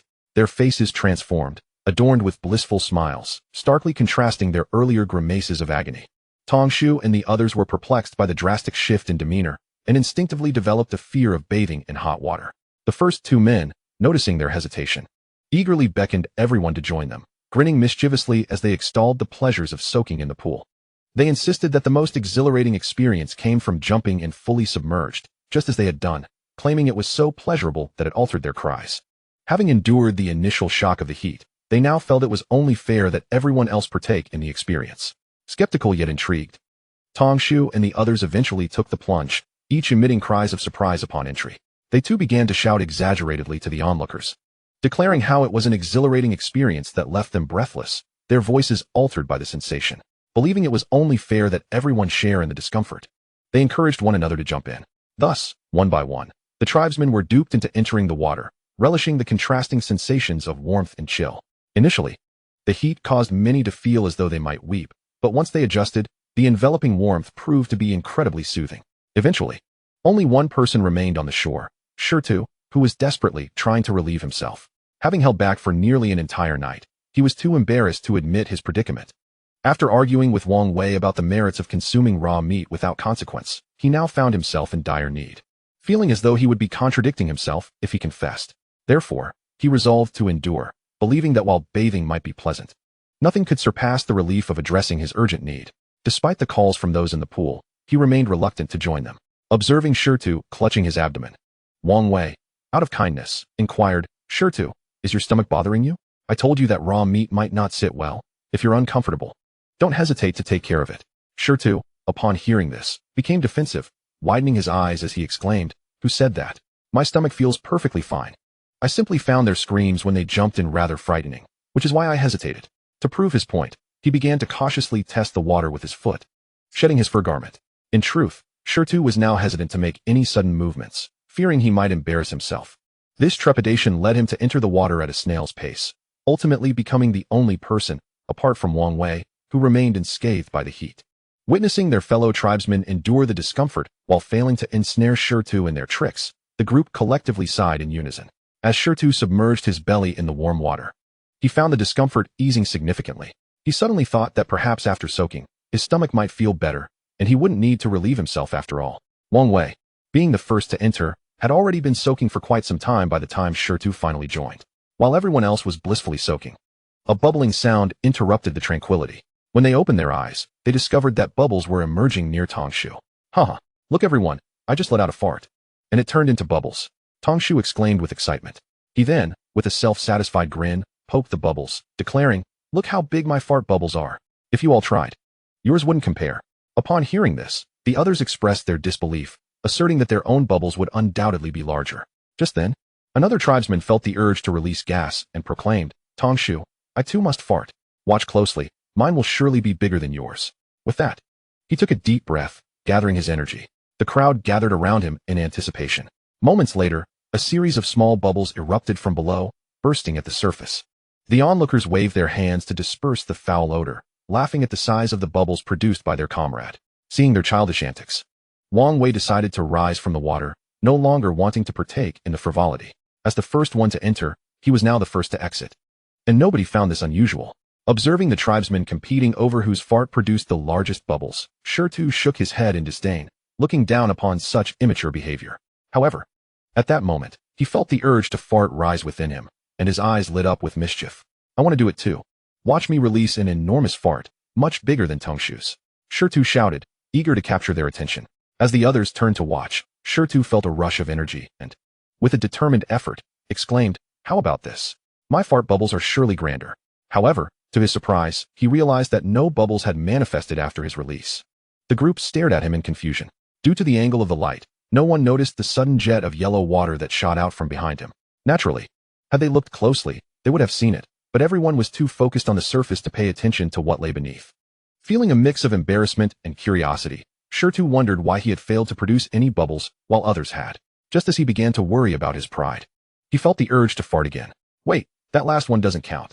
I'll show you all a truly magnificent fart," he declared, focusing on his efforts with renewed determination. This time, he was certain that something had indeed erupted from his posterior region. However, upon opening his eyes, he still found no bubbles. Initially, this pool had been designated for the curing of animal hides, and due to the limited quantity of hides, it was not particularly deep. After releasing this flatulence, the viscous yellowish-brown substance from his first emission began to surface. Realizing what he had expelled, Stone's expression shifted dramatically at the sight of this yellowish material. He scooped a handful with his hand and brought it to his nose for a whiff, causing his face to turn pale in an instant. At that moment, he felt the urge to pass gas surging once more. Coming to this realization, Stone wasted no time and turned to make his way ashore.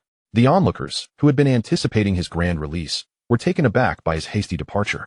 Bewildered about what had transpired, Pinecone tugged at Stone from behind, curiosity piqued, and exclaimed, "Stone, you still haven't unleashed your super fart," clutching his abdomen and bending over.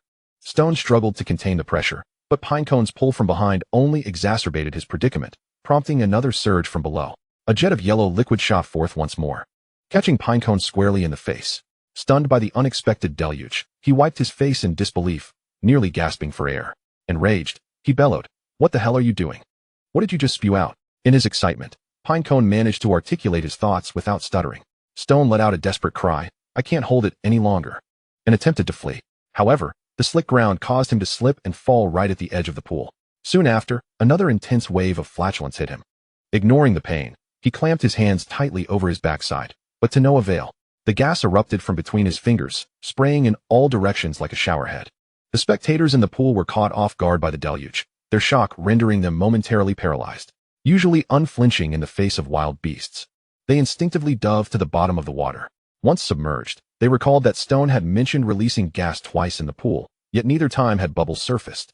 Good grief, what a scam, they thought, prompting them to rise from the pool, disregarding the foul shower they had just received, and hastily escape to the shore. The women tending to heat the water were left aghast, mouths agape as they watched the rain of excrement pour down, swiftly transforming the pool into a murky yellow-brown. Wang Wei gaped in astonishment at Stone, equally stunned by the scene before him. He had never witnessed such a spectacle, whether on Earth or in this world. He feared he would be left with psychological scars, wondering how he would ever face a shower again. The horror was overwhelming. As Tong Shu and the others emerged from the water, they pointed at Stone and began to berate him. Covered in filth, they rushed towards the cave, terrified. Wang Wei took several steps back, maintaining his distance. Stone truly was a man bold enough to stand up to Wang Wei. The eruption continued for a full 5 seconds before ceasing. Releasing his grip, Stone managed to rise, but at that moment, he felt the pressure building again. Turning around with a pale face, he shouted, "Get back. I'm about to let it go again." Then, before anyone could react, another powerful jet erupted, shooting several meters across the pool and onto Tong Shu and the others. "What the hell? I thought I was safe over here, and now you're spraying me? Get him!" Tong Shu shouted in outrage, eyeing the mess that now adorned him. The other members, similarly affected, could no longer contain their fury and charged at Stone. Wang Wei, lingering at the back, patted his chest in relief, feeling grateful to have avoided the horrific shower. Across the pool, the scene was both comical and tragic. 9 bare-bottomed men were pummeling another bare-bottomed man, while jets of excrement sporadically erupted from the fray. "Don't hit me. I still need to go." Stone's desperate pleas echoed amidst the chaos, but rather than garnering sympathy, they only intensified the fury of his assailants, particularly Pinecone, who had just been splattered. Wang Wei, covering his nose, watched as each punch struck Stone, his lips twitching uncontrollably at the absurdity of the situation. It was undeniably tragic. Yet he found himself unable to suppress a smile at the ridiculousness unfolding before his eyes. Stone endured a thorough beating for several minutes until a cold breeze swept through, prompting the crowd to finally cease their assault. Dragging the filthy Stone, resembling a half-drowned dog, to the edge of the pool, they stared at the murky water, filled with unknown waste, feeling the bitter chill enveloping them. Silence fell over the group. After a moment, Pinecone broke the stillness, exclaiming, "What the hell? My face is smeared with filth, and I have no choice but to wash it off. I refuse to believe that the water in this pool can be any worse." With that, Pinecone plunged headfirst into the pool. The others exchanged determined glances, gritting their teeth before following suit. They had no choice. If they didn't immerse themselves in the water soon, they risked freezing. Furthermore, with varying degrees of excrement clinging to them, the stench was utterly intolerable. In the midst of this, they didn't forget to drag Stone into the pool as well. Upon entering the water, Stone, in a dazed state, inadvertently swallowed several mouthfuls. But the others pretended not to notice as they grimly scrubbed at their grime. It wasn't until they sensed that Stone was on the verge of losing consciousness that they pulled him up. After a night of turmoil, they finally returned to the cave with a half-conscious Stone. As they stepped inside, The overwhelming stench sent 2 nursing infants into a fit of tears. Meanwhile, the semi-conscious stone mumbled incoherently, "Don't hit me. I still need to go. I still need to go." Chapter 57. Never again will I eat raw meat. That night, it was unclear how late they had been in their turmoil before finally falling asleep. Wang Wei, however, had nestled himself in the deepest recesses of the cave, as Stone's plight had been too intense, leaving him nearly exhausted. Although everyone had been doused by Stone's eruption, a good beating seemed sufficient. Surely, they wouldn't go so far as to truly harm him. Thus, that night, they allowed him to rest by the warmest hearth in the cave. It was merely an unfortunate incident. In the middle of the night, someone inadvertently kicked a stone, sending it tumbling into the fire pit. Although it was retrieved immediately, the poor creature let out a pained cry from the scalding heat. Wang Wei, however, paid no heed to their commotion, contentedly catching up on his sleep, fully aware that the days ahead would demand his utmost diligence, especially with the stone in such a state. He pondered whether he would possess the strength to rise in the morning, feeling the weight of responsibility on his shoulders grow even heavier. It seemed as if he had just closed his eyes when the startled exclamations of his kin roused him from slumber. Tong Shu and the others had already dashed out of the cave, and Wang Wei promptly followed suit. Outside, the sky was still cloaked in darkness, and he observed 2 cooks near the wooden shed for drying meat, vociferously shouting as if to chase away some unseen entity. Once Tong Shu and the others armed themselves and rushed forward, Wang Wei caught a fleeting glimpse of 2 shadowy figures darting past, vanishing into the woods in an instant. What transpired? Wang Wei inquired as he approached. We had stepped out to prepare for roasting meat, and there were 2 hairy creatures near the shed, stealing our provisions. One of the cooks recounted. Those beasts showed no fear of us, and even bared their teeth. As soon as Tong Shu and the others emerged, they scurried away. Another cook added, "Have you ever encountered such hairy creatures before?" Wang Wei pondered aloud. "Never." The 2 cooks exchanged glances and replied in unison. It seems they must have fled from the other side of the mountain. Such hairy animals are typically more resilient to the cold, so their presence here is not surprising. It won't be long before more wild beasts ascend the mountain. Thus we must hasten our efforts to fortify the trench and earthen walls, Wang Wei urged. Upon hearing his words, Tong Shu and the others, guided by the still rising moon, hurried off with their wooden shovels to dig trenches. Wang Wei approached the earthen wall they had constructed the previous night, giving it a gentle kick to find the surface frozen solid.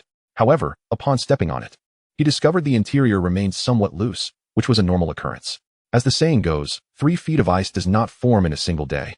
And given the current temperatures, it was unreasonable to expect the entire wall to freeze overnight. Beside the pond, a fire was quickly kindled. Scalding stones were cast into the water, melting a corner of the thick ice and rapidly cooling the temperature. Before long, the stones had completely dissolved the ice in the pond. Yet, at that moment, the stones were nearly exhausted. A few women squatted by the pond, exchanging glances, each reluctant to venture in to retrieve the stones. Just then, Songwo approached. "Ha ha ha, who among you will go in?" He jested. Last night, the stones made a mess in the pond, turning the water utterly foul. Remarkably, after an incident the previous day that left him speechless, Songwo's long-standing stutter had miraculously vanished. And today he spoke with newfound fluency. "Songwa, where did the stones make a mess?" A woman inquired. Songwa walked to the edge of the pond and pointed to a spot. "Look, right there. Who pushed me?" "Whoa, gurgle, gurgle." Just as he spoke, someone unexpectedly shoved him from behind, sending him tumbling into the pond. Caught off guard, Songwa swallowed a mouthful of water. "Since you accidentally fell in, you might as well help us fetch the stones," the women on the shore chuckled. Songwa opened his mouth, retched a few times, and though clearly reluctant, he assisted them in retrieving the stones. Wang Wei watched the farcical scene unfold with a smile, brushing away the accumulated snow from a large green stone beside the cave. This stone bore a hollowed groove, the result of a night spent with the stones, leaving them utterly spent and convulsing in a state of distress. Wang Wei planned to prepare some warm water for him in the morning.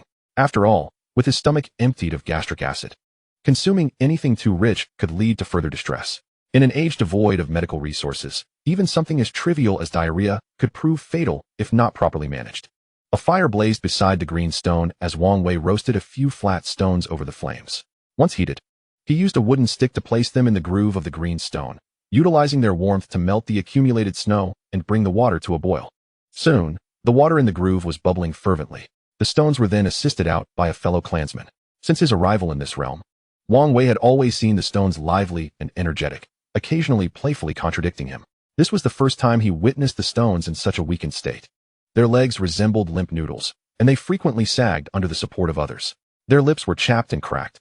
Had Wang Wei not had someone keep an eye on them, they would have likely resorted to scooping snow into their mouth. After an entire night of distress, they had lost all bodily fluids, and logically, they should have been replenishing their hydration. However, the conditions were too rudimentary, and during the night, it was impossible to provide them with boiled water. Using snowmelt posed a risk for their sensitive stomach, so despite the dehydration, Wang Wei forbade them from drinking untreated water. Since the last time Wang Wei used plant ash to stop the bleeding of a clan member injured by a brown cat, he had become something of a shaman among the tribe.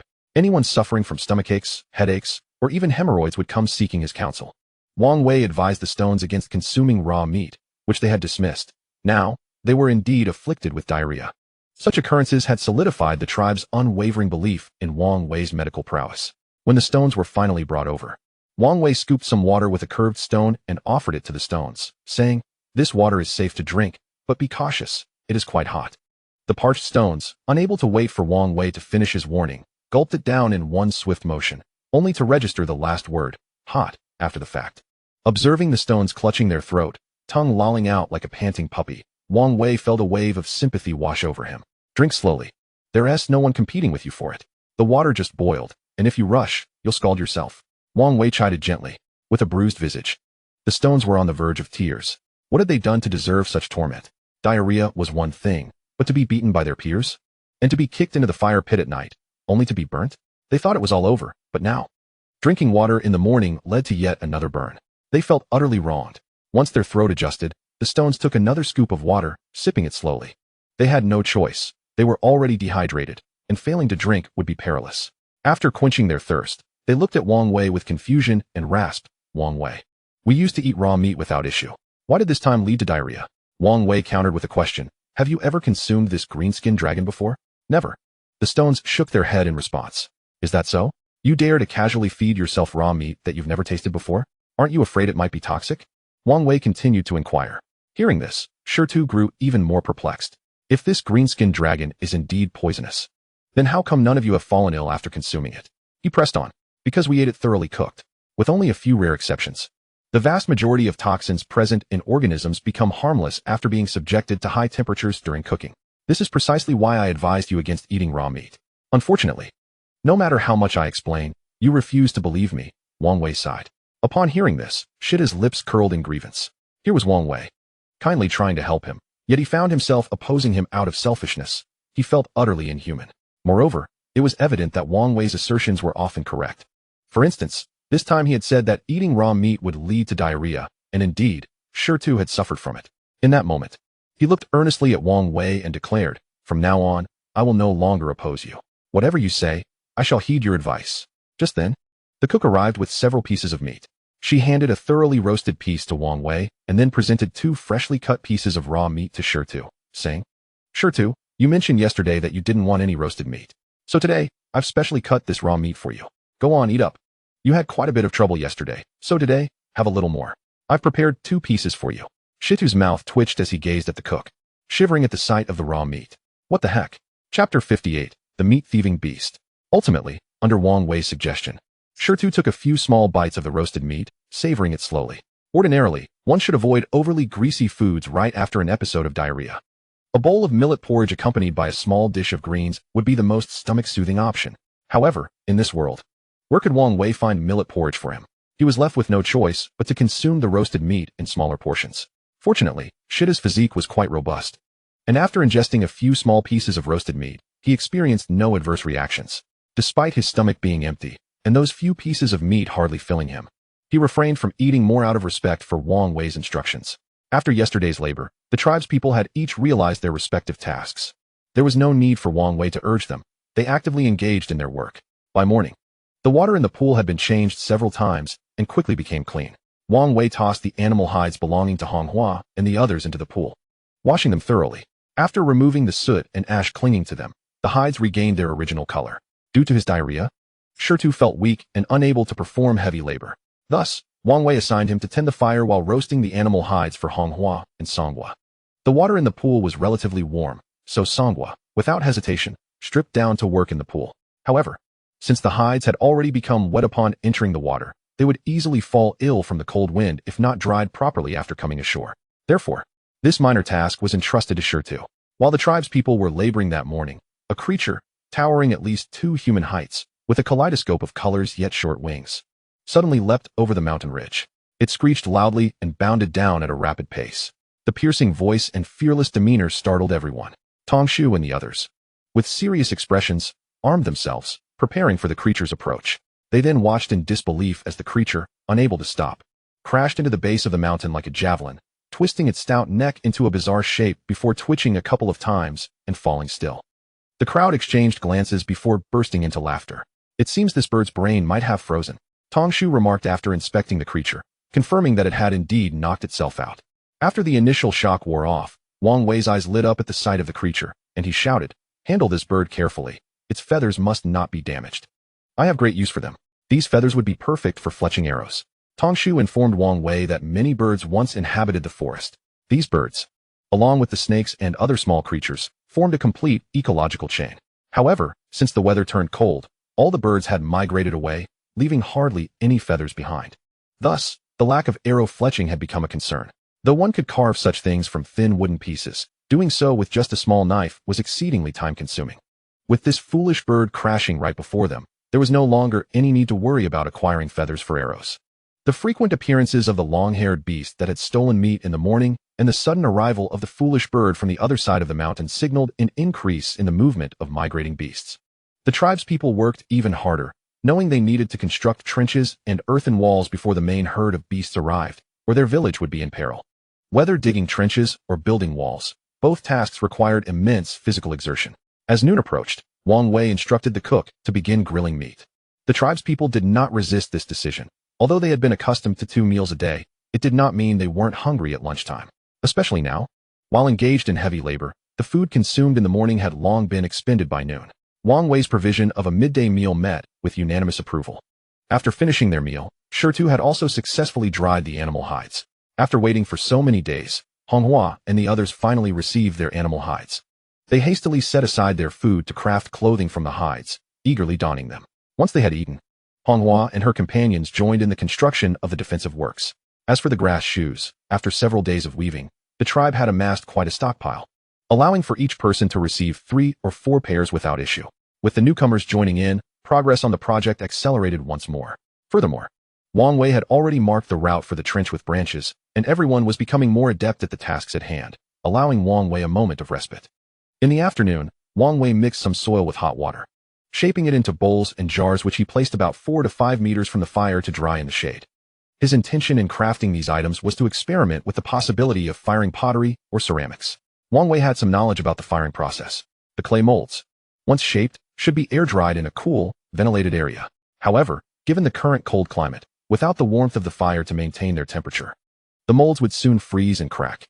Yet, if they were placed too close to the fire, the excessive heat would also cause them to crack.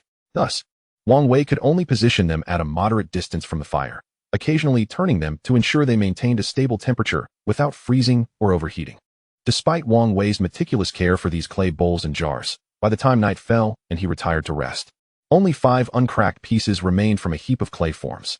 To prevent these fragile creations from being damaged by the frost, Wang Wei relocated them to a cave. Although he did not explain the rationale behind his actions to the others, their trust in him solidified after witnessing the stone's disobedience and subsequent mishaps. In the darkness, Wang Wei continued to teach the community to count. However, due to the labor-intensive tasks of the past few days, it was not long before the rhythmic sounds of snoring filled the cave. On the following morning, Wang Wei was roused by the astonished cries of his kin. Upon inquiry, he learned that the furry creature that had stolen meat the previous day had returned. The wooden shed he used for drying meat was not particularly tall, allowing the creature to easily snatch the meat if it stood upright. Over the course of 2 nights, these beasts had made off with more than 10 pieces of meat. Although food was currently abundant, the tribe placed great importance on their provisions. The repeated thefts had incensed them, and they clamored to keep watch at night, vowing to crush the beasts' skulls with stone axes upon their next visit. After their outcry, they turned to Wang Wei, awaiting his counsel. After all, not long ago, one of his strategies had nearly eradicated the brown cats. Surely he would have a plan to deal with these meat-thieving creatures. Chapter 59, Drawing Analogies. After some inquiries, Wang Wei discovered that the meat thief was a creature slightly larger than the brown cat, yet with more proportionate limbs. Due to the limitations of expression, even with the system's translation, the cook could only convey a rough idea of the creature's shape, size, and color. Once Wang Wei grasped the situation, He assured everyone that he would devise a solution and then retreated into the cave. Of the clay bowls and jars he had brought in the previous day, only 3 remained intact. Out of the dozens he had shaped, now only 3 were usable, leaving Wang Wei in a state of melancholy. He was unsure if the issue stemmed from the climate or the materials used. Mixing some clay with stone flakes, he carefully coated the insides and outsides of the pottery. Subsequently, he dug a pit in the fire and, with great caution, placed the clay jars and bowls into the fire pit using 2 sticks. These items were of utmost importance, and he instructed the stones tending the fire, watch closely. Be careful not to bump or jostle them while adding wood. Wang Wei had read that the minimum temperature required for firing pottery was 800 degrees Celsius, meaning that a sustained high temperature for several hours was necessary to successfully fire the jars. However, he was uncertain about the actual temperature at the center of the fire, as he had no prior experience with pottery firing and lacked detailed data. Thus, the success of this endeavor could only be determined through experimentation. If he could successfully fire the jars, it would be wonderful, but if not, he was prepared to invest time in constructing a kiln. Pottery was an absolute necessity. Even the most delectable roasted meat would become tiresome over time. Furthermore, the utility of clay jars extended beyond mere food preparation. They could also be used for rendering oil and boiling glue. Possessing pottery would significantly broaden their capabilities. Having completed these tasks, Wang Wei called upon Tong Shu and selected a location to set a trap. The purpose of the trap was clear: to capture the 2 meat-stealing beasts. The final position of the trap was chosen near the woods. After informing Tong Shu of the trap's size and depth, he began to dig with a wooden spade. It felt wonderful to have a group of strong and trusting tribesmen. In such frigid weather, had Wang Wei been tasked with digging the pit alone, it might have taken him 2 or 3 days to complete even a small trap. Yet with Tong Shu handling it, even without the best tools, he could finish it in a single morning. Since Tong Shu was already engaged in this task, Wang Wei need not worry further. He took the cracked clay bowls and jars from yesterday, kneaded them into a single mass, and by lunchtime, had crafted a new batch of clay jars and bowls. He moved these freshly shaped items into the cave, where the temperature and humidity were more suitable for drying than outside, where they would have to be slowly baked by fire. After lunch, Wang Wei checked Tong Shu's progress.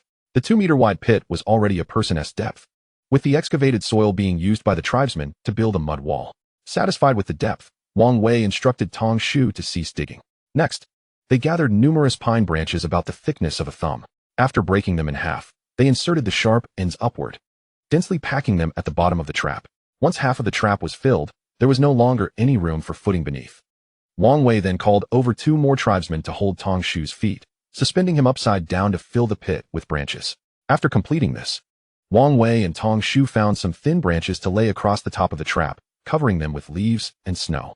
Finally, they erected a tree trunk beside the trap, suspending a large piece of meat with grass rope high above. The meat hung over 2 meters high, directly above the center of the trap. After warning the tribesmen to keep their distance from the meat-hanging post, they returned to their respective tasks. The afternoon passed quietly. After dinner, the tribesmen, as was their custom, began working overtime.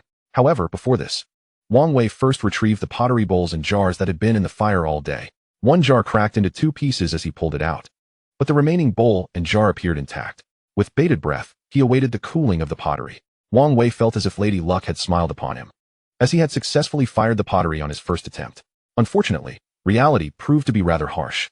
As the temperature of the bowl decreased, and he picked it up, he immediately sensed something was amiss. The surface of the bowl was exceedingly coarse, resembling the feel of dry earth. It had a gritty texture, and the surface was far from smooth. Applying slight pressure with his hands, the bowl crumbled into 2 fragments. Furrowing his brow, Wang Wei pressed his fingers against the jar, only to find it too turn to shards. With a sigh, he furrowed his brow further. It was evident that the insufficient temperature of the flames was to blame. Clearly, if he wished to successfully fire pottery, he would need to construct a kiln the following day. During the night, 2 tribesmen were assigned to keep watch. Their vigil was quite straightforward: to guard the raw meat near the wooden shed, preventing wild beasts from approaching and compelling those thieving creatures to seek sustenance from the meat laid in traps. That evening, Wang Wei taught his kin the numbers from 20 to 30. The day prior, when he had introduced the numbers 11 to 20, Wang Suwu had displayed great curiosity. The sequence from 11 to 20 closely resembled that of 1 to 10, merely adding a 10 prefix, pronounced as 11, 12, 13, all the way to 20.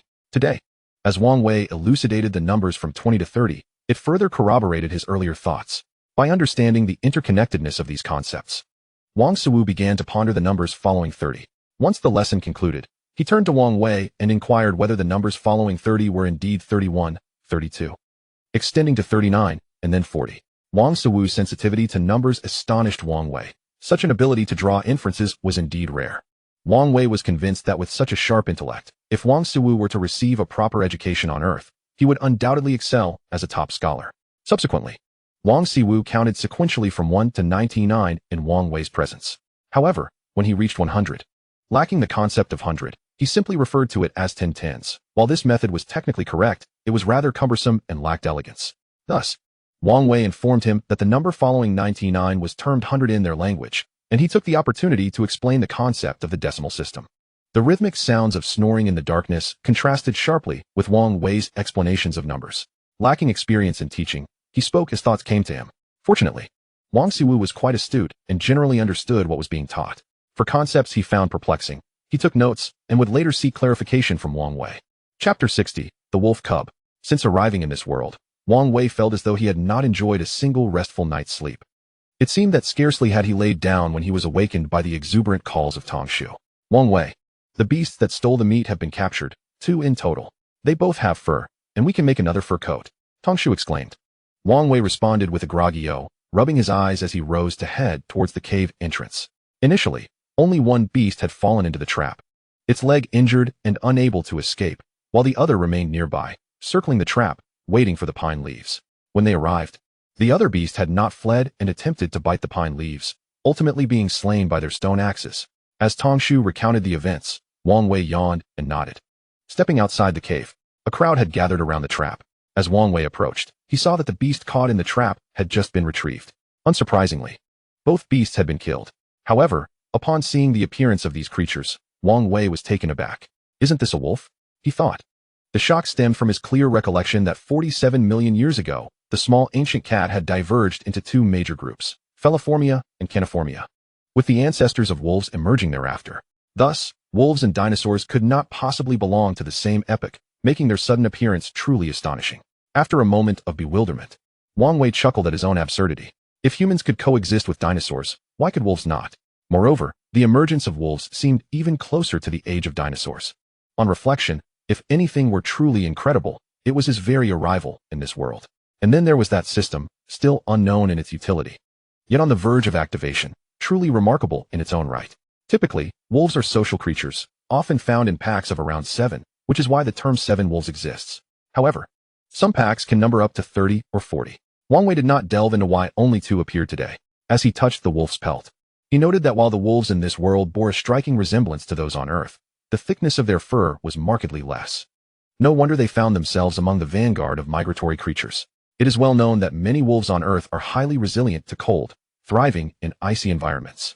These creatures called wolves are typically social, fond of meat, and possess remarkably tough skulls. Even a thick wooden club might not suffice to slay one, Wang Wei explained, pointing to the lifeless wolves at their feet. The villagers, enlightened, diligently noted the name wolf.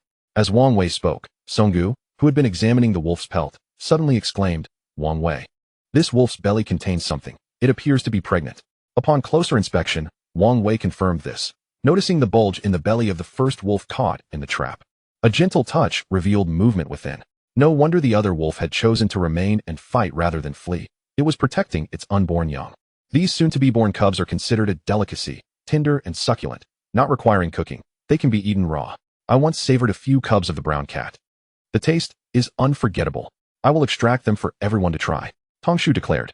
Wang Wei frowned and replied, "You may indulge, but I am unaccustomed to raw meat. I shall return to wash up first." Upon hearing about raw meat, Shida's face turned pale, and he declared, "I will never eat raw meat again. You all should refrain as well, or you'll suffer from diarrhea." Tongshu laughed at Shirtu while using a small knife to slit open the belly of the mother wolf. As Wang Wei took a few steps, he was suddenly met with the sound of wailing wolf cubs behind him. "Oh, these little wolves are still alive," Tongshu exclaimed. "They are fully formed, with their fur intact. I wonder if they will still taste good." Hearing this, Wang Wei could not help but turn back. Emerging from the incision in the mother wolf's belly were several bloodied and amniotic fluid-covered cubs. These little wolves, already developed, were damp and trembling, struggling to stand on their unsteady legs, all the while wailing pitifully. What a pity! They were so close to being born. Yet the mother wolf had to seek death by stealing meat from us. Now that she is dead, even if I were to release you, you would perish from the cold and hunger outside in this icy wilderness. It would be better to consume you, Tongshu declared, seizing one of the cubs and preparing to stab it with his knife. Wait. Just as Tongshu's knife was about to pierce the little wolf, Wang Wei's voice rang out. Tongshu looked at Wang Wei in confusion, uncertain of his intent. Wang Wei returned to the side of the cubs, crouching down beside them. The newborn cubs, barely able to stand, were wet, but their pitiful, puppy-like cries evoked both compassion and affection. Wang Wei extended a finger, and one of the little wolves eagerly latched onto it, sucking vigorously. Do not harm these cubs, let them live. Wang Wei took a deep breath, and then spoke. What? The crowd exchanged puzzled glances, and then, as if on cue, they turned their attention to Shirtu. This was a familiar pattern, for whenever Wang Wei made a perplexing decision, it was Shirtu who invariably stepped forward to inquire about the reasoning behind it. Observing the expressions of his companions, Shirtu nearly stood up to voice his concerns. But then he recalled the distressing episode from a few days prior, when his disobedience to Wang Wei's directives had resulted in dire consequences. And he quickly covered his mouth, refraining from uttering a word. Noticing Shitu's silence, Tongshu interjected, Wang Wei, these young wolves were extracted from their mother's womb, and they will not survive for long. There is no way we can sustain them. Wang Wei shook his head, responding, these young wolves have already developed in our community. When women and children struggle to give birth, we often resort to surgical intervention to retrieve the newborns, and they generally thrive thereafter without issue. But we lack the milk to nourish them. They cannot survive. Tongshu exclaimed, thumping his thigh in frustration. We have 2 women in the tribe who are currently nursing. We can mix human milk with minced meat to feed them. If they manage to survive, it will be a testament to their resilience. If they perish, we will have no choice but to roast them for sustenance. You do not think I am keeping these young wolves out of pity, do you? My intentions are far more pragmatic, Wang Wei asserted. However, his rationale was met with skepticism, as the expressions on the faces of the crowd conveyed disbelief. Wang Wei, with a resigned shake of his head, elaborated, do you know why Shirtu suffered from diarrhea a few days ago? It was because he consumed the raw meat of a green-skinned dragon, which is toxic. Eating it raw can lead to severe gastrointestinal distress. There are many creatures like the green-skinned dragon that harbor toxins. Some merely induce vomiting and diarrhea, while others can be deadly. Although most toxins can be neutralized with high heat, we cannot guarantee that we will not encounter toxins that cannot be eradicated in such a manner. The potential for fatality is real, and my intention in raising these young wolves is twofold. First, they are still blind and can be safely nurtured. As they grow, they will assist us in hunting. Once they open their eyes, however, I will refuse to raise them, for a wolf that can see cannot be domesticated. Second, it is well known that wolves possess a resilience to toxins that is comparable to that of humans. The primary reason for raising them is to serve as a means of testing for poison. When we acquire new game, we will feed it to them first. If they remain unharmed, we can safely consume it ourselves. This is why I insist on keeping them. I do not wish to find myself in a situation like Shirtu, suffering from diarrhea over a piece of meat, or worse, losing my life as a result. Wang Wei's words plunged the crowd into silence, but upon reflection, they recognized the validity of his points. In the past, when the weather had been stable, food was consistently abundant throughout the year, various bird eggs, even fledglings, the plump snakes of the forest, and an assortment of peculiar insects, not to mention the pine nuts harvested at the year's end. However, with the recent climatic upheaval, birds had fled, snakes lay frozen, and the small creatures had vanished. Even the trees had succumbed to the weight of the snow. The forthcoming changes to their diet would be monumental. Moreover, with the ongoing migration of animals, there was a possibility of capturing a variety of new creatures. Yet, the unknown nature of these unfamiliar beings left everyone wary. Who could discern which were safe to eat and which might be lethal? Reflecting on Shita's plight, it was evident that without the wolves to test for poison, no one would dare to consume the flesh of these unfamiliar animals. With a furrowed brow, Tongshu gazed at the young wolves and asked, Wang Wei, what if we are unable to keep these young wolves alive? Observing the shift in sentiment from questioning the reasoning behind their keeping to expressing concern over their survival, Wang Wei smiled faintly. He then picked up 2 of the young wolves and, as he walked toward the cave, remarked, let us take them inside and dry them off. These creatures are remarkably resilient, as long as we are cautious in the initial days. They will soon be able to consume raw meat independently in about a week's time. Chapter 61, The Second Attempt at Pottery. The mother wolf had given birth to 9 pups, but shortly after the incision, 3 of them gradually fell silent. Ultimately, only 6 pups were brought into the cave, dried off, and ready for care. The method of feeding them a mixture of human milk and minced meat was a spur-of-the-moment idea from Wang Wei. He had no certainty of its success, but he recalled having seen reports of mountain hunters who had successfully raised newborn wolves on cow's milk. So he hoped his approach would yield positive results. The sole concern was that there were only 2 nursing women in the tribe. Although the food supply was plentiful at the moment and their milk was abundant, even wasted, the sudden increase in 6 young wolves would undoubtedly stretch their resources thin. This was precisely why Wang Wei suggested the combination of milk and minced meat for feeding. If the pups' digestive systems could adapt, they would have a chance at survival. If not, it would simply be a matter of who succumbed first. If only 2 or 3 pups remained alive, the milk supply would likely suffice. After much effort, these young wolves were officially recognized by the tribe. There was no denying that Wang Wei's rationale was compelling, due to the heavy snowfall. The original ecological chain had been disrupted, and the ensuing struggle for survival would involve discerning what was edible and what was not. Raising these wolves as a means of testing for poison was crucial for the safety of the tribe, and no one dared to dismiss its importance. With the tribe now awakened and motivated, they set to work.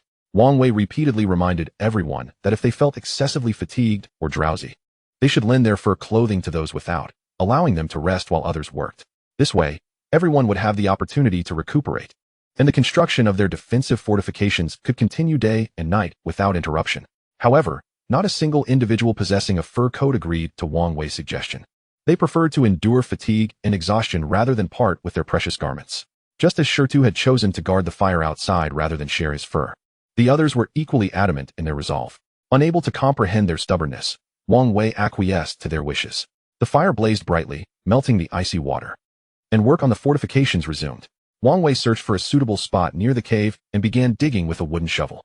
After the previous day's failure, he understood that without constructing a kiln, pottery would remain unattainable. He had heard that in some regions on Earth, the clay could be fired at relatively low temperatures, sufficient to create pottery over a mere fire. However, it was clear that fortune had not smiled upon him.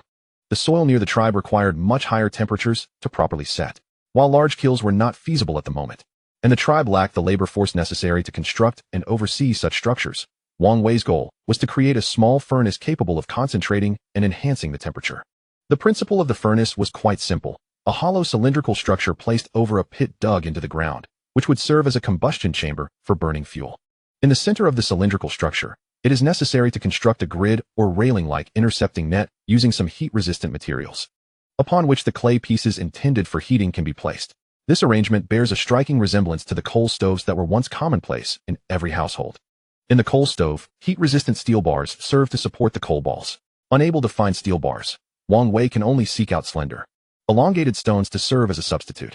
Should this attempt at firing ceramic pots and bowls prove successful, he could subsequently produce clay strips to replace these stones. Wang Wei's greatest weakness is his lack of strength.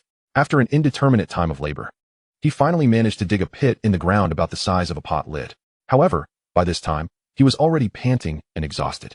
Red Flower passed by Wang Wei several times while gathering stones, and upon seeing him in such distress, could no longer contain herself. She snatched the wooden shovel from his hands and said, "Wang Wei, how large of a pit do you need? Let me help you dig. I've passed by several times, and you've only managed to dig this little bit. It's quite alarming to watch." Wang Wei did not refuse, handing the shovel to Red Flower and gesturing to indicate the size of the fire pit. He was well aware that enlisting the help of his kin would yield far greater efficiency in digging the pit. Yet, having been in this world for some time, he also recognized his own frailty and thus wished to train and bolster his strength. To be honest, Wang Wei had not tasted genuine salt in quite a while since arriving in this world. Although the roasted meat contained some salt, the amount he consumed over this extended period was far less than what he used to eat in a single day back on Earth. Unlike Tong Shu and the others, who had adapted to a low-salt diet, Wang Wei's diminished strength was primarily attributed to this deficiency in salt. Soon enough, the pit was excavated to the size Wang Wei required. Afterward, Red Flower assured him that should he need any further assistance in the future, he should not hesitate to ask, as she would not shy away from helping. With the fire pit completed, the remaining tasks became relatively simple. He scooped out some sticky clay from the pond and layered it around the fire pit, constructing it into a stove-like form. This clay stove, fashioned from mud, required no technical expertise and was completed before lunch. Having never made such an item before, Wang Wei was entirely ignorant of concepts such as firebox linings or insulating layers. The mud stove stood over half a meter tall, with an internal diameter of more than 30 centimeters. This height was just right, with a slight bend. He could place the clay pieces into the stove. Had he not dug the fire pit, the stove would have needed to be at least a meter high, making it cumbersome to insert the clay pieces due to the larger fire pit and narrower stove column. Before lunch, Wang Wei kindled a fire within the stove, aiming to dry the moist clay structure. The walls of the clay stove were relatively thick, measuring a hand's width, so he had no concerns about the flames cracking it. Consequently, while he and his companions had their meal, the flames elevated the temperature within the stove, forcing the moisture from the clay to evaporate, and the entire stove emanated steam, appearing quite impressive. After lunch, with the stove sufficiently dried, the drawbacks of Wang Wei's inexperience in building a kiln became evident. Due to his failure to consider insulation, the entire kiln radiated heat, making it impossible to approach even after extinguishing the fire inside. As a result, not only would this lead to a waste of heat during the pottery firing process, but it would also prevent him from immediately replacing the first batch of clay pieces with another for firing. Wang Wei diligently noted these issues, contemplating methods for improvement while waiting for the kiln to cool down. When the stove's temperature began to approach a manageable level, he hurriedly retrieved some clay pieces he had molded in the cave, carefully selecting 7 intact and crack-free clay bowls and jars to place inside the stove. Once these vessels were arranged, he reignited the fire beneath the stove, initiating his second attempt at firing ceramics. Chapter 62. The Simple Blower. The flames that burned could radiate powerful heat in all directions. If this heat could be concentrated, not only would firing pottery be a breeze, but even metal smelting would seem like child's play. Alas, heat, much like a mischievous child, always escapes when you least expect it. The purpose of the kiln is to gather this heat as much as possible in one spot, thus enhancing the temperature. As the heat emitted by the flames encounters the kiln walls, it rebounds, anxiously seeking a new exit upwards. The only outlet available for this heat is the firebox used for firing the pottery. The concentration of heat within the stove continually raises the internal temperature, causing the clay bowls and jars placed inside to transform towards their ceramic state. After the fire had been burning for a while, Wang Wei felt that the flames in the fire pit were insufficient. Initially, he attributed this to the dampness of the firewood, but even after switching to dry wood, the flames remained lackluster. It was then that he realized that the fire pit was below ground level, resulting in inadequate oxygen supply during combustion, which would naturally hinder the intensity of the flames. Simultaneously, Wang Wei recalled a time from his childhood spent in the village blacksmith shop, where a soot-covered apprentice would tirelessly work the bellows. The wooden bellows, initially making a rhythmic thumping sound, eventually transformed into leather bellows that wheezed like a hoarse voice, accompanied by the clanging sounds of metalworking. These memories formed some of the few remnants of his childhood. Suddenly struck by inspiration, Wang Wei slapped his forehead, realizing how foolish it was to have forgotten such an essential tool. However, with the stove already lit, there was no time to craft a bellows, whether wooden or leather. Making one with the tools available in the tribe would prove to be a cumbersome task. Take the simpler wooden bellows, for instance. They are primarily constructed from assembled wooden planks. Currently, the village lacks the capability to cut wooden planks, while it is possible to carve them out from whole logs. This would require an enormous investment of human and material resources, ultimately rendering the effort futile.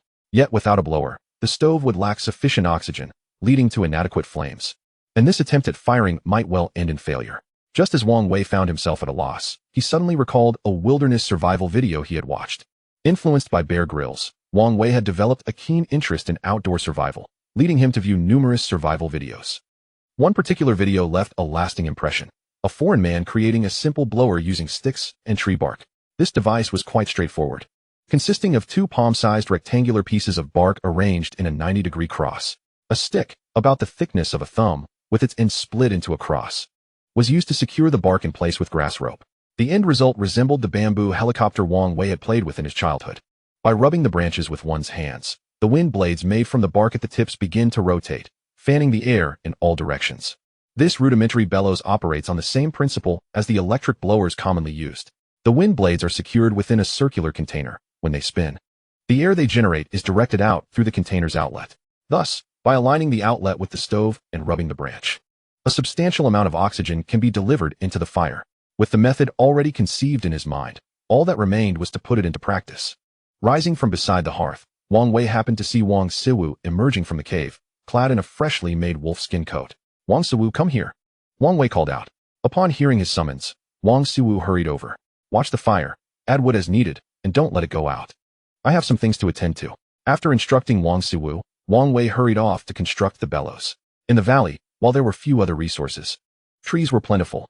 Although large pieces of bark were challenging to procure, smaller fragments were readily available. In a mere 10 minutes, Wang Wei had completed the wind blades. Grasping the bamboo dragonfly-like blades, he rubbed them with his hands. As they spun, they created a breeze, though the wind's speed was modest. It was entirely sufficient for stoking the fire. With the wind blades finished, Wang Wei spent another 10 minutes shaping a lid from clay. The clay cover was quite simple in design, resembling a bowl slightly larger in diameter than the wind blades, with a hole the size of a persimmon at the bottom to accommodate the branch that would secure the blades and ensure ample airflow. Additionally, Extending from one side of the clay bowl was a spout resembling a duck's bill, allowing all the wind generated by the spinning blades to be directed through it and into the stove. Although the clay lid remained damp, it did not hinder its functionality, as its purpose was merely to concentrate the airflow and prevent it from dispersing. As long as the shape remained intact, the moisture was inconsequential. Approaching the hearth, Wang Wei leveled the area around the stove with a wooden spatula and then carved a small hole in the ground for a wooden block. He then inserted the top of the stick, securing the wind blades into the hole in the block. This way, the stick was anchored, ensuring that it would not shift during operation. Next, he placed the clay lid atop the wind blades through the hole at the bottom, aligning the spout toward the stove. Using clay to seal the junction between the lid and the ground, he prevented any air leaks, successfully completing a rudimentary bellows. Wang Siwu had been squatting nearby, observing Wang Wei with a puzzled expression, unable to comprehend what he was constructing. This is a bellows. By rubbing this stick, the wind blades concealed beneath the clay will blow air into the fire pit, intensifying the flames. Wang Wei declared proudly, gesturing toward his newly fashioned device. Subsequently, he demonstrated by rubbing the stick in front of Wang Siwu.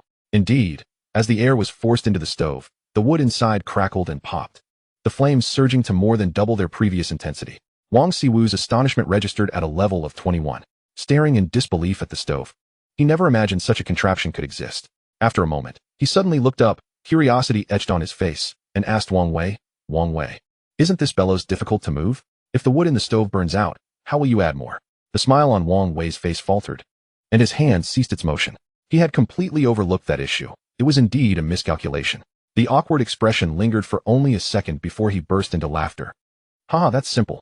Just dig a hole on the side of the stove at ground level. When not in use, cover it with stones. And when it's time to add wood or remove ash, simply move the stones aside. With that, Wang Wei passed the task of operating the bellows to Wang Siwu and took a wooden spatula to excavate a pit beside the stove.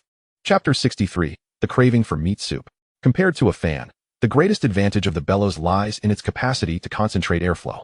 Given suitable conditions and ample time, Wang Wei could certainly construct a blast furnace or a water-powered windmill. However, this human-powered bellows proved to be quite exhausting after prolonged use. Even alternating between him and Wang Siwu, their arms ached from the relentless rubbing. The thought of needing to rub the branch for 6 or 7 hours nearly made Wang Wei abandon the endeavor altogether.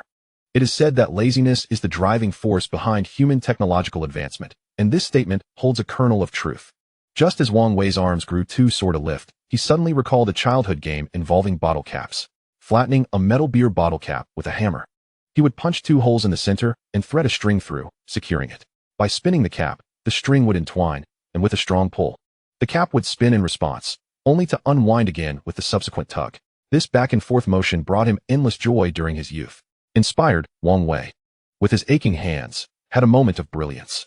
He retrieved a length of grass rope, fastening the midpoint to the top of the stick. After a few rotations of the stick to wrap the grass rope around it, he pulled the ends of the rope, and sure enough, the stick began to spin. Moreover, as the rope tightened, the stick continued to turn due to inertia, wrapping the rope in the opposite direction. Once the stick's rotation ceased, pulling the grass rope again would reverse its direction. This alternating tugging kept the stick in perpetual motion, continuously driving the wind blades to fan the air. Wang Siwu's astonishment registered at a level of 99. As he massaged his arms, he gazed at Wang Wei's ingenious solution, utterly amazed, his eyes filled with admiration. Is it truly possible to do it this way? He thought. Using his hands to rub the stick would undoubtedly result in painful blisters. After a prolonged effort, the mere fatigue in his arms was unbearable. Yet now, employing Wang Wei's method had simplified the task immensely. All that was required was to sit beside the stove, pulling the grass rope back and forth. Taking the rope from Wang Wei, Wang Siwu attempted to tug on it for a while, and a look of blissful contentment spread across his face. Compared to the earlier method of rubbing the stick, this approach was remarkably simple and effortless. Wang Siwu felt that, with this task, he could easily persevere for an entire day without any trouble. Wang Wei stood up, fully entrusting the oversight of the fire to Wang Siwu. He believed that with such an inventive creation, he could easily be awarded a Nobel Prize for invention. Unbeknownst to Wang Wei, his method was merely a derivative of others' prior knowledge. Many primitive people in various regions have historically employed grass ropes to spin wood for firemaking. After all, for an ordinary person, it is quite a challenge to rub wood with their palms at a speed sufficient to ignite flames. Only those among the tribe with astonishing physical prowess, truly akin to human-powered wood-rubbing machines, possess the ability to create fire through this method. Time gradually slipped by as Wang Wei waited. During dinner, he and Wang Siwu took turns to eat meat, yet the fire in the stove never ceased. At one point, Wang Wei, enduring the intense heat, had his kin hold him up high to catch a glimpse of the situation inside the furnace. The clay bowls and jars within were glowing red from the flames, resembling molten lava, and it was uncertain whether they were fully baked. However, Wang Wei recalled hearing back on Earth that firing ceramics typically requires at least 4 to 5 hours, with the usual duration being 7 to 8 hours. Some ceramics even demand special techniques, necessitating firing for dozens of hours. Thus, Wang Wei refrained from the impulse to remove the clay bowls and jars from the furnace until after dinner. If his estimation of time was accurate, the pottery should have been fired for 7 hours. Once the fire was extinguished and the temperature had subsided somewhat, Wang Wei eagerly used a piece of wood to extract a bowl from the furnace. The once unassuming clay bowl now glowed a fiery red, casting a warm light in the darkness. He fanned the bowl with his hand, anxiously awaiting its cooling. Although there was snow not far away, which would have cooled the bowl in no time, this first successfully fired and intact sample was of utmost importance to Wang Wei. He worried that a sudden change in temperature might cause it to crack, so he could only wait patiently. As the bowl cooled, its color gradually shifted from red to black. The glaze Wang Wei applied during the firing was merely a slurry of the same material as the clay bowl, thus having minimal impact on the color. In pottery, the more iron present in the clay, the darker the finished product becomes. After cooling, the clay bowl had completely transformed into a deep black. Bearing the residual heat, Wang Wei could hardly contain his excitement as he lifted the bowl. Whether it was due to insufficient temperature or issues with the material, the surface of the fired bowl was rather coarse, and even the bottom retained some tiny, grainy particles. Although the appearance was not particularly appealing, there were no visible cracks on the surface. Wang Siwu, who had participated in the pottery firing, immediately rushed over upon seeing the finished product. "Wang Wei, what is this? What is it used for?" he inquired, gazing at the clay bowl. "This is a treasure," Wang Wei replied with a mysterious smile. Then, amidst Wang Siwu's puzzled expression, he scooped a handful of water from a nearby pool and poured it into the bowl. After a few minutes of quiet anticipation, the exterior of the bowl remained dry, and the water did not seep out. Witnessing this, Wang Wei triumphantly raised his fist. It worked. To be honest, Wang Wei had not anticipated that he would succeed in firing a clay bowl on just his second attempt. After all, pottery making is a complex process with many steps. Any misstep could render previous efforts futile. Wang Wei's ability to achieve success twice in a row was indeed fortunate. Although the aesthetics of the fired bowl left much to be desired, this did not significantly alter the overall outcome. Now that he had a rough idea of the firing duration, he was confident that with some adjustments and further exploration, he would soon be able to create exquisite pottery akin to that found on Earth. Before long, the remaining pottery was retrieved from the furnace. Out of 7 pieces, 5 were successful, while 2 had inexplicably cracked. Ultimately, Wang Wei managed to obtain 2 jars and 3 bowls. Unfortunately, both the jars and bowls bore unsightly small particles on their bottoms, which felt uncomfortable to touch and displeasing to behold. Overwhelmed by the thrill of successfully crafting pottery, Wang Wei chose to overlook these imperfections and instead sought out chunks of meat. Having spent so much time in this world, feasting on roasted meat daily, his throat felt parched. At that moment, he yearned for a sip of meat broth. Even without salt, bland and flavorless, or without spices, greasy and rich, he simply longed for a warm bowl of meat soup to comfort him in the cold weather. He could almost envision the delightful sensation of the steaming broth flowing down his throat and into his stomach, radiating warmth. Chapter 64. Eating Meat and Drinking Soup. The 3 jars were cleaned, and fresh green-skin dragon meat was cut into small pieces and placed inside, followed by filling them with water, completing the preparation. Carefully grasping the narrow necks of the jars with 2 wooden sticks, Wang Wei lowered them into the fire pit. "Wang Wei, what are you doing?" inquired Shirtu, who was still recovering and tending the flames. "I'm cooking meat. You must keep an eye on these jars, don't let them topple, and ensure the fire keeps burning." Wang Wei licked his lips. "Cooking?" Shirtu repeated the word in confusion, having no concept of the term. It wasn't until he heard Wang Wei's explanation that he understood cooking meat meant placing it in water and heating it with fire. However, this revelation only deepened his confusion. Water and fire are incompatible. Would meat submerged in water and then heated even be edible? Originally inclined to voice his doubts, Shirtu hesitated, recalling the unfortunate incident a few days prior when he had ignored Wang Wei's advice and suffered the consequences. Thus, he quickly covered his mouth in fear. Since Wang Wei's arrival in the tribe, aside from the tanning of animal hides, everything he had suggested had proven correct. Therefore, it seemed wise for Shirtu to refrain from debating with him. While tending to the fire, Shirtu followed Wang Wei's instructions and directed the flames toward the clay jars. Under the intense heat, the contents began to boil rapidly. Hearing the bubbling sounds, Wang Wei approached, using a clean twig to skim off the froth from the surface of the broth. then instructed Shirtu to periodically remove the froth to eliminate any ash that had settled in it. Shirtu nodded and complied. As they continued cooking, a rich aroma of meat wafted from the clay jars. Although Shirtu could discern that it was the scent of meat, it was a flavor distinct from that of roasted meat.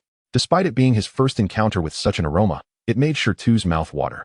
The tantalizing smell of the simmering meat stirred his appetite, and despite having just eaten roasted meat, he suddenly felt hungry again.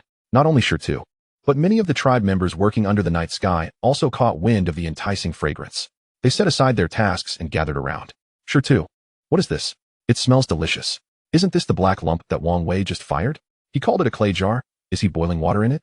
How can it smell so good? A crowd gathered around the stone, inquiring eagerly. Yet even the stone itself was oblivious to its nature, making it impossible to respond to their questions. At that moment, Wang Wei finally arrived. Stone, is this meat boiled in water? Can it be eaten? Tong Shu asked after swallowing hard. It can be eaten, Wang Wei replied with a smile. Upon hearing this, Tong Shu's eyes instantly sparkled with excitement. It can be eaten. That's wonderful. Hurry and bring it out, and I shall taste if it is properly cooked, he exclaimed, observing Tong Shu's anxious demeanor. Wang Wei could only roll his eyes in exasperation. For the meat in a small pot, you must first boil it on high heat for 40 minutes, and then simmer it on low heat gradually, allowing the essence of the meat to be released and the broth to gain its proper flavor. Right now, it is merely boiled on high heat, lacking the seasoning from low heat. However, if you wish to eat it, it is already edible. Since Tong Shu and the others could hardly wait, Wang Wei decided not to delay any further. He grabbed 2 sticks and carefully extracted the pot from the fire. Once removed, the aroma of the meat intensified, prompting Tong Shu and the others to fan the delicious scent towards themselves. Reaching the area designated for bowls, Wang Wei took a handful of Tong Shu leaves to insulate the heat, then grasped the handle of the earthen pot and poured the broth into bowls. The pot Wang Wei crafted, shaped by hand, was considerably larger than the common earthenware found on Earth, although the ceramic bowls were also quite large. 2 bowls could hardly contain the entirety of the broth. After filling 2 bowls to the brim, Wang Wei set the ceramic pot aside, intending to have a taste himself first. However, as soon as he placed the pot down, Tong Shu whisked it away to the side. The water has been poured out. I must first check if it is cooked. But Wang Wei, why did you put so much water in the meat? After pouring out the water, it seems there are hardly any pieces of meat left. Tong Shu attempted to reach into the pot, but was met with a scalding heat from the rim, forcing him to pause, blowing air onto the rim while complaining to Wang Wei. Witnessing everyone drooling and gravitating towards Tong Shu, Wang Wei was left speechless. Wasn't the purpose of using the earthen pot to create broth? On a winter's day, how comforting it would be to sip a bowl of warm soup. Did Tong Shu and the others really believe their arduous efforts were merely to consume a few pieces of boiled meat? Nevertheless, Wang Wei refrained from pointing this out and instead lifted his bowl, enjoying the sight of them blowing on the pot to cool it while he savored the meat broth contentedly. So delicious. After a couple of sips, Wang Wei felt as if all 36,000 pores of his body had relaxed. What bliss! Arriving in this world to feast on grilled meat day in and day out, without any seasonings, salt, or marination, had long made me nauseated. Now, to indulge in a warm bowl of soup is simply unparalleled. Even though this broth lacked salt and seasoning, the sound of Wang Wei slurping the soup drew everyone's attention. They glanced at the ceramic bowl Wang Wei used for the broth and then at his satisfied expression, suddenly realizing something profound. Wang Wei, this boiled meat, is it specifically for drinking the broth? Tong Shu asked, bewildered as he clutched the scalding earthen pot. After finishing the last sip of broth, Wang Wei let out a long breath and replied matter-of-factly, indeed, this is not merely water. It is called broth, or meat broth, and it is the most delightful thing. Hearing Wang Wei's words, Tong Shu's mouth twitched in embarrassment. After all that effort, he discovered he had been after the wrong thing. It turned out this was meant for drinking broth. No wonder Wang Wei had prepared those peculiar vessels. They were intended for holding the broth. Realizing this, Tong Shu noticed there was still a bowl of unconsumed meat broth beside Wang Wei, and he hurriedly set down the earthen pot and went over to retrieve it. Everyone, do not fret. I shall taste this broth first to see if it is cooked, he declared, lifting the bowl to take a sip.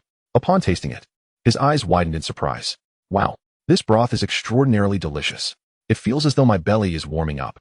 After taking a couple more sips, he reluctantly passed the bowl to others, inviting them to sample the delightful concoction. Each tribe member who received the bowl sipped cautiously before passing it along to the next.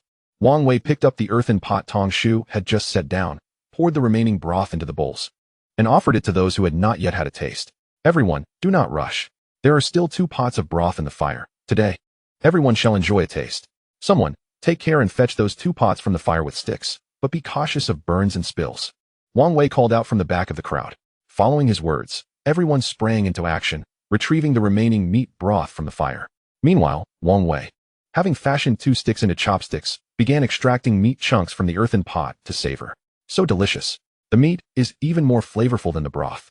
Due to the shorter cooking time and lack of seasoning, the meat retained much of its essence, lending it a unique taste. From the 3 pots of broth, every tribe member, regardless of gender, had sipped several times. After tasting, they all extolled the delightful flavor. The last pot of broth was sent to the cave along with its bowl, allowing those unable to venture out for animal skins to also partake in the feast. After completing these tasks, Tong Shu turned around just in time to see Wang Wei stealthily eating the meat, leaving him momentarily stunned. Wang Wei, can the meat in this broth also be eaten? Tong Shu blinked in disbelief. Of course. Why wouldn't it be edible? Wang Wei replied, picking up another piece of meat. Then why didn't you eat the meat earlier? Tong Shu inquired. You took the pot away, so I could only drink the broth. Wang Wei explained. As Tong Shu conversed with Wang Wei, the tribe members who had yet to disperse cleverly picked up the earthen pot and began to extract the meat to eat. During this time, the astonishment Wang Wei had brought to everyone was overwhelming, not to mention the incredibility of the stone-consuming raw meat, which had solidified their belief in Wang Wei as a figure of reverence. When individuals blindly place their trust in another, they lose the ability to think independently in that person's presence. Hence, when they saw Wang Wei only drinking the broth and not eating the meat, they subconsciously concluded that this method of boiling meat was solely for the consumption of broth. Tong Shu, feeling foolish, slapped his thigh in frustration, exclaiming, "Leave me a piece." As he rushed over, Wang Wei set down the now empty ceramic pot, satisfied, and rubbed his belly before stretching. How had he never realized how blissful it was to have a warm bowl of broth and a pot of stewed meat during winter? Chapter 65. The 18 Varieties of Urine. From that winter onward, a new method of cooking known as boiling was introduced to this world. However, it also brought forth a rather detestable habit, the necessity of washing the dishes after meals. In truth, Tong Shu and the others found it perplexing why one must wash the dishes after eating. The food in the pot had been completely poured out, and the bowls had been licked clean of any residue. Was it not somewhat redundant to rinse them with water? However, Wang Wei's attitude was resolute. He was amenable to anything, save for the matter of washing dishes, which was absolutely non-negotiable. That evening, he prepared 2 batches of stewed meat. But from the second batch onward, he refrained from tasting it. After all, he had witnessed his kin licking the bowls clean, and given his eating habits, there was no way he could bring himself to drink soup from bowls they had licked, unless absolutely necessary. As night fell, and everyone settled down to rest, Wang Wei stewed a pot of meat broth. A significant portion of this broth found its way into the bellies of Tong Shu and Wang Siwu. Tong Shu, unwilling to sleep, waited until the soup was ready before returning to the cave. Meanwhile, Wang Siwu was preoccupied with learning arithmetic from Wang Wei. The remaining small portion of broth was reserved for the young wolves. Of course, Wang Wei did not feed all the young wolves. He selected 3 to nourish. The young wolves were so small that even ground meat turned into paste might be too much for them to digest. However, solely relying on milk was insufficient for their needs. Thus, Wang Wei wished to experiment with this unadulterated meat broth to see if they would drink it. Naturally, his decision to feed only 3 was due to his complete uncertainty regarding the effects of the broth on the young wolves. Should anything happen to them, he still had 3 others that could be sustained on milk until they were old enough to eat meat. As the weather grew colder, despite stuffing his sweater and trousers with dry sword grass, Wang Wei could not fend off the encroaching chill. In recent days, unidentified wild beasts had occasionally descended from the mountains. Fortunately, the number of beasts passing by the tribe was scant, and those few that ventured near were clever enough to circumvent the mud walls. The once tranquil woods, which had enjoyed a brief respite, now echoed with various beastly roars come nightfall, although more beasts entered the valley. The protection of the mud walls on either side and the constant flickering light of the fire within kept disturbances at bay. Yet today, Wang Wei could hardly anticipate the unexpected sight of a colossal creature.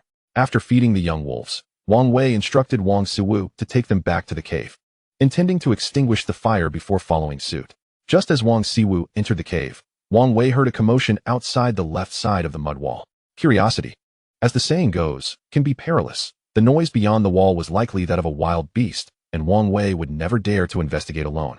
Nor would he even approach the wall where the noise emanated. However, out of habit, he glanced toward the left mud wall. What he beheld was a scene that would forever be etched in his memory. A massive head, nearly 2 meters long, protruded from beyond the enclosing wall. Its shape resembled a beautiful shell, adorned with 3 long, pointed horns. Wang Wei swallowed hard, his expression one of shock as he stammered, "Triassic dinosaur." Indeed, What Wang Wei had encountered was none other than the famed Triceratops. According to scientists, this herbivorous species had its fossils discovered in the late Cretaceous period of North America, with head shields that could reach lengths of up to 1.5 meters. However, it was evident that the Triceratops Wang Wei observed had exceeded scientific understanding, for its head shield alone measured 2 meters in length. A 2-meter-high mud wall might offer protection to humans and ordinary folk, but to such a colossal creature with a head measuring 2 meters, it was merely a slightly elevated earthen mound. The Triceratops gazed at the fire for an extended period before applying its powerful front legs to the mud wall. The newly constructed, still unset wall crumbled beneath its weight. With the wall no longer an obstacle, the Triceratops strode confidently into the cave. At this moment, the tribe members inside the cave heard the commotion outside and emerged one by one. As they beheld the nearly 4-meter-tall, monstrous Triceratops, they stood frozen in astonishment. Tong Shu, who came out a little later, upon seeing the Triceratops approaching Wang Wei, did not hesitate to hurl his stone axe. The axe struck the Triceratops's head shield and shattered into fragments on the ground. The Triceratops, feeling what it thought was an insect striking its head, looked around in confusion but discovered nothing and continued toward the fire. Wang Wei's heart raced at Tong Shu's reckless action. Now witnessing that the stone axe had failed to even capture the Triceratops's attention, he felt a mix of relief and despair. As the creature drew nearer, he gestured to Tong Shu and the others to retreat slowly. Fortunately, the Triceratops seemed entirely oblivious to Wang Wei. Its interest remained solely on the fire. Once Wang Wei managed to back into the cave, he felt a cold sweat break out along his spine. Wang Wei, what is that thing? Tong Shu asked, gripping Wang Wei's arm, his hand trembling. It must be a Triceratops, Wang Wei replied, glancing at the resting creature by the fire. Does it eat humans? Tong Shu pressed further. Wang Wei initially considered denying it, but after a moment of silence, he stated, not certain, but under normal circumstances, it should be herbivorous.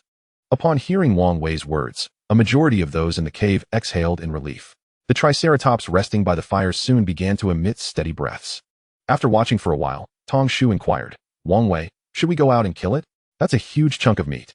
Wang Wei regarded Tong Shu as if he were a fool. Your stone axe barely made it angry when it struck its head. Now you want to go out and kill it? Have you lost your senses?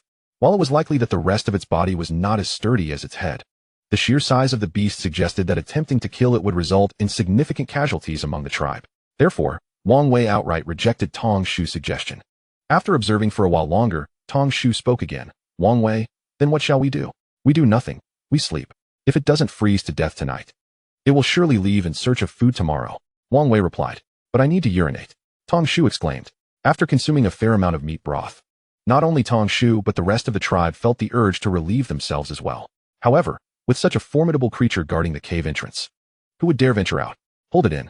If it becomes unbearable, just urinate at the entrance. It mustn't be done inside the cave, Wang Wei instructed. Upon hearing this, Tong Shu cautiously untied the grass rope, lifted the animal hide, and stood at the entrance to urinate outside. Unexpectedly, the Triceratops, despite its size, possessed remarkably acute hearing.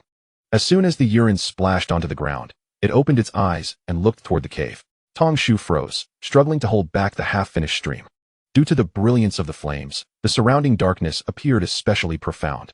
Even though the Triceratops possessed commendable night vision, it failed to notice the Paulownia tree concealed at the cave's entrance. With a perplexed tilt of its head, it resumed its slumber. Relieved, the Paulownia tree relaxed its bladder and continued to urinate. Then, the Triceratops raised its head once more. The Paulownia tree instinctively held back its stream, its heart racing as if 1,000 wild horses were galloping within. After a couple of minutes, the Triceratops fell back asleep, prompting the Paulownia tree to urinate again. The Triceratops opened its eyes once more. The Paulownia tree quickly suppressed its urge again. What followed seemed like a maddening loop, a game of hide and seek between the two. The Triceratops, with its open eyes, resembled a cat, while the Paulownia tree, urinating, played the role of a mouse. Although the Paulownia tree timed its relief for when the Triceratops' eyes were closed, it was interrupted a staggering 18 times, driving it to the brink of despair. Wang Wei stood by, dumbfounded by the spectacle. Though he felt a pang of sympathy for the Paulownia tree, he could not suppress an urge to laugh for reasons unbeknownst to him. Chapter 66. The Triceratops and the New Furnace. The following morning, the two cooks had risen. Yet the saber-toothed dragon remained sprawled at the cave's entrance. The fire had long extinguished, and at that moment, the Triceratops was blissfully asleep atop the embers. What shall we do? This beast won't budge, and we can't cook meat, one of the cooks exclaimed, her heart racing as she recalled the exquisite flavor of the meat from last night's clay pot. Do not fret, This creature is massive and surely has a considerable appetite. After a night without food, it will undoubtedly seek sustenance come dawn. We all had a restless night. So let us take advantage of this delay to catch some extra sleep. Wang Wei reassured. The tribe obediently returned to their slumber. Wang Wei remained at the cave's entrance, vigilantly observing the movements of the Triceratops. As the light grew brighter and the sun began to rise, the Triceratops abruptly snorted and slowly opened its eyes. Rising to its feet, it surveyed its surroundings, and as its head turned toward the cave, Wang Wei quickly retreated inside, fearful of being spotted. After scanning the area, the saber-toothed dragon approached the pile of firewood brought back by the tribe. It sniffed the pine and paulownia logs on the ground before opening its jaws to bite down. The dragon's mouth resembled a bird's beak, shorter on the bottom, long on top, adorned with formidable hooks, and appearing incredibly robust. With a snap, it effortlessly bit through tree trunks thicker than an arm, swallowing them whole. For even larger logs, it used its beak to grip the wood, then stomped down with its feet before violently shaking its head to tear off substantial chunks. Like gnawing on sugarcane, the Triceratops quickly devoured a massive pile of timber, leaving not even a splinter behind. Wang Wei watched in astonishment. Weren't scientists positing that the Triceratops primarily feasted on palm trees and cycads?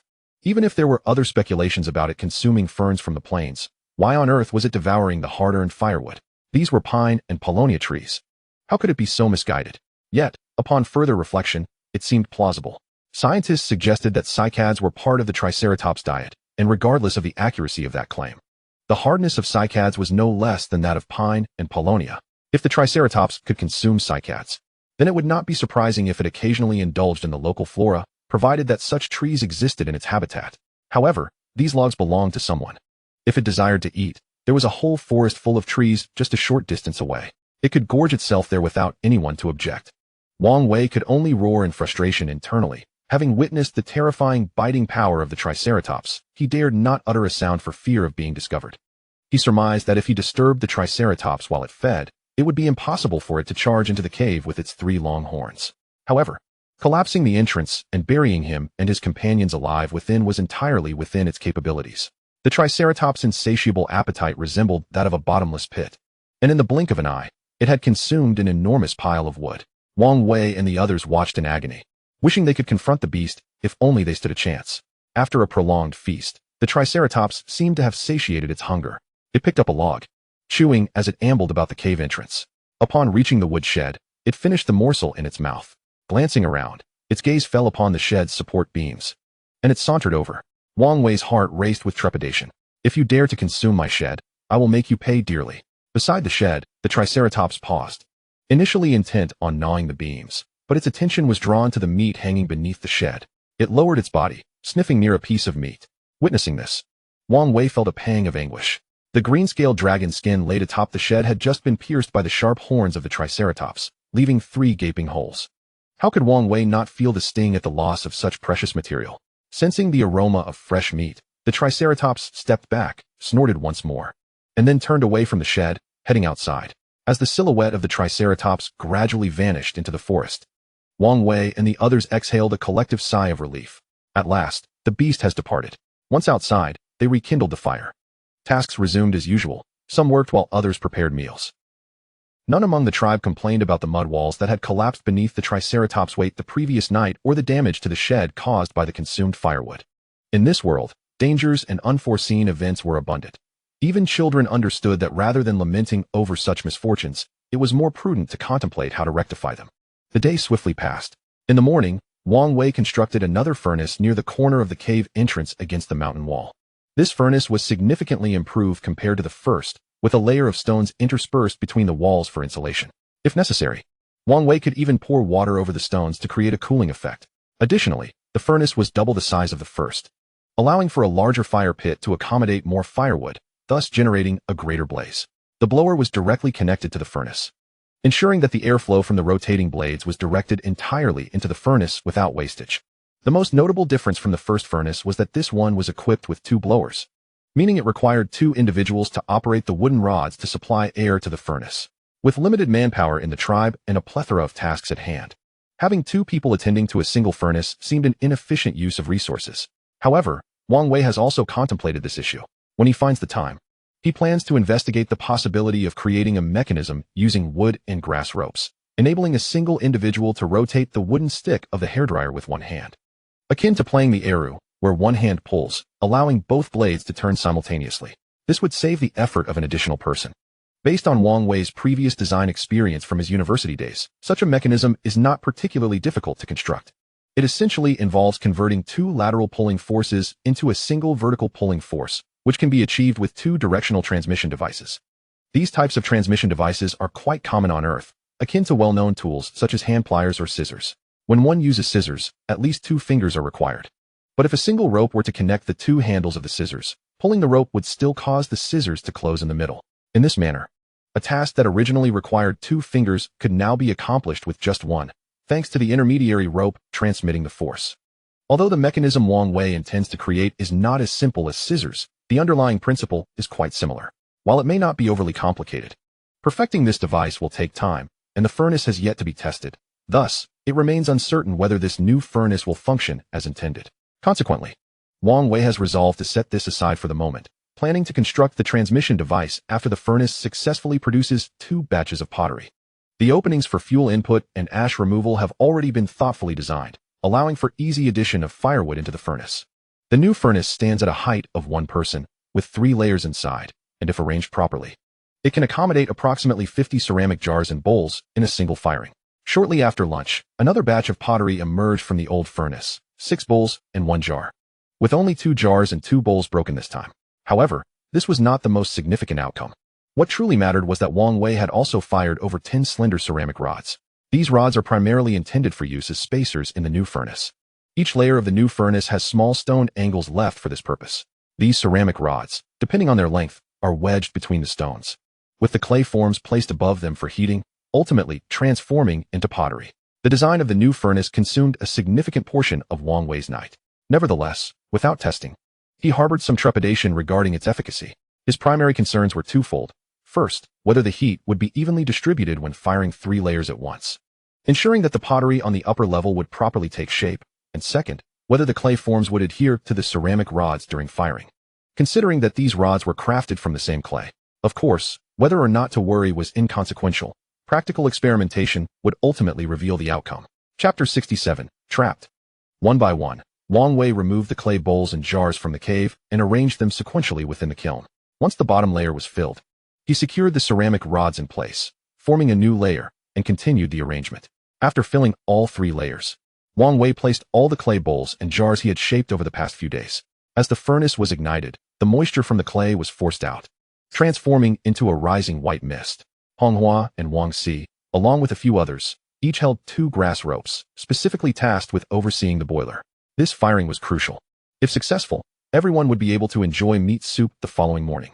If it failed, however, it would mean returning to the arduous process of mixing clay, kneading it, and carefully shaping it into bowls and jars, which would then need to be placed in the cave for a day or 2 to dry before they could be fired again.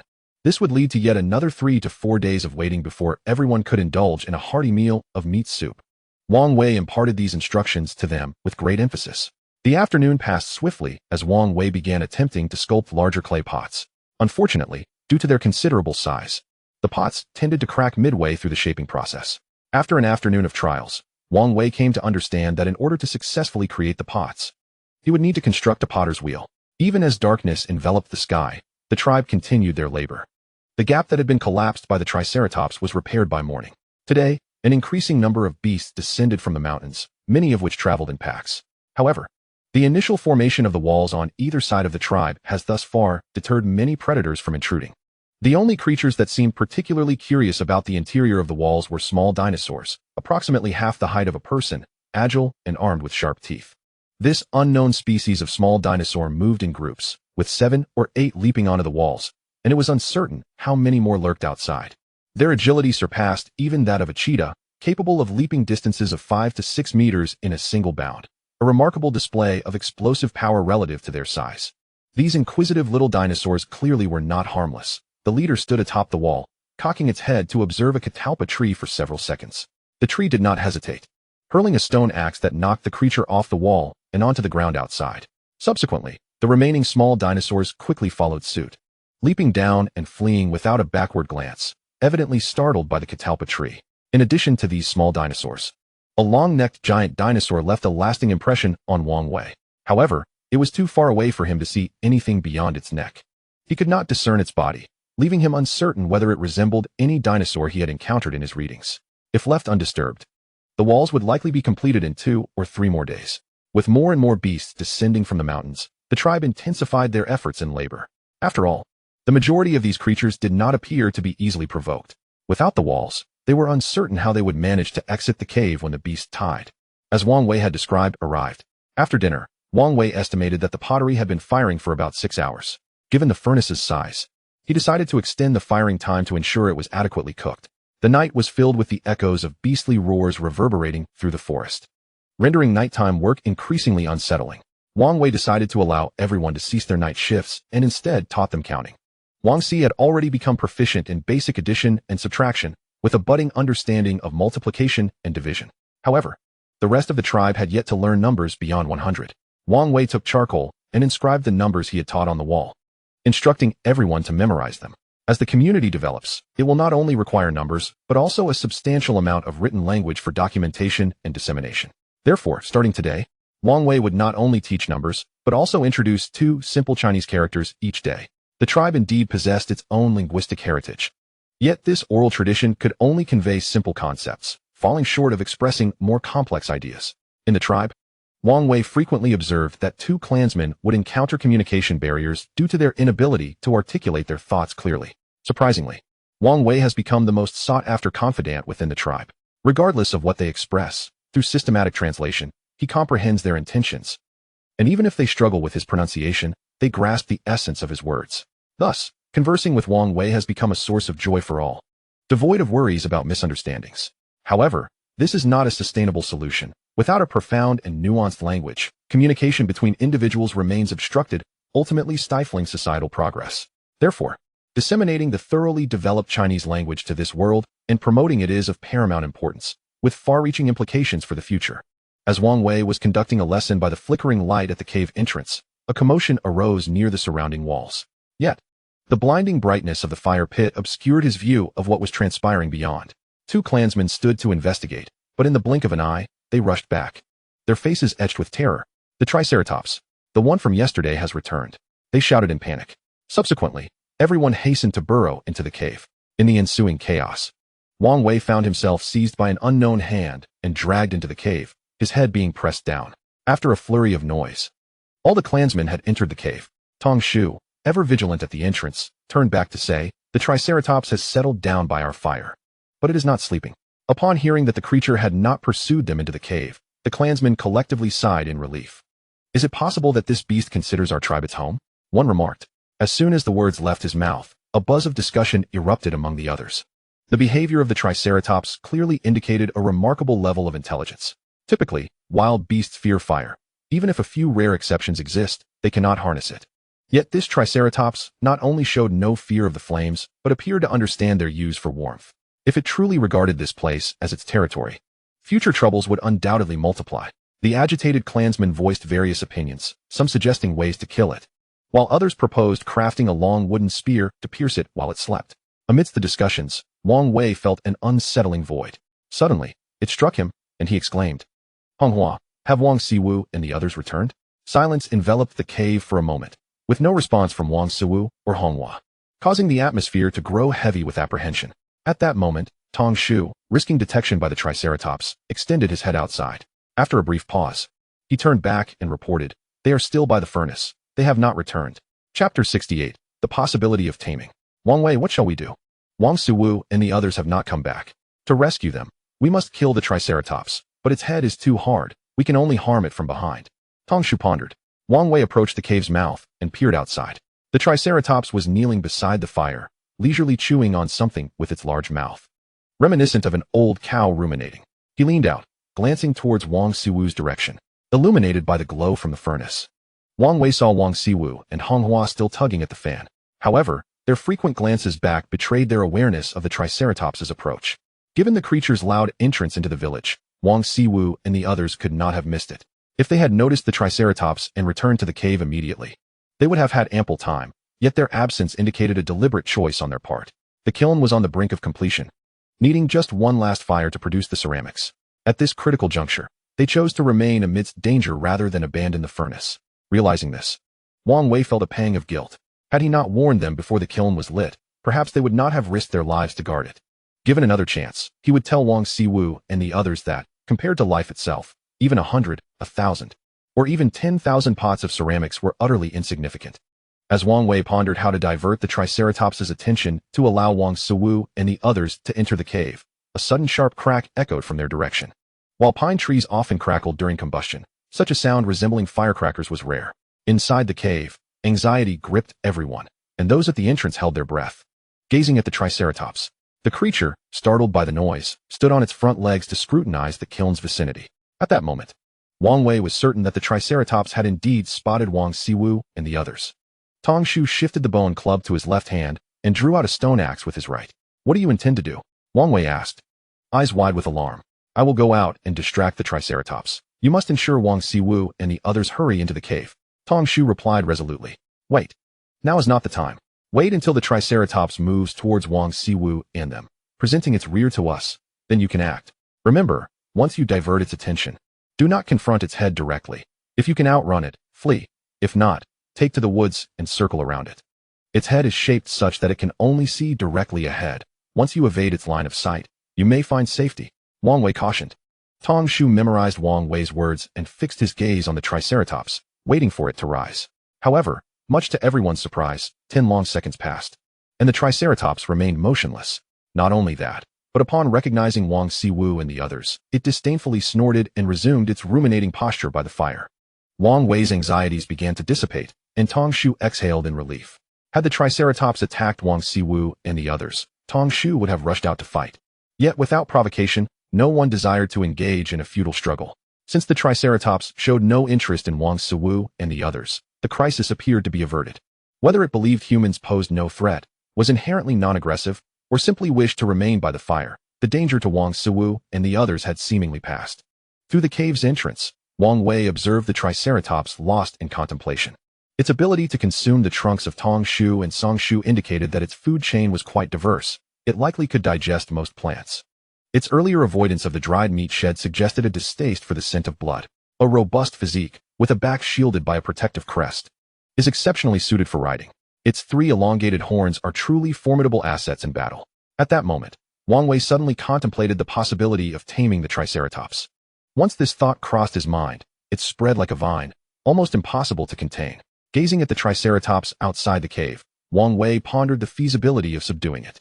If this Triceratops were still in its juvenile stage, or had just hatched from its egg, he would have an 80 to 90% chance of taming it. However, it appeared that this Triceratops had already reached maturity, leaving Wang Wei with merely a 10% chance, or perhaps even less. Yet, should he succeed in taming it, the rewards would be immense. In a world coexisting with dinosaurs, humanity appears exceedingly frail. Anything could potentially obliterate the village. Despite his confidence that, given time, at most 3 to 5 years, perhaps even less, he could empower his tribe to establish a respectable presence in this world, the tribe remains too vulnerable for now. To illustrate, take this Triceratops. Wang Wei doubted that after days of interaction, it had not noticed their concealment in the cave. If it were particularly aggressive, it could easily shatter the stones at the cave's entrance, sealing them inside, leading to their demise. The potential threats to their safety are indeed numerous. Taming the Triceratops would not merely enhance the tribe's strength or workforce, it would also serve as a deterrent against dangers that might threaten the village, thereby averting many troubles. After careful consideration, Wang Wei concluded that the most crucial bond between the tribe and the Triceratops lay in its need for warmth. From the Triceratops's behavior, it was evident that its intelligence surpassed Wang Wei's initial expectations.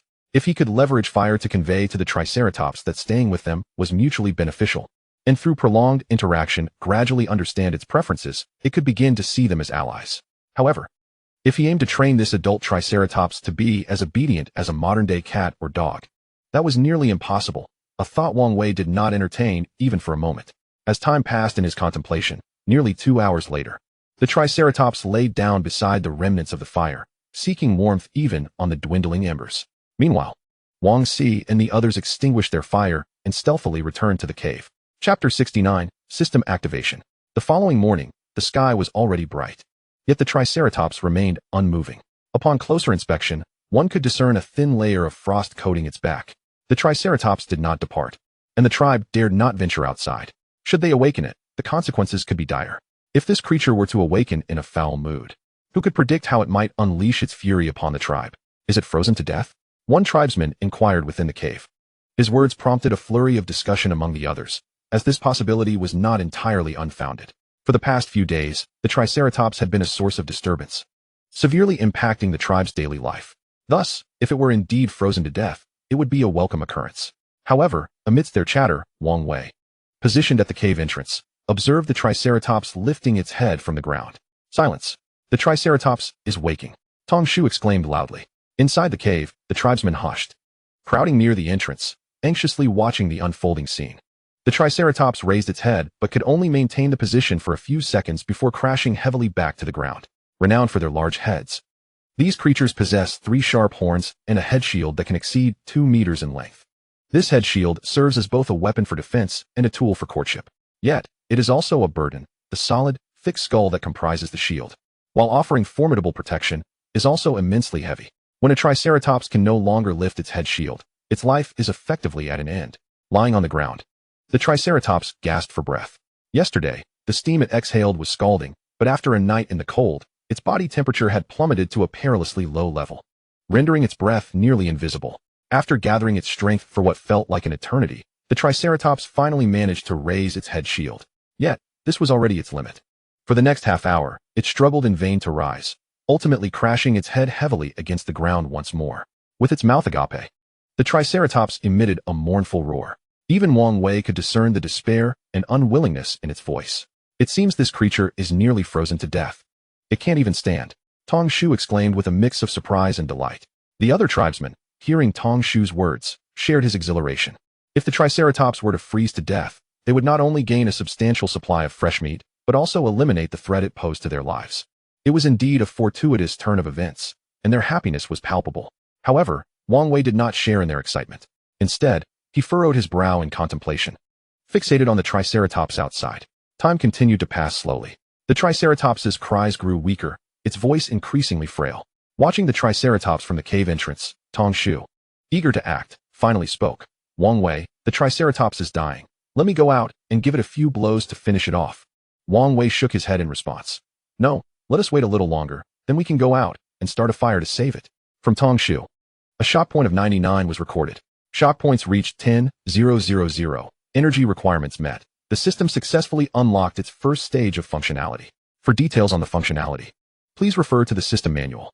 The first stage unlock offers limited features. The host is urged to gather shock points swiftly to unlock the second stage, which requires 1 million shock points. Current shock points, 681. The sudden barrage of system notifications startled Wang Wei. Having spent nearly a month in this world, he had accomplished numerous tasks, finally amassing the requisite shock points to unlock the legendary system. Over the span of 20 days, he had averaged collecting 500 shock points daily. It is no easy task. Truly, it is exceedingly arduous. While others traverse dimensions with ease and utilize their systems at will, I find my own system emerging only after much coaxing, resembling a reluctant maiden. Yet, at this moment, it seems my perseverance has finally borne fruit. In this instant, Wang Wei felt an exhilarating sensation akin to receiving a promotion, a salary increase, marrying a beautiful heiress, and ascending to the pinnacle of life. Before he could thoroughly explore the functionalities unlocked by the system, he was abruptly awakened by inquiries from his fellow clansmen. At this juncture, Tong Shu stood beside him, utterly astonished, gazing at Wang Wei with incredulity and exclaiming, "What did you say? Save it? Why on earth would we do that?" Wang Wei collected his thoughts, perusing the system's introduction while responding to Tong Shu's query. Have any of you noticed how an increasing number of wild beasts have descended from the mountains? This indicates that the great migration of beasts is imminent. Among these creatures are many colossal beings. The enormous dinosaur we encountered yesterday had legs taller than our walls. Thus, the walls we built cannot guarantee our safety. If we rescue this Triceratops and keep it within our village, its formidable presence would surely deter many beasts that might attempt to breach our walls, thereby sparing us from considerable trouble. Upon hearing Wang Wei's words, the clansmen lapsed into silence, neither expressing agreement nor dissent. After a period of contemplation, Tong Shu posed a question. But Wang Wei, what if, after we revive it, it turns against us? Wang Wei found himself at a loss for an answer. Although the Triceratops appeared intelligent, utilizing flames to maintain its warmth, it was still a wild beast, and no one could ascertain its intentions. The possibility of being betrayed after saving it was quite real. and no one could guarantee that the Triceratops would not emulate the tale of the farmer and the snake. Just as Wang Wei grappled with this dilemma, a particular feature within the system caught his attention. He rose to his feet and turned to his clansmen, declaring, "I possess the ability to discern whether the Triceratops will pose a threat to us after being saved. If it cannot be tamed, I will not hesitate to instruct everyone to eliminate it." However, Wang Wei's assurance did little to allay the clansmen's fears, for the Triceratops seemed an overwhelming threat. Setting aside its formidable head shield and menacing horns, its sheer size instilled terror. Should it go berserk, who could predict the devastation it might wreak upon the tribe? In the past, when Wang Wei spoke of tanning hides, the villagers assisted in constructing water pools. When he mentioned building walls, they complied. When he sought to fire pottery, they supported him. Their willingness to follow Wang Wei stemmed from the fact that none of these endeavors posed a danger to them. The worst outcome would merely result in a waste of time. However, this time was different. If Wang Wei misjudged the Triceratops, and it turned aggressive post-revival, it could lead to fatalities. Amidst the uncertainty, Tong Shu suddenly spoke up. "All right, you all stay back. I will venture out alone with the fire starter to ignite the flames. I am the fastest runner in our tribe. If the Triceratops attacks, I can escape. Wang Wei saved me from the Black Serpent. This time, I trust him," Tong Shu declared, his eyes wide with determination. As soon as he finished speaking, Shirtu joined in. "I too trust Wang Wei. Last time he advised me against eating raw meat, warning it would cause illness. I ignored him and ended up suffering the consequences. Since that day, I have resolved to believe whatever he says. I also believe in Wang Wei. Had he not discovered the animals that perished on the mountain, we might have starved to death by now. Furthermore, he taught us how to make grass shoes. Although the hides he tanned previously were not particularly useful, I am confident that this time he will be right." The villagers expressed their support, affirming their trust in Wang Wei. In that moment, Wang Wei felt a warmth in his heart. The sensation of such unconditional trust left him with a multitude of unspoken words lodged in his throat. Chapter 70. A Grateful Heart. Regaining his composure, Wang Wei and Tong Shu ventured outward. In truth, Tong Shu did not recommend that Wang Wei approach the Triceratops. Given Wang Wei's frail physique, should anything go awry, he would be unable to escape.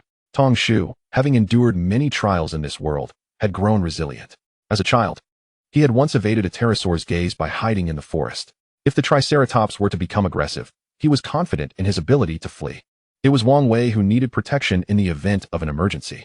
However, Wang Wei insisted on personally reviving the Triceratops, and Tong Shu, unable to dissuade him, reluctantly acquiesced.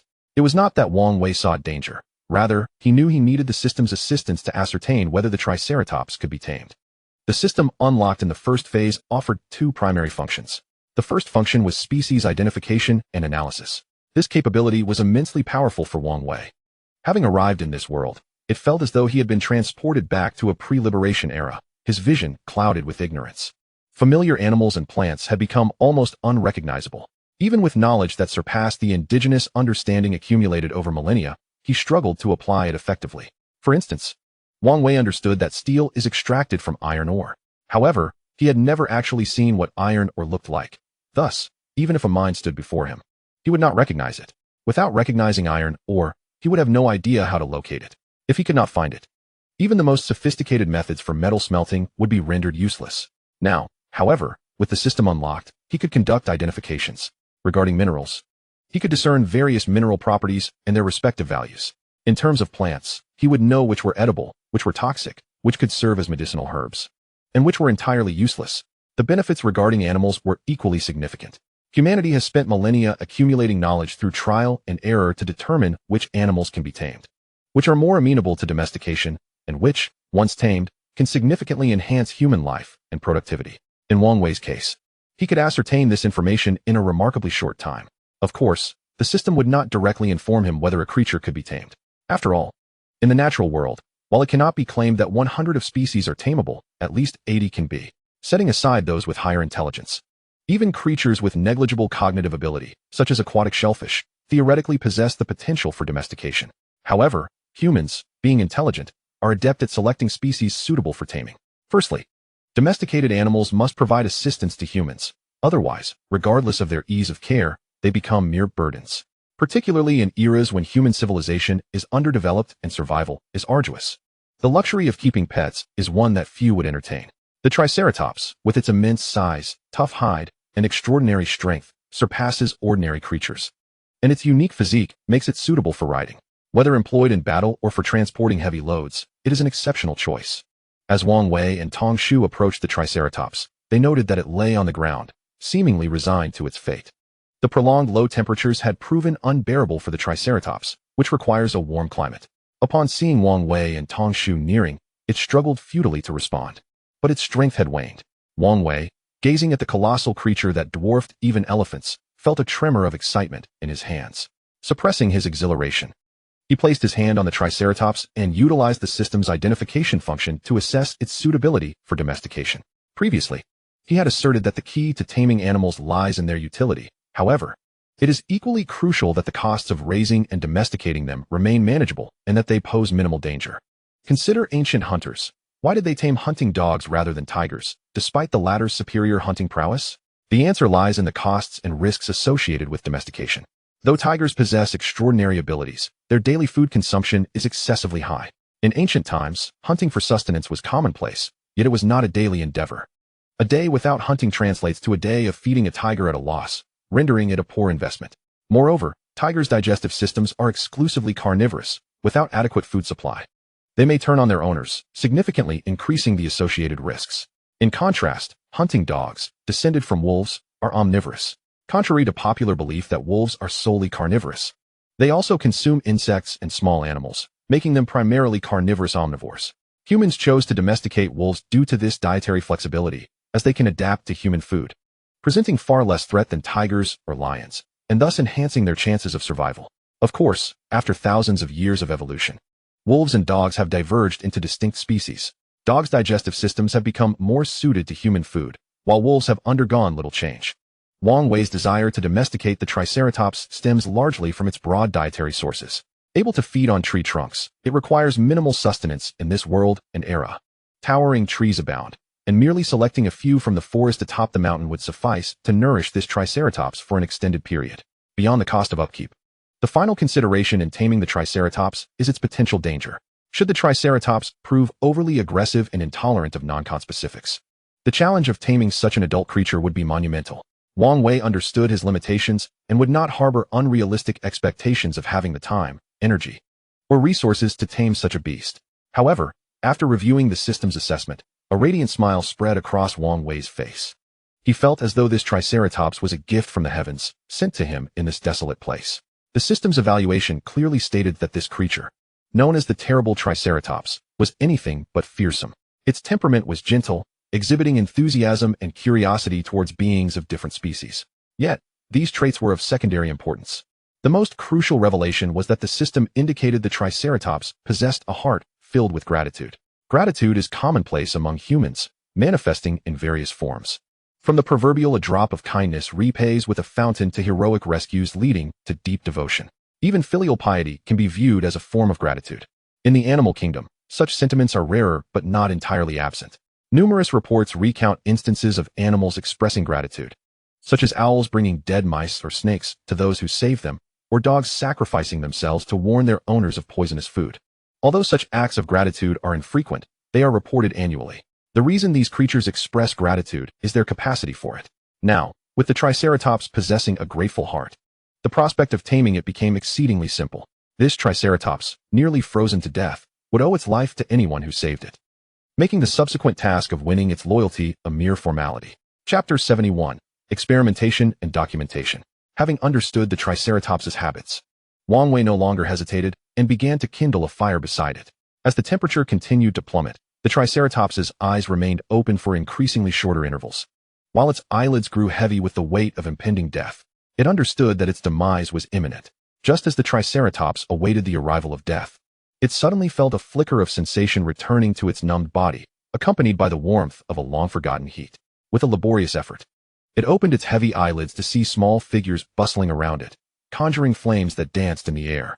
The flames were positioned perfectly, providing warmth without the risk of burns. Observing these diminutive beings, the Triceratops pondered, were they attempting to save it? As its eyelids grew heavier, it gradually succumbed to slumber with this thought in mind. Once the fire was well established, Wang Wei went to retrieve the pottery from the kiln he had fired the previous day. After the Triceratops dozed off, Wang Wei was startled and worried that it might have perished. However, after listening closely to its belly, he confirmed that a heartbeat still resided within. Upon extracting the pottery, he noted that nearly half had been damaged during the firing process. Observing the broken pieces, Wang Siwu gasped in dismay. Wang Wei, so many of these pottery bowls are shattered because my fire was inadequate yesterday? He inquired, looking up. Not at all. This merely reflects our lack of skill. With proper technique, we could produce pottery without any damage, Wang Wei replied. Upon hearing this, Wang Siwu eagerly asked, Wang Wei, how can we improve our pottery making skills? Wang Wei pondered for a moment, then picked up a ceramic pot and remarked, observe this pot. It is evidently marked by signs of melting, which indicates that the temperature of our large kiln exceeds that of the smaller one. Consequently, when firing these ceramics, we cannot adhere to the same duration as we would for the smaller kiln. We must reduce the time. Through persistent experimentation, we shall discover the optimal duration for firing ceramics, thereby significantly increasing our success rate in producing viable pottery. However, how do we ascertain this timing? At times, it feels as if time flies, while at others it drags on. If we commence firing at lunchtime, the kiln would likely extinguish by nightfall. Yet, if we start in the morning, when would we extinguish the fire? Wang Siwu inquired, his face a mask of confusion. In that case, we shall require a timer. I will address the timing issue and will inform you of the solution shortly, Wang Wei replied after some contemplation. Indeed, since arriving in this world, the concept of time has eluded us. Everyone merely follows the rhythm of nature, working at sunrise and resting at sunset, their routines dictated by the biological clock. A timer would prove immensely beneficial. Upon hearing Wang Wei's assurance regarding the timing dilemma, Wang Siwu's worries dissipated, and he retorted, Wang Wei, if we resolve the timing issue, will there be no defective pottery produced? Not at all.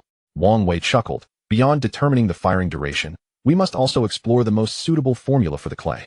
You see, for the past few days, I have been using pure clay without any additives.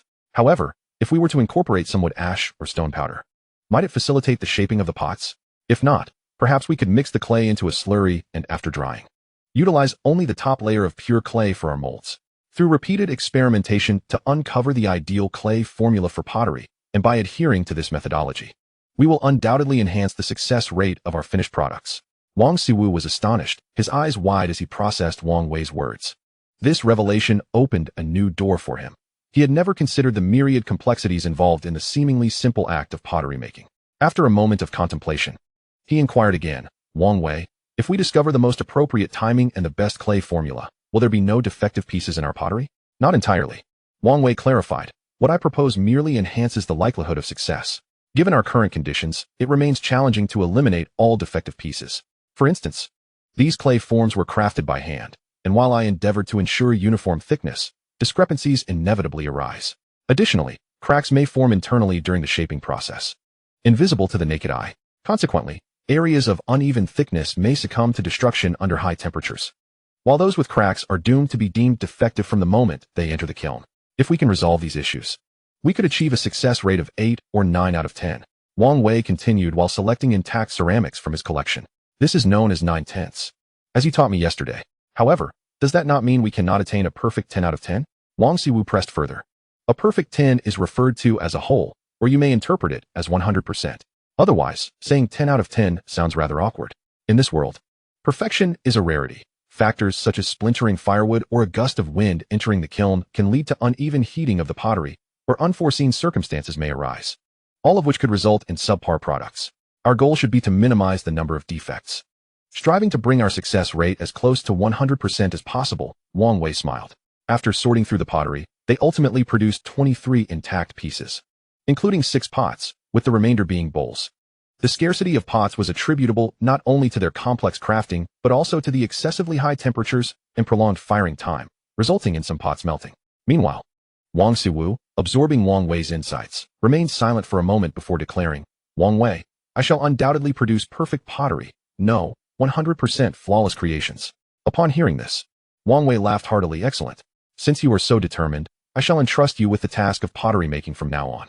However, to achieve a 100% success rate, you must first master writing. Why is that? Wang Siwu asked, puzzled. He could not fathom the connection between pottery making and literacy. Wang Wei explained, to produce excellent pottery, one must engage in repeated experimentation, testing firing times, clay formulas, fire intensities, and so forth. While the differences in these variables may seem minor, the outcomes can diverge dramatically. If you do not record your experimental findings in writing, can you realistically expect to remember them all? Over time, the initial experiments will inevitably be forgotten. Thus, without a solid grasp of writing, conducting experiments would lose much of its significance. Wang Siwu listened, mouth agape, and once he had digested Wang Wei's words, he curiously asked, "Wang Wei, if I learn to write, or should I record these experimental details? Should I write on the walls? You need not concern yourself with that. By the time you are capable of recording your thoughts in writing, suitable materials for your inscriptions may very well be at your disposal," Wang Wei replied. Rising to his feet. Chapter 72. Enhancing Friendliness. After assuming the pottery-making task from Wang Wei, Wang Siwu proceeded to clean the kiln. He used a wooden shovel to remove the ashes from yesterday's firing, thereby clearing space for the next batch of ceramics. However, while shoveling out the ashes, Wang Siwu's wooden shovel struck something hard. Upon closer inspection, he discovered a small black stone unlike anything he had ever seen before.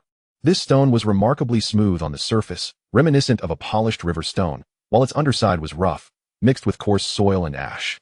He knocked on it with his hand and found it to be quite sturdy. Although the underside of the stone was unappealing, its top was irresistibly beautiful, smooth and rounded in a way he had never encountered.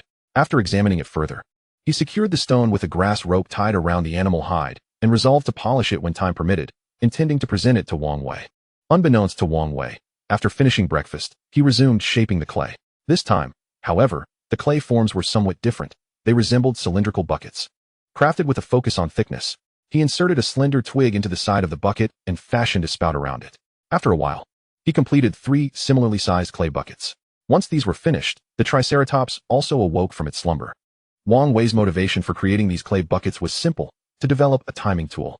In an era devoid of clocks, measuring time posed significant challenges. Yet many situations required precise timing. Thus, ancient peoples devised numerous ingenious methods. The most fundamental and widely recognized method of timekeeping involves the utilization of the sun. By erecting a vertical stick on level ground, one can assess the passage of time through the varying lengths and directions of the shadow cast by the sun. Each of the 4 seasons presents distinct variations in sunlight, with the shadow reaching its shortest length during summer and its longest during winter. Furthermore, the position of the shadow indicates the time of day.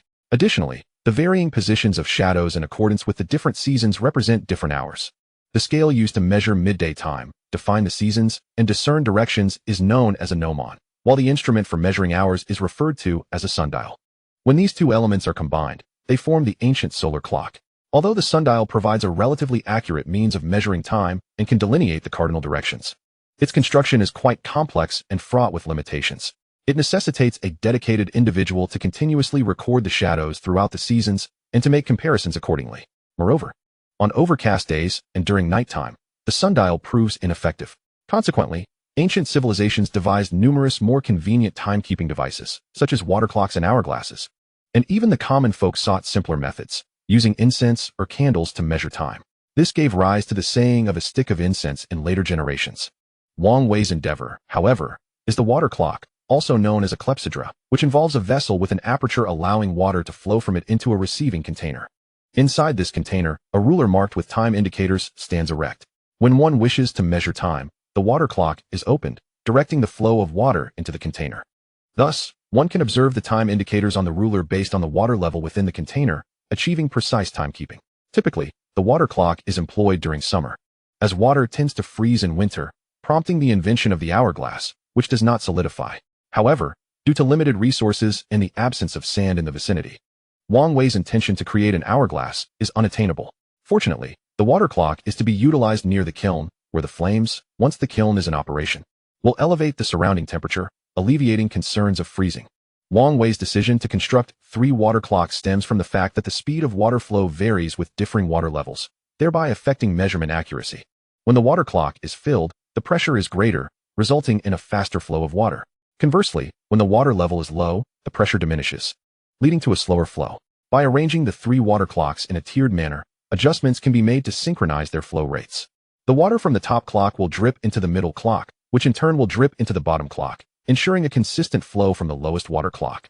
After completing the construction of the water clock, Wang Wei entrusted it to Wang Siwu for firing, while he himself approached the nearby Triceratops. After a half-day of warming, the Triceratops awakened, struggling to rise. It found itself hindered by the drastic temperature fluctuations that had nearly brought about its demise the previous day. Although its body temperature had returned, the internal injuries remained unhealed, rendering it momentarily incapable of standing. After several futile attempts, the Triceratops ceased its efforts and lay quietly by the fire, observing the small humans who had saved it. When the Triceratops first awoke, the onlookers were startled and fled in panic. However, Upon realizing that it could barely move, they gradually approached, curiously gazing at the revived creature. Although they had thoroughly examined it while it was unconscious, its regained consciousness lent a different aura to the encounter. After some time, they discerned that despite the Triceratops's fearsome appearance, its demeanor seemed devoid of malice. The tribe gathered around, watching it intently, and it showed no signs of aggression. Wang Wei, having observed the scene for a considerable while, concluded two key points. First, the Triceratops possessed a notably high level of intelligence, as evidenced by its calm behavior upon awakening, indicating an awareness of the absence of hostility from the humans. Wang Wei speculated that it might even comprehend that they were its saviors. Additionally, he noted that when the Triceratops regarded them, its expression conveyed curiosity and interest, devoid of any aggressive signs. After meticulous observation, Wang Wei boldly decided to initiate contact with the Triceratops to gauge its response. Naturally, he approached cautiously, mindful of the creature's formidable horns, which could inflict serious harm if provoked. Thus, he positioned himself at the side of the Triceratops, where it was unable to move, and under its watchful gaze. He gently rubbed his hand against its body. Through the system's identification, Wang Wei understood that the Triceratops expressed goodwill by nudging with its body, and he hoped to convey his own goodwill through this gesture. As the Triceratops glanced at him and then at his hand rubbing against it, it let out a nonchalant snort. Despite the system's insights, Wang Wei remained uncertain of the Triceratops's every intention, just as he felt awkward and unsure of how to proceed. The Triceratops's stomach emitted a loud growl. Upon hearing this sound, Wang Wei's eyes lit up. Realizing the opportunity at hand, he thought, "How foolish of me to ponder how to enhance my rapport with the Triceratops when I could simply feed it while it is immobile." With that thought, he hurried to a nearby pile of timber and returned with a thick log, roughly the size of a human thigh, placing it before the Triceratops. Chapter 73. Unexpected Joy. The robust log drew the Triceratops's attention, and without hesitation, it sniffed before taking a hearty bite. As the Triceratops bit into the log, Wang Wei marveled at its astonishing biting strength. After consuming the log, the Triceratops let out a couple of soft calls towards Wang Wei. While the system could translate human language, it was unable to interpret animal speech, leaving Wang Wei unaware of its intended message. However, he surmised it was likely expressing gratitude or indicating that it was still hungry. After consuming several logs, the Triceratops and Wang Wei grew increasingly familiar with one another. While eating, it followed Wang Wei's lead, making sounds that resembled chatter, appearing quite talkative. The colossal Triceratops, even while resting on the ground, towered over Wang Wei. Such a magnificent creature undoubtedly had a substantial appetite. After all, even an elephant, which is smaller than this Triceratops, can consume over 600 pounds of food in a single day. Given the Triceratops's greater size, its dietary needs were naturally even more considerable. It was clear that one individual alone could not suffice in providing nourishment. After a while, Tong Shu arrived to assist with moving timber. Having consumed nearly 200 pounds of logs, the Triceratops let out a few calls towards Wang Wei before ceasing its feast. Its skin exhibited numerous fissures, which typically would facilitate the growth of parasites. However, whether due to the cold weather or some other reason, Wang Wei found no signs of parasites upon inspection. As he patted the Triceratops's rumbling belly and gazed at its broad back, he felt an irresistible urge to climb atop and experience the sensation of riding a dinosaur. Yet, knowing this creature had not been raised from youth, Wang Wei hesitated, concerned that such an action might provoke it, and thus refrained from doing so. As night fell, the mud wall had been extended considerably, and the leak-proof vessel crafted at noon had successfully been fired. Unable to contain his excitement as it cooled, Wang Wei used a stick to extract it. As anticipated, the branch that had supported the spout had turned to ash, leaving behind a protruding opening. He promptly sealed the spout and filled the vessel with water. After a brief wait, the three vessels showed no signs of leakage. When he unsealed the spout, water began to drip steadily from it. The successful creation of the leak-proof vessel brought Wang Wei immense joy. Once he crafted the engraved containers the following day, the tribe would have a tool for measuring time.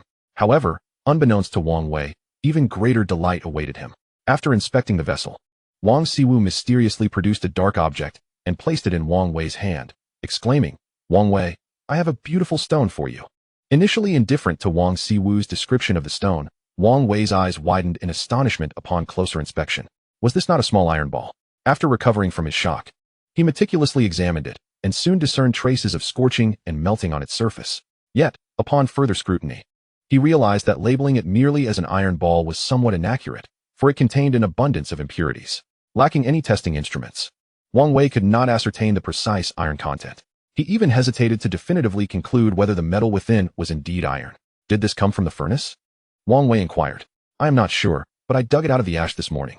Wang Siwu replied. Wang Wei, do you recognize this object? He asked. Observing Wang Wei's expression, Wang Wei nodded, saying, in the future, be sure to pay attention when digging through the ash. If you find something like this, bring it to me intact, and do not grind it down. Oh, Wang Siwu responded with a hint of regret. I thought it was beautiful, so I shaped it into a ball to give to you. I had no idea what its purpose might be. Wang Wei chuckled and patted Wang Siwu's shoulder, saying, I truly appreciate this, for it holds great significance for me. You have no idea how much this ball has assisted me. Upon hearing Wang Wei's words, Wang Siwu's spirits lifted. Once Wang Wei learned that this object had originated from the furnace, everything fell into place. The clay he had extracted contained a considerable amount of iron. Of course, he could not be completely certain that it was iron, but based on its color and texture, he felt confident enough to label it as such. Regrettably, without a formed object, the system could not verify its composition, leaving him without a definitive answer. The kiln, while firing pottery, had expelled iron. However, due to insufficient temperature, the iron had not been fully separated and thus was laden with impurities. Wang Wei recalled that traditional iron smelting required temperatures around 1,300 degrees Celsius. Judging by the degree of melting in the previous batch of pottery, the kiln's temperature likely ranged between 1,000 to 1,100 degrees Celsius. It was this temperature discrepancy that resulted in the high iron slag. Naturally, these were merely Wang Wei's speculations, and he did not dare to assert their accuracy with complete certainty. Nevertheless, when he recalled the black particles that had adhered to the first batch of pottery he had crafted, he felt confident in his assumptions. The initial furnace had been relatively small, with only one fan, and the lower temperature had prevented the iron from dripping. Instead, it had clung to the surface of the pottery. With this realization, Wang Wei became animated. Judging by the size of the black ball, the clay from which he had made pottery contained a significant amount of metal. While he could not claim a 10% iron content, he was certain there was at least 5%. Although this quantity could not be classified as ore, much to the disdain of those in the mining industry who deemed it unworthy of investment, it was nonetheless a delightful byproduct of pottery making. As production increased, he could collect enough of this material to attempt smelting some iron. However, using ordinary firewood alone would not suffice to achieve the necessary temperatures, indicating he would need to prepare some charcoal in advance. It is worth noting that the charcoal Wang Wei referred to was not the initial charcoal created from dousing pine wood in water to enhance the fire's warmth. Rather, he planned to produce several proper batches of charcoal. Contemplating this, Wang Wei realized he had a busy day ahead of him. Just then, Wang Siwu approached again. Having overheard Wang Wei's remarks, without waiting for the fire to die down completely, he retrieved a piece of black iron from the ashes, a byproduct from the recent firing of the leak-proof vessel. That night, by the fireside, Wang Wei continued to teach his tribesmen how to count and read. Meanwhile, the Triceratops chewed its cud, curiously observing Wang Wei and the others. After finishing their lesson, Wang Wei dedicated additional time to Wang Siwu and a few quick learners, imparting more Chinese characters and pronunciations. When it was time for bed, Wang Wei made sure to arrange for the Triceratops's comfort, instructing the tribe to light a fire for it once the main fire died down in the latter half of the night to help maintain its body temperature. Chapter 74, A Clash of Dragons. The following morning, although the Triceratops remained somewhat weak, it was now able to stand and walk. As the cook simmered meat, she felt a warm breath on her back. Turning around, she found the creature's sharp horn closely pressing against her, curiously observing her. Startled by the sudden presence of such a massive being, she nearly jumped out of her skin. However, after a moment of hesitation, she realized the Triceratops was merely gazing at her, with no intention of harm, allowing her to breathe a sigh of relief. Wang Wei, who had risen early, happened to witness this scene, feeling a weight lift from his heart. Upon witnessing the individual who had fed him the previous day, the Triceratops momentarily froze, then charged towards Wang Wei like a wild dog unleashed. Can you envision the scene of a creature larger than a colossal elephant, adorned with 3 elongated horns, barreling towards you? In that instant, Wang Wei felt as though he stood upon a battlefield, facing a collective charge of heavily armored cavalry. Without needing to glance back, he understood that turning to flee into the cave would be futile. Thus, despite being nearly paralyzed with fear, he maintained a smile, praying the Triceratops would not harm him. In what felt like the blink of an eye, the Triceratops surged forward. As it closed the distance to less than a meter, it abruptly turned its head, its long horns sweeping past Wang Wei's face, before it came to a halt, its side brushing against him. Wang Wei's legs quivered, almost giving way beneath him. Terrifying indeed. The Triceratops, oblivious to the near fright it had caused Wang Wei, simply recognized its savior and could not contain its excitement. This was the very person who had kindled a fire for it and offered sustenance. Had it not been for him, it might have succumbed to the cold the previous day. The strength of the Triceratops was immense, and thus, its gentle nuzzle against Wang Wei, meant as a display of affection, nearly toppled him. Of course, this was compounded by the residual shock from its sudden approach. After spending some time playing with the Triceratops, Wang Wei led it to a pile of wood that his kin had gathered, lifting a log to offer it a meal. Although the forest was not far from the cave's entrance, Wang Wei chose not to venture outside for feeding.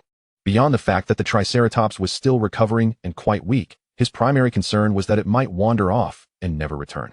Seizing this opportunity to cultivate goodwill, he aimed to strengthen their bond. If he could manage to keep it within the tribe, the sheer volume of what it consumed, even if it doubled or tripled, could easily be provided by his fellow tribesmen. With someone to feed it and a fire to warm it, the Triceratops had never known such comfort. Once satiated, the Triceratops followed Wang Wei like a devoted shadow. While Wang Wei ate, it lay beside him, and when he dug in the earth, it mimicked him, using its horns to excavate. When boredom struck, it would scamper off to observe the others building walls. Upon seeing his kin secure wooden stakes into the wall, it fetched a large log and attempted to prop it against the structure. However, its enthusiasm proved too great, and the freshly constructed earthen wall, still soft, collapsed under its force. Unfazed by the chaos it had caused, the Triceratops feigned ignorance and trotted off to bask by the fire. Though its antics disrupted the tribe's labor, a mere call from Wang Wei would summon it back, akin to a runaway dog. It brimmed with curiosity about everything in the village.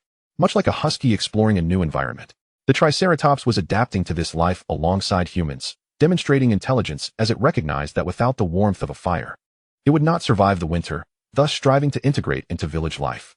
Meanwhile, the tribe was adjusting to the presence of this colossal creature. In its newfound surroundings, the Triceratops had caused quite a stir due to its insatiable curiosity. Many tribesmen took the opportunity during mealtimes to express their grievances to Wang Wei. This Triceratops is far too strong. It toppled the wall we painstakingly built this morning with a mere nudge. Moreover, its long horns are quite alarming. The entrance to our cave is small, and its capers could easily injure someone. What if it accidentally gored someone? Earlier, I had filled a clay pot with water to boil, and Wang Wei had mentioned we should avoid cold water. Yet, the Triceratops came along and crushed the pot with its weight. We have only 13 pots in total, and now one is broken. What a loss. You miscounted. It was only 11 pots. Wang Wei, once the wall is completed, it will be inconvenient to venture out for wood. If we keep the Triceratops, no amount of wood we gather will suffice for its appetite. What shall we do then? Indeed, after feasting, it leaves behind droppings of considerable size. While not excessively foul, they accumulate quickly. The tribesmen exchanged remarks, their criticisms of the Triceratops' mischievousness revealing their perception of it as an unwelcome addition to the tribe. Such a massive creature, with its coarse hide and unmanageable curiosity, posed challenges wherever it went, presenting a greater nuisance than the troublesome children of later generations. In response to their concerns, Wang Wei said little. Just as the group finished their midday stew, a massive head appeared over the side of the wall. A colossal dinosaur, unlike any they had ever seen, peered into their enclosure. From its towering visage, it was evident that this creature stood at least 6 meters tall, even more formidable than the Triceratops. Upon spotting the tribespeople within the wall, it opened its enormous jaws and let out a roar. Its teeth, resembling daggers, suggested it was not to be trifled with, and the remnants of flesh caught between them indicated it was no herbivore. This dinosaur was unfamiliar not only to the tribesmen, but even to Wang Wei, as he had never encountered such a creature in any texts. However, this was not surprising. Throughout Earth's history, countless species had existed, and among hundreds, only a few had the fortune to leave fossils. Of those, fewer still have been discovered by scientists, making it improbable for any text to encompass the entirety of dinosaur knowledge. After its mighty roar, the grotesque dinosaur leaned over the wall, intent on entering the enclosure. The tribesmen, including Tong Shu and others, swiftly brandished their stone axes, preparing to confront the creature.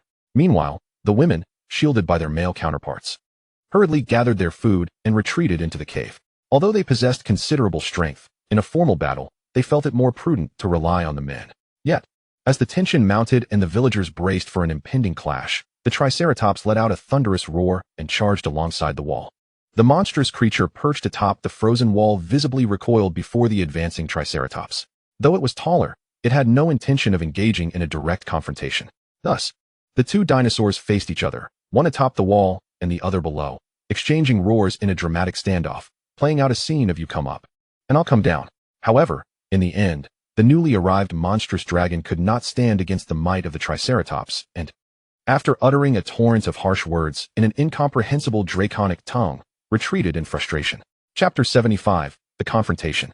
Once the monstrous dragon departed, the Triceratops scampered back to the fire, bleating triumphantly at Wang Wei as if seeking praise. Wang Wei rewarded the Triceratops with 2 thick logs as a treat, signaling his appreciation, and then resumed his meal in silence. The tribe members exchanged glances, uncertain of what to say. Just moments ago, they had been complaining to Wang Wei about the Triceratops, criticizing its troublesome and seemingly useless presence. Yet, in a blink, the Triceratops had averted a significant crisis for the tribe. It was mealtime, and nearly all the tribe members had emerged, with the cave entrance so small. It would be impossible for everyone to return to safety in a short span. Had the Triceratops not been there to guard, the monstrous dragon could have stormed in, potentially leading to a bloody incident within the tribe. Observing Wang Wei's silence, Tong Shu mustered the courage to speak. Wang Wei, please do not be angry. What they said earlier was nonsense, and they now realize their mistake. Wang Wei smiled faintly, but remained silent. Not knowing what else to say, Tong Shu scratched his head in confusion. Just as the atmosphere grew tense, a tribe member stepped forward. Wang Wei, I was wrong. I should not have spoken ill of the Triceratops. Please do not be angry. The tribe member's face was etched with guilt. Before Wang Wei's arrival, the tribe had not grasped the concepts of right and wrong. However, through his interactions, Wang Wei had instilled in them a worldview regarding morality and ethics, enabling this tribe member to acknowledge his mistake at this moment. With one person admitting fault, others who had previously complained about the Triceratops began to step forward, confessing their errors to Wang Wei. Yet, even in the face of their admissions, Wang Wei remained noncommittal. After finishing his food, he turned towards the charcoal pile he had prepared earlier, offering not a word to those who stood before him, heads bowed, and without having eaten. Tong Shu, realizing Wang Wei was genuinely upset, grew anxious. In a flurry, he exclaimed, Wang Wei, please do not be angry, as long as you remain calm. I will serve as your chief. Faced with Tong Shu's urgency, Wang Wei halted his steps. Sighing, he turned back and said, Do you think I am angry because you reported on the Triceratops? The crowd looked bewildered, unsure of Wang Wei's meaning. He continued, I have been part of this tribe for some time now. In the beginning, we were unfamiliar with one another, and it was natural for you to question my actions. However, after we united to drive away the pine tree threat, I considered you all family. Yet, since then, there have been persistent doubts about me as an outsider. When I devised a plan to capture the brown cat, you doubted me, believing I wasted food. When I claimed that processed animal hides would be more durable, you dismissed my words. I warned against consuming unknown raw meat, yet you still chose to disregard my advice. At this, Shirtu quickly interjected, Wang Wei, I was wrong. I will never doubt you again. Wang Wei regarded him, and continued, even if it turns out that every action I take is correct, you still have not fully placed your trust in me. I suggested building walls, claiming a beast tide would come, though I managed to persuade you. Daily discussions about it continued, and though I never voiced my thoughts, it does not mean I was unaware of them. I intend to raise young wolves to test the safety of foods, but there are still differing opinions within the tribe. I have clearly articulated my reasons for keeping the Triceratops among us. Its presence will greatly enhance our village's security, yet you remain unconvinced. Everything I have done has been for the betterment of our village, yet while you may not voice your doubts, you continue to regard me as an outsider, harboring a degree of wariness towards me. I wish to bring you a better life, free from hunger and cold, yet you have repeatedly wounded my heart. Given this situation, let us speak candidly today. If you do not trust my words, I will take the Triceratops and leave the village. Thereafter, we shall never meet again. However, if you do believe in me, I ask that you refrain from questioning my decisions, regardless of whether you comprehend my intentions or harbor doubts. We must carry out our tasks effectively. I solemnly promise that as long as you trust me and are willing to listen, we will unite like strands of grass twisted together, and no matter the challenges we face, I will lead us through them together. The reason Wang Wei spoke so sternly today was clear. When one's wisdom and insight far exceed those of their time, many actions will inevitably draw scrutiny. Many things that Wang Wei deemed ordinary would undoubtedly clash with the tribe's ideologies in the future. Should such conflicts arise, the tribe's development would be severely hindered. In a world shared with dinosaurs, any discord within the tribe could easily lead to their annihilation. Furthermore, as an outsider, Wang Wei faced great difficulty in earning their complete trust. No matter how much he accomplished, there would always be those who viewed him as an outsider. Thus, Wang Wei had to lay everything bare, instilling a sense of urgency within them, making them realize that he had become vital to their survival. Only by understanding this could they rally around him as their focal point. As Wang Wei's words concluded, Tong Shu was the first to step forward, declaring, Wang Wei, we were wrong in the past, but from this day forth, I assure you that no one in the tribe will speak ill of you again. If they do, I, Tong Shu, will be the first to hold them accountable. Moreover, from today onward, you shall be the chief of our tribe. For you are far more capable of leading us to a better life than I am." As Tong Shu finished speaking, Wang Siwu also stepped forward. "I too am willing to heed Wang Wei's words. Whatever he says, I will follow. If you refuse to listen, I am prepared to leave the tribe with Wang Wei." Wang Siwu's words resonated with conviction. "I will follow Wang Wei as well. With him, there is always food to eat, and without him, we would still be starving." Manhwa added, "Why should we let Wang Wei go? If anyone should leave, it should be those who refuse to listen. Without Wang Wei, we would have perished of hunger this winter." After much internal conflict, Shirtu finally spoke. I will also stand with Wang Wei. This decision has been made since the moment I fell ill, even though the animal hides he processed may not have been of much use." As he trailed off, his voice grew quieter, while Tong Shu and others glared at him with disdain. Chapter 76. Can my animal hides still be processed? At such an inopportune moment, Shirtu chose to voice these sentiments. To put it charitably, one might call this honesty. To put it less charitably, one could deem it a lack of awareness, utterly exasperating. Upon hearing Shitu's words, Wang Wei declared, "Everyone has long believed that my tanning of animal hides is a futile endeavor. However, today, let us take this opportunity to thoroughly compare the differences between tanned hides and those that remain untanned. Manhwa, please step forward." At Wang Wei's call, Manhwa swiftly approached. It was well known among them that the hides belonging to both Shirtu and Manhwa were sourced from the same batch of brown cats killed previously, and their skinning had occurred around the same time. Now, with over 10 days having passed, without further ado, let us all examine the current state of these hides. Wang Wei instructed Shirtu and Manhwa to stand together. Upon hearing this, the crowd gathered closely. To be frank, no one had truly scrutinized the quality of the hides worn by Manhwa and Shirtu. Even Manhwa and Shirtu themselves had not paid much attention to the matter. After all, with a shortage of hands in the village, there were far too many tasks to attend to each day. Who had the time to constantly inspect what they wore? The prevailing belief that tanned hides were of no use was, in essence, a consequence of preconceived notions. Shitu's previous opposition to Wang Wei's tanning efforts had garnered widespread support among the clansmen. Furthermore, when Wang Wei's hides tanned with plant ash were exhibited, they were regrettably unappealing, which only reinforced the impression that tanning was futile. Compounding this was Wang Wei's failure to directly address Shitu's rebuttal, leading the villagers to naturally conclude that there was indeed a problem with the tanned hides. Now, as Shirtu and Manhwa stood side by side, the crowd immediately sensed something was amiss. "Oh, Shitu's hide is worn in several places. His backside and elbows, where friction is frequent, are noticeably bald," one clan member exclaimed.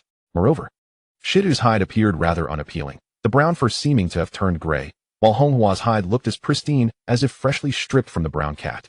"Is it merely the fur that you have noticed? Have you not realized that our hides emit an odd odor, yet Manhwa's hide seems entirely devoid of any scent?"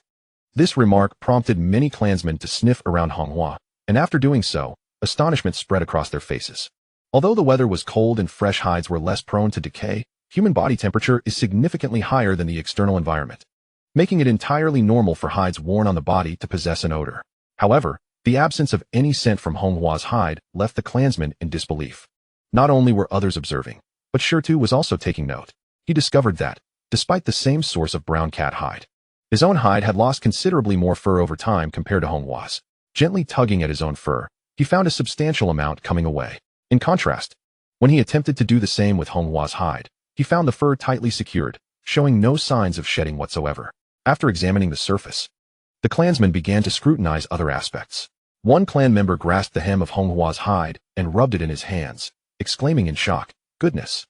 Manhwa's hide feels as though it has just been stripped, remaining so soft. My hide, which was taken from the same animal but not tanned, has now become stiff and crumbles at a mere touch." The others, upon hearing this, eagerly followed suit and confirmed his observations. Subsequently, the advantages of tanned hides were systematically uncovered by the clansmen. As their examination deepened, the astonishment on their faces grew ever more pronounced. Each new discovery yielded a wealth of astonishment points for Wang Wei. Although each individual contributed only a handful of points, the sheer number of people involved meant that collectively, they amassed hundreds of points. As the astonishment points piled up, many clansmen's faces began to reflect regret. Why did they at that time heed Shitu's misguided notions and dismiss such a beneficial practice as tanning? Now, observing the nearly bald hides worn by the Tong family and reflecting on their own hides, they felt a pang of sorrow, realizing that it wouldn't be long before theirs would suffer a similar fate. In stark contrast, the sight of Manhwa and her companions adorned in lustrous, soft hides filled them with regret. Just as the crowd was engulfed in remorse, Wang Siwu suddenly spoke up. "Wang Wei, I have scarcely worn my wolf hide for a few days. Can it still be tanned? He inquired anxiously. His question sparked a glimmer of hope among the others, who promptly began to ask Wang Wei whether their own hides could be reddened. However, upon noticing Wang Wei's cold demeanor, they quickly remembered that this was not the appropriate time for such discussions. Wang Wei, we will no longer doubt your decisions.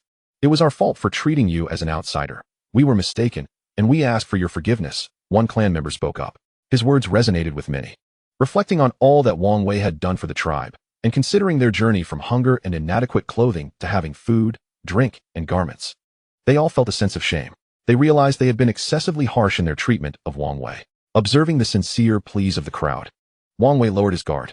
The reason for orchestrating this demonstration was not to humiliate anyone, but rather to convey that for a collective to advance significantly, it is paramount that the tribe possesses a singular voice during its formative stages. In the future, as the tribe grows and everything falls into place, individual opinions may be expressed more freely. However, at present, multiple voices would only lead to one outcome, hindering progress and severely impeding the tribe's development. Furthermore, many of Wang Wei's forthcoming endeavors may exceed the clansmen's current understanding. For instance, while the villagers might manage to survive in this small valley with sufficient food and water, to thrive and expand, venturing beyond the valley into a broader world is essential. After all, the resources in this small valley are exceedingly scarce. Setting aside the issue of lacking salt, which he can still manage to obtain from the blood and flesh of animals for now, the absence of rich mineral resources means that humanity will forever be devoid of a path forward. Without expansive rivers and lakes and fertile land for cultivation, the population of the tribe will always be limited, and the scale of the tribe will remain stagnant. Yet, having lived in this valley for so many years, even with the climate undergoing drastic changes and signs of the biological chain beginning to collapse due to heavy snowfall, do you think they would heed Wang Wei's words and relocate as a whole to a more suitable habitat? Thus, Wang Wei's actions serve to affirm to everyone that all he has done is correct and for the benefit of the tribe. They should not question but instead follow his guidance, patiently awaiting the day when they will come to understand. He is subtly coaxing everyone into a premature compromise, urging them to pledge their trust in him ahead of time. When the opportune moment arises in the future, and he unveils plans that are both terrifying and incomprehensible, the ingrained habit of trust and today as commitments will compel them to follow him.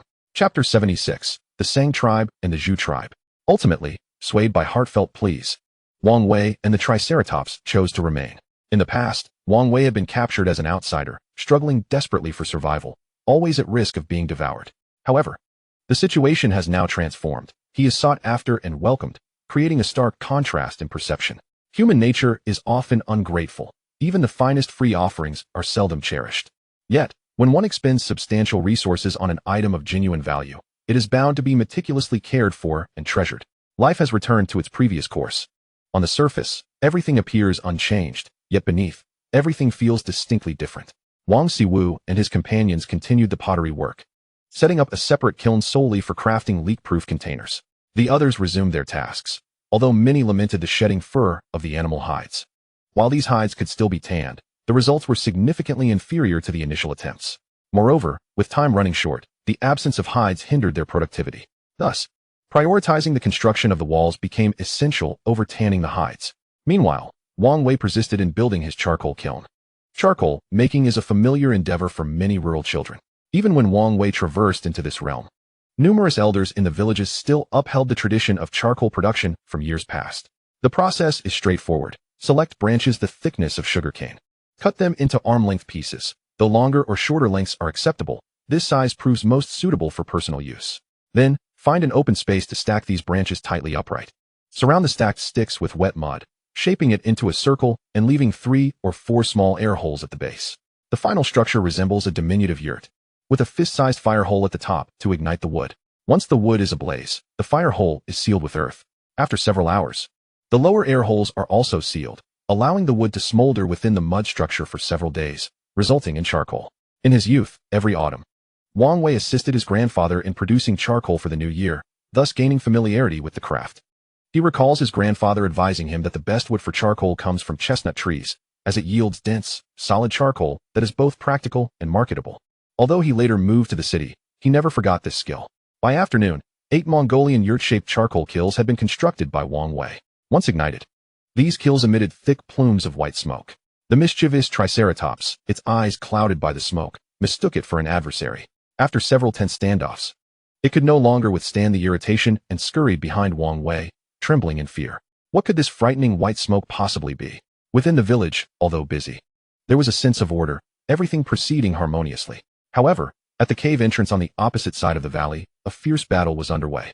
Numerous men clad in animal hides wielded clubs or wooden spears, attacking two wild beasts with two curved horns. Despite the formidable size and strength of these quadrupeds, the humans held a significant numerical advantage, quickly overpowering one of the beasts. A throng of men surged forward, swiftly ending its life. The other beast, witnessing this, let out a furious roar and fled. With its long, curved horns, none dared obstruct its escape into the woods. After the battle, they accounted for their numbers. One tribesman lay dead, pierced through the chest by the horn of the beast, while another had been trampled to death. Additionally, 6 others sustained injuries, some from punctured arms and others from broken legs. A tall, robust man, upon assessing the wounds of his kin, was consumed by rage. Where did these fiends come from? He bellowed. The frigid weather affected not only humans, but also the flora. The hemostatic herbs they usually relied on had perished in the cold. The only consolation was that, in such frigid conditions, the wounds of the tribe seemed less prone to festering. This tribe was none other than the Sang tribe, one of the 3 tribes in the valley. They possessed the largest expanse of mulberry trees, allowing them to exchange ample bamboo with the Zhu tribe during the mulberry harvest season, establishing a rudimentary trade relationship. Gazing at the fallen quadruped, the Sang tribe leader could scarcely restrain himself from devouring its flesh. However, recalling the fate of a previous tribesman who had succumbed to poisoning after consuming the flesh of an unknown beast, he suppressed this impulse. The cave of the Sang tribe differed from that of Wang Wei's tribe. Their dwelling resembled a gaping, flat maw, with an entrance nearly 100 meters long, but only 6 or 7 meters deep. Though it appeared precarious, having stood for decades, it had never collapsed.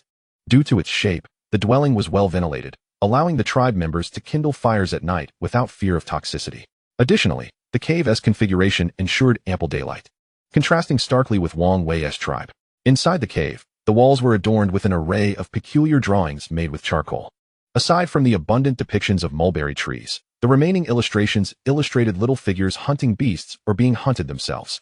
Just as Sang was using the last of the stored hemostatic herbs to treat a wounded tribesman, 3 individuals emerged from the woods, disheveled and battered.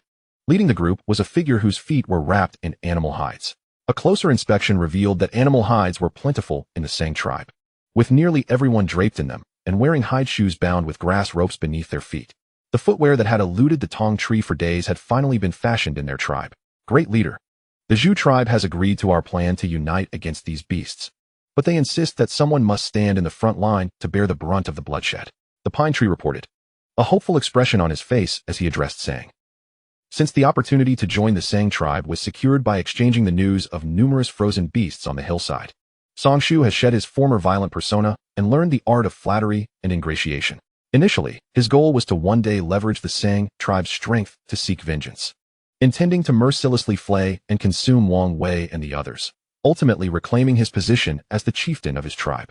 However, as time passed, and he experienced the myriad joys of life within the Sang tribe, his desire to return to his former primitive tribe as a mere chieftain began to wane, though the thirst for revenge remained ever present in his mind. Now, Songshu senses that the opportunity for retribution may soon be at hand. Upon hearing Songshu's words, Sang pondered for a moment before responding. Sang Song, I need you to make a journey to the small tribe.